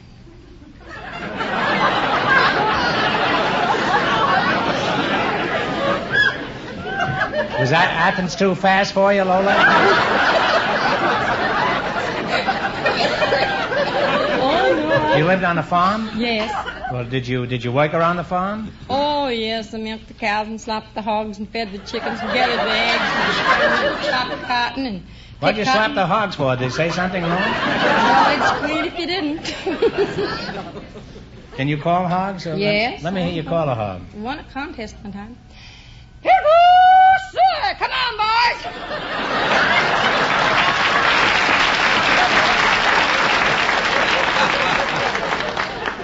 I bet you when she hollered out, everybody ran, huh? Man, woman, and beast, huh? How's the food down there in Arkansas? Do you have lots of corn pone and molasses? Well, I don't care for molasses, and I don't care for corn pone. I like cornbread the best. You know the difference. Is there a difference between corn pone? Oh, yes. pone? Corn pone is made with hot water and salt and cornmeal, and I like an egg and some baking powders and milk in my cornbread. And then I like the other... I'd rather have the cornbread, turnip greens, hog joe, black-eyed peas, baked possum, sweet potatoes, something like that, instead of your corn pone and molasses. Say, you made me hungry for that whole meal, Lola. Well, I wish you'd send me one of those meals. We have hot biscuits and fried chicken, too. Well, that you can get here, but I like all that other stuff, that's sow belly and everything. Did you always live in Athens? No, I moved out and lived out east of Mena. You lived on a misdemeanor, did you say? I lived out E-A-S-T, east of Mena. Oh, east of Mena. Is that somewhere east of Suez? No, that's Now, where down, is Mena? That's down close to Ink, Rocky, Shaver, Opal, Cherry Hill, Border Camp. Well, let's not go all through that again, huh? Can't we just settle and let's say it's 1,000 miles east of St. Louis? Well, it's been very interesting talking to you two, and I never thought we'd have Lum and Abner as contestants on the show. Now, let's see how well you work together as a team. You're going to play You Bet Your Life. You beat our other couples, and you'll get a chance at the $1,500 DeSoto Plymouth question. I can't tell you how much the other couples won, but George is going to remind our listeners. The Coast Guardsman and the girl are still leading with $220. Here we go. Let's see how high I can build you $20. You selected famous restaurants. Here's your first question. How much will you bet? I don't bet. You go ahead. I'll leave it out. Well, let's bet 15. Is that all right? It's up to you. I'm here for the David? fun of it. We'll bet 15. 15. Okay. In what city do you find Toots Shor's restaurant? Toots Shores. New York? New York is right. Off to a good start. You have $35. Shall we bet? Remember, you're going for $1,500 tonight. Now, how much of your 35 will you bet on your second question? Shall we bet 30? You go ahead. Well, let's bet 30. Gotcha. Okay. Now, in what city on the Great Lakes do you find the famous pump room? That would be Chicago. Chicago is right. Yeah. He's been all over with that bus. You now have $65. And here's your third question. How much of the 65 are you going to try? Shall we bet 62? Okay. We'll bet 62. In what city do you find Romanov's restaurant? Beverly Hills. Beverly Hills is right. Hills. You have $127. And here's your last chance to beat the other couples. How much of the $127 you going to try? You. Hey, take it easy. Her husband's out front. Huh? So is my wife. Let's bet 125. Well, maybe they'll get together. We'll bet 125. You're going to bet 125, huh? In what western city do you find the Cliff House? Say it. You know it? No, you say it. You sure? I got my the fingers Cliff House. Talk it Like over. San Francisco? San Francisco is right.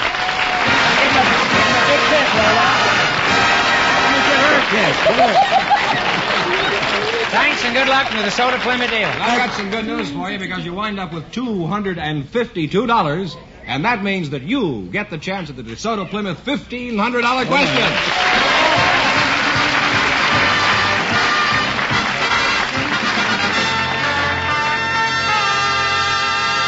I'll ask the big question in just 1 minute, but first, here's an important message. When you take the family out for a ride, it's comforting to know that DeSoto is designed and engineered with this thought in mind: your safety.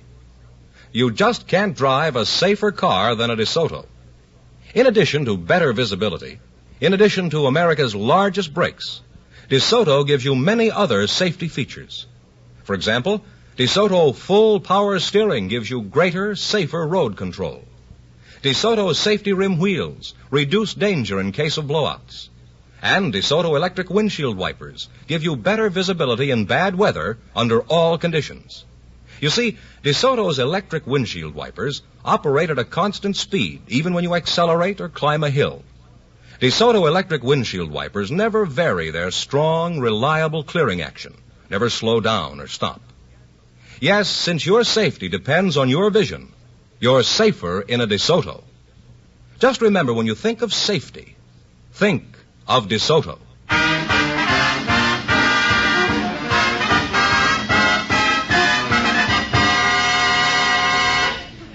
And here's the winning couple, Groucho. The tourist guide and the housewife, all set for the DeSoto Plymouth $1,500 question. Here we go for $1,500. I'll give you 15 seconds to decide on a single answer between you. Think carefully, and please no help from the audience. Here it is.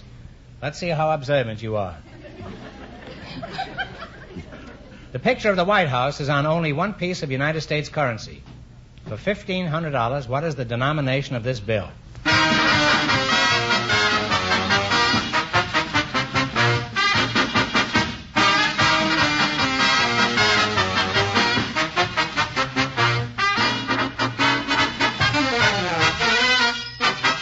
One answer. You answer. $10? No, I'm sorry. It's the $20 bill. I started to say that. So that means the big question next week will be worth $2,000. Well, you lost the big money, but how much did they win in the quiz, George? $252. Well, congratulations and thanks to both of you and to all of our contestants on the show tonight.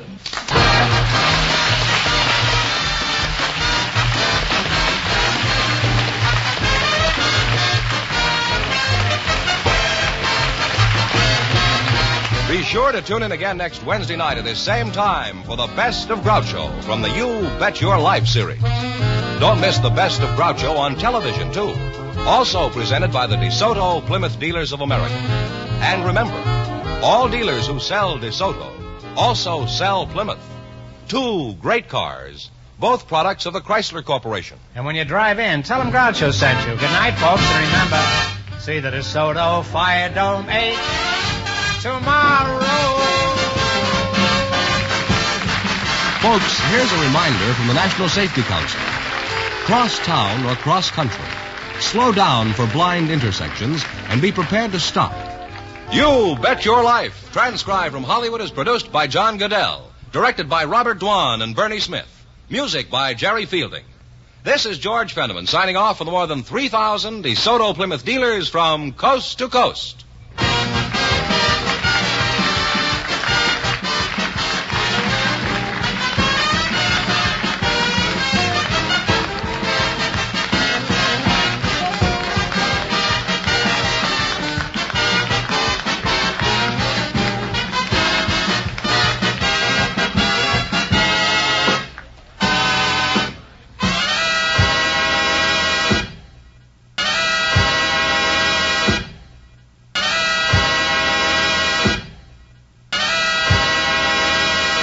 Ladies and gentlemen, the secret word tonight is table. T-A-B-L-E. Really? You bet your life. The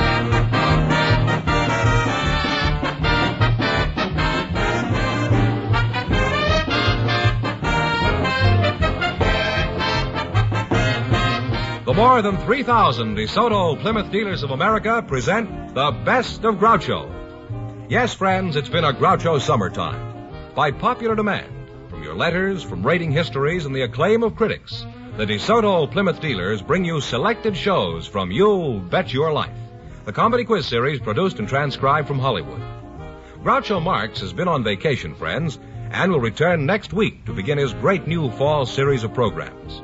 Until then, it's fun and laughs tonight as we proudly present another of the best of Groucho's past shows. And here he is, the one, the only... That's me, Groucho Marx.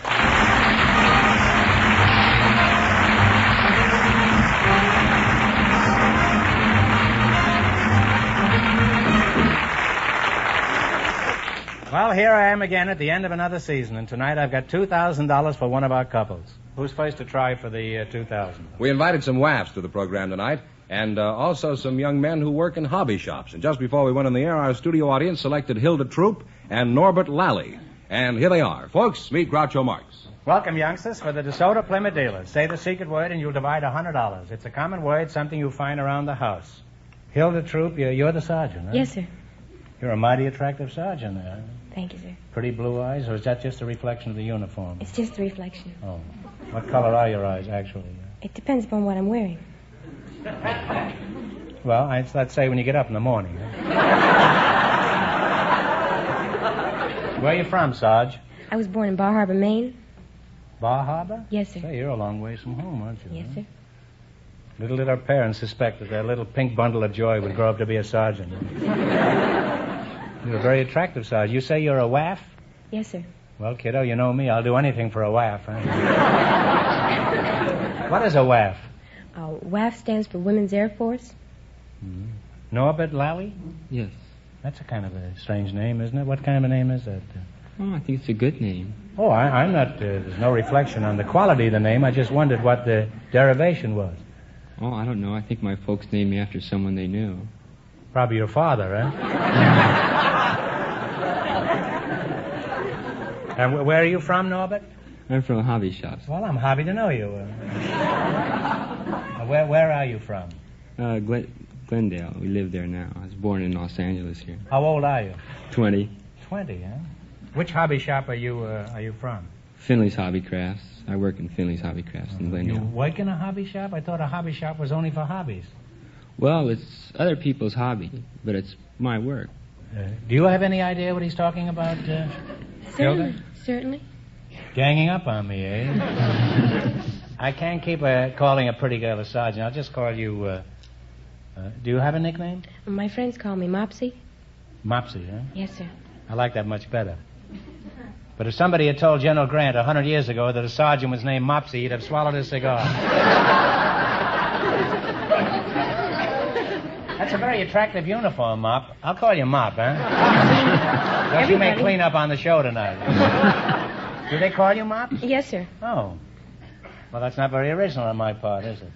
No, sir. Are you required to wear your uniform all the time? No, sir. We can take it off when we're off duty. I see.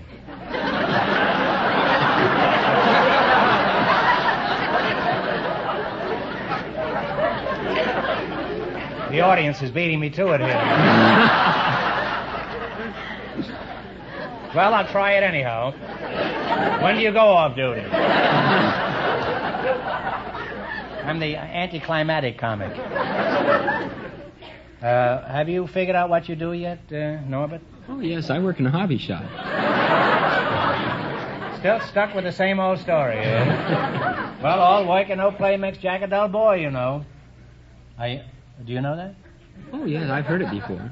Yeah. Are you married? No. Did you say no? Yes. First you say no, and then you say yes. Which is it? Make up your mind. I'm not married. No hobbies at all, eh? How about you, Mopsy? Are you married? No, sir.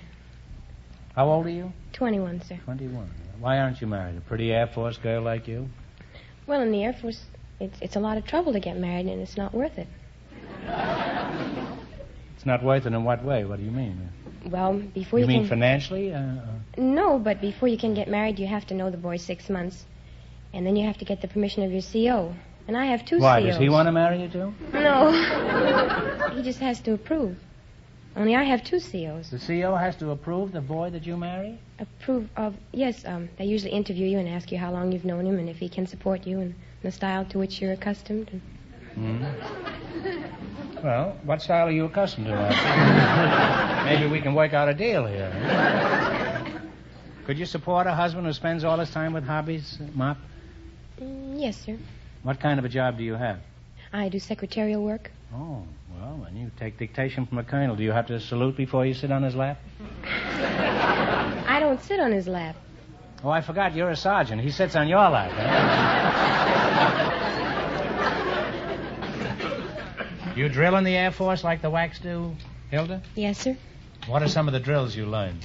Oh, forward march, the rear march, the right flank, right oblique, left oblique, the left flank march to the rear march and halt. Do you know how to present arms? Yes, sir. Okay, I'll test you. Present arms! I don't have any arms. You don't have any arms? No, sir. That's too bad. Here. You can use mine, huh? Nothing can stop the Army Air Force. Well, you make an interesting and romantic couple, and after talking to both of you, I've decided to join the Women's Air Force just as a hobby. Now, in just 1 minute, you're going to play You Bet Your Life for a chance at the $2,000 question. But right now, here's something I want you to pay attention to. Friends, there's no doubt about it. When you decide to buy a new car, there are a lot of facts you should have. That's why your DeSoto Plymouth dealer is happy to invite you on the famous 5-mile trial. That's his way of giving you the facts, of proving that DeSoto is your best car value. Once you drive a DeSoto Fire Dome 8, you'll be thrilled with the surging power of the mighty new DeSoto Fire Dome 160 horsepower engine. Delighted by the Fire Dome engine's instant acceleration, its great reserves of power, and its unsurpassed smoothness. When you drive either the Fire Dome 8 or the Power Master 6, you'll marvel at the wonderful ease of DeSoto's full power steering. Full power steering that takes all the effort out of steering and parking. Lets you turn the wheel with just one finger, even when the car is standing still. You'll appreciate the safety you get with safety rim wheels and electric windshield wipers. Yes, for power, for beauty, and real safety, DeSoto is the greatest car value on the road. Stop in at your DeSoto Plymouth dealers tomorrow and make the 5-mile trial in either the mighty DeSoto Fire Dome 8 or the famous DeSoto Power Master 6. Once you do, you'll decide on DeSoto. And remember, all dealers who sell DeSoto also sell Plymouth, the low-priced car most like high-priced cars.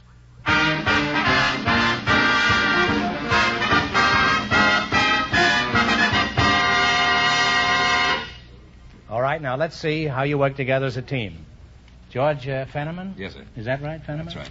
Where are you from? Would you explain the rules to All right. these young kids?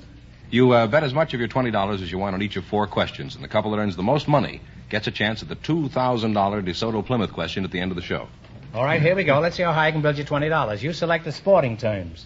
Yes, sir. Now, here's your first question. How much of the 20 will you try? 19. 19? What is it called in bowling when you knock all the pins down with one throw? Strike. A strike is right. Well, you're off to a great start. You have $39.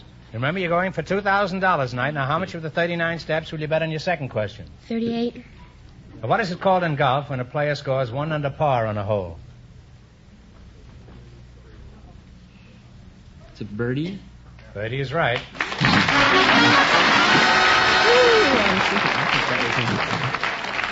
You now have $77. All right, here's your third question. How much will you bet? 70. Okay, 76. Spare to 76. What is it called in football when the offensive team boots one through the uprights for 3 points? Field goal. A field goal is right.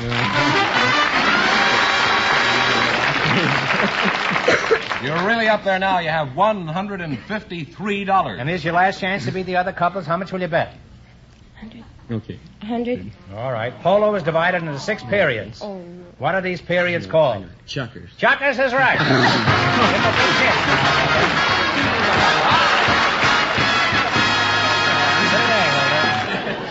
By the way, you wind up with $253.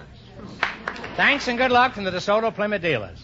Just before we went on the air, we selected a housewife and an advertising man from our studio audience. And here they are, Mrs. Pearl Gaskins and Mr. Edison Ostrom. Meet Groucho Marx. Welcome to You Bet Your Life. Say the secret word and you'll divide $100. It's a common word, something you'll find around the house. Mrs. Pearl Gaskins. What's a pearl gaskin? Isn't that something you wear around your neck? No, that's my name. Well, Pearl, I'd say you're a jewel in any case. And I'd say that even if your name was Hyman. Where are you from, Pearl? Oyster Bay? Oklahoma. And Edison Ostrom? That's right. Is that something you find with a Geiger counter? No. How did you get a name like Edison?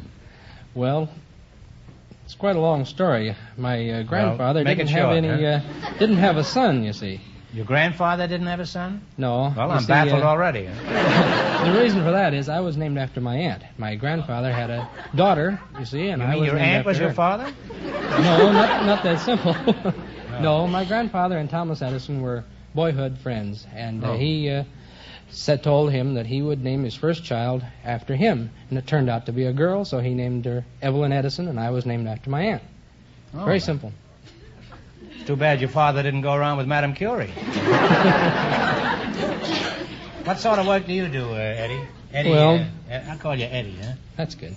Well, I'm an artist in charge of point-of-purchase advertising for the Western Auto Supply. And where you must be from Orange, New Jersey, huh?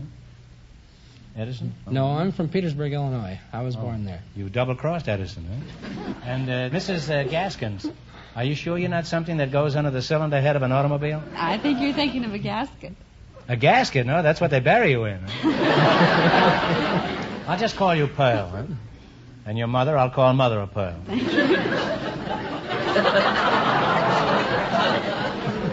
Now, what does your husband do, Pearl?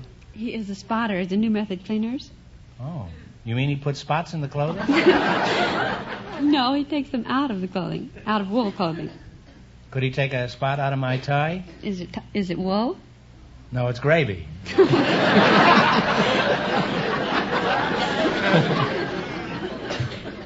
Could you tell us how your husband removes spots from clothing?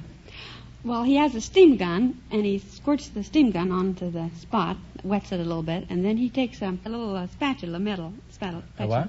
Little metal spatula, and he works this chemical into the dirty spot until it And he loosens. says, out damn spot. Well, I hope not. I hope not, too. And that's all there is to it? Then you married him? Oh, he was my brother before I married him. I beg your pardon, what? This fellow's father was his aunt, and this woman's husband is her brother, huh? Now, how did you meet Mr. Gasket? You say he's your brother? Yes, my mother introduced me to him. He was going with your mother at the time, and you swiped him? No, my mother married this man. And then he rubbed your mother out, huh? How did your mother happen to know him? She married his father. My mother had 2 daughters, and then this man had a son. And I finally, after 5 years, married the son. And now you're married to your brother, huh? Yes. It sounds like the perfect marriage. No mother-in-law. Well, she had 3 fathers, but that doesn't make sense. Now, you're going to play You Bet Your Life. You beat our other 2 couples, you'll get a chance at the $2,000 question. I can't tell you how much the first couple won, but George is going to remind our listeners. The Waff and the man from the hobby shop won $253. Here we go. Let's see how high I can build you $20. You selected Spanish words in common usage. Here's your first question. How much will you bet? $15. 50. All right. What is the afternoon nap called? It starts with the letter S. It's a siesta. Siesta is right. Well, you're on your way. You have $35. Remember, you're going for $2,000 tonight. Now, how much of the $35 will you bet on your second question? 30. What do you call the broad-brimmed hat worn in the West? It starts with the letter S. Sombrero. Sombrero is right. Doing very well. You have $65. And here's your third question. How much of the 65 are you going to go for? $60. What do you call the terrace or courtyard used for outdoor living? It starts with the letter P. A patio. Patio is right. You now have $125. And here's your last chance to beat the other couples. How much of the 125 are you going to try? 120. 120. A gay outdoor festival or party is called what? It starts with the letter F. A fiesta. Fiesta is right.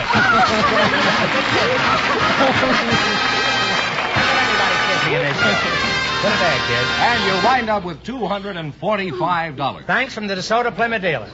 Just before we went on the air, Groucho, we asked for young couples who have recently become parents. And here's the couple selected by our judges, Mr. and Mrs. John Bonner. Folks, come in here and meet Groucho Marx. Welcome, youngsters, to You Bet Your Life. Say the secret word and divide $100. It's a common word, something you find around the house. Mr. and Mrs. John Bonner, you're new parents, eh? John, how old are you? 24. 24. And Mrs. Bonner, what shall I call you? Betty. Betty? Good. You can call me anytime after 7. How old are you, Betty? 23. 23. And John, where are you from? I'm from Houston. Houston? Where's that? It's in Texas. Where's that? Why didn't you say Houston, Texas? Are you ashamed of Texas? No, I'm proud of it. In other words, a Texan takes off his hat to nobody, is that it? That's right. And how do you get your hair cut? That's an old joke, but after all, I'm not a kid anymore. How long have you been married, John? Just a little over 2 years. And you, Betty? Just a little over 2 years. Well, there's nothing for the gossip columns in that answer. You're practically newlyweds. Betty, you two were selected as new parents. Now, just how new are you? 7 weeks. It's nothing. It could have been 6 weeks, you know. It's pretty new, Betty. What did you name your new baby? Barbara Allison, John Franklin, and Mary Elizabeth. Well, that's certainly a strange name for a baby. Wait a minute. Did you have triplets? Yes, 2 girls and a boy.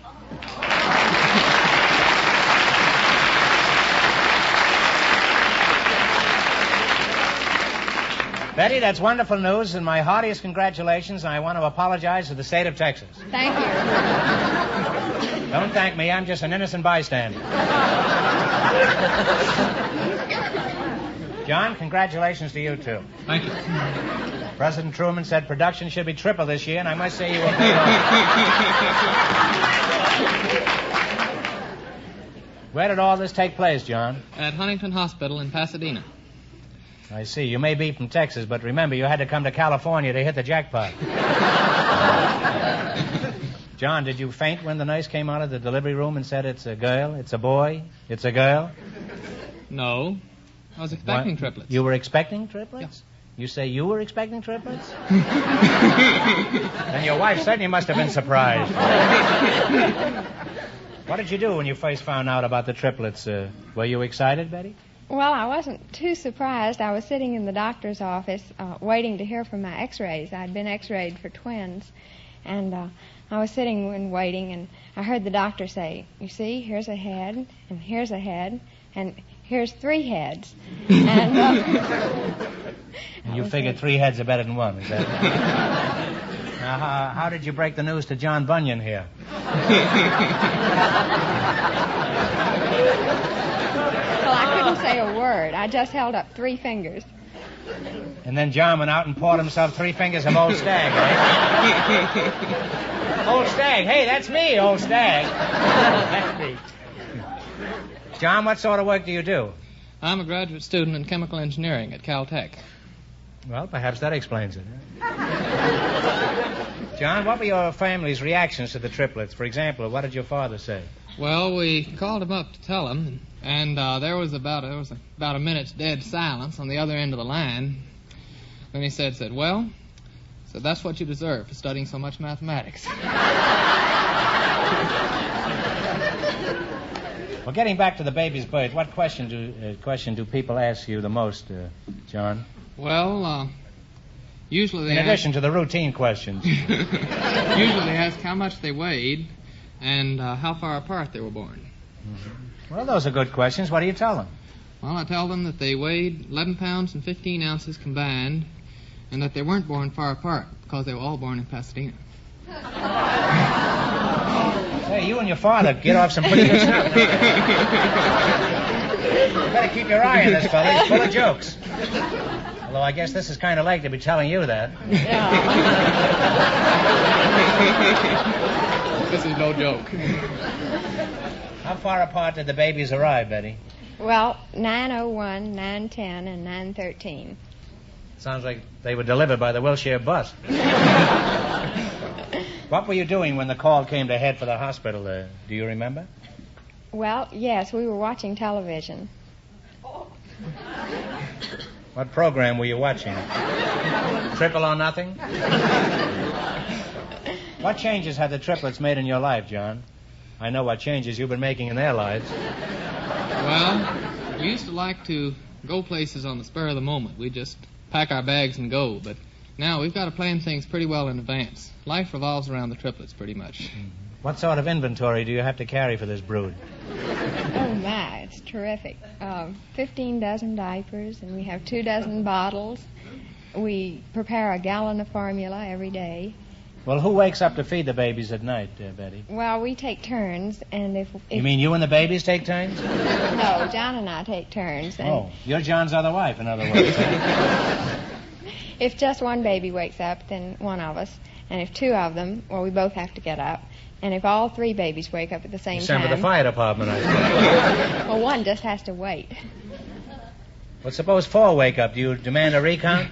I think so. Suppose you tell us what a typical night routine is like. Oh, my. Well, we get to bed about 11 o'clock. Then we're up about 12:30, and to bed again about 1:30. Up about 3, and then we get to bed and sleep until about 5. And then we're up again at 6:30, and... Do you have a brass pole in the bedroom to slide down? No. And then it goes on like that, and we usually get up for good about 8 o'clock, and then start the daily routine, the I formula. bet you're pretty glad to get up and get some rest, eh? John, I can just picture you pacing the floor with triplets. One baby in the right arm, another baby in the left arm, and nudging the third one along like a soccer ball. Well, you're a wonderful couple, and my advice is never go back to Texas. Because down there they have too much room for expansion. Now you're going to play You Bet Your Life for a chance at the $2,000 question. You run your $20 into more than our other couples. I can't tell you how much they won, but George is going to remind our listeners.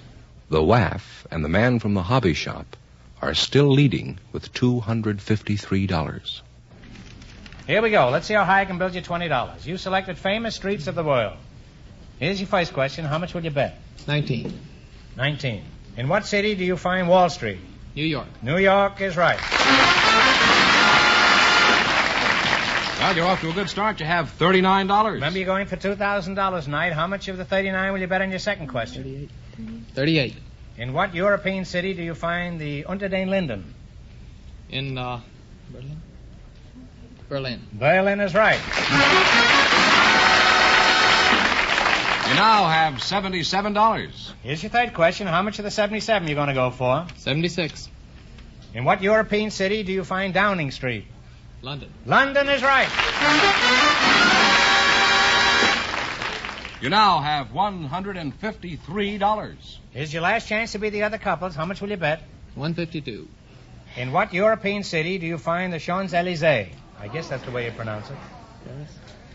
Paris. Paris is right.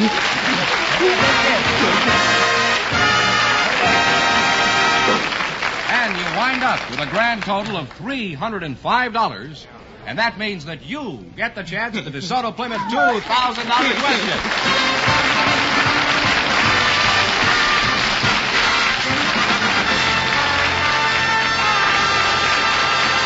Thanks and good luck from the DeSoto Plymouth dealers. Now, in just 1 minute, I'll ask the big question, but first, here's something of interest to everyone. If the brakes of your car aren't behaving the way they should, if there's any question in your mind as to whether they're safe or not, then, before another day goes by, get a thorough check of your brakes at the place where they know your car best, your DeSoto Plymouth dealers. Their master technicians, brake experts, will remove the wheels of your car and give the drums, shoes, and hydraulic system a thorough inspection.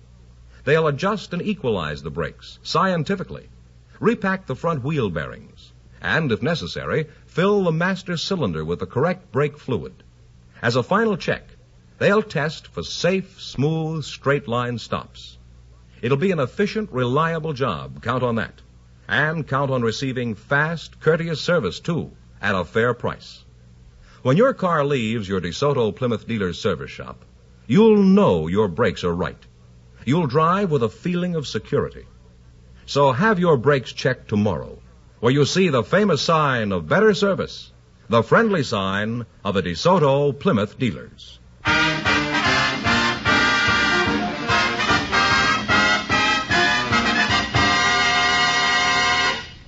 And here's the parents of the triplets, all set for the DeSoto Plymouth $2,000 question. Well, you look like the couple that were here a minute ago. All right, here we go for $2,000. I'll give you 15 seconds to decide on a single answer between you. Think carefully and please no help from the audience. Here it is. 100 years ago, the President of the United States sent a naval officer and a squadron of battleships to negotiate a treaty with the Emperor of Japan. For $2,000, tell me, who was the naval officer assigned to open the door to Asia?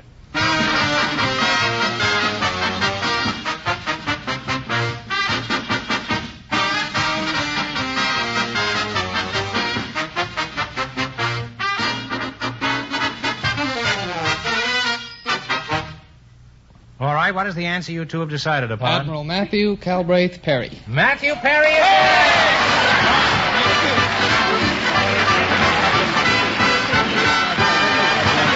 That's all I get out of it. Give him a big hug. Here they go for another... Well, that's right. That means you can have another trio of triplets. You win $2,000. You had the right answer, so you win $2,000. What are you going to do with all that, Jack? Money. I think we're going to invest it to start building up a fund to educate the kids with. Well, I think that's a wonderful way to spend the money. Now, wait a minute. I got to total this up. Let's see. You just won $2,000, and how much did they win in the quiz, George? $305 in the quiz. That's $2,305. Say, you really cleaned up tonight. Congratulations from the more than 3,000 DeSoto Plymouth dealers from coast to coast. You bet your life. Thank you very much.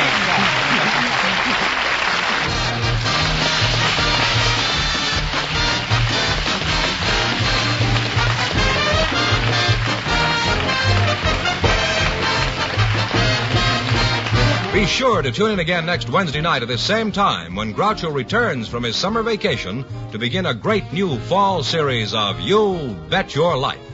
And don't miss Groucho on television, too. Also presented by the DeSoto Plymouth Dealers of America. And remember, all dealers who sell DeSoto also sell Plymouth. Two great cars, both products of the Chrysler Corporation. And when you drive in, tell them Groucho sent you. Good night, folks, and remember... See the DeSoto Fire Dome 8 tomorrow.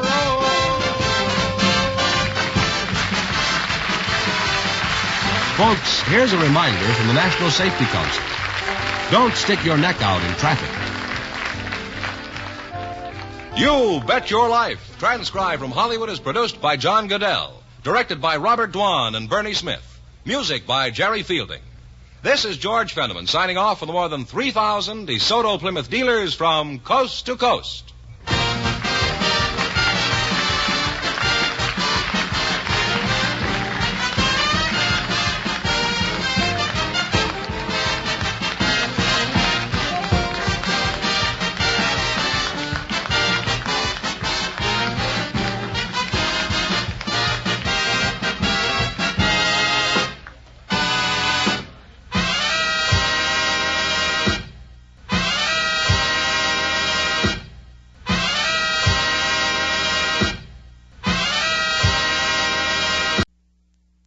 The secret word tonight is street.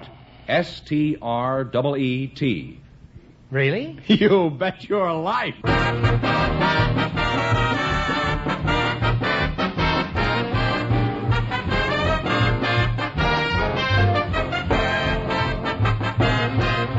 The more than 3,000 DeSoto Plymouth Dealers of America present the best of Groucho. Yes, friends, it's a Groucho summertime. By popular demand from your letters, from rating histories, and the acclaim of critics, the DeSoto Plymouth Dealers bring you selected shows from You Bet Your Life, the comedy quiz series produced and transcribed from Hollywood.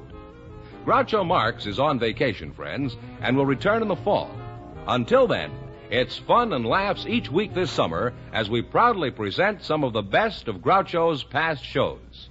And here he is, the one, the only... Why doesn't he give up? Oh, that's me!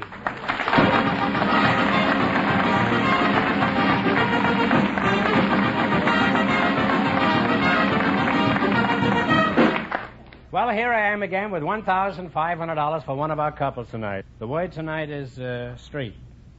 Dave Street, I guess. Never mind that hollow laughter, Fenneman. George Fenneman, who's supposed to try for the big money? What dignity we have there, George Fenneman. Well, we asked if there You were mind any... if I call you Mr. Fenneman? No, that's perfectly all right. Okay. What about plain George? I like that, too. Isn't that a kind of a... Musicians use that now? They say, George. Oh, that's George. Yeah. What does that mean? I don't know. Why do you stand there and give me answers like that if you don't know what's going on? Well, I can say I'll get no knowledge here tonight. Ready? Yes. Okay. My attorney is out front, and I may take the whole thing up with him later. We he may asked... slap a writ of Runch and Quanchum on you. We asked if there were any young single people present tonight who'd like to get married someday if they found the right partner. Just before we went on the air, we selected Miss Isola Mitchell and Mr. Park Bryan. You're making that up. There's nobody named Isola. You just made You're that going to up. meet her in just a second. Folks, come in here and meet Groucho Marx. Well, land sakes, yes, there is, I guess. Well, welcome, kids, for the DeSoto Plymouth dealers. Say the secret word and divide $100. It's a common word, something you see every day. Now, let's see. You two would like to get married. Is that right? If you found the right partner? Well, I'll see what I can do about it. Miss Mitchell, is that right? Yeah. Isola Mitchell? Isn't Isola something you use when you want to fry potatoes or something? I hope not. No. You don't think you could fry potatoes with that red hair and everything? Huh? I think you could. Huh? You look like a pretty hot dish to me, Miss Mitchell. What is the derivative of Isola? That's a kind of a curious name, isn't it? Yeah. What is it? Indian. Oh, you're an Indian? A little bit. Oh.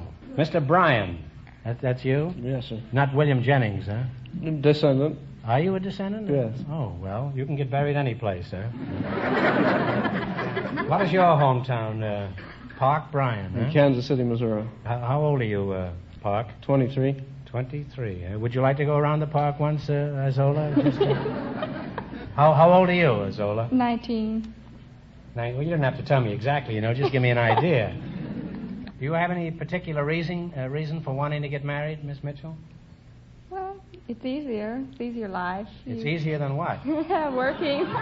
Easier than working? Mm-hmm. Are you laboring under the delusion that once you're married, your labors will cease? Not exactly. But you prefer that kind of work? Yes. Hanging over the back fence and talking it over with the neighbors? Huh? Well, I guess that's better than being pursued by the boss, although I'm not sure of that. Huh? Have you ever been pursued by the boss? No. You haven't? Well, you will before the evening is over. Huh? I happen to be the boss around here. What is... Bryant Park, what is your excuse for toying with disaster? I assume you want to get married, too, huh? Well, I think I'd find it cheaper than dating. Then I'd like to carry on a family strain. Oh, well, you'll find that's quite a strain.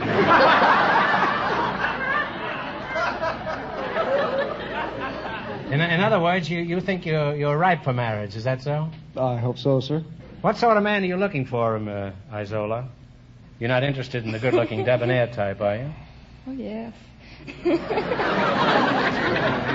Then why have you been ignoring me? Apparently your philosophy is, why take stale bread when there's cake around, is that it? Let's find out something about you two, Park. What sort of work do you do? Oh, I'm a male model. You're a model? Oh, come now. Models are girls, aren't they? Well, men model, too. We have shirt ads and overcoats and such things that are necessary to display for the public. And probably the only ones you've noticed are girls.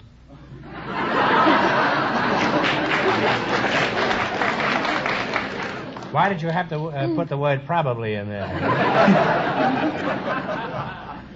What is the percentage of men models to female models? I like to have certain figures at my fingertips, I'd say about 25 women to every man model. Well, do you think I could be a model? Possibly. Pretty guarded answer, isn't it? What kind of a model do you think I could be? Well, there's the leading man.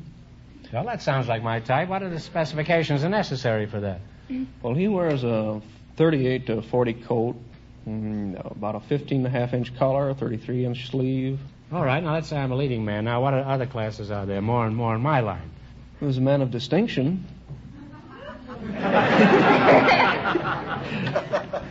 I'd be interested in hearing you describe a man of distinction. I mean, standing up. A man that might go 18 holes of golf and then sip a mint julep. I suppose that might describe him. Well, you're getting close, but I'm more the type who sips 18 mint juleps after one hole of it.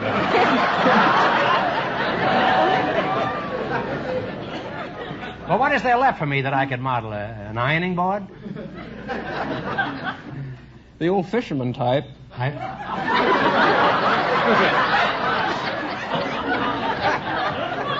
Could you let me have that again, please? The old fisherman type of model. The old fisherman type. You mean I'd have to pose as a can of salmon? Going upstream? What is the old fisherman type? One that might have a weather-beaten face and a salty look about him. I can't picture anybody who'd look like that. Can you? Can you, Isola? Isola. Don't leave me sitting here high and dry. Well, that's the story of my life. I start out yearning to be a leading man, and I wind up as an old fish. Are you showing any interest in Park? Oh, yes, he's a nice boy. Would you like a date so you could learn more about him? Might be fun. I'm sure it will. I'll meet you right after the show, and we'll go to some quiet spot and we'll discuss him, right? We can even go fishing. I'm the old fisherman type, you know. Tell me, have you ever kissed a mackerel? Well, I must say you make an enchanting couple, and I hope you're very happy together. Now, in just 1 minute, you're going to play your life. You bet your life for a chance at the $1,500 question. But first, pay close attention to this. Remember the days when you had to get out and crank a car to get it started? Some work, wasn't it? Then along came the self-starter. It took all the work out of starting. And now DeSoto brings you another sensational development. Full power steering that takes the work out of steering. Think of it. DeSoto full power steering lets you turn the steering wheel with one finger, whether your car is in motion or standing still. It's as easy as dialing a phone. Parking becomes a cinch. Driving is easier and safer and less tiring. DeSoto full power steering is the greatest advance in driving ease and convenience since the self-starter. And your DeSoto Plymouth dealer wants you to try it by taking the 5-mile trial. Take the 5-mile trial and discover DeSoto full power steering from behind the wheel of either the mighty DeSoto Fire Dome 8 with the 160 horsepower Fire Dome V8 engine or the DeSoto Power Master 6. See your DeSoto Plymouth dealer tomorrow. And remember, all dealers who sell DeSoto also sell Plymouth, the low-priced car most like high-priced cars.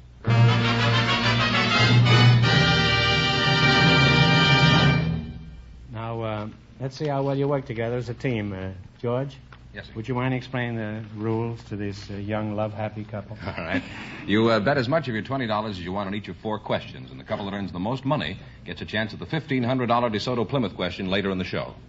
Here we go. Let's see how high I can build you $20. You selected comic strip characters. Here's your first question. How much of the 20 will you try? 15. 15. Sam Ketchum is the assistant of what famous comic strip detective? Dick Tracy. Dick Tracy is right. You're off to a good start. You have $35. All right. Remember, you're going for $1,500 tonight. How much of the $35 will you bet on this one? We'll try 30. 30. Dinty Moore has been supplying his friend with corned beef and cabbage for years. What is his friend's name? Jiggs. Jiggs is right. You now have $65. Here's your third question. How much are you going to bet now? 60. Little Beaver is the sidekick of what cowboy? Red Rider. Red Rider is right. I knew you'd know that. Now you've climbed to $125. All right, here's your last chance to beat the other couples. How much of the $125 are you going to try? 120. Yeah. 120.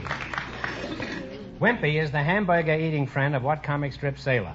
Popeye. Popeye is right.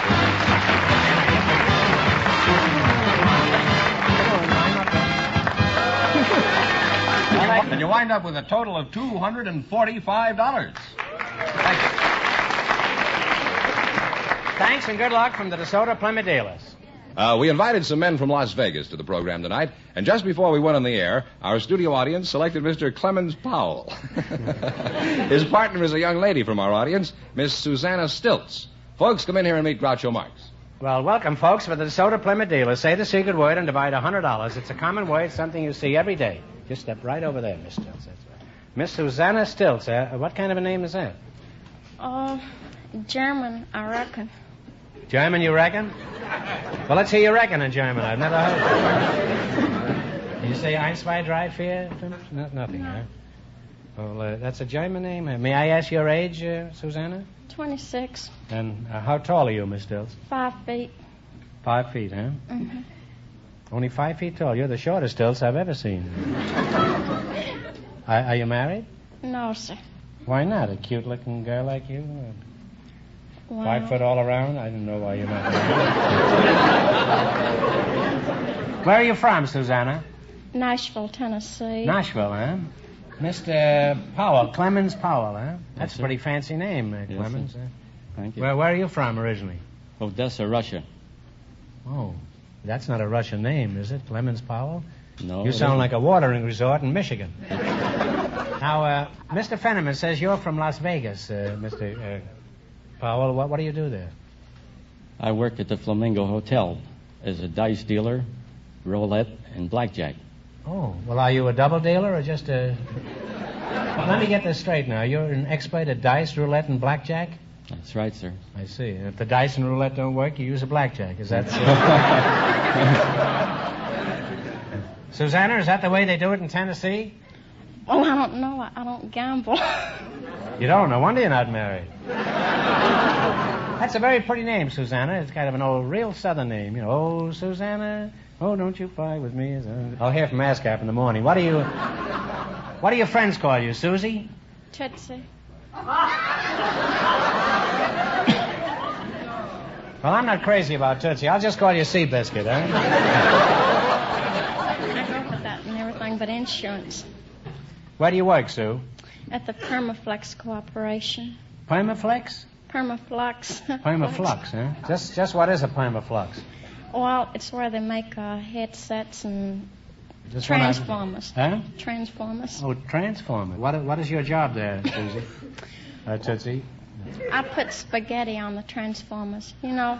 You put spaghetti on a transformer? Well, they're about Is this that with big. cheese or do you just do it plain? No, it's rubber. Rubber spaghetti? Well, come on, explain this. This sounds a little preposterous. Well, Nobody goes around putting rubber on spaghetti. the transformer's about that big and round, and it has 4 little wires. And you put the spaghetti on, 2 of them, and then you turn the top down. You're through with it. Did you pick this up all by yourself, Susan? I must come and watch you sometime when you're really rolling. You know, I've always wanted to see Tootsie roll.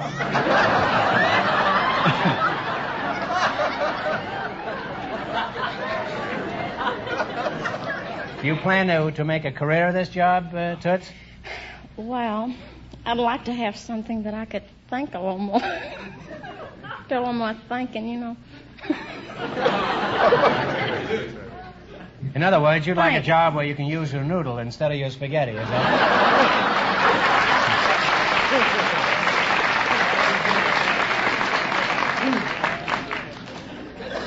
Well, it's certainly been fun and educational talking to you two. And Susanna, if you ever go to Las Vegas, don't make the mistake of asking for a Southern Fried Flamingo, because they don't serve it there at all. Now, here's some more advice. When you want service, take your car to the man who knows best, your DeSoto Plymouth dealer. And now you're going to play You Bet Your Life. Don't go away, Susie, for a chance at the $1,500 question. This is kind of small potatoes for you, Mr. Powell, isn't it? Now, all you got to do is run your $20 and more than our other couples. I can't tell you how much you have to win, but Mr. Fenneman is going to remind our listeners. The girl and the male model won $245. Here we go. Let's see how high I can build you $20. You selected college teams. Here's your first question. How much of the 20 will you bet? 15. All right. What college team is known as the Indians? Stanford. That's pretty good for a Russian. You're off to a good start. You have $35. I'll bet there's very few people in Odessa who would be able to guess that answer. All right. Remember, you're going for $1,500 tonight. Now, how much of the $35 will you bet this time? 30. What college team is known as the Bruins? UCLA College. UCLA is right. You now have $65. 65. Now, how much will you bet this time? 65. We'll bet 60. What college team is known as the Panthers? Pittsburgh. Pittsburgh is right. I'm glad you got that. You now have $125. That's a lot of money outside of Las Vegas. Now, here's your last chance to beat the other couples. How much of the 125? Bet it all. Huh? All of it. Bet it all. All of it. What college team is known as the Wolverines? Michigan. Michigan is right.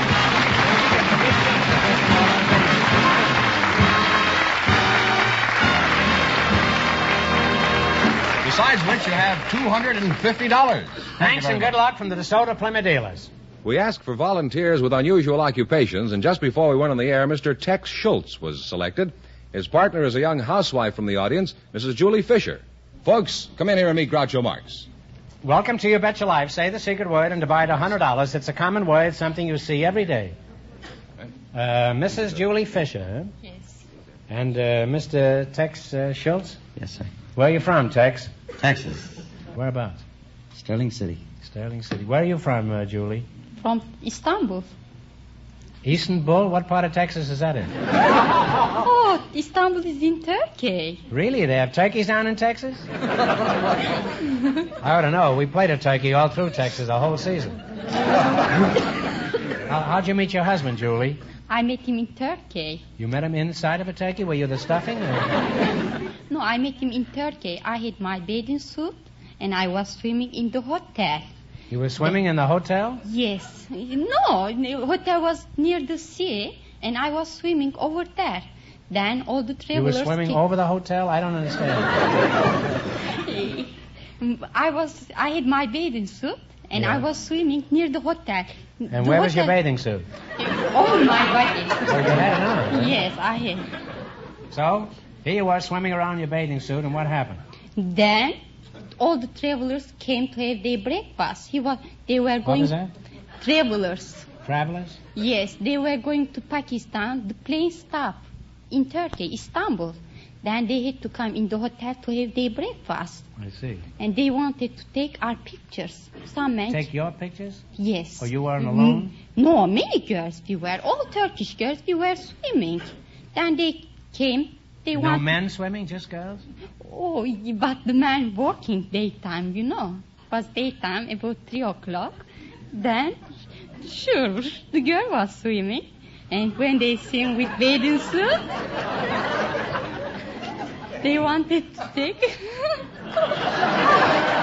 Oh, don't look at me like that. I can't.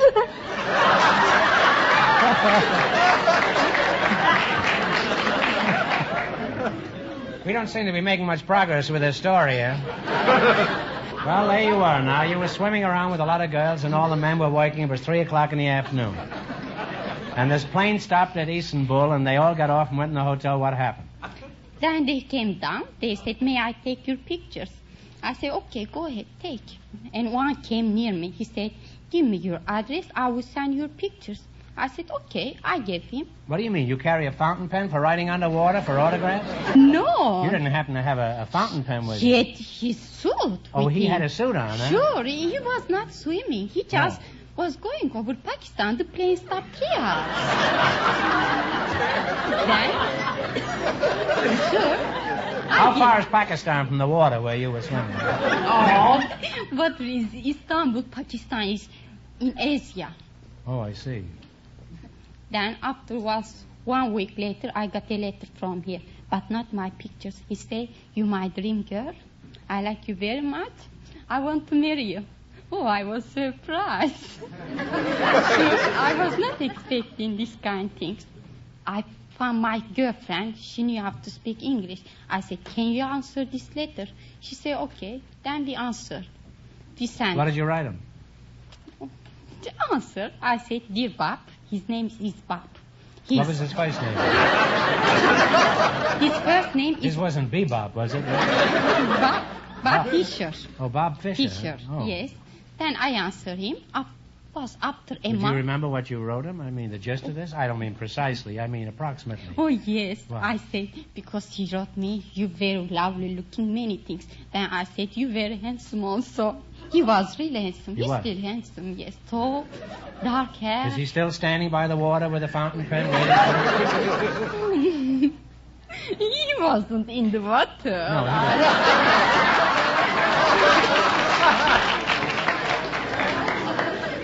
Well, what happened? Are you going to get married or what? Oh, yeah, he went to Pakistan. He wrote me about 8 months. He certainly made a lot of trips to Pakistan. Oh, This guy was a traveling fool, huh? No, we sent him once. You are bringing back him. He's working in the North Africa with government. What doing? Construction building. Oh, I see. Airport. Oh, airport. And you say, where are you from, Tex? Texas. Texas. You're a garrulous fellow, isn't he? Huh? It's uncanny how I guess these things. What sort of work do you do, Tex? I'm a yo-yo demonstrator.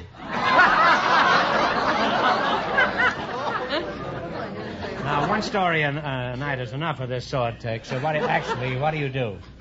You say you're a yo-yo demonstrator? What is a yo-yo? Well, a yo-yo is a piece of maple wood turned into a cylinder. Yeah. That's the yo-yo. Well, how does a yo-yo operate? Well, you tie the string on your middle finger, and you turn your hand up to the point of your shoulder, and you throw it down. Okay, I've got the yo-yo down. Now, how do I get it back up again?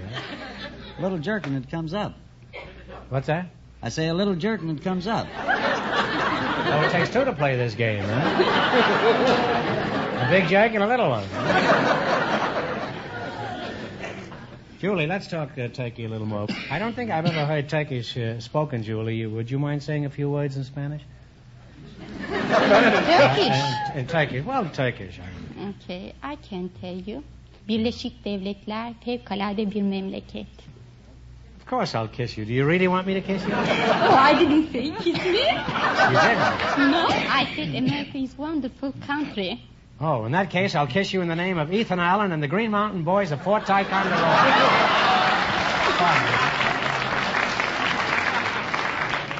Well, you make a lovely couple, and I've learned a lot about yo-yos and turkey, and that's what I'm going to have on Thanksgiving. A stuffed yo-yo.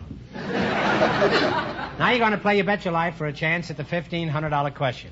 You run your $20 and more than the other couples. I can't tell you how much you have to win, but George is going to remind our listeners. The young lady and the man from Las Vegas won $250. Here we go. Let's see how high I can build you $20. You selected state capitals. Here's your first question. How much will you bet? 15. Mm-hmm. What is the capital of Arizona? Phoenix. Phoenix is right. You're on your way already. You have $35. You going to kiss him if he wins all the money? Oh, yes. Would you kiss him anyway? If you won't win, no. Remember, you're going for $1,500 tonight. How much of your 35 will you bet on your second question? 30. Mm-hmm.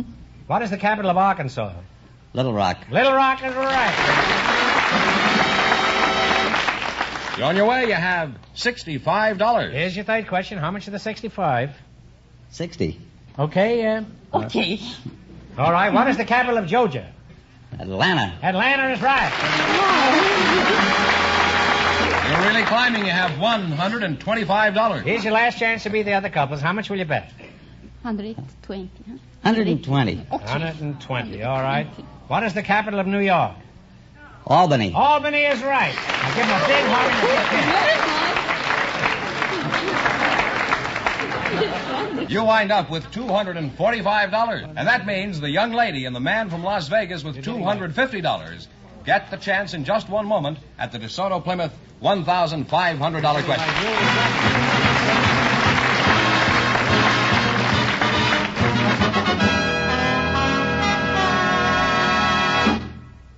He lives in your community. He serves your community. And he's a good man to do business with. That describes your DeSoto Plymouth dealer. So if you're interested in a new car, he'll gladly show you the mighty DeSoto Fire Dome 8, the famous DeSoto Powermaster 6, and the exciting Plymouth. If you're looking for a real value in used cars, he has makes and models to fit every pocketbook.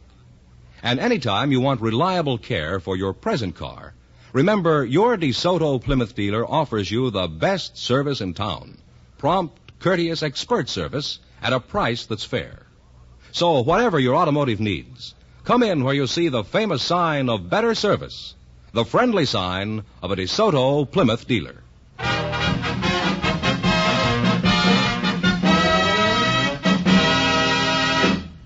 Here's the young lady and the man from Las Vegas, all set for the DeSoto Plymouth $1,500 question, Groucho. All right, now here we go for $1,500. I'll give you 15 seconds to decide on a single answer between you. So think carefully and please no help from the audience. Here it is. Ready?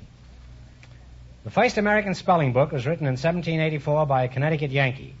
He also was the originator of the spelling bee. What is his name?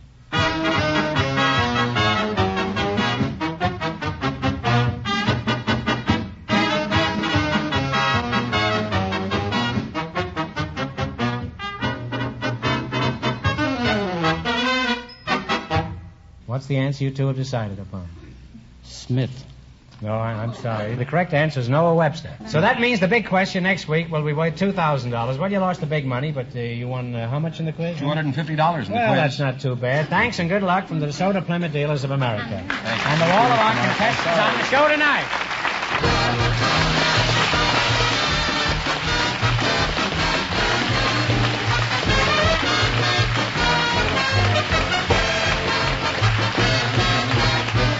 Be sure to tune in again next Wednesday night at this same time for the Best of Groucho from the You Bet Your Life series. Don't miss the Best of Groucho on television, too. Also presented by the DeSoto Plymouth Dealers of America. And remember, all dealers who sell DeSoto also sell Plymouth. Two great cars, both products of the Chrysler Corporation. And when you drive in, tell them Groucho sent you. Good night, folks, and remember, see the DeSoto Fire Dome 8 tomorrow. Folks, here's a reminder from the National Safety Council. Don't stick your neck out in traffic. You Bet Your Life, transcribed from Hollywood, is produced by John Goodell, directed by Robert Dwan and Bernie Smith, music by Jerry Fielding. This is George Fenneman signing off for the more than 3,000 DeSoto Plymouth dealers from coast to coast.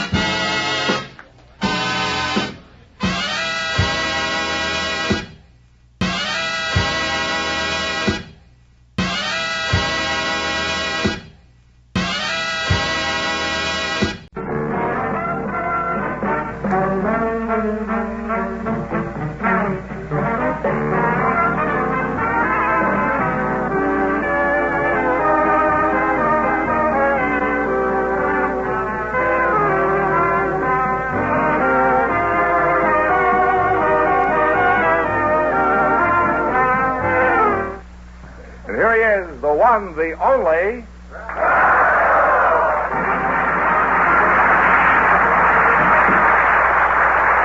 Well, here I am again with a chance for each of our couples to win $2,000. And there's even a chance somebody might leave here with $10,000. If any of our couples say the secret word, the duck will come down and pay him an extra $100. The word tonight is on.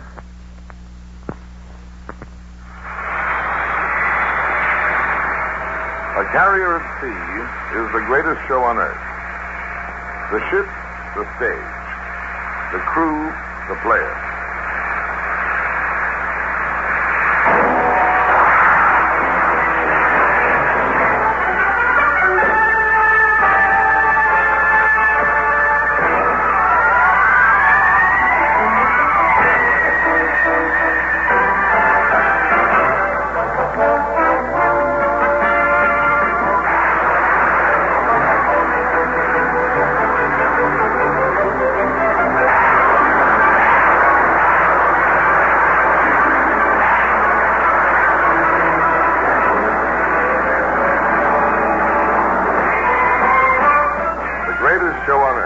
now playing on oceans all over the world.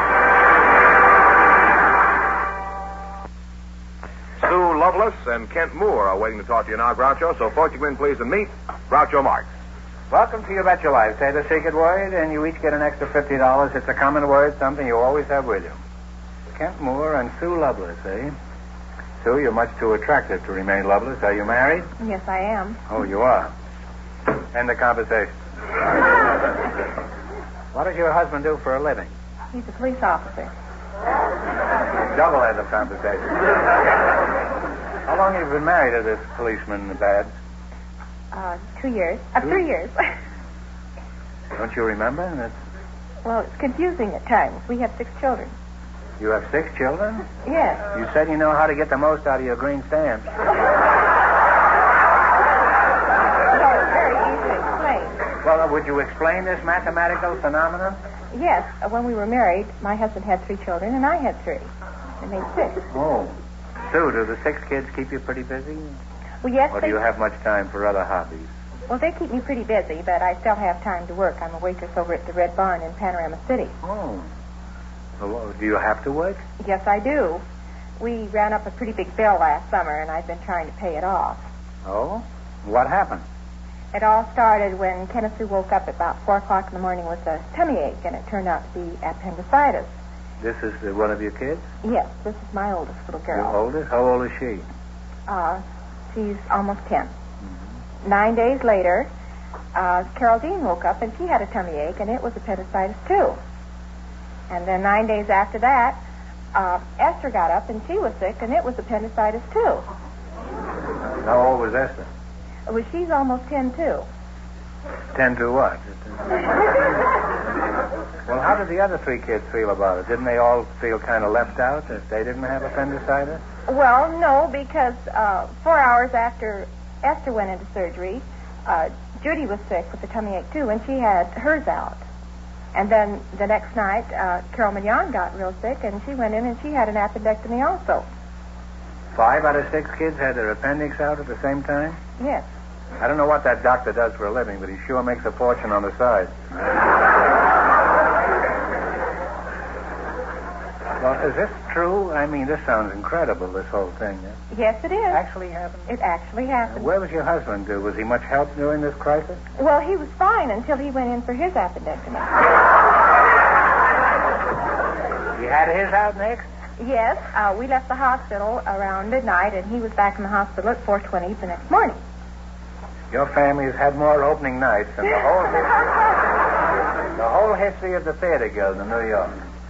Well, is there any more to this story? And if there is, hurry up and finish it, because I'm getting a strange feeling in my stomach. Well, Sunday afternoon, my babysitter came in, and she came to see if I needed her to babysit. Of course, I didn't, because everybody was in the hospital. In the hospital, huh? That's a good idea, having all the kids there together. You save a buck for the evening, on a babysitter. So, her boyfriend told me that she hadn't been feeling very well, and I called her parents, and I talked to them, and at 6 o'clock she was in for an appendectomy. Well, then she could take care of the kids anyway. Right. How about the 6th kid? What's holding it up? Hasn't it got an appendix? Well, she has one, and it's been a little rough on her because every time she gets a tummy ache, of course, she either goes to the hospital or to the doctor's office. But it isn't an appendix. No, she's Okay. different. Have you spoken to her about this? She's spoken to us about it. I think she's got a right to complain. Now, let's get the figures straight. How many operations were involved, and how many days did they take? Well, in our family, there were 6, and it took 21 days. Well, did you ever find out what caused all these appendectomies? No, it just all boiled down to freak coincidence. You ought to write a book about your experiences. And don't put in anything in the first part of the book. Right. Tell the whole story at the end, in the appendix. Can you imagine what would have happened to us if the secret word this week had been appendix? We'd have been wiped out. Well, let's find out your story. What kind of a job have you got, Mr. Moore? I don't have a job. I'm in business for myself. Well, what do you do? What is your racket? What is the profession are you in? I'm a gasoline distributor. I have the franchise for Hancock Gasoline in the east end of the San Fernando Valley and La Cañada and around there. Why do you keep raising the prices? That's the raising the price of crude that does it. I have no control over it. I see. Unfortunately. But you're not unwilling to raise them, though. Oh, no. Well, we're always interested in success stories. Let's have yours. What is your formula for success? Well, that's pretty hard to explain. Well, you don't have to explain it to me. I want you to explain it to the tax department. Well, go ahead and explain it. First, talk slow, because this is a very difficult cigar to light. First, there are two kinds of people in the world. Yeah. Live and dead. So far, we've got nothing. I didn't mean that specifically. What I meant was there are two kinds of fellows who, one likes to work for himself. He likes to be in business for himself and be his own boss and take the gambles and the danger that goes with private enterprise of his own. And then there are fellows who prefer to work for a corporation. And I don't deprecate that at all, but it isn't for me. Well, did you know private enterprise? He was in the same regiment with me during the last... No, I haven't had that pleasure. No, he was quite a war hero. Well, do you do anything else besides make money? Well, yes. I work with the associations. I'm president of the California Petroleum Marketers Council. He looks like real money, this guy, doesn't he? And for the period of 18 years, I have taught salesmanship at USC one night a week. And, of course, during the war, we missed a few semesters. Of course, we didn't have quite enough students, but aside from that, it's been 18 years. Well, that's where private enterprise was there doing that area. Well, how do you go about teaching salesmanship? What is the best technique? Do you use a club or a revolver? Or... Well, no. Innate persuasiveness. No. You telling jokes or something? Well, yes. What you try to do is to bring the academic and the practical and mix them together. And to sugarcoat the educational pill, you occasionally tell a... Oh, this is a smoothie, this guy. You occasionally tell a humorous, illustrative anecdote. Well, could you give us an example of a humorous, illustrious anecdote? Actually, that's university talk for jokes. Yeah. And you don't like to use the right words for anything. Well, you have a whole series of sidesteppers that you use. Well, give us a joke, huh? Well, it has to be apropos, and at the university we don't tell stories just to be funny, but we tell them so that they're apropos. Now, many fellows... Who is apropos? Do you mean the poet? Do you mean... Well, that's a French word, and I hope it means what I think it does. Oh. I'm sure it does, but let's get on with it. One story... that Edgar Allan apropos. One story is about, go back, many salesmen are afraid to sell other salesmen, and they're afraid to sell sales managers.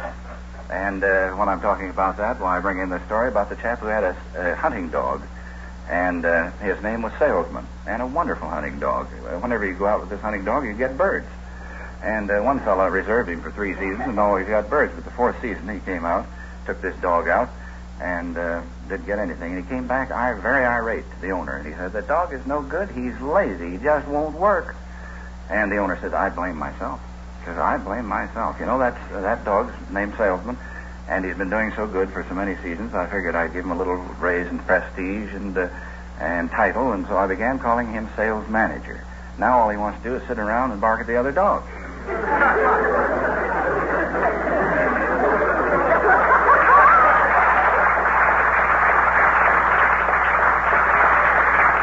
Another one... Is that the whole joke? No wonder you had such a small class at your school. They were all willing to enlist. Well, I hate to break up this conversation. I'd like to hear a few more jokes, but the time has come to play your bet. How'd you like that joke? And Sue, who knows? Maybe you can win enough to treat all your customers to an appendectomy. Would you like that? That would be real nice. Okay. You select the general information. I'll ask you some questions. If you miss 2 in a row, you're out. If you get 4 in a row right, you win $1,000. Have you got your appendix? I'm afraid I have. Would you like it clipped? All right, here we go. General information is your category. If you get 4 in a row right, you win $1,000. How often is the regular United States Census taken? Talk it over. I don't know, do you? 10. I think. We think it's 10. You're right. You're absolutely right. And you have 1 right, 3 more right, and you'll have $1,000. To what religious sect did William Penn belong? You know, we think it's the Quaker. Quaker Oats, that's right. 2 more right and you'll have $1,000. What one word did Poe's Raven say? We think nevermore. Nevermore is right. Hey, you're getting up in the world here. You're almost there. The next one right and you'll have $1,000. Foundations for the United Nations were laid in 1944 at a conference near Washington, D.C. What was the name of this conference? Dumbarton Oak. Oh, you're a smart guy. This fellow's right. 4 in a row right, you have $1,000. Now you won $1,000. You can keep it and quit, or you can come back later and try to win double your money. You may even get a chance at $10,000. Go over there and sit down. You sit on his lap and think it over. And thanks for being on the show.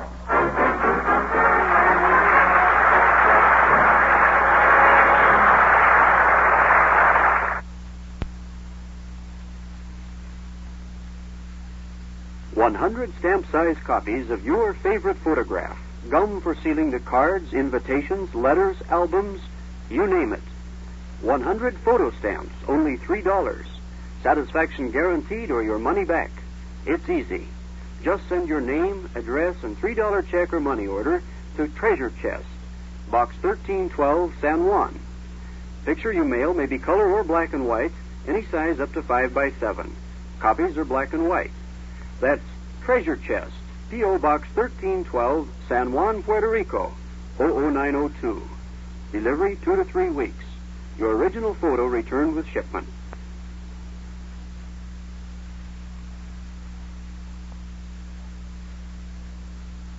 Mrs. Valentina Penberthy and Mr. Youp Wooters are waiting to talk to you, Stop Groucho. yodeling, fella. I'm not sure of that either. So, folks, you come in, please, and meet Groucho Marx. Welcome to Your Bet Your Life. Say the secret word, and you take home an extra $100. It's a common word, something you always have with you. Let's see. Valentina Penberthy and Jupe Wooters. Is that the right way you pronounce it? Jupe? Yope. Just Yope. That's right. Give him enough Yope and he'll hang himself. Yeah, that's right. Maybe you. Yope, are you a cowboy? No, I'm from Holland. What, couldn't you be a cowboy in Holland? No, not easy. There aren't many cows over there, I guess. Now, you're Yope Penworthy, is that right? No, Valentina Penworthy. Oh, you're Oh, I see. Now I got it straight, huh? Where are you from, Valentina? From the southern France. So, are you married? How long have you been married? Quite a few years. You don't want to say, huh? Mm-hmm. Do you have any children? Two boys. How old are these kids? 33 and 44. Well, in that case, you've been married at least 45 years, huh? You've been married a long time. What system do you use to keep the partnership together? Try to keep my husband healthy, first of all. You try to keep him healthy? When I cook, I never throw the vegetable waters away. They're full of vitamins and minerals. I just don't throw them away. You keep the vegetable water and throw your husband away, is that it? Well, how does this keep your husband healthy? Do you put it in his bathtub and let him soak in the vegetable water? No, I cook with that water. I use that water in my cooking because it has all the vitamins and the minerals. And I always start his meals with a big green salad. You do? Well, in addition to hitting the old carrot water, do you do anything else to keep physically fit? I like to take... I like very much fresh air, and I like to take deep breaths. You like to breathe, huh? Breathe. Well, that's Doesn't everybody... Well, show us what you mean, Valentina. Well, this is the way I breathe. I take time in breathing. I do. Yeah. Well, we've got all night here, huh? Can you do it that way?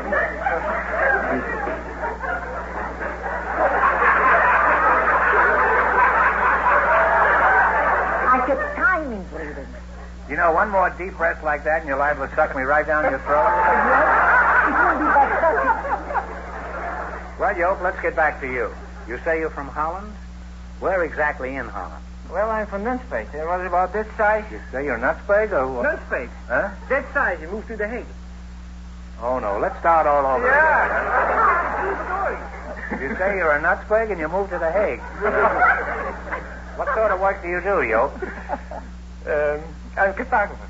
You're a photographer? Cartographer. Cartographer? What is that? Is it something you put before the horse? No, put the cartographer before the horse? No, not in this case. They're map making. You're map making? Yeah, drawing maps. What is a map? Is that what you call that stuff you find in the bottom of your pocket? No, not that. Maybe They you used drive to call on it your car, plug, you know. huh? You drive in your car, you know. When you're in the car. You drive when you're in your car? And then you Yeah, can you drive put on the the top map. up, yeah. Sure. We're having quite a conversation. Now, You get the point anyway. let's start all over again. What'd you say your name was? Now, what is map? A map? I draw maps. Oh, So, maps. Maps. Oh, maps. That's how I pronounce it wrong. Huh? Maps. Okay. Oh, map. Maps. All right. You said map. I didn't know what you meant. Well, a map in Dutch is something like that, you know. You get a map around your ears. Je slet met de feetjes zeggen over hier. Je gaat de kop in je gezicht. That's me. I wear it. I usually wear earmuffs when it's cold, man. I may put them on here tonight, man. Are you for heirat, Joop? Verheirat? Yeah. Oh, ja, verheirat. Ja. Ja, but not in that name. Verstehen Sie das nicht? Ja. Sind Sie gerade bei Deutschland, nicht? Ja. Too close. Ja, too close to Deutschland? Ja, so once in a while, eh? Well, the western part or the eastern part where you're too close?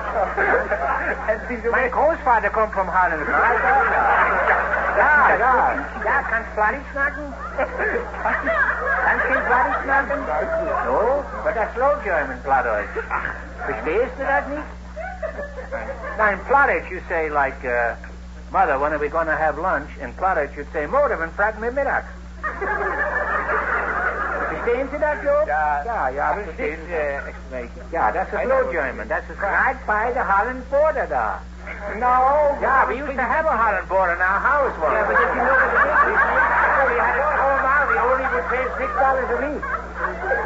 Yeah, we threw him out right on his map. Now, let's understand. Are you Mrs. Joop? No. Well, you're not Mr. Joop. That's Mr. Joop. Well, Joop, have you and your wife had any exciting experiences since you've been in L.A., such as crossing the freeway on foot? Well, we didn't cross only the freeway on foot. We crossed here this continent 3 times from coast to coast. You crossed the continent from coast to coast? 3 times we always stunt. All hitchhiking. And what, hitchhiking? You Yeah. walked? Yeah, we walked at least 600 miles from the 20,000 You miles. mean you traveled all over by thumb? Yeah. From Those Dutch Vancouver, thumbs can do Cleveland. anything, you know. Yeah, quite a bit. Last one I heard about plugged up a dike. Yeah, that's the whole story. I heard Is that it. true? I haven't heard over here the first time in my life. Never heard it in Holland. You never heard it in Holland? No. Then let me read something in this. It sounds pretty silly, doesn't it, huh? Well, you're a charming couple, and it's been an experience talking to you. However, the time has come for you to win some money.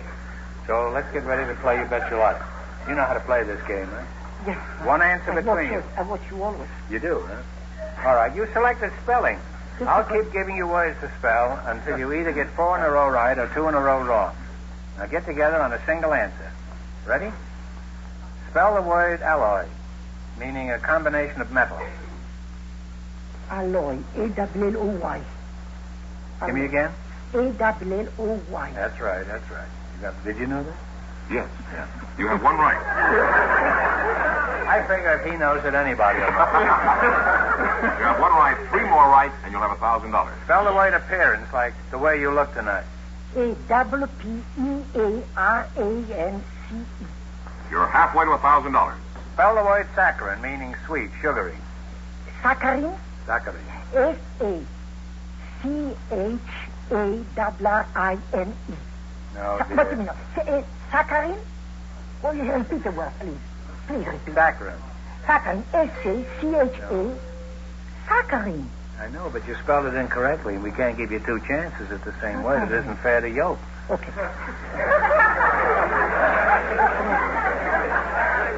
Well, you know how it gets. You see, you only have one wrong. Don't get the next one wrong, however. Just be calm. Spell the word.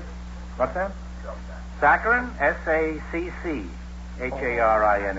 See, I know it because I have it in front of me. If I had it in back of me, I wouldn't know anything. Spell the word parallel, meaning to lie even everywhere. Please repeat it. Parallel. Parallel. Yeah. P-A-R-A-L-L-E-L. Parallel. Again? Carallel. That's right. That's right. All right, we're back on the right track now. 3 more right and you'll have $1,000. Spell the word aquarium, where you keep fish. Aquarium. Absolutely right. 2 more right and you'll have $1,000. Spell the word recollect, meaning to recall, remember. RECOLLECT. You have won the money. No, you haven't. No, you're pretty near one. I'm sorry, but you only got 3 right. The next one is it. Spell the word instrument like a violin. Instrument. INSTRUMENT. That is very good, and I'm glad you won.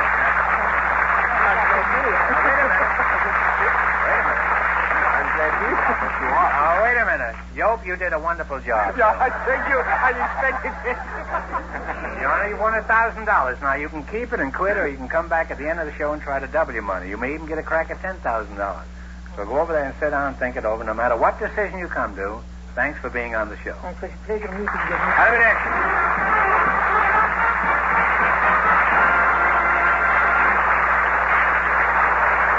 Now, in just one moment, we'll find out if either or both of our couples will try for the big money.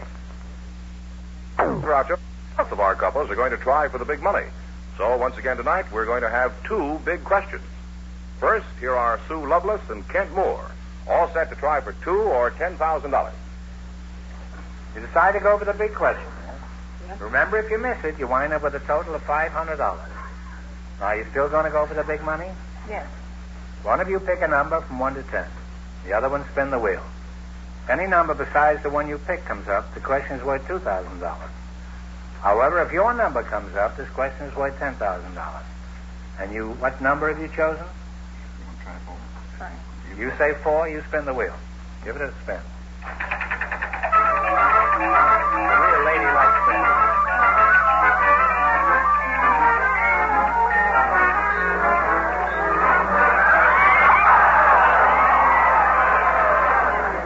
Your number was 4 and it landed on 3, so this question's worth $2,000 if you win. Ready? A popular picture in many American homes is the horse fair. For $2,000, tell me the name of the French artist who painted this and numerous other popular studies of horses. Talk it over.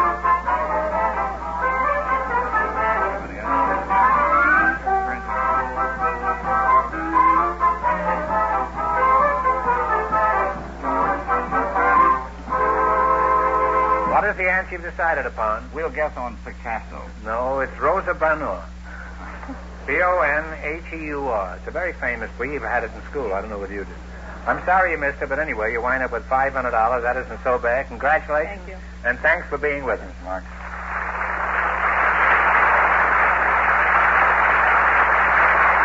Now, here are Valentina Penberthy and Yope Woolers, all set to take their chance on the big money.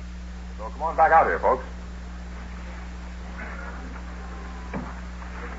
Now, you've decided to go for the big question. Remember, if you miss it, you wind up with a total of $500. Are you still going to go for the big money? No, I think so. You can try it anyway. Now, one of you pick a number from 1 to 10, and the other one spin the wheel. If any number besides the one you pick comes up, this question is worth $2,000. However, if your number comes up, this question is worth $10,000. All right, now what number do you want? 9. You say 9, you spin the wheel. Give it a good spin. Anyway.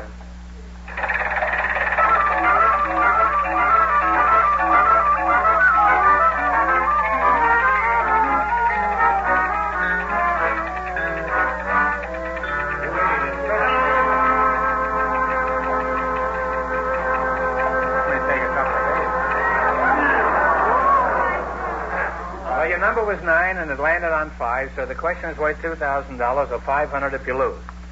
The brilliant natural gifts of Alexander the Great were developed under the tutelage of a famous Greek philosopher.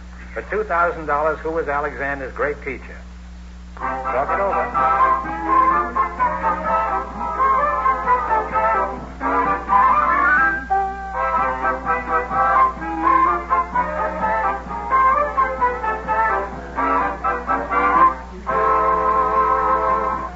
What is the answer you've decided on? Sophocles. No, you're close. It's Aristotle. Sorry you missed, but you wind up with $500. That isn't too bad. Congratulations, and thanks for being with us.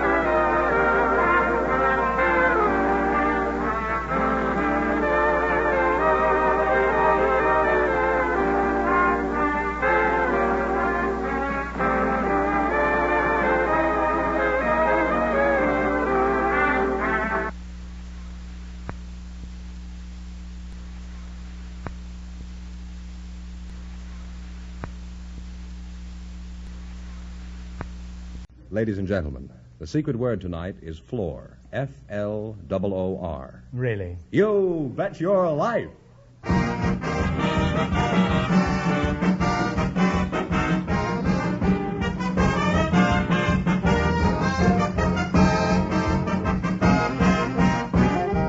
more than 3,000 DeSoto Plymouth dealers of America present Groucho Marx in You Bet Your Life, the comedy quiz series produced and transcribed from Hollywood. And here he is, the one, the only... Let's not go overboard. It's only me.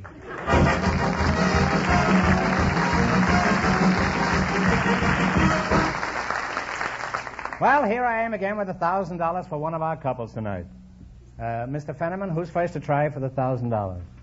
We invited some wives of college professors to the program tonight, and just before we went on the air, our studio audience selected Mrs. Dorothy Robbins. Her partner is a memory expert, Mr. David Roth. And here they are. Folks, come in here and meet Groucho Marx. Welcome, folks. Welcome for the DeSoto Plymouth dealers. Say the secret word and divide $100. It's a common word, something you'll find around the house. Mrs. Robbins, you're the college professor's wife, eh? Yes, I am. Where are you from? I was born in Brooklyn. In Brooklyn? Mm-hmm. Well, I admire this audience. That's the first time anybody's mentioned Brooklyn without the whole audience going into hysterics. I'm surprised, too. I'm surprised and gratified, too. This must be a very high-class audience. You're from Brooklyn, huh? I'll call you Dorothy, huh? Fine. And you can call me Dorothy, too. How long have you been married, Mrs. Robbins? 17 years. Has it been happy all along? Oh, yes. Been very. And what college is your husband a professor? At UCLA. What subject does your husband teach? Business administration. I see. And is he good at it? I think so. Mm-hmm. Does he ever advise you about your checkbook at the end of the month? Well, he tries to organize me. And has he been very successful? Well, when I'm organized, I can't find things. Well, that must make it very pleasant around the house, huh? And Mr. David Roth, I'll just call you Dave, huh? Correct. You can call me Dorothy. Now, let's see. What is it you do, Mr. Roth? Why, I'm a memory expert. Oh, yes, I forgot. Where are you from, Mr. Roth? Well, I was born in Milwaukee. Uh-huh. Well, no wonder you're a memory expert. Anything from Milwaukee is bound to have a head on it.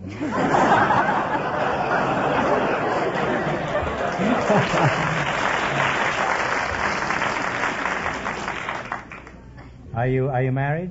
Oh, yes. Any children? One. Well, you are a memory expert, all right. You remember everything, don't you? How old are you, Mr. Roth?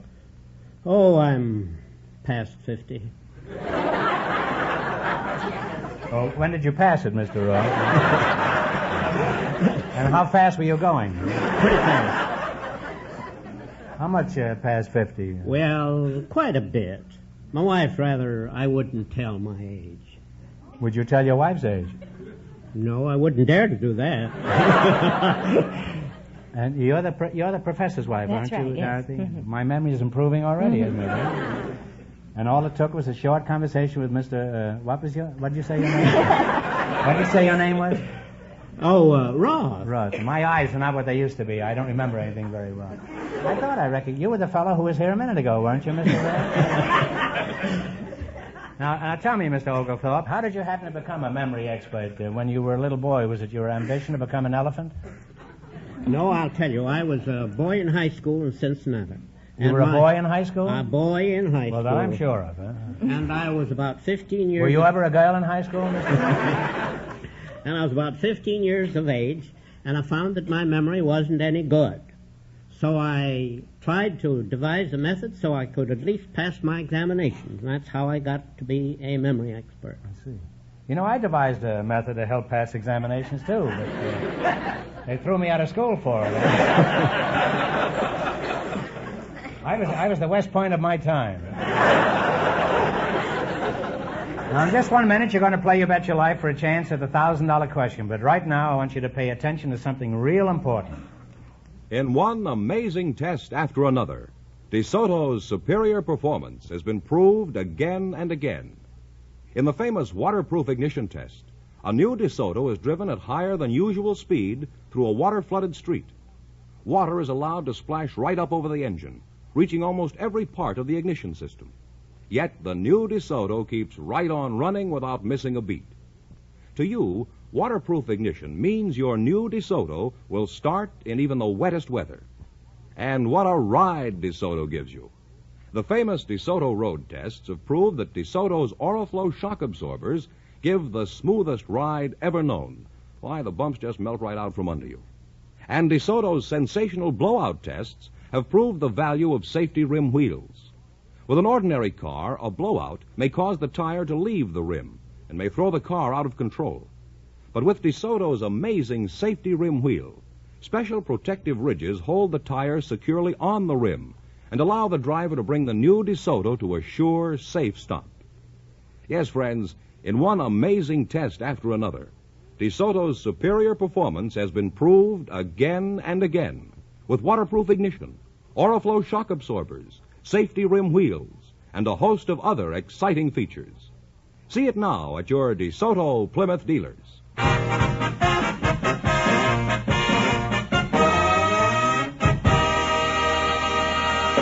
All right, now let's see how well you work together as a team. George, would you mind explaining the rules? Here are the rules. You bet as much of your $20 as you want on each of 4 questions, and the couple that earns the most money gets a chance at the $1,000 question later in the show. All right, here we go. Let's see how high I can build you $20. You selected capital cities of the world. Here's your first question. How much of the 20 are you going to bet? 15. 15. 15. What is the capital city of Denmark? Copenhagen. Copenhagen is right. Well, you're on your way. You have $35. Remember, you're going for $1,000 tonight. How much of the 35 are you going to bet on your second question? 30. 30? What is the capital city of Bolivia? We're stuck. Well, it's La Paz, or La Paz, L-A, capital P-A-Z. That's a tough one. That's too bad. How much have they got now? You dropped down to $5.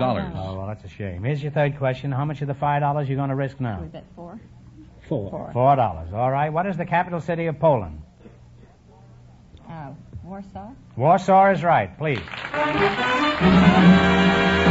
Well, you're on your way again. You have $9. Here's your last chance to beat the other couples. How much of the $9 you going to risk? Well, all of it. All of it. All right. Shoot the works. What is the capital city of Argentina? Buenos Aires. Buenos Aires is right. And you wind up with a grand total of $18.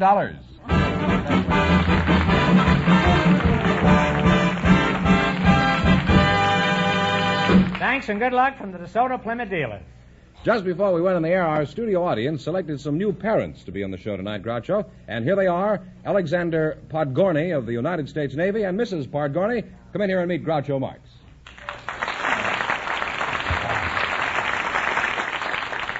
Welcome, kids, for the DeSoto Plymouth dealers. Say the secret word and win $100.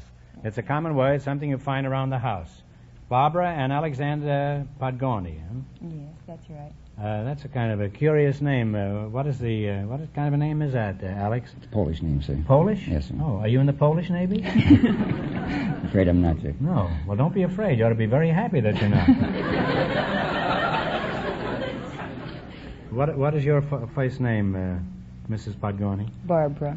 Barbara? Yes. Well, that's a lovely name, and you're a very attractive girl. And you're a very lucky Pole. Thank you. How old are you, Alex? I'm 28, sir. 28. And how old is your baby? He's 4 months today. Alex is 4 months today? No, our baby is. Oh, well, where are you from, Barbara? I'm from Corpus Christi, Texas. Where? Corpus Christi, Texas. Texas, huh? Oh. There they are, the people from Brooklyn again. How old are you, Alex? I'm 28, sir. 28, huh? And your name Mr. Roth, did you say? No, it isn't. What did you say your name was? I'm Barbara Podgorny. Oh, Barbara Podgorny. You're Mr. Roth, huh? How do you like being married to a sailor, Barbara? Is he gobs of fun? Yes, he is.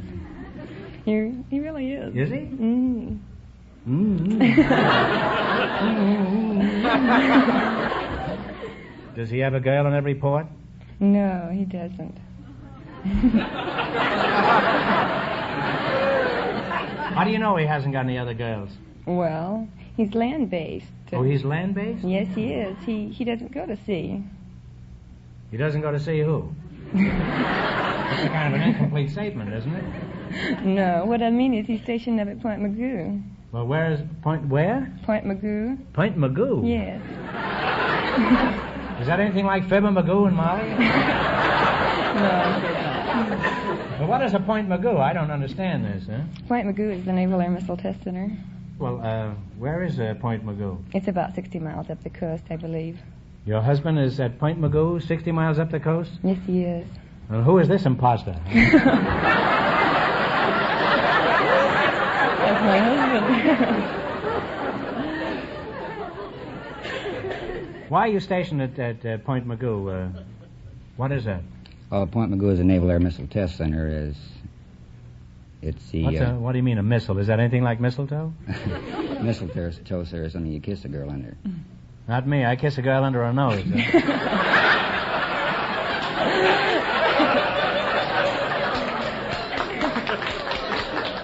Some of those noses look like Point Magoo, too. Tell me something about these guided missiles, will you? How do they work, Alex? Well, it's an experimental in testing of guided missiles is what it is, sir. And outside of that, it's restricted. There's something much more I can tell you. This is top secret stuff? Yes, it is. You're not allowed to disclose anything? Nothing at all, sir. In other words, it's none of my business. Is that right? That's right, absolutely. You'll thank me to keep my nose out of it. Right. Well, it may interest you to know that I can tell you plenty about guided missiles. I used to be one. You used to be one.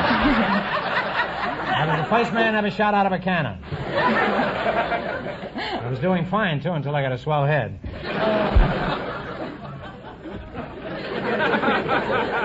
Where were we? Oh, yes. Tell me, Mr. Roth.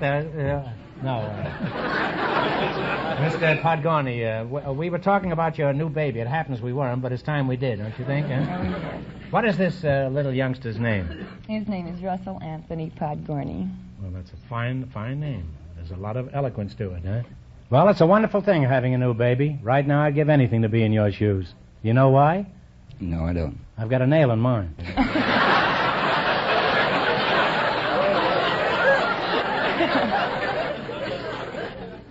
Well, now that you have a baby, do you get more money from the Navy, Alex? No, I don't, sir. You have to have 2 or more children before you get any additional allowances. Is that so? You mean the Navy doesn't give a toot for one baby, eh? That doesn't seem fair. Isn't there anything you can do about it? No, sir.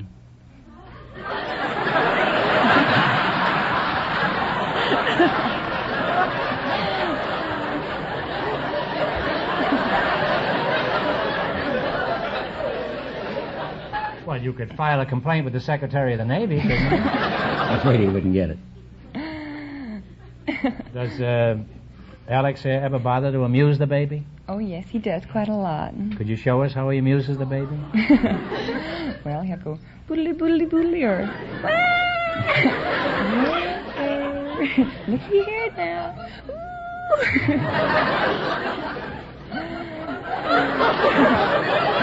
I guess it's just as well if you don't have another kid.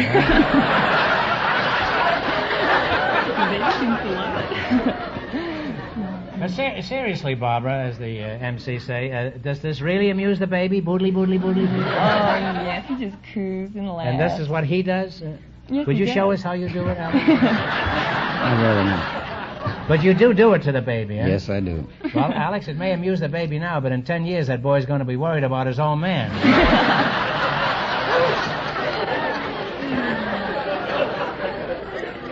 Well, you're a wonderful representative young American couple, and I think the United States Navy and America can be proud of kids like you two. Thank you. And I'm sure you'll go far. Thank you, Doctor. Thank you very, very much.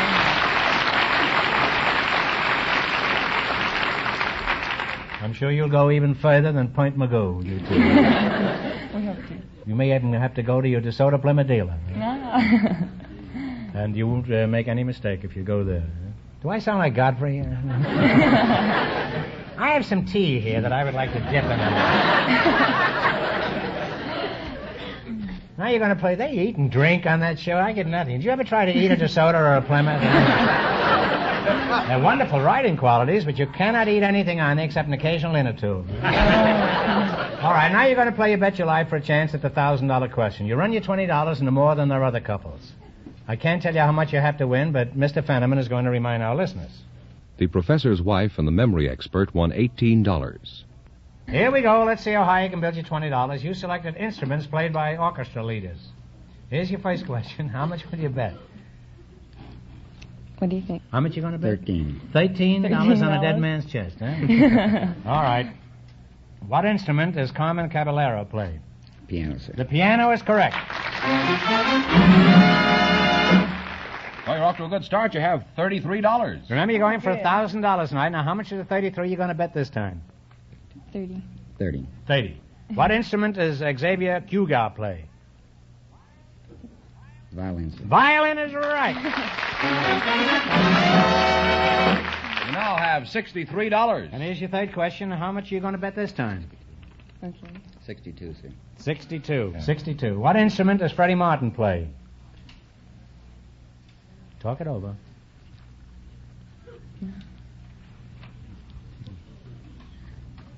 I don't know. Take a guess if you don't know. I believe it's the piano, sir. No, I'm sorry. It's a saxophone. You should have known that. Some kind of a horn, but I didn't know what you kind kids it go? was. I'm sure you've gone to dance halls and stuff. We've danced to Freddie Martin. We sure have. That's a shame. You now have $1. You know what was the trouble, don't you? You two were watching each other instead of the orchestra leader. Oh. Now you're down to $1. Yes. It's a good thing you haven't got that second kid. But the Navy is still pretty steady pay, isn't it?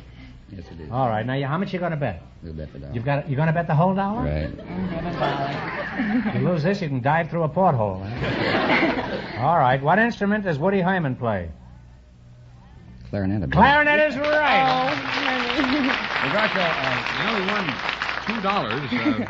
I'll give you one question, Arnie. If you get it right, you win $10. Think hard now. No help from the audience. You ready? Yes, sir. Who was buried in Grant's tomb?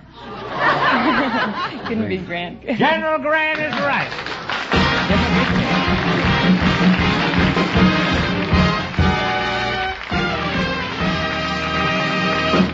Thanks and good luck from the DeSoto Plymouth dealers. Just before we went on the air, our studio audience selected a wrestling referee and a woman who works in a candy factory. And here they come, Mrs. Betty Whitener and Mr. Mike Ruby. Folks, come in here and meet Groucho Marx. Welcome, ladies and gentlemen, to You Bet Your Life. Say the secret word and you'll divide $100. It's a common word, something you'll find around the house. Betty Whitner? Whitener. Whitener, huh? And Mike Ruby, huh? Where are you from, Mrs. Whitener? I'm from Chattanooga, Tennessee, just below Lookout Mountain.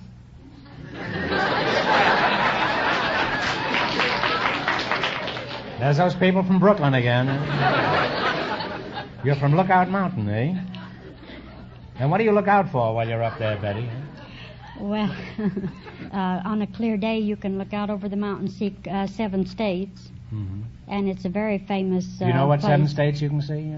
Well, Georgia and Alabama and Kentucky, and I can't think of the rest of them right now.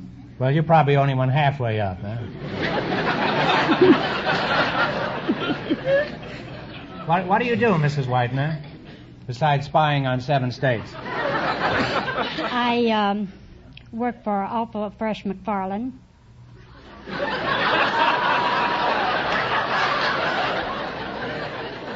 Well, have you complained to your husband?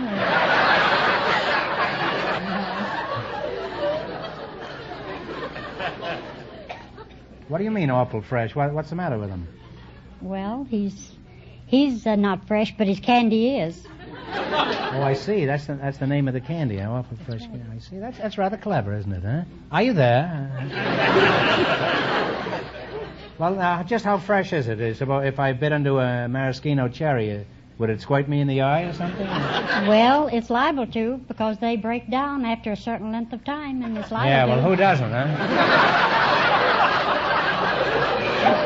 That's the history of my life, Mrs. Widener.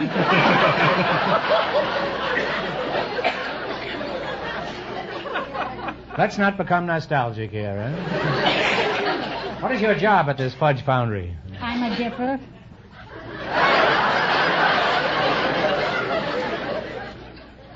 What do you mean you're a dipper? I dip in chocolate. You must be an awful mess when you get home at night. Well, how did they get the nuts in the peanut brittle? That's always puzzled me. Well, the candy maker that makes the peanut brittle, he goes out to the nut house and he gets the nuts and he brings it back in and they have to weigh all their ingredients.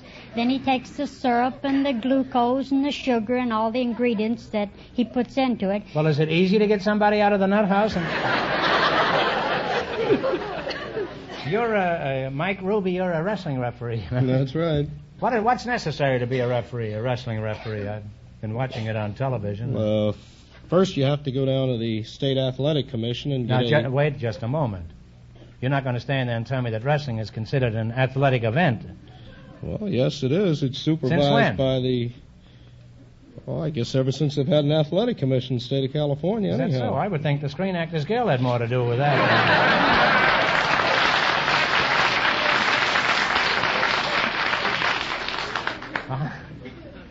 Don't take a slug at me. I may come back with some peanut. But how do you get a license? Is your name Mr. Roth? Mike Ruby. Oh, Mike Ruby. Do you have to get a license? Do you have to prove that you can't see 2 feet without your glasses? No, you have to take a very rigid physical and written examination to get a license. I've seen a lot of wrestling on television, and I have a question. How is it all I ever see is the referee bending over when I watch a wrestling match? Well, you know, you fellas could make a fortune selling advertising.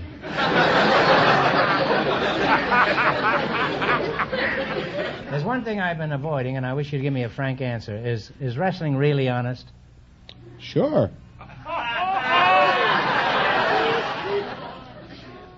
Look, I'm not a 6-year-old child, you know. What makes you think it's honest? Well, I'm a former wrestler myself. And you regard that as evidence? I better be careful. You throw a hammerlock on me. If you'd care to make a statement about wrestling, you can go right ahead, and I'll be quiet. I promise. Well, I'll admit there are some crooked athletes in the wrestling game, but I don't think there's any more crooked men engaged in the wrestling game than in any other sport or occupation. Or in other words, what goes on in your wrestling... In other words, what goes on in your wrestling arena is honest, fair, and above reproach. Is that it? Sure. Well, in that case, I own the crookedest television set in this town.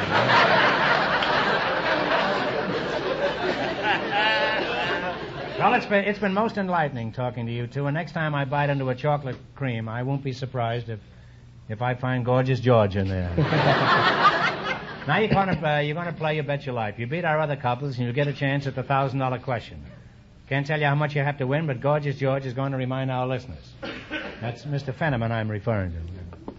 The professor's wife and the memory expert lead with $18. All right, here we go. Let's see how high I can build you $20. You selected nicknames of sports immortals. Is that right? That's right. Or immortal sports. Here's your first question. How much will you bet?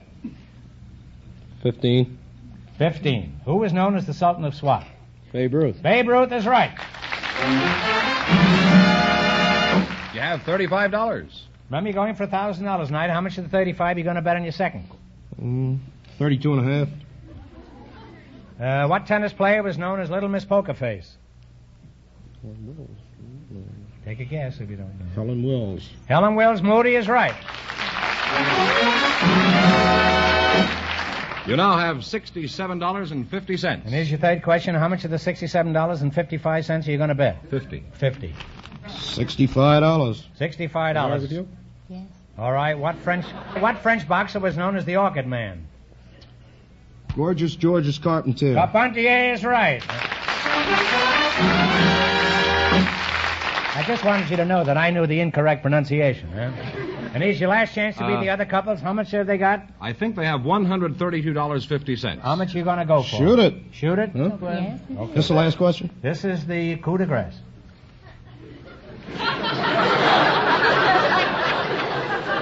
What am I saying? Who is known as the Galloping Ghost? Red Grange. Red Grange is right. I'll give him a big kiss. He answered all those questions.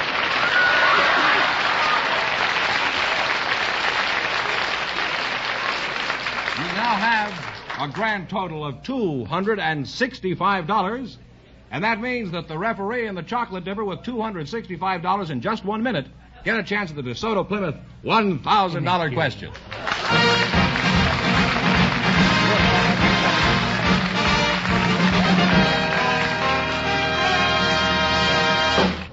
Folks, one thing you can always count on is expert attention for your car when you take it to a DeSoto Plymouth dealer. No matter what service your car may need, whether it's an engine tune-up, a winter checkup, or just a simple lubrication job, your DeSoto Plymouth dealer has the equipment to do it right. And he has the master technicians who know how to use that equipment, too. Yes, your DeSoto Plymouth dealer is the man to see when your car needs service of any kind. And he has complete paint facilities, too, to give you a top job, whether your car needs an overall paint job or a touch-up to prevent rust and corrosion in the bad weather driving ahead. So, if you want to put your car in top running condition at a price that's fair, take it where you see the famous sign of better service, the friendly sign of a DeSoto Plymouth dealer.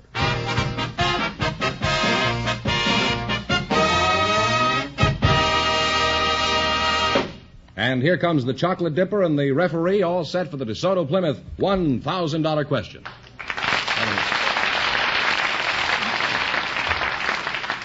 Now, Betty and Mike, here's a chance to really wiggle yourself into some real big money now. Here we go for $1,000. I give you 15 seconds to decide on a single answer between you. Think carefully, and please no help from the audience. Here it is. It's a tough one.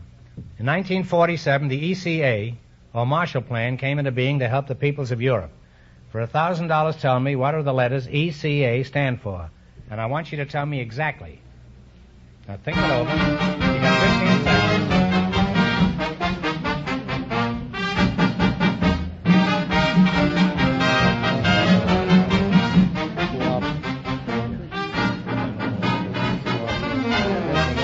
Was it? I don't know. Go ahead, Charlie. All right, kids, take a stab. What do you say?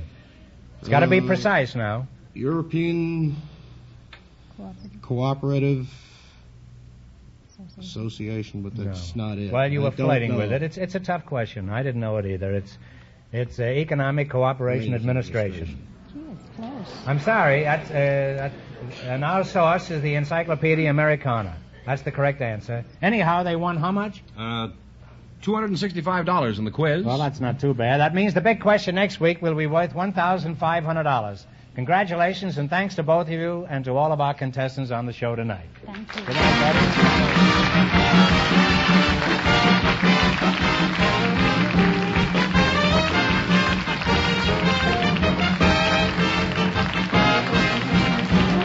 Betty. Be sure to tune in again next Wednesday night at the same time for the Groucho Marx Show, when the big question will be worth $1,500. And don't miss Groucho's television show, also presented by the DeSoto Plymouth Dealers of America.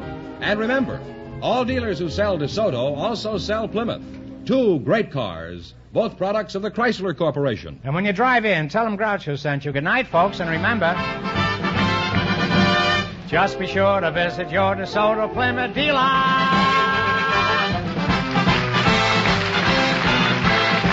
Folks, here's a reminder that when you contribute to the United Red Feather campaign this month, you contribute to many campaigns in one. Yes, to the community health and welfare services of most cities have been added the national services of the United Defense Fund. So remember, give the United Red Feather way. You Bet Your Life, transcribed from Hollywood, is produced by John Goodell, directed by Robert Dwan and Bernie Smith, music by Jerry Fielding. This is George Fenneman signing off for the more than 3,000 DeSoto Plymouth dealers from coast to coast.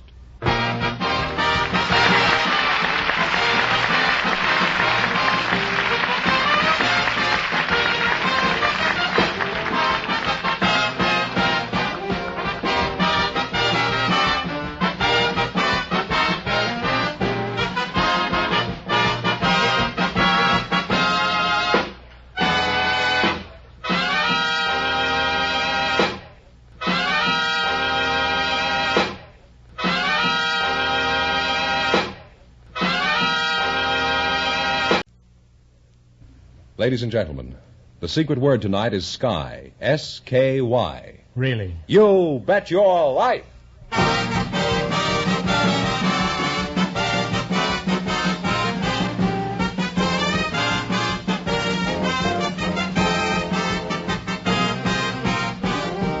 More than 3,000 DeSoto Plymouth Dealers of America present Groucho Marx in You Bet Your Life, the comedy quiz series produced and transcribed from Hollywood.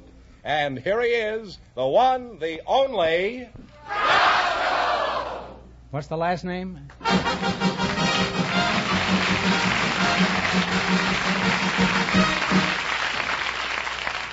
Well, here I am again with $1,500 for one of our couples tonight. Mr. Fetterman, who's first to try for the $1,500? Well, just before we went on the air, our studio audience selected two young people who said they'd like to get married someday. And here they are, Miss Bobette Bentley and Mr. Les Oots. Come in here and meet Groucho Marx. Welcome, youngsters, for the DeSoto Plymouth Dealers. Say the secret word and divide $100. It's a common word, something you see every day. Bobette Bentley, that's you, I presume. That's me. Very attractive girl, Miss Bentley. How old are you? 18. 18. Oh, you're pretty tall for 18, aren't you? I sure am. What are you, about 5'9"? About that. Mm-hmm. Well, it's a lot of girl and pretty classy, too. And Les Oots? That's right. If you think I'm going to look at you tonight, you're crazy. Huh? How old are you, Mr. Oots? I'll oots him out of everything. Huh? 24. Where are you from, Mr. Oots? I usually call him by that first name, but Oots really fascinates me. I'm from Haley, Idaho. Haley, Idaho. That sounds like a yodel, huh? Haley, Idaho. Why aren't you married, Bobette, a beautiful girl like you? Well, I'm still young, and I feel that I have plenty of time, and I'm enjoying myself, and no one has asked me. It's kind of a non sequitur. You mean you're enjoying yourself because nobody asked you? Or nobody asked you and that's why you're enjoying yourself? Which is it? Well, I'm still hopeful. Well, I think you should be, huh? Why aren't you married, Mr. Oots? Well, in my occupation, I never have a chance to learn to know a girl well enough. What are you, a hermit? That's it. What sort of work do you do, Mr. O? Well, I'm a ski instructor in Sun Valley, Idaho. Oh, you're a ski instructor, huh? And where'd you say you were from, Schenectady? What is your racket? What is your job, Bobette? I work at RKO Studios. You work at RKO? Is that so? I used to work for RKO myself. Are you doing what I used to do there? I don't think so. Well, that explains why you're still working there.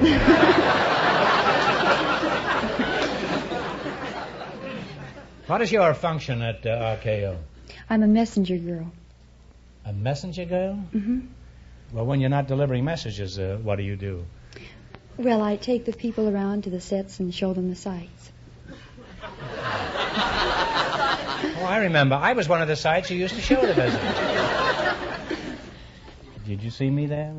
Yes, I believe I did, Mr. Marx. I saw you in the studio cafe. In the studio cafe? Mm-hmm. Well, that's where I was working.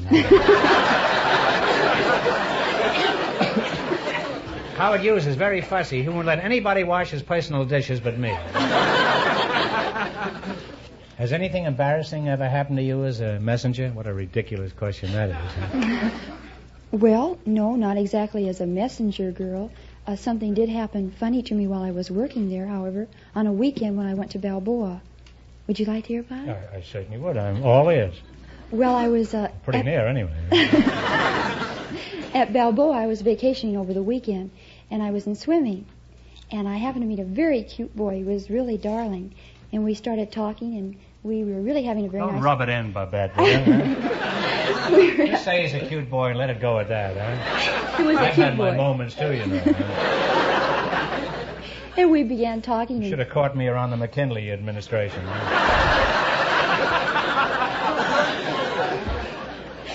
I was as hot as a firecracker in those days. And just about as interesting, too. Well, what happened while you were in the water with this... So he asked me out dancing, and I was just about ready to say yes. But then I got out of the water, and he got out of the water, and he came up to about here. And so I refused the date, and I think he was very much relieved. Do you think he'd have been embarrassed going out with a tall girl like you? Well, if I wore low-heel shoes and walked on my knees, I guess he would have been. Otherwise, I think so. A little difficult to dance in that position, isn't it? Well, you're a nice couple, and I'd like to see you get more interested in each other, and I hope you will before the year is out. Now, in just 1 minute, you're going to play You Bet Your Life for a chance at the $1,500 question.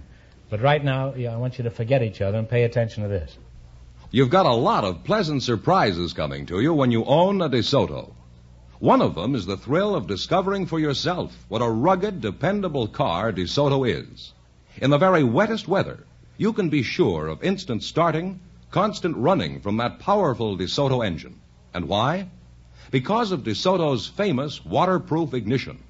Every spark plug, all ignition wires, are kept dry by special neoprene rubber covers. The entire distributor is of splash-proof construction, and the distributor cap is tightly fitted to shed water. In actual tests, the new DeSoto has been driven at faster than normal speeds through flooded city streets. The engine never once wavered, kept on running without missing a beat. Yes, you'll be proud when you discover, as thousands of DeSoto owners have, that your new DeSoto is dependable in all kinds of weather. See the new DeSoto tomorrow at your DeSoto Plymouth dealers. And remember, all dealers who sell DeSoto also sell Plymouth, the value jewel of the low-priced field.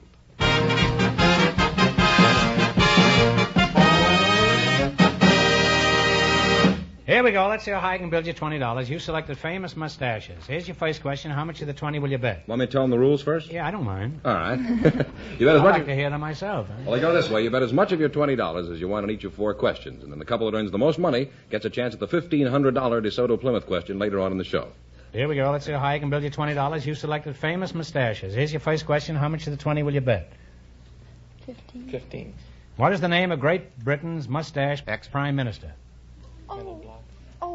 Oh, how long do we have to answer these? You have about an hour. But if you don't answer in 10 seconds, we'll have to have you bounced. Clement Attlee is right.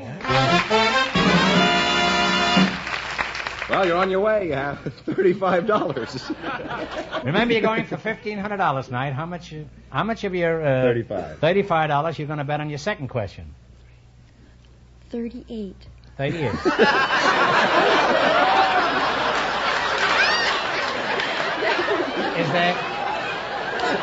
Is there somebody in the audience that will loan this young couple $3?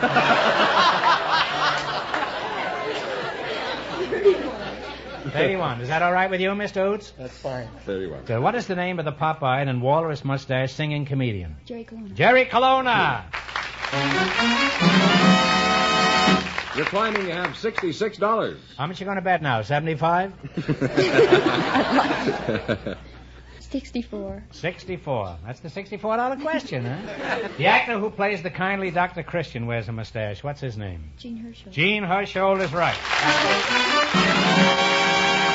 You're really up there now. You have $130. And here's your last chance to be the other couples. How much will you bet?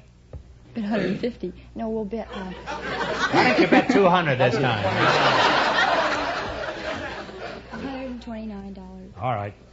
New York's governor has a famous mustache. What's his name? Governor Dewey. Tom Dewey is right. You wind up with $259. Besides.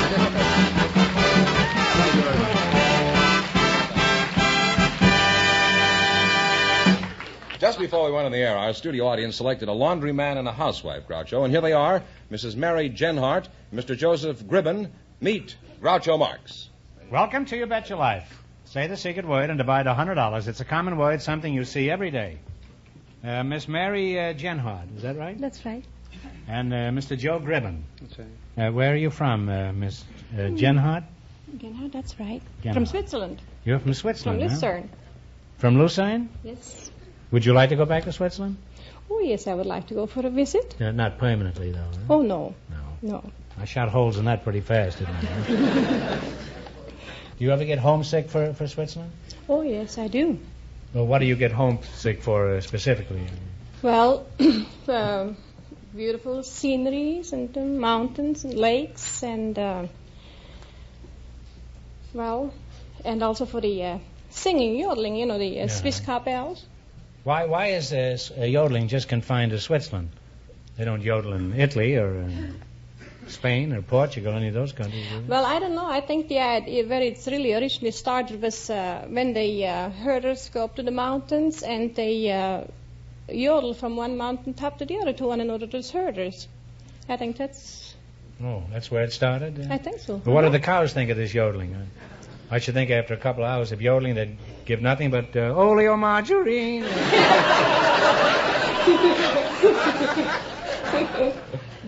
And Mr. Gribben, huh? Yes. You're a laundryman, is that Yes, right? a laundryman. Well, I hope you clean up tonight. And if you do, I'll lose my shirt. But are you married, Mr. Gribben? Yes, I am. You've been through the ringer, eh? Yes. What laundry do you work for? I work for the Peerless Laundry. Peerless Laundry? Yes, sir. What do you do in your job? Oh, I pick up dirty laundry in my truck and take it back clean. You do it in your truck? You mean you stuff my old shirts in your radiator and it comes out of the exhaust pipe? No wonder my laundry comes back looking like 2 miles of bad road. Well, really, you make a charming couple, and it's been a pleasure talking with you. And if you need a new car, a used car, or service on the car you've got, just remember your DeSoto Plymouth dealer is the man to see. Now you're going to play You Bet Your Life. Beat our other couples, and you'll get a chance at the $1,500 question. I can't tell you how much you have to win, but George is going to remind our listeners. The messenger girl and the ski instructor won $259. Here we go. Let's see how high I can build you $20. You selected old riddles. I'm sure everybody's familiar with these. See if you remember the answers. Here's your first question. How much will you bet? 15. $15. Huh? What has 4 wheels and flies? Talk it over. 4 wheels, flies. Well, it's a garbage wagon. You should have known that. Huh? All right. You now have $5. Remember, you're going for $1,500 tonight. That's the big money. Now, how much of the $5 will you bet in your second question? 3. About 3, yes. 3. What do you lose when you stand up? I'm just so nervous to think. Sorry, I don't know, Groucho. Well, it's your lap. Your lap. You now have $2. The voice of doom over here. Huh? Here's your third question. How much of the $2 you going to bet? It's $1. $1. What state is round at both ends and high in the middle? Ohio. Ohio is right.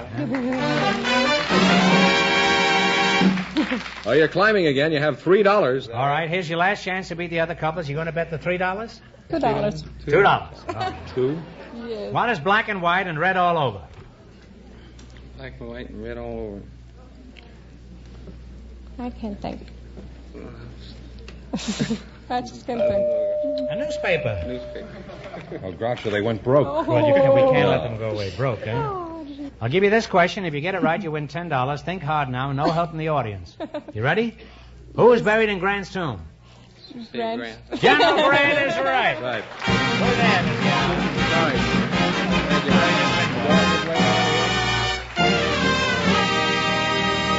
Thanks and good luck from the DeSoto Plymouth dealers. We asked for people with interesting occupations tonight, and from the volunteers in our studio audience, we selected Mrs. Marion Chavez and Mr. William Morrison. And here they are. Folks, meet Groucho Marx. Well, welcome for the DeSoto Plymouth dealers. Say the secret word and win $100. It's a common word, something you see every day. Marion Chavez? Is that right? That's the way you pronounce it, Chavez? And Mr. William Morrison, huh? Mr. William Morrison, where are you from? Willie? Willie. Do you have to say Willie? I'd rather be called Bill. I'll call you Bill now. Is there any particular bill that you're fond of, like a $5 bill or a $2 bill? $5 bill, okay. Are you married, Mr. $5 bill? Yes, sir. How did you meet your wife, Willie? Bill? Bill. I met her at the Suppose I call you Bill Willie and we let it go that way. Okay. That'll be the Missouri Compromise. I met her at the University of California at Berkeley. I was living in the rear cottage of the house. She lived in front, and she used to run across the backyard with a garbage can. Many times I saw her on the run, and one day I said to her, I never see you walking. You're always running with that garbage can. I said, do you ever walk? And she said, yes, sometimes. And I said, would you like to walk with me? And she's been walking with me for 34 years.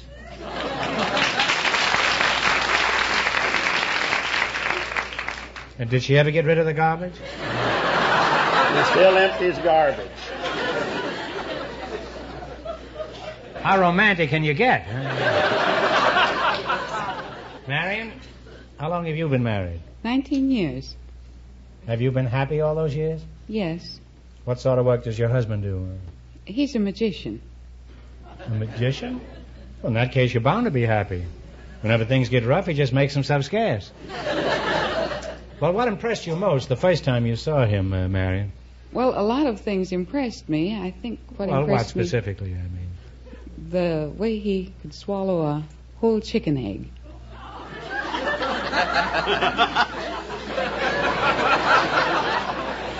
This is by far the most romantic duo we've ever had up here. What more could a girl want from a man than the talent to swallow a whole egg? Is he still able to swallow a whole egg? Yes, that's his specialty. You're a lucky girl. What sort of work do you do, Mr. Bill Willie? I teach chemistry at Beverly Hills High School. Oh. You teach chemistry. Sounds like very dangerous work. With a job like that, you could easily go to pieces, couldn't you? Why should kids take chemistry? It's very important because, in a sense, the chemist is replacing the farmer. It's getting to a point, so many things are synthetic. We can make synthetic carrot juice. Why, we can get to a point without very... Synthetic carrot juice? Carrot juice. To get to a point where you can... The real carrot juice is bad enough. Can you imagine the imitation? Get to a point I bet you've got every rabbit rooting for you, huh? All you'll need is 2 or 3 pills a day. That's all I need now.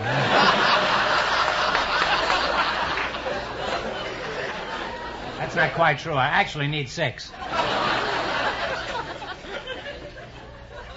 Well, now, I read on the bottles in the vitamin, it says B1 and B2. What is the difference between B1 and B2? You mean boron, or the element boron? Or I don't know what I mean, but I see this on the bottle. I rarely know what I mean, Mr. Morrison. Let's get that straight to begin with, huh? Well, you want to know the difference between B1 and B2? That's probably about $3 a pound.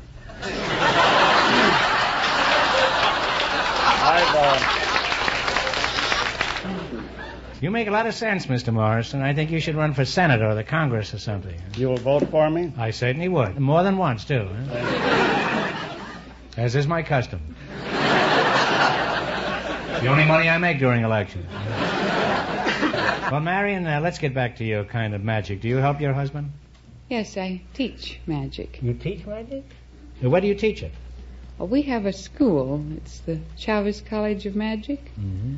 And what do you teach there?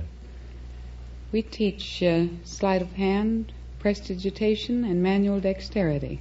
Oh, I used to know manual dexterity. He used to do my gardening for quite some time. What is prestidigitation? Well, that's the I art... just about made it, too. Huh? That's the art prestidigitation. Could you say that 5 times in a row fast, I Mr. couldn't, Morrison? I don't believe. I wouldn't want to attempt it. No, sir. You're not much of a gambler, are you? Not on that. There are things you'd gamble on, though. Huh? There are. What, for example? Well, I'd gamble that the chemist will replace the farmer to a large extent sometime. You mean in that case we'll then have the chemist's daughter instead of the farmer's? That's right. Well, you make a charming couple, and it's been enlightening talking to you. And, Willie, my advice to you is never trust a woman. Thank you. You're welcome. Willie really plays a deadpan, doesn't he? Now you're going to play You Bet Your Life for a chance at the $1,500 question. I can't tell you how much you have to win, but George is going to remind our listeners. The messenger girl and the ski instructor still lead with $259. Are you ready? You selected nicknames of states, and you being a teacher, you ought to be pretty sharp on this. Thank you. You're quite welcome.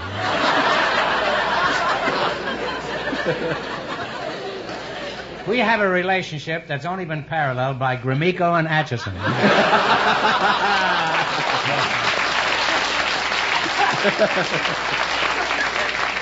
All right, how much you going to bet? How much dough is you starting with? Well, we neglected to tell you that, but since you're a teacher, we thought you could guess at it, huh? All right, you have $20. You selected nicknames of states, is that right? Now, you can bet any part of the $20 that you choose. About $15, huh? You know who he reminds me of? Ned Sparks used to be in the movie. Say, both my kids went to Beverly High. Did you teach either of them, Arthur and I Mary? had Arthur, You had Arthur? and I gave him a B in biology.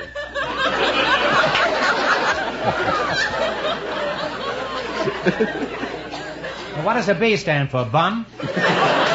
Not bad. Not bad. I sent a note home to you on his exam paper one time. Really? What did you say?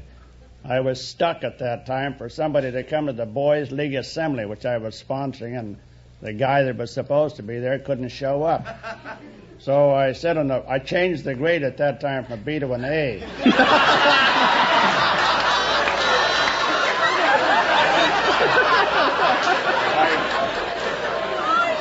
I said on the bottom of the paper, "Dear Groucho, am stuck for a speaker. Have given Arthur, your son, an A in biology. Maybe you can help me out."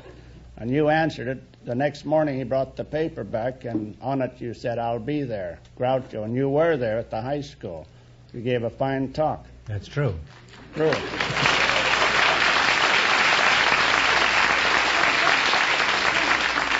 But I must say, Willie, if I had my choice, I would rather hear you talk than me. I'd rather hear you. And if you were a real smart fellow, you would quit that high school and go into vaudeville. That's what you ought to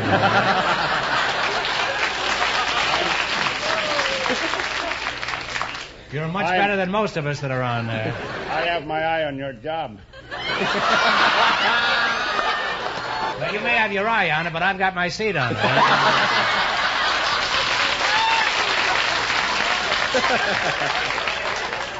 All right, here we go.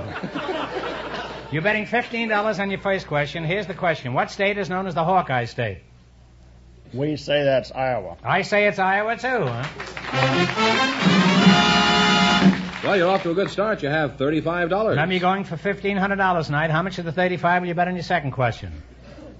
$34.15. Boy, am I going to be good the next few weeks. I'll do anything they ask me to. The soda Plymouth, the soda Plymouth, the soda Plymouth. All right, what state is known as the Sunflower State? We think it's Kansas. I think it's Kansas, too. You now have $69.15. $68.70. All right, what state is known as the Gopher State? Minnesota. Minnesota is right.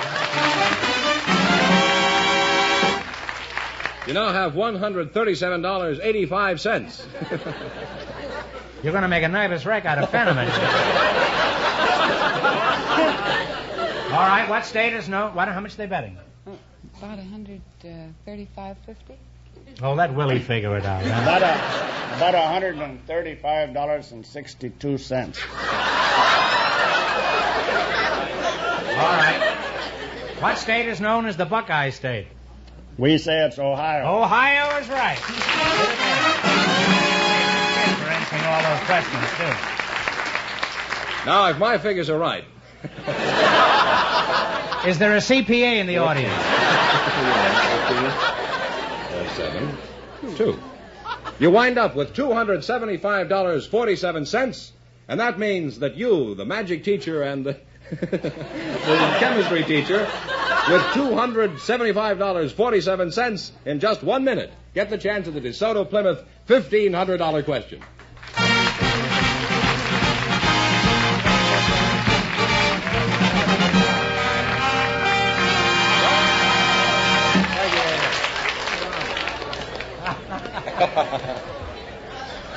Friends, I'd like to remind you about getting your car ready for colder weather.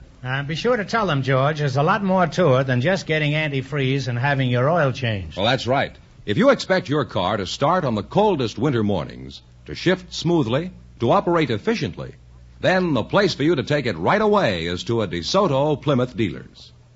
First, for easier shifting on even the coldest days, your transmission will get the proper lubricants. For quicker winter starting, your battery will be checked.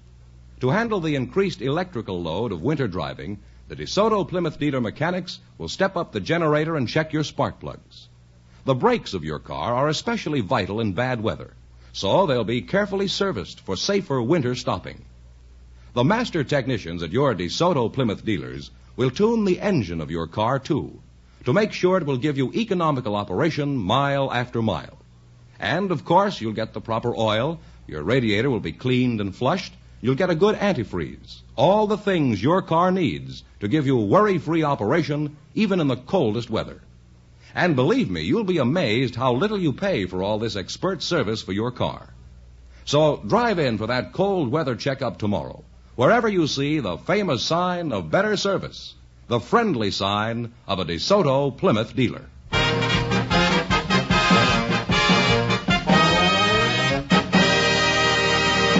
And here's the magic teacher and the chemistry teacher, the winning couple, all ready for the DeSoto Plymouth $1,500 question, Groucho. Come back. Willie, you haven't changed a bit. Now, this will be the acid test of Beverly High School. Here we go for $1,500. I'll give you 15 seconds to decide on a single answer between you. Think carefully, and please no help from the audience. Here it is. In 1935, Persia officially adopted a new name. For $1,500, tell me, by what name do we know Persia today?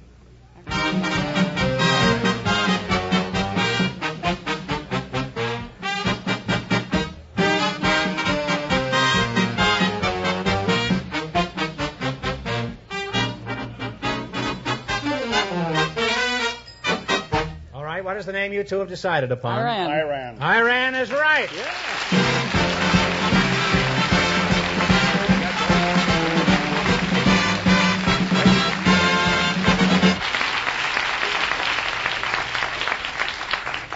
Well, that's how much did they win now total? $275.47. Wasn't that right? Don't forget the other part.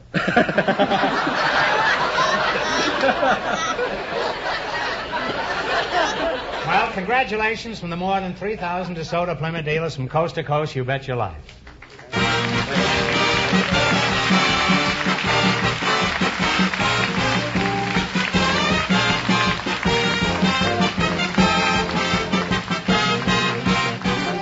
Be sure to tune in again next Wednesday night at the same time for the Groucho Marx Show, when the big question will be worth $1,000. And don't miss Groucho's television show, also presented by the DeSoto Plymouth Dealers of America. And remember, all dealers who sell DeSoto also sell Plymouth. Two great cars, both products of the Chrysler Corporation. And when you drive in, tell them Groucho sent you. Good night, folks, and remember, just be sure to visit your DeSoto Plymouth dealer.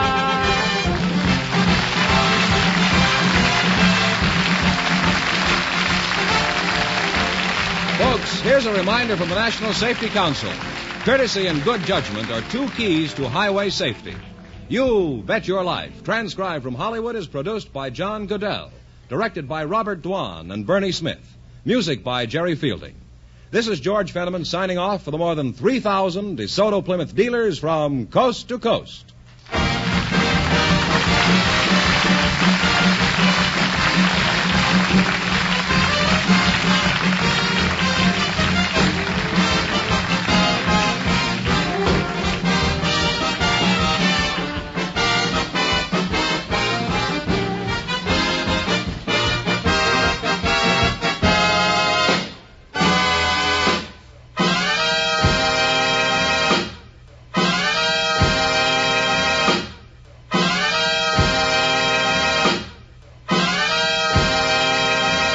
Ladies and gentlemen, the secret word tonight is head, H-E-A-D. Really? You bet your life.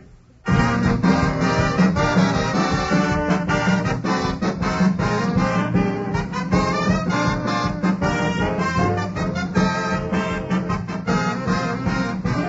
more than 3,000 DeSoto Plymouth Dealers of America present Groucho Marx in You Bet Your Life, the comedy quiz series produced and transcribed from Hollywood. And here he is, the one, the only... Nothing to get excited about. It's just little old me. That's all.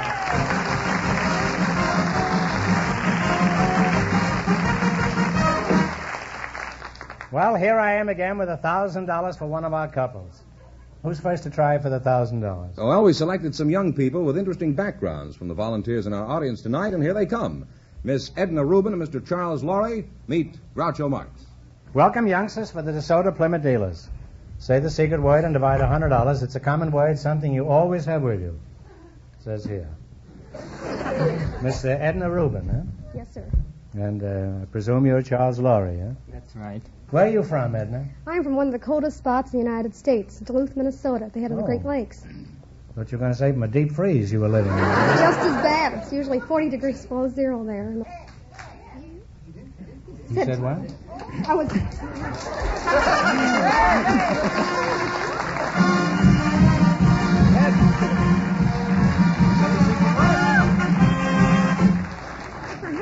There isn't anybody up here that knew that she had said head, including Edna. You and your partner here, you're going to split $100 between you. It's 50 for you and 50 for you. Thank you. You're quite welcome. Where are you from, Charlie? Charles? From Cairo. Cairo, huh? Cairo, Illinois? Cairo, Egypt. Oh, is there an Cairo in Egypt, too? Well, they stole it from Cairo, Illinois.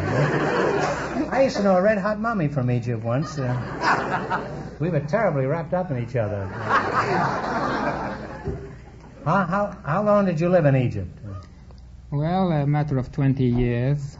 Mm-hmm. And what was the matter with those 20 years? What have you been doing since you came here from Egypt?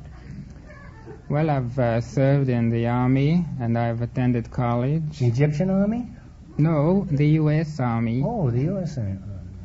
What kind of work do you do, Edna? I'm a public stenographer in the Beverly Hills Hotel in Beverly Hills. Is that so? What an odd place for the Beverly Hills Hotel to be, huh? Well, what are your duties there, Edna? Well, I'm everyone's girl Friday. I just do everything. How about Thursday? How are you? Have you always been a public steno, Edna? No, not all the time. I once studied to be a court reporter. Well, what did you do after that, Edna? Well, I took a civil service test and had a very high rating, so I went to Washington to work for the Interstate Commerce Commission. I was the youngest member then of government service. Is that so? Were all your jobs fun, Edna? Well, it was very interesting, but I went back to Chicago, and I stayed there for a few months. Then I went out to Stanford University to work for an ichthyologist and herpetologist. A what?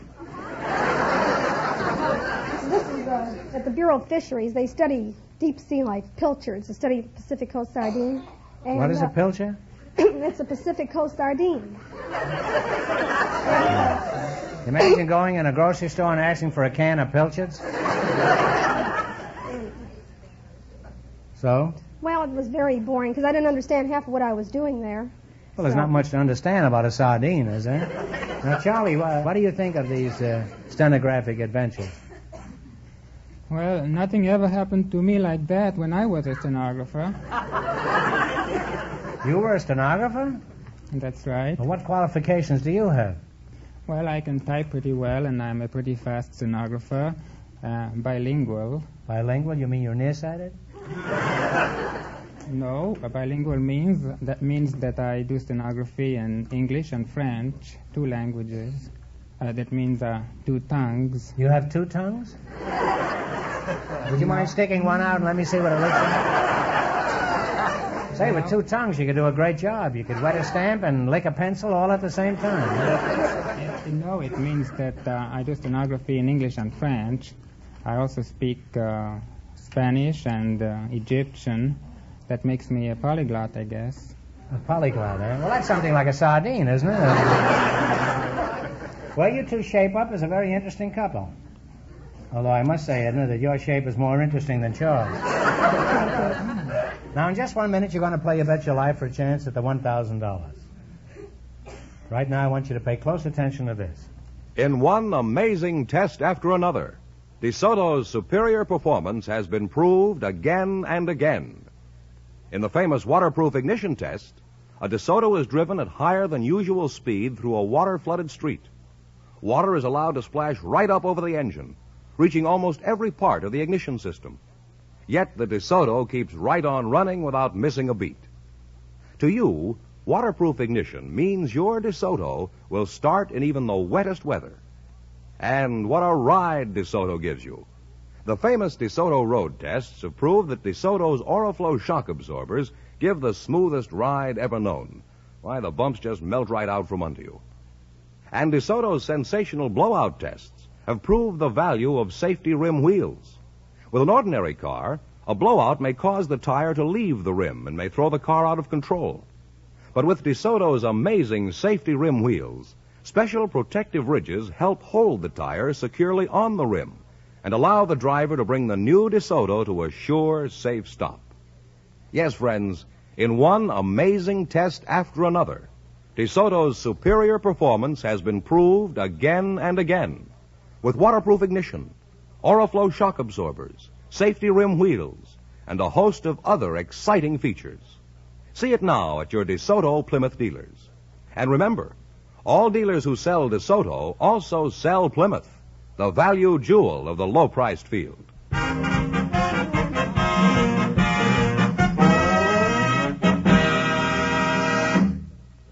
Mr. Fenneman, would you mind explaining the rules? Well, you bet as much of your $20 as you want on each of 4 questions, and the couple that earns the most money gets a chance at the $1,000 DeSoto Plymouth question later on in the show. Here we go. Let's see how high I can build you $20. You selected Identify the President as your category. I'm going to give you the names of famous people with the same initials as some of our former presidents, and you give me the name of the president. Here's your first question. How much will you bet? 15. 15. Alan Ladd has the same initials as one of our presidents. What was his name? Abraham Lincoln. You're on your way. You have $35. How much you betting? 35. No, 35. How much have they got? They have 35. They got 30. $30. Jack Benny has the same initials as one of our presidents. What was his name? James Buchanan. James Buchanan is right. You're climbing. You have $65. We bet everything. You have to consult Edna on this. Save $1. How much? How much? We'll save 64 what do we have? then. Make it 64. The $64, huh? Actress Mona Freeman has the same initials as one of our presidents. What was his name?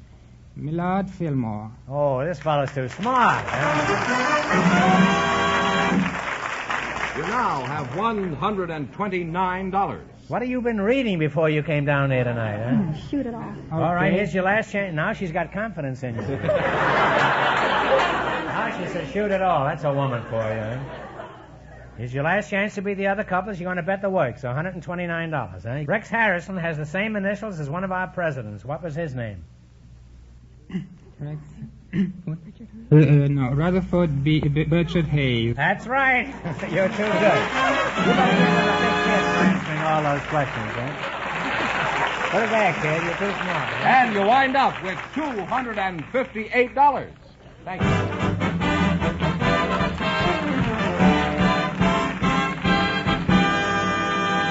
Thanks and good luck from the DeSoto Plymouth dealers. Boy, that fellow was a wizard. He sure was. We invited some... I hope you learned something from that man, Fenneman, huh? Virtue, huh? We invited some girl tennis players No, to he's the really a program very tonight, bright fellow, Fenneman. and some boys from the city playgrounds. And just before we went on the air, we selected Miss Beverly Baker and Leland Kolka. And here they are. Youngsters, meet Groucho Marx. Well, Beverly Baker and Leland Coca-Cola, huh? Is that right? Yes.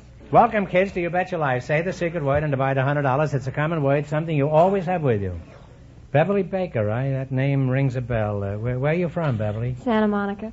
How old are you, Beverly? 21. 21. Huh? Are you married? No, not yet. Hot diggity, huh? Pretty close, though. Well, whatever chance you had to win any money here tonight. Where are you from, Leland? L.A. L.A.? I thought you'd be from Stanford. Leland Stanford. Have you lived here all your life? Yes. How old are you, Billy? Leland? 8. 8? Boy, I thought you were about 8 and a half. Have you got a girl, Mr. Kolka? Yes. What does she look like? She has brown hair, blue eyes, blue uniform. A blue uniform? Is she a cop? No. What do you mean, a blue uniform? School uniform. You're from a city playground, is that right? Yes. Well, I've done a little playing in my time. What does your playground have to offer? Football field, baseball, and tetherball, and tennis court, and a sand pile. I'll bring my daughter Melinda over. She's pretty clever. Last year in school, she got an A in sand pile. Well, she's only 33 years old. Beverly, you're a tennis player, huh? Yes. Well, that's a good racket, tennis. I said that to avoid disappointing you, you know. I'm sure everyone you meet says tennis is a pretty good racket, don't they, Beverly? Well, some say it's a terrible racket. Why couldn't I have thought of that? Do you make a good living out of tennis, Beverly? No, I'm an amateur. Oh, then you make a better living than I thought you did. You hold many tennis titles, don't you, Beverly? You won the Southwest here last year. What other titles do you hold? Well, I was once the national junior champion. No, and I won the Pan American singles last year. And the Did Duncan you find it Cup. tough? You won the Yes. Duncan Cup, too? Yes. That was for girls under 22 in Europe. What is your ambition in tennis, Beverly? Well, I'd like to become a really great player and reach the top someday. Well, you haven't got far to go. You're flirting with it now. What will you have to do before you achieve that ambition? Well, I'll have to improve my form and speed a little bit. Well, if your Quite a form bit. shows any more improvement, you're certainly going to need all the speed you can muster.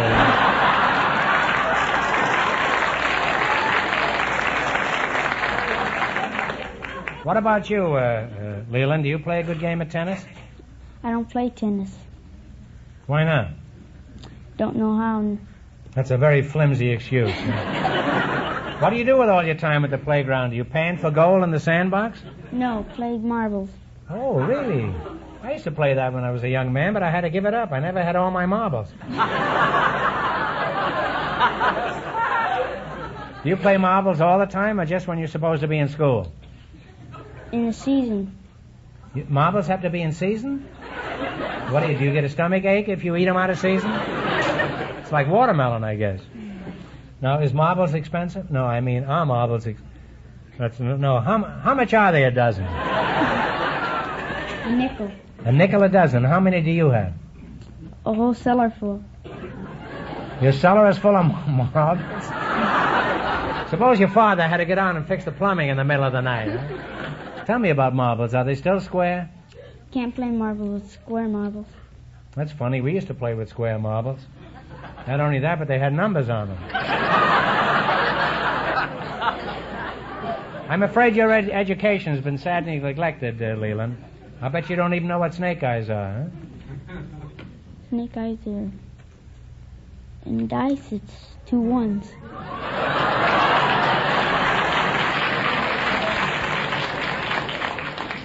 This kid is no schlemiel, I can see. Well, I've learned a lot about marbles and tennis tonight. I feel just like I'd been talking to Alice Marble. Or Eleanor Tennis. Huh? Now, one thing more. For values in new cars, used cars, or for service on your present car, be sure you see a DeSoto Plymouth dealer. Will you promise me that? I promise. All right. In that case, I'll go to your wedding. Okay. Providing I'm the groom. Now you're going to play You Bet Your Life. You beat our other couples, and you'll get a chance at the $1,000 question.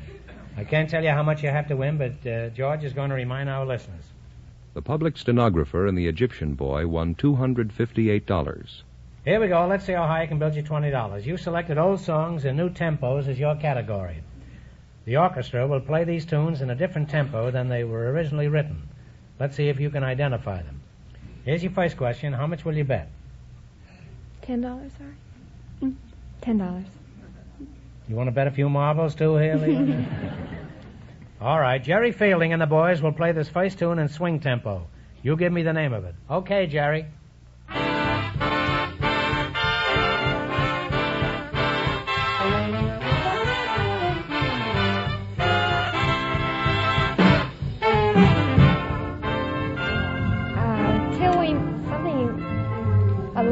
Till we A lower is right. A lower is right. Well, for a good start, you have $30. I once went to New York on the train, and I tried to get a lower, but I couldn't. I got an upper instead. That's probably the oldest and worst joke that I've ever uttered in the 4 years I've been up. Remember, you're going for $1,000 tonight. How much of your $1,000 will you bet? You have 30. 20? Okay, here we go for $20. This will be played in waltz tempo. Give me the name of it. Okay.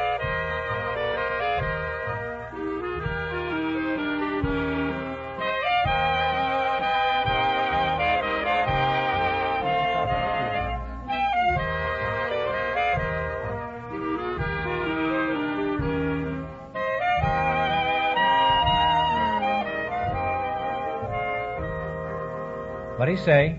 I can't say. Well, it's turkey in the straw. I don't get anything extra for singing, and you probably understand why by this time. You now have $10. All right, now you're down to 10. Now, here's your third question. How much of the 10 are you going to bet? You know what? We ought to play for him. I dreamt I dwelt in marble halls. That's from the Bohemian Girl. That's a little before my time. All right, how much you going to bet? You say. $5. $5. This song will be played in rumba tempo. You give me the title. Play, Jerry.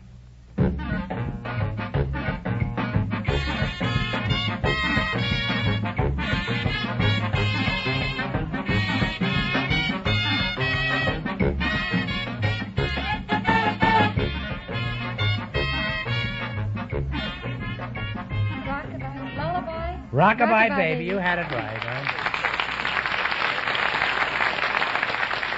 You now have $15. How much you going to bet? Let's do it all, huh? You going to shoot it all? This tune will be played as a march. Now, give me the title. Red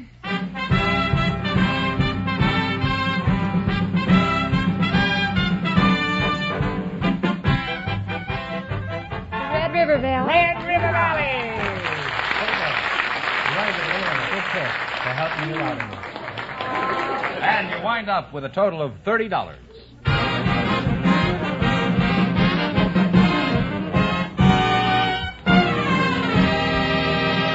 Thanks and good luck from the DeSoto Plymouth dealers. We asked for people with unusual occupations to volunteer, and here are the two selected just before we went on the air. Mrs. Bertha Stockwell, Mr. Murray Kolb. Come in here and meet Groucho Marx. Welcome, kids, for the DeSoto Plymouth dealers. Say the secret word and win $100. It's a common word, something you always have with you. Mrs. Bertha Stockwell, where are you from, Mrs. Stockwell? Sioux City, Iowa. Sioux City, huh? That's where all the lawyers come from, isn't it? Sioux City, Iowa. You're not listening. Huh? Either that or you are, and you don't find it amusing. You're from Sioux City? How? Would you mind telling me how old you are? Oh. Within 30 years, I mean. Put number 8 on it, will you? 38? Yes.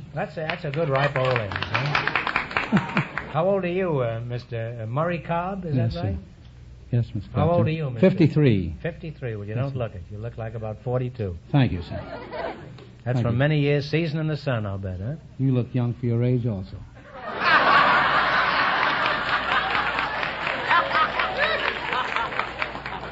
I don't see any point in both of us lying, Mr. Cobb.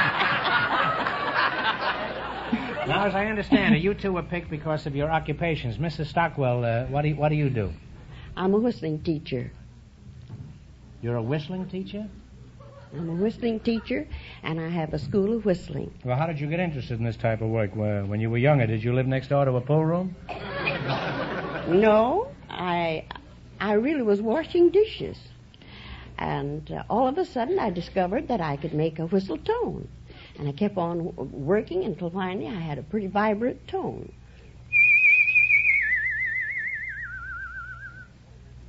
What did that do to the dishes? Anything? It helped washing. It did, huh? You have an unusual occupation, too. What do you do, Mr. Cobb? I'm a fix-it man. A fix-it man? Yes, sir. Could you fix my whistle? No, but I do fix... How long have you been working at it? 30 years. 30 years? Yes, sir. Must be a fine fix-it man. He's been working at it 30 years and hasn't fixed it yet. Huh? What do you fix? I fix all electrical appliances, like... Can you fix a wrestling match? No. Can you fix an election? Oh, no. Can you fix a traffic ticket? No, sir. You get no business from me. You can't fix anything I'm interested in. How much do you charge to fix things? Oh, It's according. Sometimes they have 3 or 4 scissors. I charge about $0.25 a head for scissors to... You just said the secret word, head.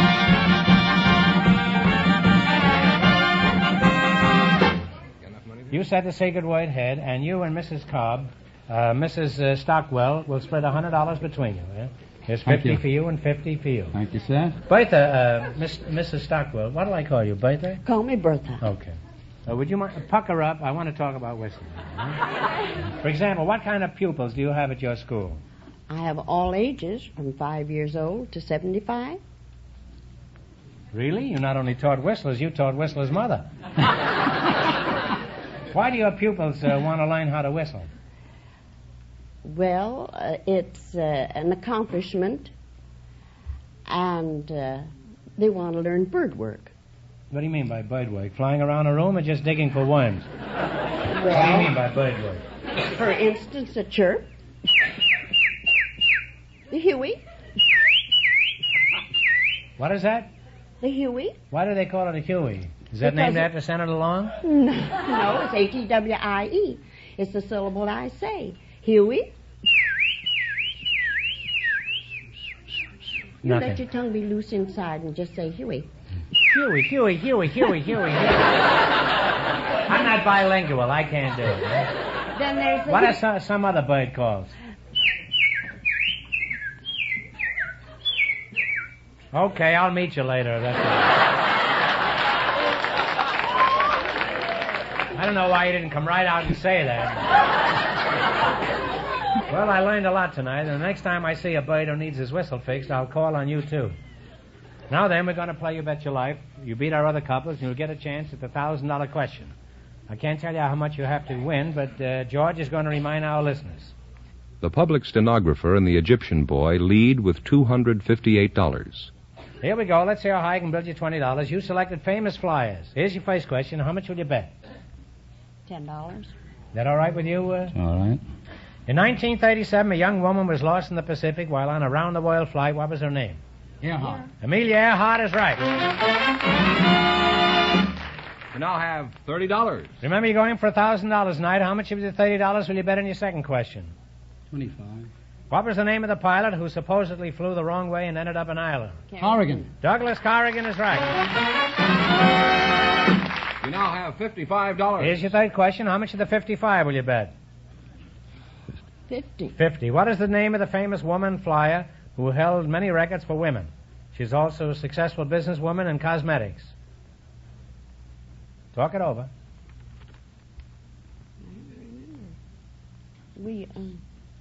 I don't remember the cosmetics. I'm sorry. Her name is Jacqueline Cochran. They've dropped to $5. All right, here's your last chance to beat the other couples. How much of the $5 will you bet? All of it. All of it. All right. What is the name of the movie producer and flyer who was a 2-time winner of the Harmon Aviation Trophy? He produced Hell's Angels. Right. No. Talk it over now. Oh, that's the fellow built the boat. It's a big boat. All right, take a guess. What do you say? I can't call his Fellow name. owns the plant out here. The one that makes the boat. I made the boat Fellow down in that Santa was Fe. in that wreck. I know, but in it's that too wreck, late. that's his name. Should have known. I Yeah. just did 2 pictures with him at RKO. It's Howard Hughes, and you should Howard have known. Hughes, yeah. That's it. I know he had the plant out there. Wait till I tell him that nobody knows his name. He'll be angry. Well, you went broke, and we can't have that. I'll give you one more question. Get it right, and win $10, and no help in the audience, please. You ready? Yes. What color was the old gray mare? Gray. Gray is right, huh? And that means that the stenographer and the Egyptian boy with $258 in just 1 minute get the chance at the DeSoto Plymouth $1,000 question.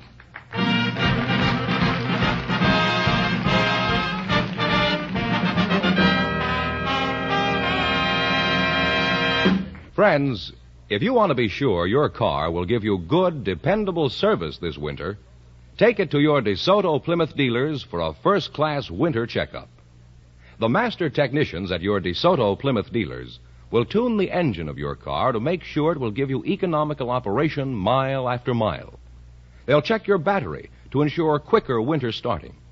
Then, for easier shifting, on even the coldest days, your transmission will get the proper lubricants. The DeSoto Plymouth dealer mechanics will step up your generator and check your spark plugs to provide for the increased electrical load of winter driving. The brakes of your car are especially vital in bad weather, so they'll be carefully serviced for safer winter stopping. And, of course, you'll get the proper oil, your radiator will be cleaned and flushed, and you'll get a good antifreeze. All the things your car needs to give you worry-free operation even in the coldest weather.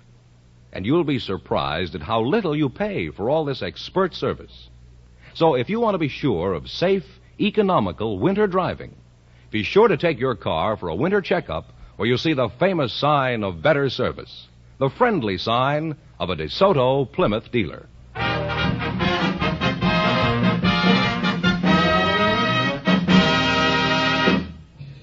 And here's the stenographer and the Egyptian boy, all ready for the DeSoto Plymouth $1,000 question, Groucho.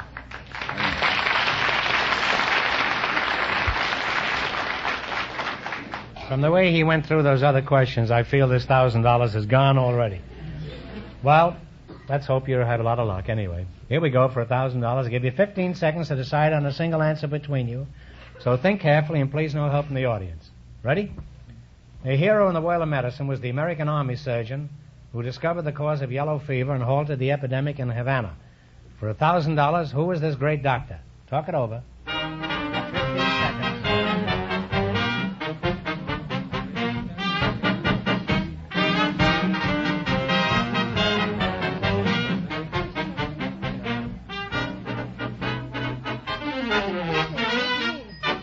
What's the answer you two have decided upon? Well, I'll just take a gander. I'll say... Well known as Walter Reed, so that means the big question next week will be worth $1,500. Well, you lost the big money, but how much did they win, George? $258. Well, that's not too bad for a bad night's work. $258. Congratulations and thanks to both of you and to all of our contestants on the show tonight.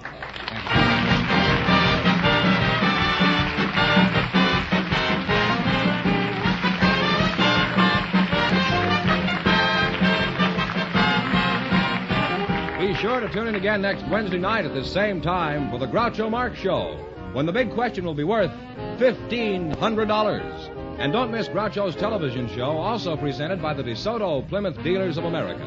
And remember, all dealers who sell DeSoto also sell Plymouth. Two great cars, both products of the Chrysler Corporation. And when you drive in, tell them Groucho sent you. Good night, folks, and remember... just be sure to visit your DeSoto Plymouth dealer.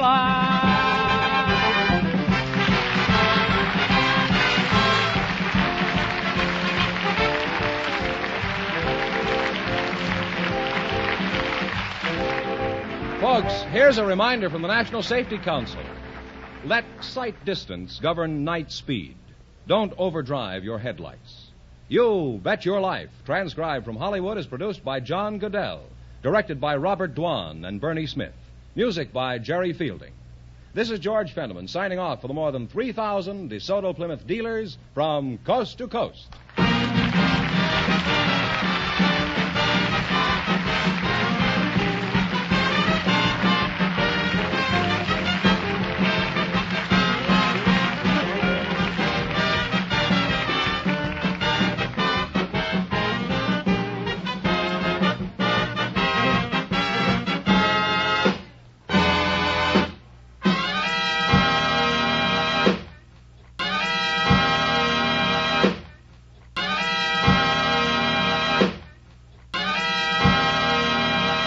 Ladies and gentlemen, the secret word tonight is roof. R-O-O-F. Really? You bet your life.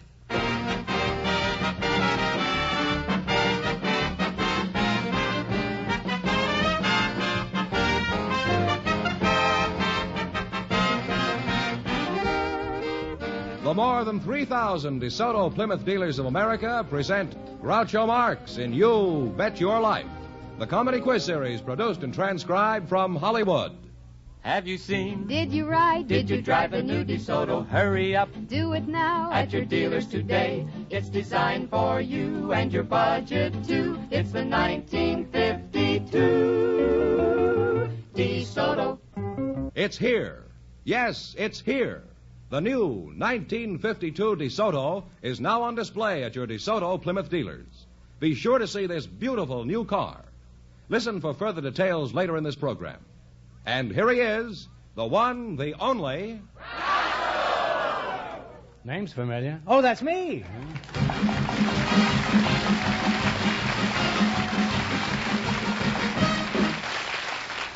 Well, here I am again with $1,500 for one of our couples. Who's first to try for the $1,500, GF? Well, we asked if there are any bachelors and spinsters. You don't mind if I call you GF? No, it's perfectly all right. We asked if there were any bachelors... What would you object to? We asked if there were any We asked if there were any bachelors or spinsters in the audience tonight, and just before we went on the air, Miss Sidney Ball and Mr. Frank Finch were selected. Folks, come in here and meet Groucho Marx. Well, welcome. Welcome for the DeSoto Plymouth dealers. Say the secret word and you'll divide $100. It's a common word, something you'll find around the house. Miss Sidney Ball. Let's see, Miss Sidney, you're a spinster? That's right. A mighty fine-looking spinster. May I ask your age? You aren't obliged to tell the truth, in fact. You aren't even expected to, but... May I say 44 and a half? Yes, you may. Which half of the 44 are you? The long half. Oh, the long half. Well, you're pretty cute. Where are you from, Sidney? I was born in Kansas. In Kansas? Yes. And where are you from, Frank? Frank Finch, huh? I've been 30 years in Los Angeles, but I'm from San Antonio, Texas. Oh. You like it? You prefer it up here? 30 years seems so. Not necessarily. There might be a price on you in Texas. How old are you, my lad? Past 50. Mm-hmm.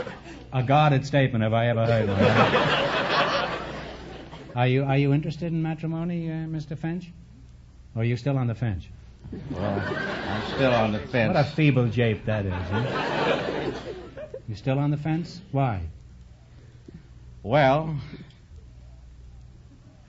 after all, sometimes I think the price of coffee and things like that for two. Well, you don't have to marry coffee. That's Imagine a guy on his knees about to propose to a girl and he suddenly thinks of the price of coffee. That would be grounds for something. I don't know. What sort of work do you do, Mr. Finch, besides sidestepping? Broker. What's that? I'm a real estate broker. Oh, a real estate, really? Well, if you got married, at least you'd have a lot in common.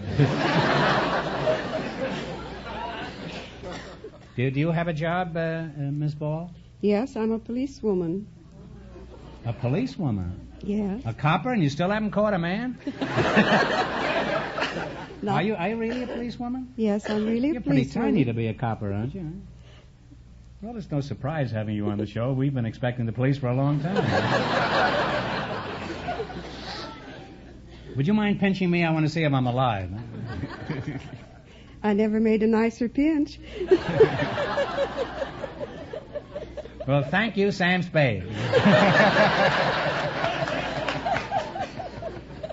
2 clubs. No, that's another game.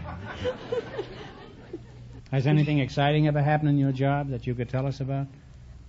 Yes, many exciting things. I might say Lincoln Heights Jail, while it's a very tragic place, at the same time it's a very humorous place.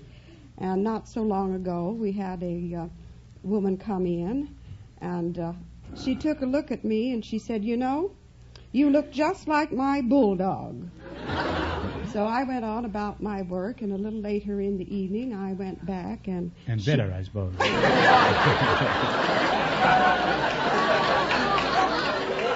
I went back and... There's nothing like being logical.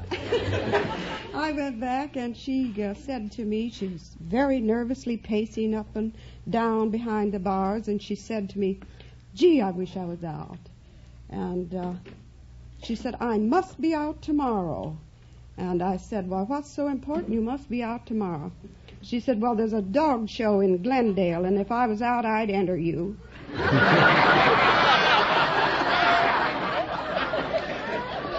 My guess is that woman is still there. Well, let's get back to your romance. What kind of a man are you looking for, Miss Ball? Well, I'd like a man about my own age, of course, and just the comfy home type. Well, don't overlook Frank over here. If you marry him, at least you'll have a roof over your head. Of course, he'll sell it any time he can make a nickel on it. Well, you're a charming couple, and Frank, from here on, you have my permission to take the law into your own hands. And I hope you get a life sentence. Now, in just 1 minute, you're going to play You Bet Your Life for a chance at the $1,500 question. Right now, this should hold your interest. Have you seen? Did you ride? Did you drive the new DeSoto? Hurry up Do it now at your dealers today. It's designed for you and your budget too. It's the 1952 DeSoto. The new 1952 DeSoto. It's designed for you and your budget, too. The 1952 DeSoto is on display now at your DeSoto Plymouth dealers with a whole host of great features. Features like famous safety rim wheels, sensational Oriflow shock absorbers for the smoothest ride on the road, chair-high seats to give you a relaxing ride and a good view of the road ahead, handsome rear end with a big rear window for greater visibility, waterproof ignition to give you quick starts even in the wettest weather. From every angle, the beautiful 1952 DeSoto is your best car value today. It's designed for you and for your budget, too. See the 1952 DeSoto. It's on display now at your DeSoto Plymouth dealers.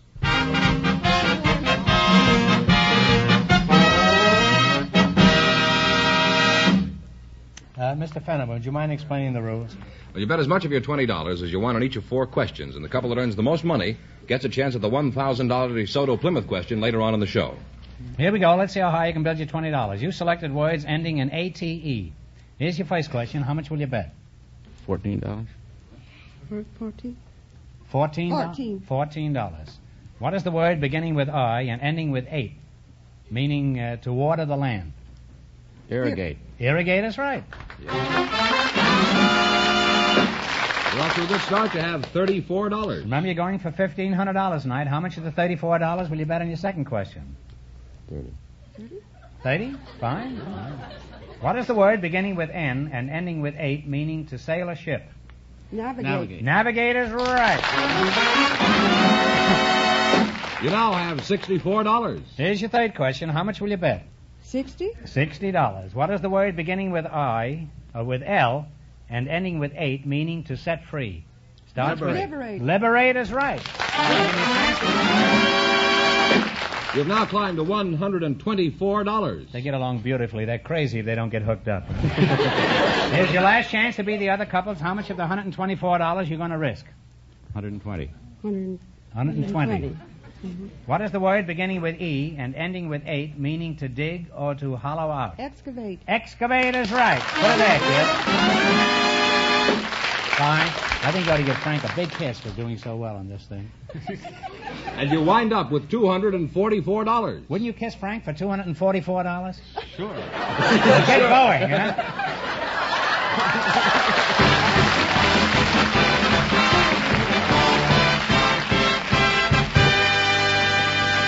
Thanks and good luck from the DeSoto Plymouth dealers. We asked for men with unusual occupations to volunteer from our audience, and just before we went on the air, Commander Ian Murray was chosen. His partner is a housewife, Mrs. Laurel Lee Hamilton. And here they are. Folks, meet Groucho Marx. Welcome to You Bet Your Life. Say the secret word and divide $100. It's a common word, something you find around the house. Mrs. Laurel Lee Hamilton and Commander Ian Murray. Is that correct? That is correct, sir. Ian, huh? I-A-I-N. You kind of threw me for a minute there. Mrs. Hamilton, does your husband call you Laurel or Hardy? Neither, huh? He calls me his little honey.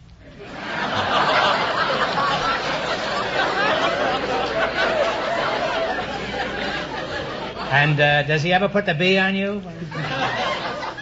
No, that was the wrong thing to say, I guess. Huh? Where are you from, honey? Denver. Denver, huh? And how old are you, honey? Well, I have a married daughter. Does that answer you? It doesn't answer me, but I'm beginning to catch on. What sort of work does your husband do? Well, he's sort of a farmer. He is. We have a little ranch. Oh, you have a little ranch. Mhm. And you raise bees there? No, I'm the only honey. No, we have fruit trees You're a and pretty vegetables. you're a pretty young-looking woman to have a grown-up daughter. How old is your daughter? Well, she's 20. Oh. Tell us about the ranch, huh? And Well- later about your daughter. Not much later either. About now would be fine, I think. Huh? Let's skip the ranch. How tall is your daughter? Huh? Well, she's 4.5 inches taller than I. Well, that lets And me she's out. very slender. All right, back to the ranch now. We've got How'd you meet 18 your- chickens. You've got 18 chickens? Is that without your daughter or with your daughter? 48 fruit trees and all the vegetables in the world. We grow our own vegetables. It's only an acre. Oh. 1 oh. acre. You have a lot of stuff on there for an acre. How Well- did you meet your husband? Well, it's kind of a long story. It was about 2 well, years kind ago. of synopsize it. Huh? All right. It was about... Cut it down to boy size. Huh? Well, this happened 2 years ago, and I'd been a widow for 5 years. And I'd saved up and decided to go to Honolulu, probably subconsciously in quest of a husband. I don't know. But anyway, some friends drove me to... Just a moment, honey. Don't tell me you didn't know why you went to Honolulu. Well, anyway, some That friends boat is drove... full of buzzards going over there, Greta. Anyway, some friends drove me down to the airport, and they spent an hour telling me about a fella they'd put on the boat 2 weeks before, and they said, he's a mama's boy, and he won't take you out, and he won't buy you corsages, and you won't like him, and... but anyway, call him up and tell him we sent our love, and maybe you'll get a free feed out of it. So, maybe he'll at least take you to one dinner. So when I got in, I did call him, and that evening he invited me to dinner, and he was just wonderful. He was out of this world, and I said, this is for me. He was not at all like I expected. You want to know how he proposed to me? I'd like to.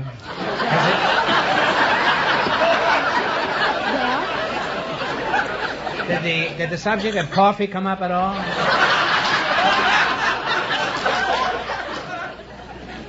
Remember that.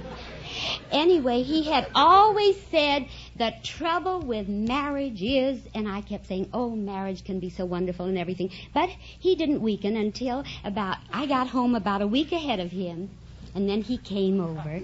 And I hope your marriage lasts as long as the story. I'll get back to you in a minute, honey. Let me just tell him how the... I proposed. All how he right. proposed. Just that. Just, please. He said, he came over and he was I have to be in Glendale at midnight. He was awfully sad and miserable and dejected looking. He came in Forget and it. I Is said, your daughter happy? I wish you'd let me talk. No, It's kind of funny. Well, I'd like to hear it, huh? He came in and he was sad, and I said, what's the matter? And he said, okay, honey, you win. I give in. I'll marry you. And that's all there was to it? I'll marry you, he said. Well, that's wonderful. And you're very happy together, and I'm glad to hear it. You look like a very happy woman. I am. Now, Commander Ian Murray, is that... That's what I'm called, sir. Your friends call you Ian?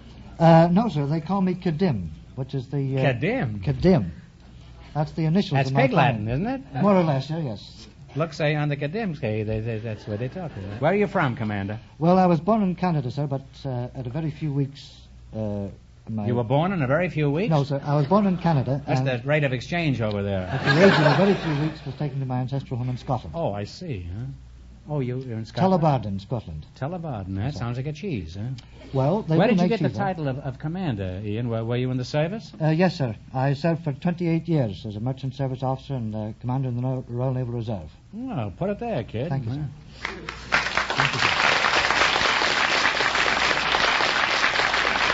Now, Ian, tell me, are you married or have you had enough excitement? Oh, well, sir, I'm married for just about 5 years. Now, how'd you meet your wife?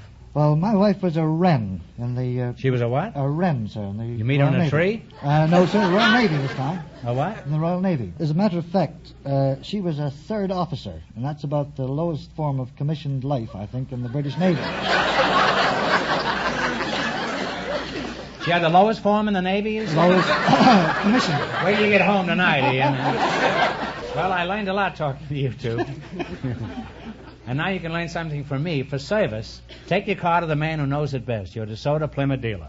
Now you're going to play You Bet Your Life for a chance at the $1,500 question. You run your $20 and more than our other couples. I can't tell you how much you have to win, but George is going to remind our listeners. The Bachelor and the Spinster won $244. Here we go. Let's see how high I can build you $20. You selected Explorers and Adventurers. Correct, sir? Here's your first question. How much will you bet? 15. All right, 15. 15. Yes. What was the name of the English explorer who discovered Livingstone in darkest Africa? Robert Stanley. Stanley is right. Stanley. Well, you're on your way. You have $35. Remember, you're going for $1,500 tonight. How much of the $35 will you bet on your second question? 34. What was the name of the Portuguese navigator who was the first to sail around the world? Ferdinand Magellan. Ferdinand Magellan is right. You're climbing. You have $69. Here's your third question. How much of the 69 are you going to try? 68. What was the name of Christopher Columbus. Christopher Colombo. You have $137. And here's your last chance to beat the other couples. How much will you bet? Bet the lot. Okay. What was the name of the American soldier and explorer who explored with Kit Carson in Oregon? He later was appointed governor of California. Fremont. John C. Fremont is right. Put it there, Commander. And you wind up Put it there. with $274.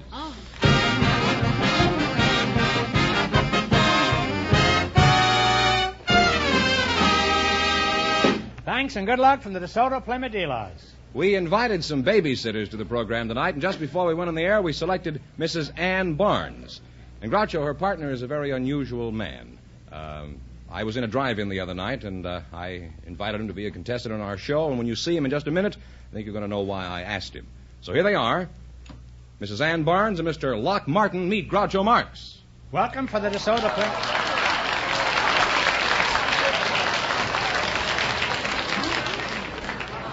Well, welcome for the DeSoto Plymouth dealers.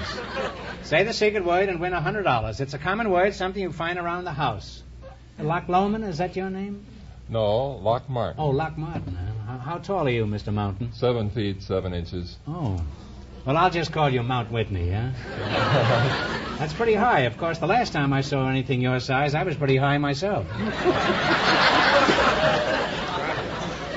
Where are you from, Locke? I was born in West Bridgewater, Pennsylvania. What kind of a place is that? I don't recall too much about it. We moved to Canyon City, Colorado when I was about 3 years old. That's where I was raised. Mm-hmm.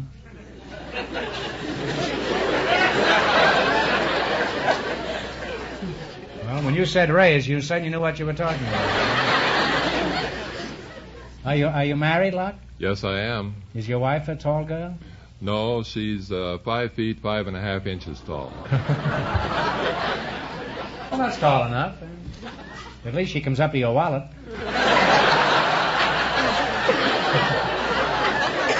I hope for your sake she doesn't come up there too often.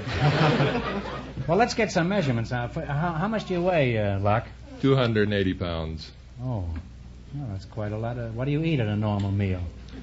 Well, I'd say I eat just an average dinner. I probably don't eat any more than you do. I don't eat at all. What size shoe do you wear? Well, they don't actually have a size. The best estimate so far has been size 18. Now tell me, what are some of the advantages of being so tall, aside from the fact that you're over the smog belt? Well, it's rather nice when your car is parked out in a big parking lot.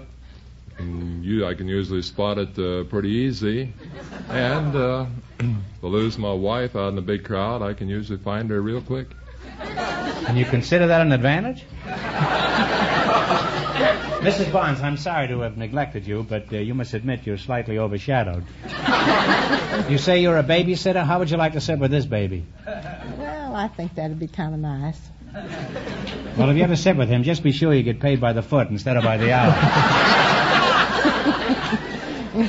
How do you get your babysitting jobs, Ann? Well, I get them through the Babysitters Guild Incorporated, of which Mrs. Hanner is president, and she employs only women, widows, over 45 years of age. Well, what are the duties of a babysitter, specifically? Well, when you first get there, if it's a small child, you don't do much except take instructions from the mother as to what should be done.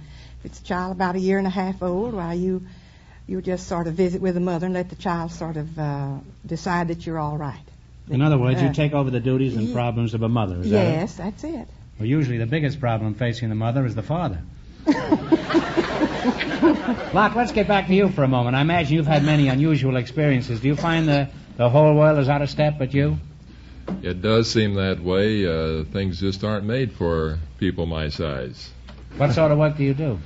I work as a host at Bob's Drive-In restaurant out in Van Nuys. People are always driving in there and asking me how I got so big. I tell them from eating Bob's hamburgers. Well, you said you know your onions, all right.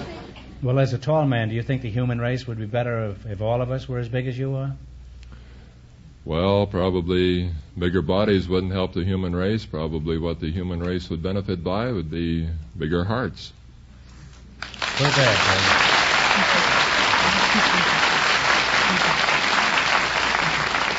Well, Locke, you're a very high-class type fellow, is all I can say about you. And you're a very unusual couple, and the quality has been every bit as good as the quantity.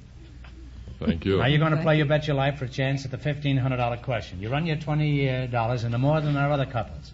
I can't tell you how much you have to win, but George is going to remind our listeners. Commander Murray and the housewife are ahead with $274. Here we go. Let's see how high I can build you $20. You selected familiar abbreviations. Our source for these abbreviations is the Encyclopedia Americana. Here's your first question. How much will you bet? $15? $15 is fine. Okay. What do the initials RFD stand for? I imagine it's Rural Free Delivery. Rural Free Delivery is right. And now you have $35. How much of the $35 will you bet on your second question? How about $34? Oh, no, a little more than that. $34.99 or 98 cents. Okay. He wants to go higher than he is. How much? Which will be $34.99? $34.99. Let's have it 99. What do you say? Okay. That'll give Fenneman a fine time. What do the initials RPM stand for? Revolutions per minute. Revolutions per minute. Here's your third question. I haven't told them how much they have I yet. don't care how much. Here's your third question. How much are you going to bet? Of your $69.99. We're going to save a figured it penny, out? aren't we? We're saving a penny. I hadn't counted on you at all, Fenneman. You want to save a penny? 1 penny. That would be what? $69.98? $69.98. No, we want a bid of 90. All right, here we go for $69.98. This sounds like a coat with two pair of pants. Told you so. What do the initials COD stand for? It's not cash Collect on on delivery. delivery. It's collect on delivery. Collect on delivery is right.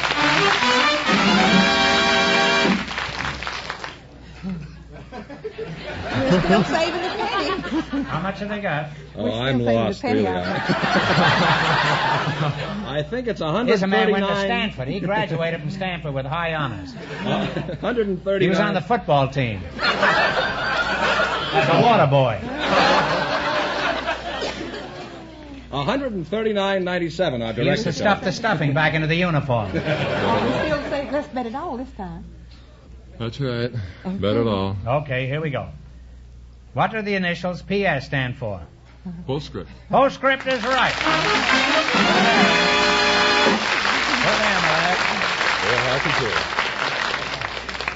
You have $279.94. And that means that you, in just 1 minute, get the chance at the DeSoto Plymouth $1,500 question.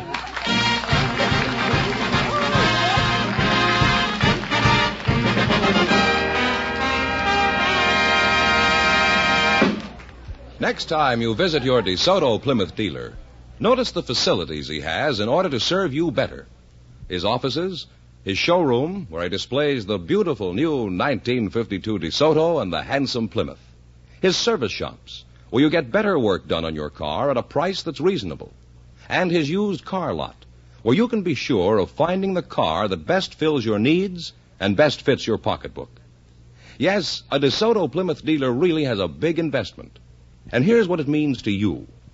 It means that because a DeSoto Plymouth dealer is a permanent part of your community, he does everything in his power to treat you courteously, to make you a satisfied customer, a steady customer.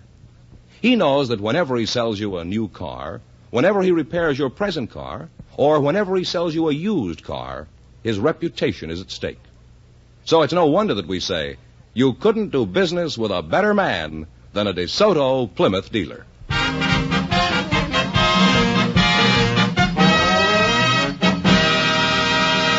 And here comes the babysitter and the tall man, all set for the $1,500 DeSoto Plymouth question. Let him in.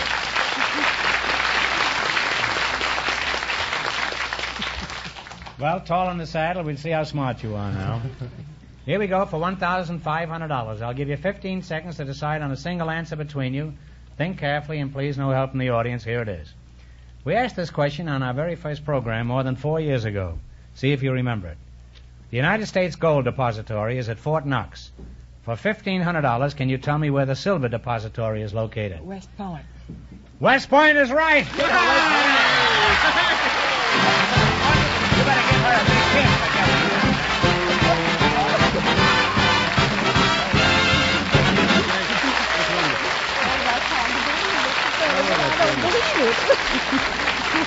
I don't believe it. Well, that's right. You win $1,500. You won $1,500 plus how much in the quiz, George? I lost it again. Here it is. Here it is. That's right. $279.94 plus $1,500 is $1,779.94. I still don't believe it. Anyway, congratulations from the more than 3,000 DeSoto Plymouth dealers from coast to coast. You bet your life. Oh, we're quite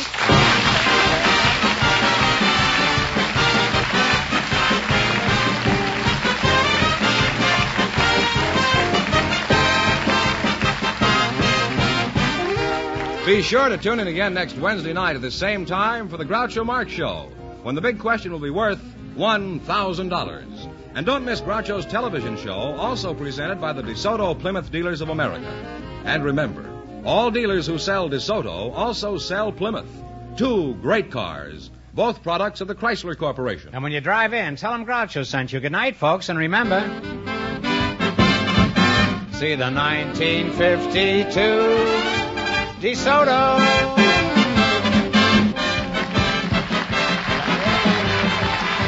Folks, here's a reminder from the National Safety Council. Walkers wise use their eyes. You Bet Your Life, transcribed from Hollywood, is produced by John Goodell. Directed by Robert Dwan and Bernie Smith. Music by Jerry Fielding. This is George Fenneman signing off for the more than 3,000 DeSoto Plymouth dealers from coast to coast.